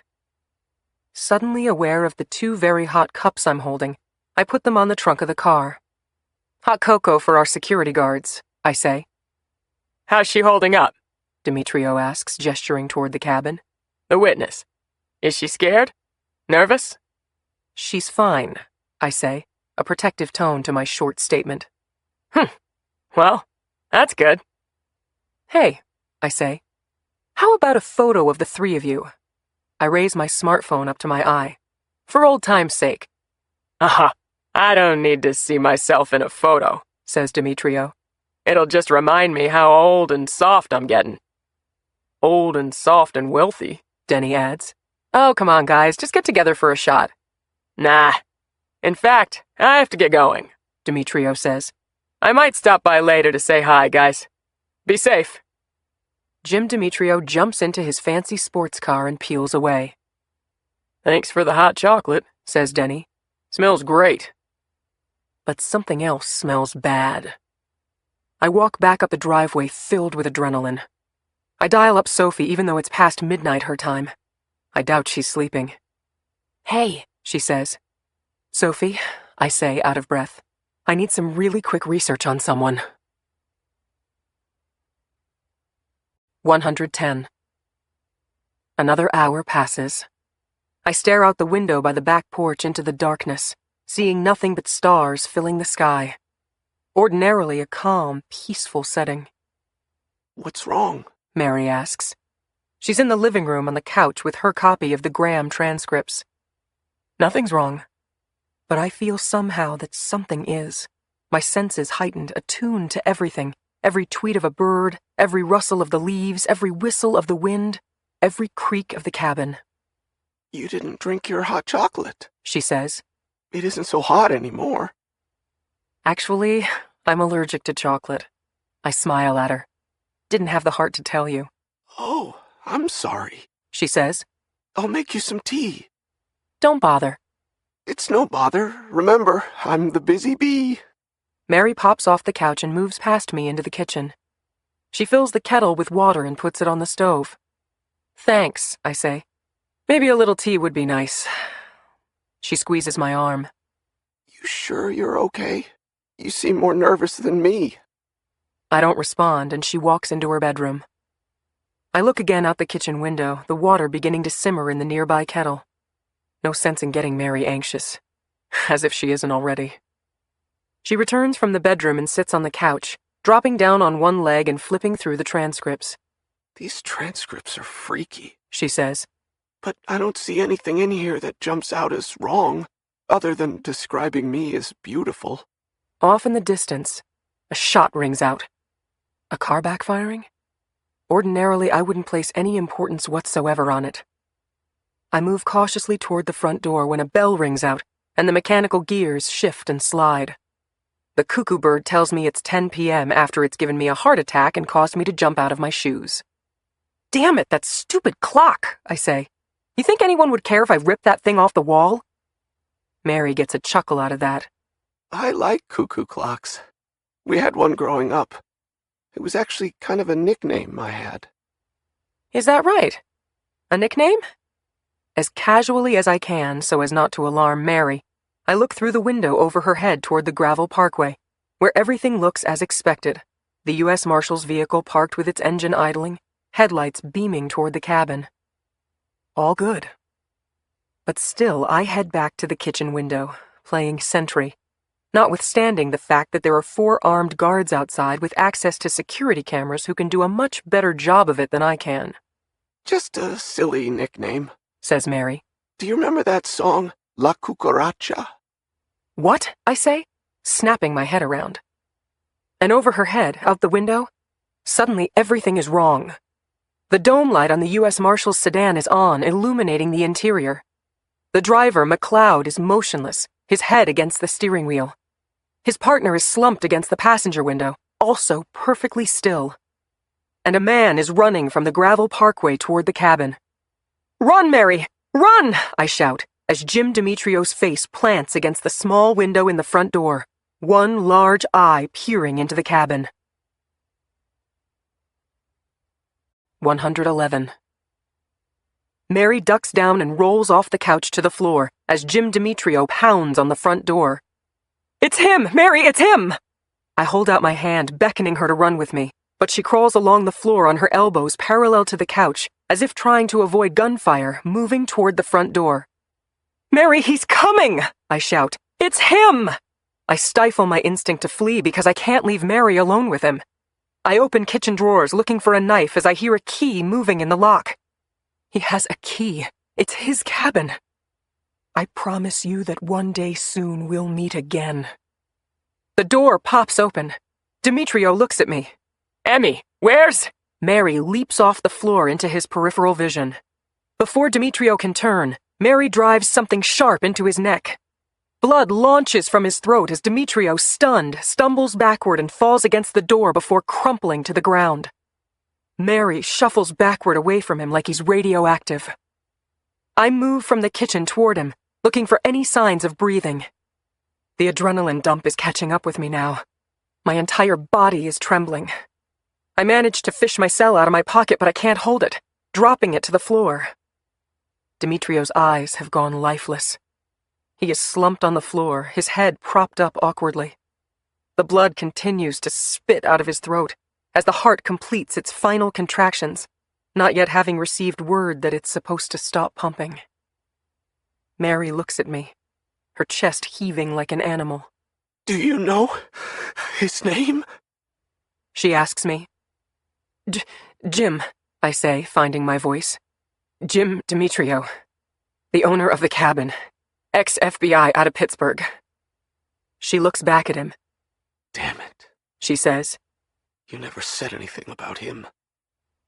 I put my hands on my knees, struggling for air. On the floor, my cell phone beeps, a text message from Sophie. Jim Demetrio, all clear. Out of country most of September on security job. Bought a Porsche in Pittsburgh on day of Detroit bombing. Couldn't be our subject. Jim Demetrio isn't our killer? Then what just happened? I look up at Mary, who is watching Demetrio closely, probably making sure he's dead. We should go check on the agents, I say. They might still be... No. Mary shakes her head, turns and blocks the front door. Suddenly she is in much better control of herself, more self-assured than I've ever seen her. No, Emmy. We're not going to do that. At first I'm lost, disoriented, overwhelmed, dazed and confused. And then my blood goes cold. Mary watches me carefully. I don't have a poker face, never did. So she must notice my expression as it washes over me. Information hurtling at me like meteors, all of it, the things I missed. The birth certificate I pulled up when we were first trying to locate Mary Laney. The same year of birth as Mary, the same hometown as Mary, but the name Marty instead. The bruises on her face from a baseball bat that should have, caused far greater injuries. And just now, the story she began to tell about La Cucaracha. "You're the lie," I say. "The lie in those transcripts was you." She watches me but says nothing, her breathing evening out. There's no use pretending at this point.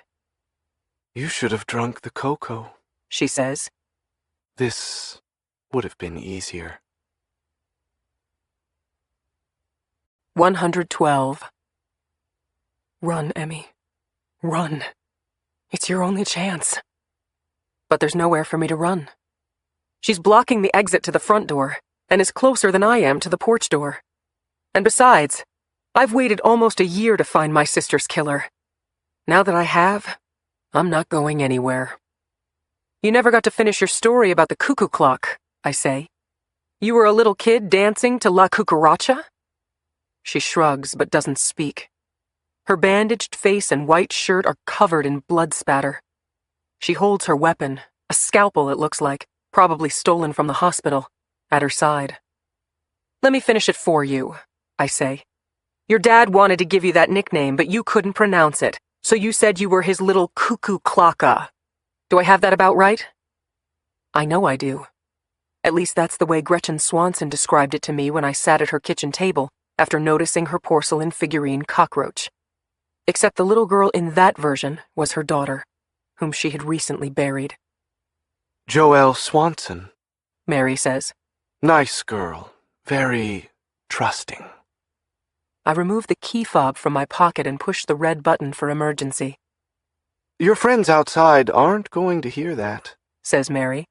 They're having a nice, long nap right now. Maybe this signal goes to people you didn't drug with your sleeping pills, I say. Maybe it goes to Agent Bookman. Maybe to the local police. I push it a second time for good measure. Maybe it would, says Mary. If that thing had any batteries in it. I look at the key fob again, pushing the red button but noticing that the tiny red light isn't lighting up in response. It's as dead as Mary's many victims. When you were taking a shower, Mary explains. I consider my dwindling options. Mary has thought of everything. Inventing those Graham sessions just in case we somehow caught up to her so she could use Graham as a scapegoat. And that final line she wrote, I promise you that one day soon we'll meet again, knowing full well that she'd escape and leave us to assume that the prophecy had come true. It was even smart of her to insist I come to Oregon with her so she could keep a close eye on the investigation. You can kill me, but you'll never get away with it now. Your cover is finally blown. Is it? She takes another step toward me, an animal stalking its prey, her knees slightly bent, ready to respond to any move I make. She is at most 4 strides away from me. True, I'll have to stop going to football games, which is a real shame. I do love watching it live, but otherwise, I'll just disappear. Don't you see? The killer found me and kidnapped me, she says in a faux innocent voice. I'm still the victim. She's right. I see it now. She'll take the iPads away from the agents, so they'll have no record of the security cameras. She'll probably spill a little of her own blood in the cabin to make it look like she put up a fight. Why not? If she can hit herself with a baseball bat and fool us, cutting her fingertip to leave a little blood behind would be easy. And she'll just be Mary Laney, kidnapped victim of our unknown killer. And then what? I ask. You start a new life? Adopt all the characteristics, the little stories and anecdotes that all your victims told you, that you made them tell you while you tortured them? That's what all this has been, right? How your dad would say buzz, buzz, buzz to you? The white teddy bear you lost in the supermarket, the Cucaracha story from Joelle Swanson? What about Marta? I scream, spit flying from my mouth. What about my sister? What are you going to take from her life? Mary takes another step toward me. I'm going to take you, Emmy, she says. And then she smiles. I make a break for it, against all odds but with nothing to lose, pivoting to my right, toward the door leading to the porch, grabbing the handle as my body slams against it. I feel the hot sting of the scalpel sinking between my ribs, the searing pain as it enters then exits in one fluid motion. Then a hand grips the back of my hair and I'm falling backward until I hit the kitchen floor. I put my hand over the wound, the hot blood spilling out of me, the pain like a deafening echo in my head. Mary slowly approaches me, helpless on the floor. She plays with the scalpel in her hand. A whistle sounds to her left, to my right, from the kettle on the kitchen stove. Oh, goody, She says. the water's ready. 113. Mary watches me, the kettle of boiling water in one hand, the scalpel in the other, a tortured expression, a cross between a grimace and a grin on her face. I inch backward, sliding along the kitchen floor. I am trapped. I can't outfight her. I can't match her physically or tactically. I only have my head, swimming right now with images of my sister and all the brutality we've witnessed. The autopsy photos, victims scalped and burned, sliced and diced, tortured beyond human capacity. With my remaining strength, I press my hand over the wound to my ribcage as blood seeps out between my fingers.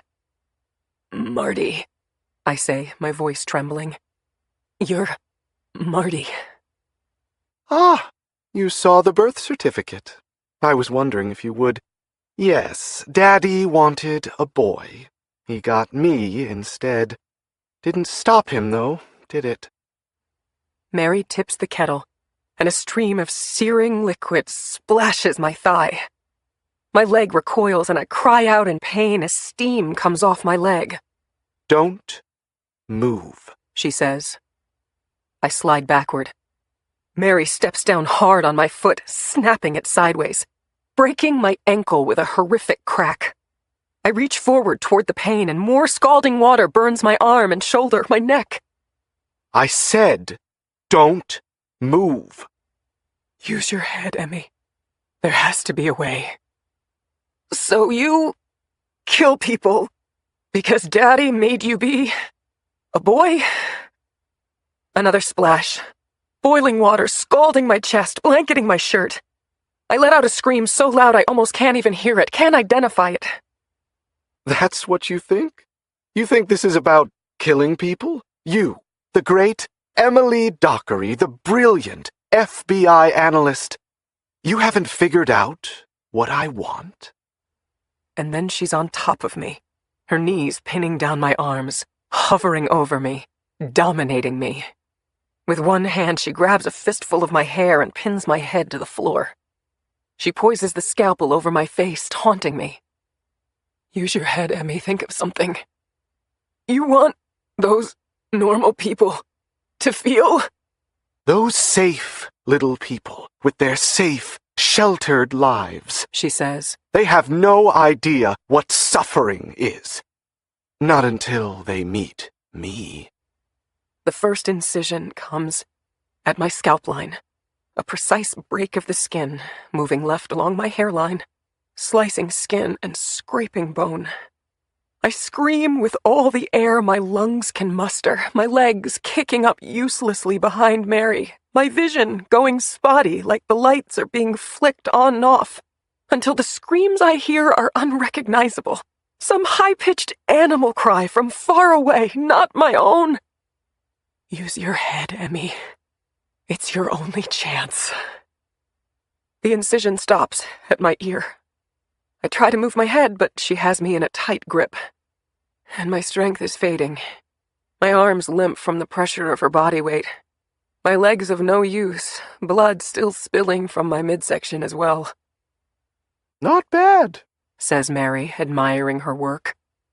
Usually I have a taser and restraints and smelling salts and a full set of surgical instruments, but you know what? This isn't half bad. Sometimes artists do their best work under pressure. You're going to be my masterpiece, Emmy. Make it stop. Make it stop. Think of something. Admittedly, I can't make them feel what I felt, she says matter-of-factly. I can't inject them with steroids every day of their childhood, or force them to pump iron, or make them worry about whether their voice will seem too high every day at school. I can't make them get dressed in a bathroom stall every day of football practice so their teammates won't see their private parts. But I can do this, Emmy. Mary pulls on my hair at the base of the incision, testing it, feeling it give way. The ripping pain is so unbearable, I can't even. I'm coming, Marta. I'm coming to see you. I want to come see you. Please, please, oh please, let me come. You want to die now, don't you, Emmy? You want me to put you out of your misery. But you don't get to. You have to live with it. You have to live in pain, like a disfigured freak, until I tell you it's over. Be grateful. It'll just be a few hours of your life, and not 37 years. Use your head. Something. Anything. There is one thing. One advantage. Don't you die on me, she says. Not yet. I haven't finished. Mary pins my head down again, this time with her right hand, the scalpel poised in her left, ready to begin the incision on the right side of my hairline, to complete the act, to separate my scalp from my forehead and turn me into a freak like her. This time, I do not resist. My body goes limp. I hold my breath. This time, I use my head. 114. No. No! No! Mary says.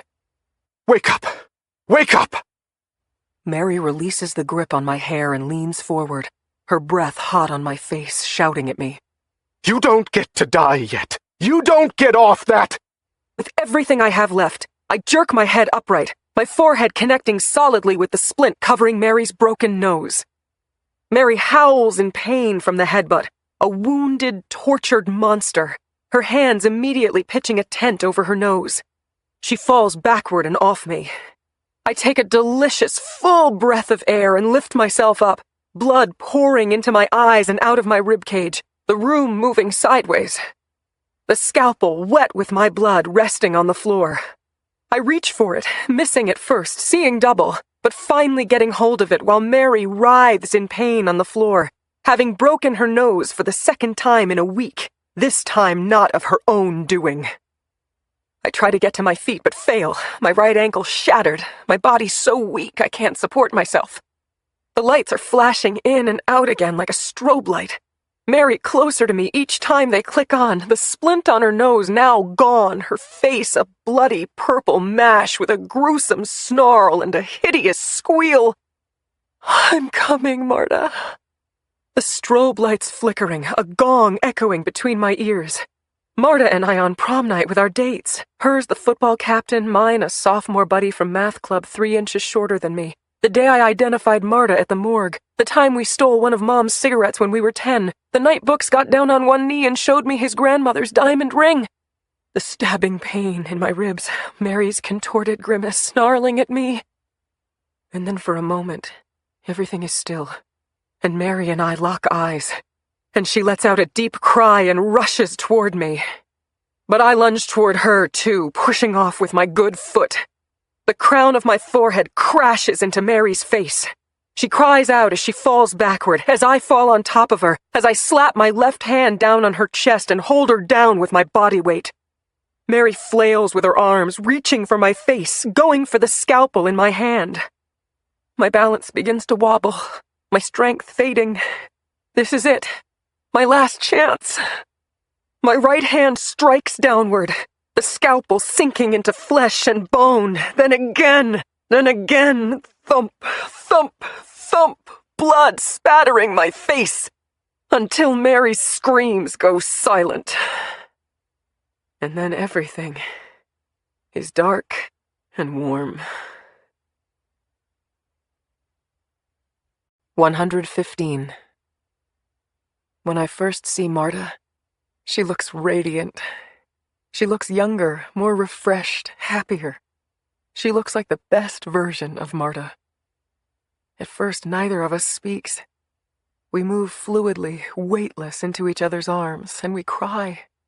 And then we laugh because now we have each other again. And this time, as I promised her, it is different. I tell her everything. I tell her how stupid and insecure I was, how much I admired her all those years, how I wished I could make myself be more like her, and to my surprise, to my infinite shock, she tells me the same thing. We laugh. How funny life can be. We each admired and envied the other without realizing it. We laugh about those holidays with our flatulent Uncle Phil. The time when Marta first got her period and she cried, but I cried too, out of jealousy that she beat me to it. We remember the time when she was 8 and stepped on a nail in the woods behind our house, and Andy Irvin and Doug Mason fought over who would carry her back home, until I finally picked her up myself and carried her over my shoulder. It feels as if our conversation never stops, has no beginning or end, the concept of time irrelevant. Because now, it's forever. That thing about everything happening for a reason, we decide that the cliché in this case is true. We decide that if Marta hadn't died, this killer would never have been detected, would never have stopped. Her death saved the lives of many others, and it brought us back together. It's not perfect, but it will have to do. And now at least we have each other, free of our earthly constraints, our insecurities and petty differences. Now, I have my sister back. Forever. 116. The labored breathing of retired Special Agent Harrison Bookman fills the otherwise quiet room. The door opens with a whoosh, and Sophie's perfume wafts in. I know this isn't a good time, Books, Sophie says. but we got confirmation from the old football coach in Allentown. Marty Laney was the starting tailback for the school, a real standout. Then she, left school after sophomore year without warning and finished high school in Ridgeway. Probably when Marty or Mary hit puberty, says Books. All the steroids in the world couldn't change nature. Right. She didn't play sports when she got to Ridgeway. In fact, the reports we have are that Marty was a recluse at her new school. Just went to class and then went home. No school activities, no friends. So it was easier to hide her true gender. Then Marty went to Pitt for college while living at home. Majored in forensic science. After she graduated, she went into the family business. Daddy kept her under his thumb his entire life. Books lets out a pained sigh. That father's a real gem. My mother once told me she'd wanted a girl when I was born. But she didn't make me spend my whole life pretending I was one. Did we confirm everything about this asshole? Yes, confirmed. Dr. Donald Laney was a high school football star who blew out his knee his freshman year at Pitt and never played again. He became a forensic pathologist in Allentown. Mary's mother died in childbirth, the one thing she told us that was true. When the Laneys moved to Ridgeway, Dr. Laney opened a funeral home. Mary worked there with her father. And guess what ended up happening at that funeral home? I don't want to know, says Books. It was shut down after state regulators received a series of complaints that corpses were being disfigured, mutilated. Ah, that would be our Mary, says Books. Practicing on dead people what she'd later do to the living once Daddy passed away. Yeah. Well, now she can join her father in hell. Silence. Then Sophie says in a softer voice, Anyway, Books, you hanging in there? Sure, I'm fine, Soph. I'll talk to you soon. Great work on this case if I didn't say so already. You did, actually. But we both know who deserves the most credit for this case. The room is silent, save for Sophie's retreating footsteps, the whoosh of air as the door opens and closes. Yes, we certainly do, Books whispers, choking out the words. Silence again. Oh, Emmy, He says. oh, Emmy, oh, Emmy, please. I'm not ready, Marta. Not yet. I love you, girl, and I miss you like crazy, but I'm not done here yet. Emmy? Books' breath on my face. His hand taking mine. Oh my God, Emmy? He says again, his voice quivering. You're awake! I force my eyes open, a flutter at first, and then I see him through fog. Emily Jean, I love you so much. I love you with all of my heart, you know that, don't you? I do, I whisper. I don't have the strength to even squeeze his hand back. He runs his fingers gently over my face. The way we left things, I was afraid I'd never get to say those things to you. He presses his lips against my forehead. You know I didn't mean any of those terrible things I said to you, don't you? I do. I try to smile, but I'm not sure if it forms. You lost a lot of blood, but you made it. You did it, Emmy. You caught her. Do you remember what happened? I do. My eyelids flutter and close. I'm not in a hurry to remember that night. I'm not in a hurry to look in a mirror either. But the scars will heal. They always do. I can stay with you while you recuperate, he says. Just as friends, I mean. No pressure. I can just help however you want. Your mom's here too. She's downstairs right now getting lunch.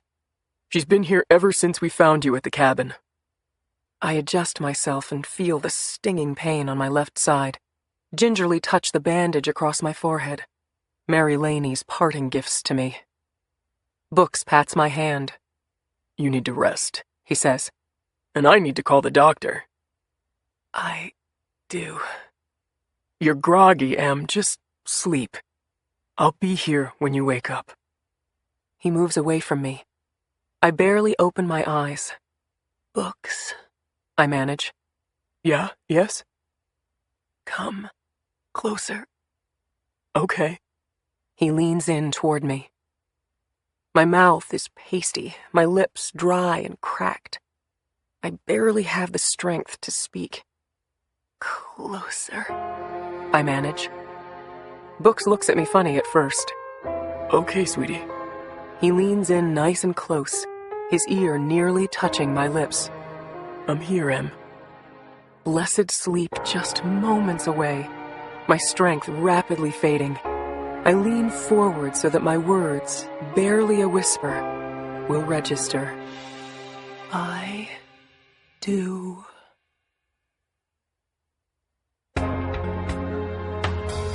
This has been a Hachette audio production of Invisible, written by James Patterson and David Ellis, read by January Lavoie and Kevin T. Collins, produced and directed by Cheryl Smith, recorded by Jared O'Connell, with music by Cheryl Smith.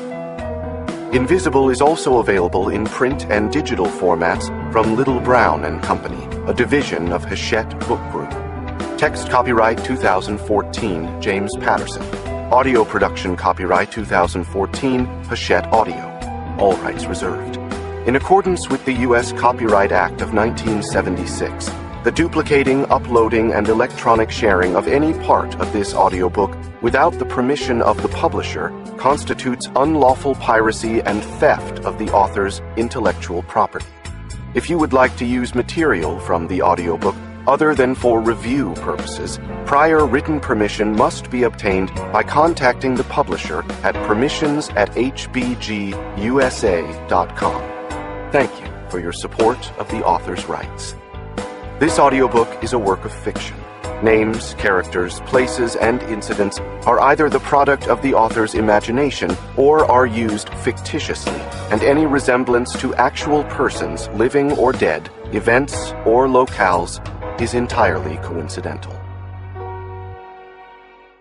And now, please listen to an excerpt from Burn, Detective Michael Bennett finally returns to New York City and to the most unsettling, horrific case of his career.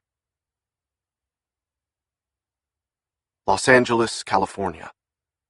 The work van was a new Mercedes, white and high-roofed, with the blood-red words "Turnkey Locksmith" hand-painted on its side. At a little before 7 a.m., it was winding through the Hollywood Hills northwest of L.A., the steady drone of its diesel engine briefly rising in pitch as it turned onto the long climb of Kirkwood Drive in Laurel Canyon. 200 feet below the intersection of Kirkwood and Oak, the van coasted to a crackling stop on the gravel shoulder of the secluded road and shut off its engine. A minute passed, then 2. No one got out. As the bald Hispanic driver flipped down the visor to get the sun out of his eyes, he spotted a mule deer nosing out through the steep hillside's thick underbrush across the street. Go for a long shot, he thought, as he imagined getting a bead on it with the new compound hunting bow his girlfriend had gotten him for his birthday. Track the blood trail down between the infinity pools and 20-person Funkadelic hot tubs before lashing it to the van's front grille. See how that would go down with Frank Zappa and George Clooney and K.D. Lang and the rest of the Laurel Canyon faithful. He was feigning a bow draw when the elegant red deer suddenly noticed him and bolted. The driver sighed, leaned slightly to his right, and depressed the intercom button under the drink holder. "How's this? Line of sight okay?" he said. "Yes. Maintain here until the handoff, then head for position 2. Intercommed back the sharp-featured, amber-haired woman sitting directly behind the driver in the sealed-off back of the high-tech surveillance van. There was a dull mechanical hum as the woman flicked the joystick for the high-definition video camera concealed in the van's roof. On the console's flat screen in front of her, an off-white stucco bungalow 150 feet up the canyon slowly came into view. She panned the camera over the bungalow's short, steep driveway of Bishop's Hat paver stones, the broken terracotta roof tiles above its front door, the live oaks and lemon trees in its side yard. She'd been here several times before, and knew the target house as well as her own at this point. She was halfway through the tea-filled Tervis tumbler from her kit bag when a truck slowed in front of the target house. It was a new Ford Expedition SUV, glossy black with heavily tinted windows. After it reversed up the driveway, almost butt up against the garage, the passenger side door opened, and out stepped a lanky, middle-aged white man in a gray business suit. He adjusted his Oakley Sport sunglasses for a moment before he reached into the open door and retrieved what appeared to be a military-issue M16. Then, up on the porch above him, the bungalow's front door opened and Detective Michael Bennett came out of the house. The woman almost spilled the tea in her lap as she quickly panned the camera left and zoomed in on Bennett and the crowd of people coming out behind him. His kids were in cartoon character PJs, their tan and striking blonde nanny, Mary Catherine, in a bathrobe, drying her hands with a dish towel. One of the Bennett boys, was Trent his name? Yes, Trent, immediately started climbing out over the stairs' cast-iron rail until Mary Catherine pulled him back by his collar. The cacophony of the family's calls and laughter rang in her earphone as she turned up the volume on the van's shotgun mic. "Arrivederci," Bennett said playfully to his rambunctious family as he went down the stairs. "Sayonara, auf Wiedersehen, and, oh yeah, later, guys." The woman in the van watched silently as Bennett smiled and crossed his eyes and stuck his tongue out at his family. He was pushing 40, but still tall and trim and handsome in his dark blue suit. Biting at her lower lip, she didn't stop focusing until his dimples and pale blue-gray eyes slid out of the bottom of the frame into the SUV. As the Ford rocketed out into the street, the amber-haired woman had already put down the joystick and was wheeling the captain's chair around, toward the three men in bulky tactical gear sitting and sweating on the steel bench behind her.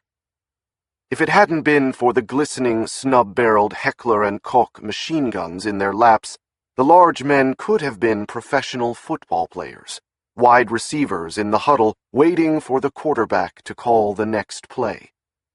"To repeat, one last time," she said calmly as the work van's engine suddenly roared to life and they lurched into the street. "Front door, side door, back door. When the doors pop, you will stay low until you are in position." The poised woman quickly lifted her own submachine gun from the foam-lined hard case at her feet. Easily and expertly, she worked the H&K MP7's action, slamming the first HK 4.6 by 30mm cartridge into the gun's chamber with a loud snap.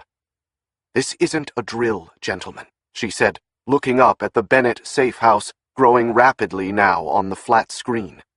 "Welcome to life and death." The witness waiting room adjacent to the second-floor federal courtroom where I was going to give my statement was a happy surprise after the fireworks show and my unexpected sidewalk rugby match. It had leather furniture and piped-in slow-dance music and a rack of magazines next to the coffee machine. For 20 minutes, I sat in it alone, humming to Michael Bolton, as Bob and his guys stood vigilantly in the hallway outside the locked door.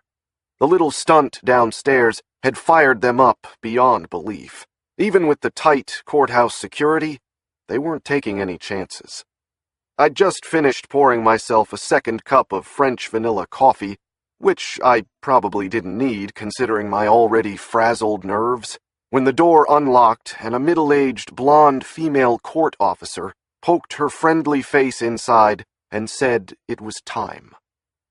All eyes were on me as I followed the officer's blonde ponytail into the bleached wood-paneled courtroom.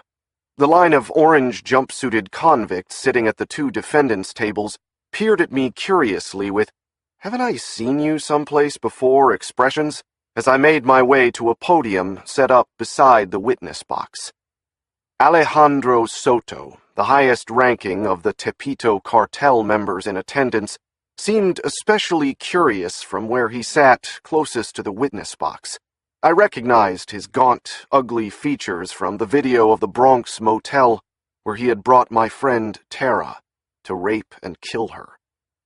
I stared directly at Soto as the court clerk asked me to state my name for the record. "My name is Bennett," I said, smiling at Soto. "Detective Michael Bennett." "Bennett!" Soto yelled as he stood and started banging his shackled wrists on the table. "What is this? What is this?" No wonder he was shocked. His organization was out to get me, and suddenly, presto, here I was. Be careful what you wish for, I thought, as two court officers shoved the skinny, middle-aged scumbag back down into his seat.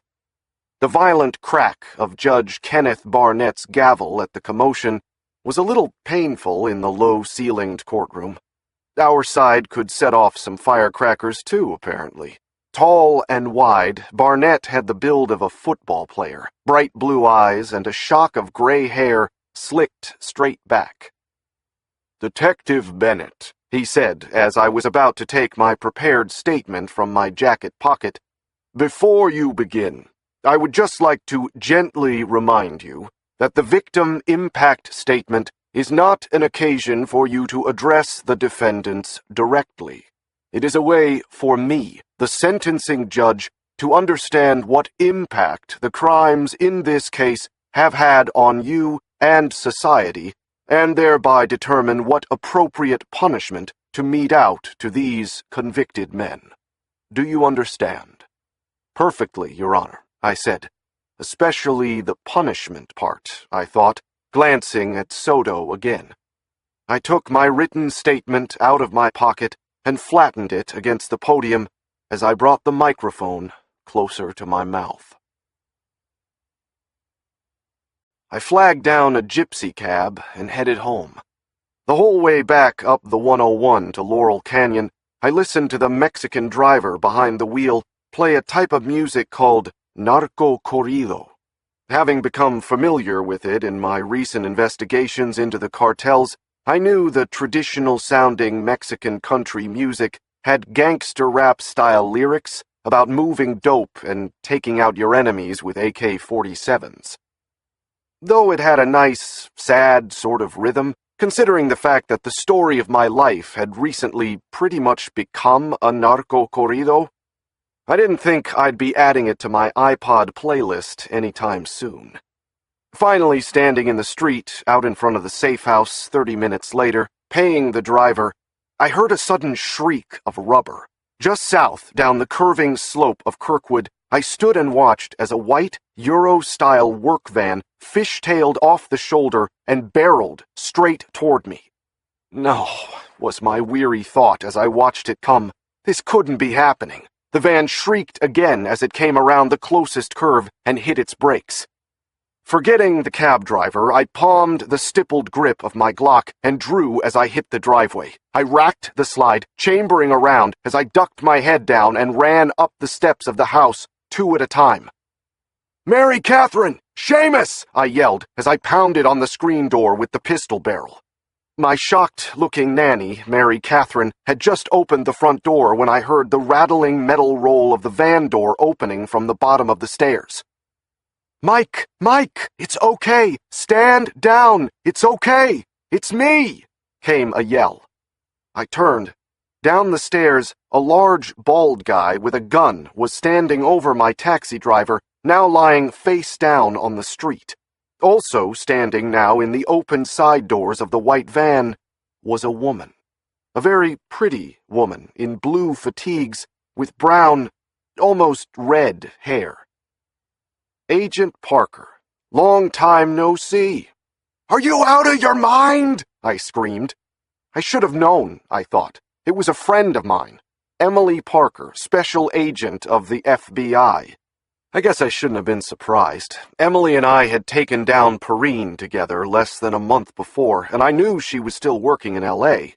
I just didn't know I was her work. I racked my weapon to make it safe as I came back down the stairs.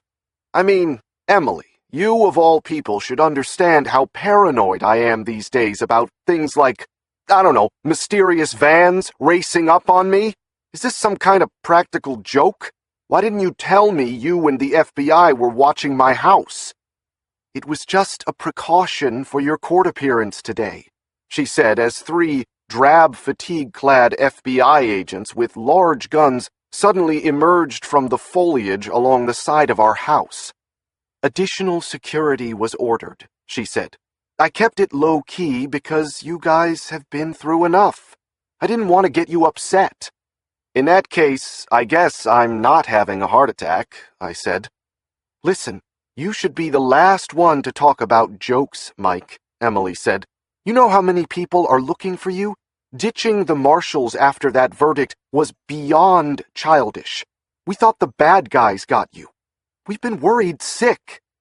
"Ditched? I texted Joe. Besides, I'm a grown man, Parker," I said. "A grown man who needed some fresh air." "During a gang riot?" I shrugged. Taking my life back needs to start somewhere. I'm tired, Emily, of the death threats, all the worrying. I came out here because of Perrine. And now he's in the ground, and I'm done hiding. You and I both know the cartels are too busy killing each other for Perrine's turf to bother coming after me. Perrine was a monster. They don't get avenged, last time I checked. Judge Barnett has seen to that. What was it that BP oil spill CEO guy said? "I want my life back." I walked over and knelt down and finally paid my cab driver, still face down on the asphalt. "What's the quote, Emily? Those who would sacrifice freedom for security deserve neither and will lose both." "What's that other quote about a well-balanced Irishman?" Emily said, hopping from the van. "They have a chip on both shoulders?" Then she surprised me for the second time in 2 minutes. She walked up and wrapped her arms around me and pressed her face hard against my neck. "I'm going to miss you, Mike. Working with you. Just working. Don't get the wrong idea," she whispered in my ear. "Goodbye yourself, Parker. It was fun, strictly and platonically, working with you as well," I whispered back as she broke it up. She hopped back into the Fed van with the rest of the agents. As they pulled away, I looked up to see Mary Catherine standing at the top of the stairs by the iron railing of the porch. I immediately gave her my brightest smile. The on-again, off-again relationship I had with Mary Catherine had most definitely become on-again during our close-quarters California exile. She'd actually had to kill a cartel hitwoman to protect the kids. We'd talked about it, cried about it.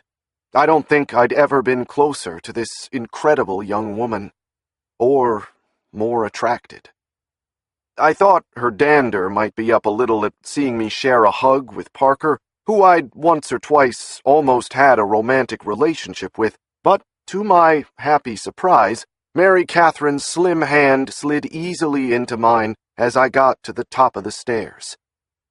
"Time to go home, Detective Bennett," Mary Catherine said in her musical brogue as she suddenly broke my grip and playfully pushed me toward the door.